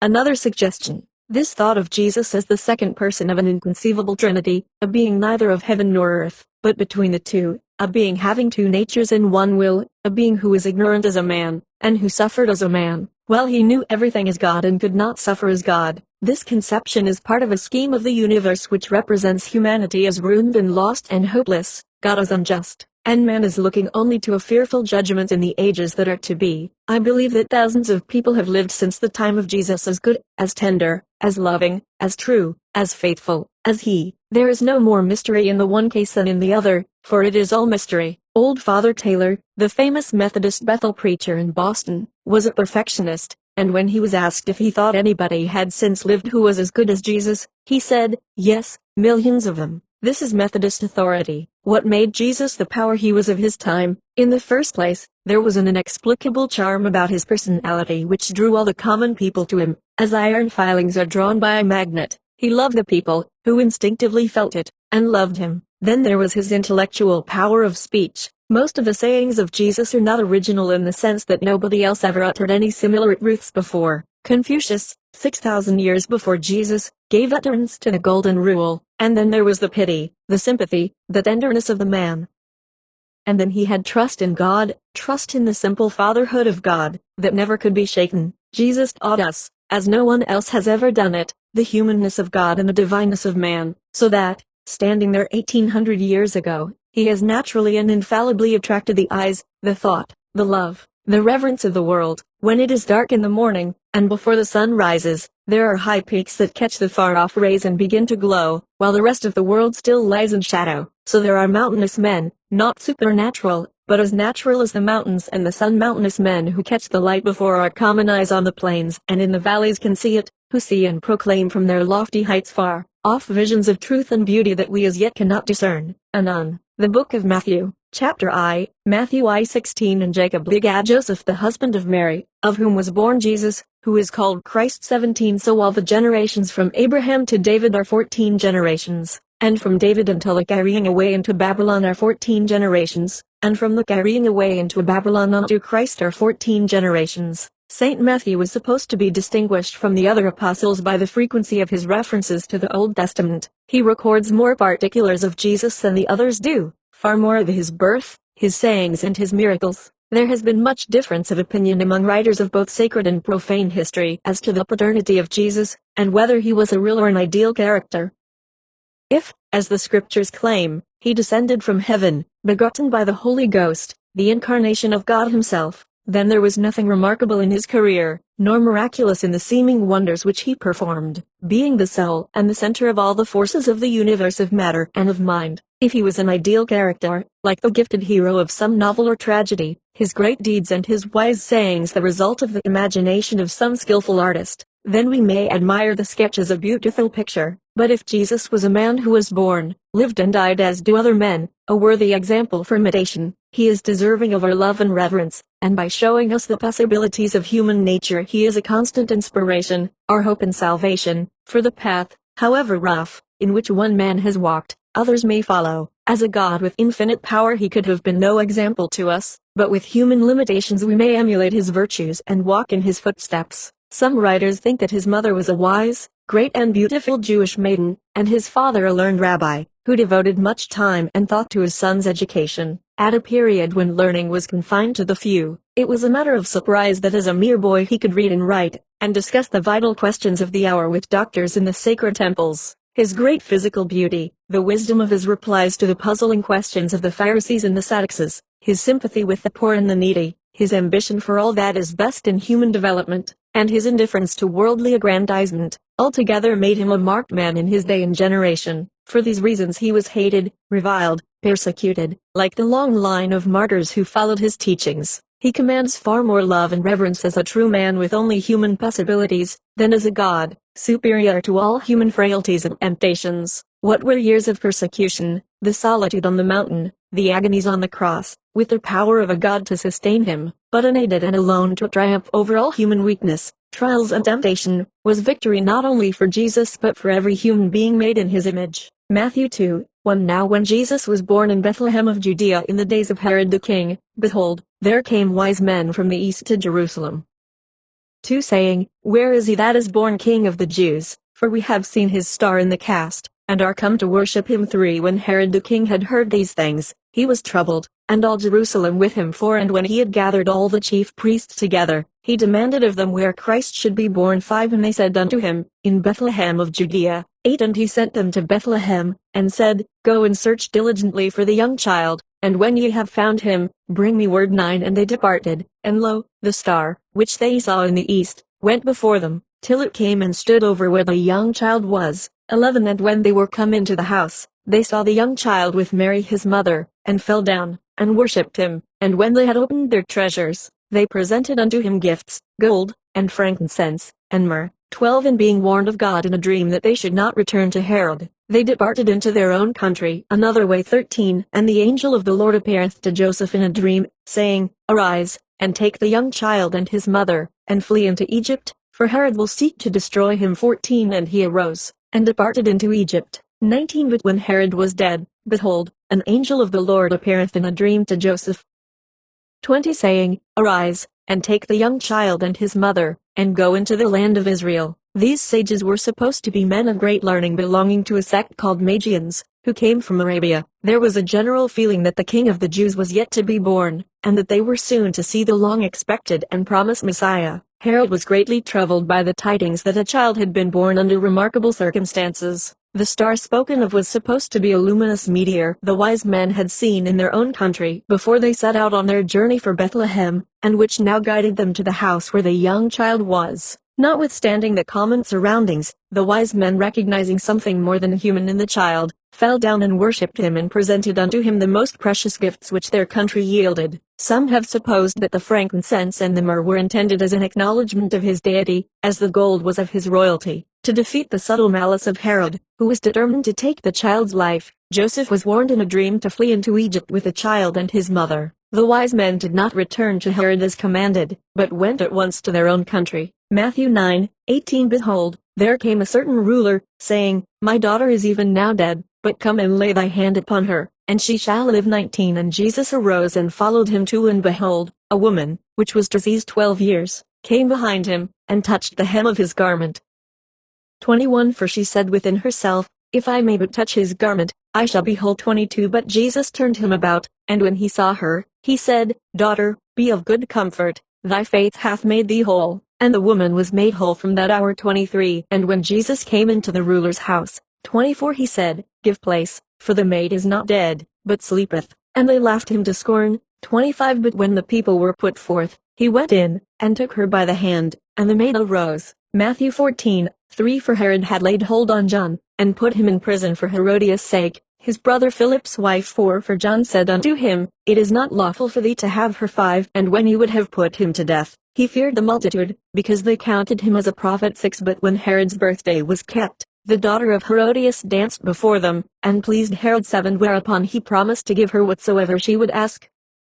8 And she being before instructed of her met, Give me here John Baptist's head in a charger. 9 And the king was sorry, nevertheless for the oath's sake he commanded it to be given her. 10 And he sent, and beheaded John in the prison. 11 And his head was brought in a charger, and given to the damsel, and she brought it to her mother. 12 And his disciples came, and took up the body, and buried it, and went and told Jesus. Josephus says that Herodias was niece both to her former husband, Philip, and to Herod, with whom she at this time lived. Herod had divorced his own wife in order to take her, and her husband Philip was still living, as well as the daughter Salome, whom he had by her. No connection could be more contrary to the law of God than this. John, therefore, being a prophet and no courtier, plainly reproved Herod, and declared that it was not lawful for him to retain Herodias. This greatly offended Herod and Herodias, and they cast John into prison. Herodias waited her opportunity to wreak her malice on him, counting John's reproof an insult to her character as well as an interference with her ambition. At length, when Herod celebrated his birthday, entertaining his nobles with great magnificence, the daughter of Herodias danced before them all, with such exquisite grace as to delight the company, whereupon Herod promised her whatever she desired, though equal in value to half his kingdom. Salome consulted her mother, who urged her to demand the head of John the Baptist.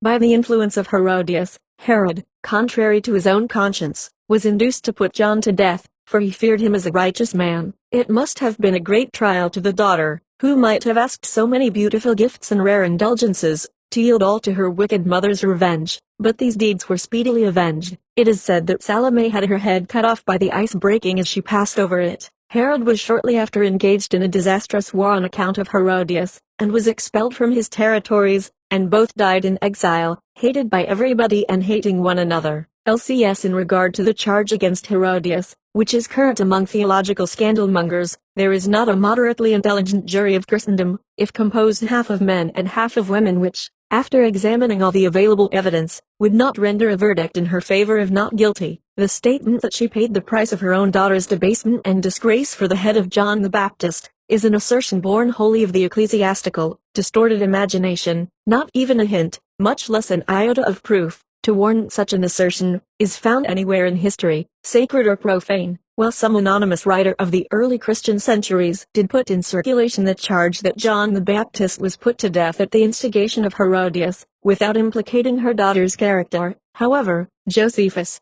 on the contrary, explicitly declares that his death was wholly a political matter, with which the names of Herodias and her daughter are not even connected by rumor. Says Josephus, when others came in crowds about him, John the Baptist, for they were greatly moved by hearing his words, Herod, who feared lest the great influence John had over the people might put it into his power and inclination to raise a rebellion, for they seemed ready to do anything he should advise, thought it best, by putting him to death, to prevent any mischief he might cause. Accordingly he was sent a prisoner, out of Herod's suspicious temper, to Machaerus, the castle I before mentioned, and was there put to death. Now, the jury must remember that Josephus was born in Jerusalem about 38 AD, that he was an educated man and in a position to know the facts in this case, owing both to his prominent position among the Jews and to his study of contemporaneous history.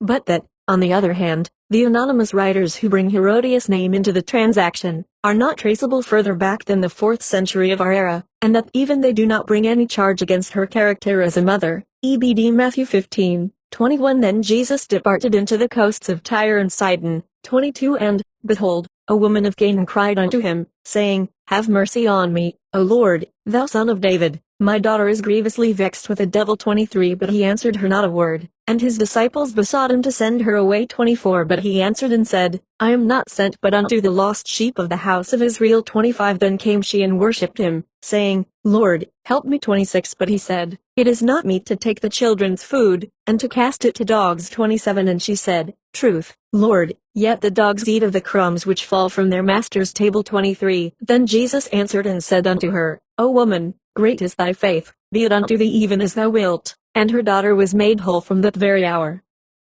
Peter had a house in Capernaum, and his wife's mother lived with them, and Jesus lodged with them when in that city. It is hoped that his presence brought out the best traits of the mother-in-law, so as to make her agreeable to Peter. As soon as Jesus rebuked the fever, she was able without delay to rise and to wait on Jesus and his disciples. These displays of the power of Christ in performing miracles, according to the text, are varied, in almost every conceivable way of beneficence, but he wrought no miracles of vengeance. Even the destruction of the swine was doubtless intended in mercy and conducive to much good, so say the commentators. He not only healed the sick and cast out devils, but he made the blind to see and the dumb to speak. The woman of Canaan proved herself quite equal in argument with Jesus, and though by her persistency she tired the patience of the disciples, she made her points with Jesus with remarkable clearness. His patience with women was a sore trial to the disciples, who were always disposed to nip their appeals in the bud. It was very ungracious in Jesus to speak of the Jews as dogs, saying, It is not meet to take the children's food,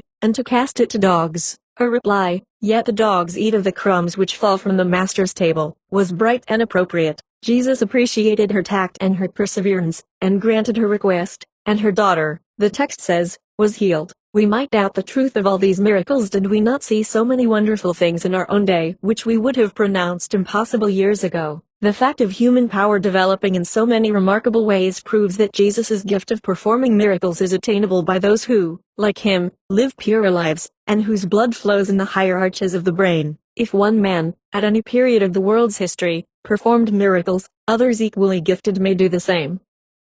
Matthew XX 20 Then came to him the mother of Zebedee's children with her sons, worshipping him, and desiring a certain thing of him. 21 And he said unto her, What wilt thou? She saith unto him, Grant that these my 2 sons may sit, the one on thy right hand, and the other on the left, in thy kingdom. Zebedee, the father of James and of John, was dead, and he was not so constant a follower of Christ as his wife, so she is mentioned as the mother of Zebedee's children, which saying has passed into a conundrum. Who was the mother of Zebedee's children? Scott in his commentaries gives her name as Salome. Whatever her name, she had great ambition for her sons, and asked that they might have the chief places of honor and authority in his kingdom. Her son James was the first of the apostles who suffered martyrdom. John survived all the rest and is not supposed to have died a violent death. A mother's ambition to lift her sons over her own head in education and position, planning extraordinary responsibilities for ordinary men, has proved a misfortune in many cases. Many a young man who would be a success as a carpenter would be a failure as the governor of a state. Mothers are quite apt to overestimate the genius of their children and push them into niches which they cannot fill. Matthew 22:23. The same day came to him the Sadducees, which say that there is no resurrection, and asked him,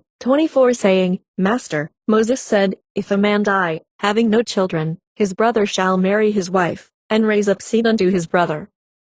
25. Now there were with us 7 brethren, and the first, when he had married a wife, deceased, and, having no issue, left his wife unto his brother. 26. Likewise the second also, and the third, unto the 7th. 27. And last of all the woman died also. 28. Therefore in the resurrection, whose wife shall she be of the 7? For they all had her. 29. Jesus answered and said unto them, Ye do err, not knowing the Scriptures, nor the power of God. 30. For in the resurrection they neither marry, nor are given in marriage, but are as the angels of God in heaven. Jesus reminded the Sadducees that marriage was intended only for the present world, to replenish the earth and to repair the ravages which death continually makes among its inhabitants, but as in the future state there was to be no death, so no marriage, there the body even would be made spiritual, and all the employments and the pleasures pure and angelic. The marriage relation seems to have been a tangled problem in all ages. Scientists tell us that both the masculine and feminine elements were united in one person in the beginning, and will probably be reunited again for eternity. ECS.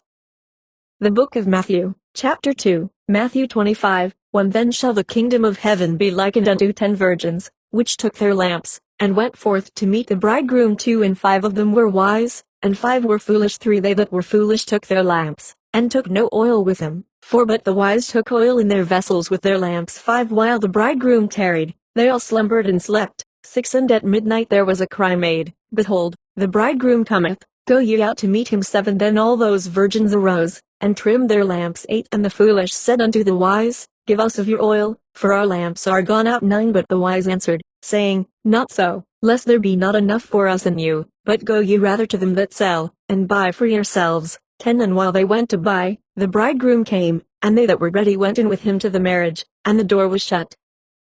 11 Afterward came also the other virgins, saying, Lord, Lord, open to us. 12 But he answered and said, Verily I say unto you, I know you not. In this chapter we have the duty of self-development impressively and repeatedly urged in the form of parables, addressed alike to man and to woman. The sin of neglecting and of burying one's talents, capacities and powers, and the penalties which such a course involve, are here strikingly portrayed. This parable is found among the Jewish records substantially the same as in our own scriptures. Their weddings were generally celebrated at night, yet they usually began at the rising of the evening star, but in this case there was a more than ordinary delay. Adam Clarke in his commentaries explains this parable as referring chiefly to spiritual gifts and the religious life. He makes the Lord of hosts the bridegroom, the judgment day the wedding feast, the foolish virgins the sinners whose hearts were cold and dead, devoid of all spiritual graces, and unfit to enter the kingdom of heaven. The wise virgins were the saints who were ready for translation, or for the bridal procession. They followed to the wedding feast,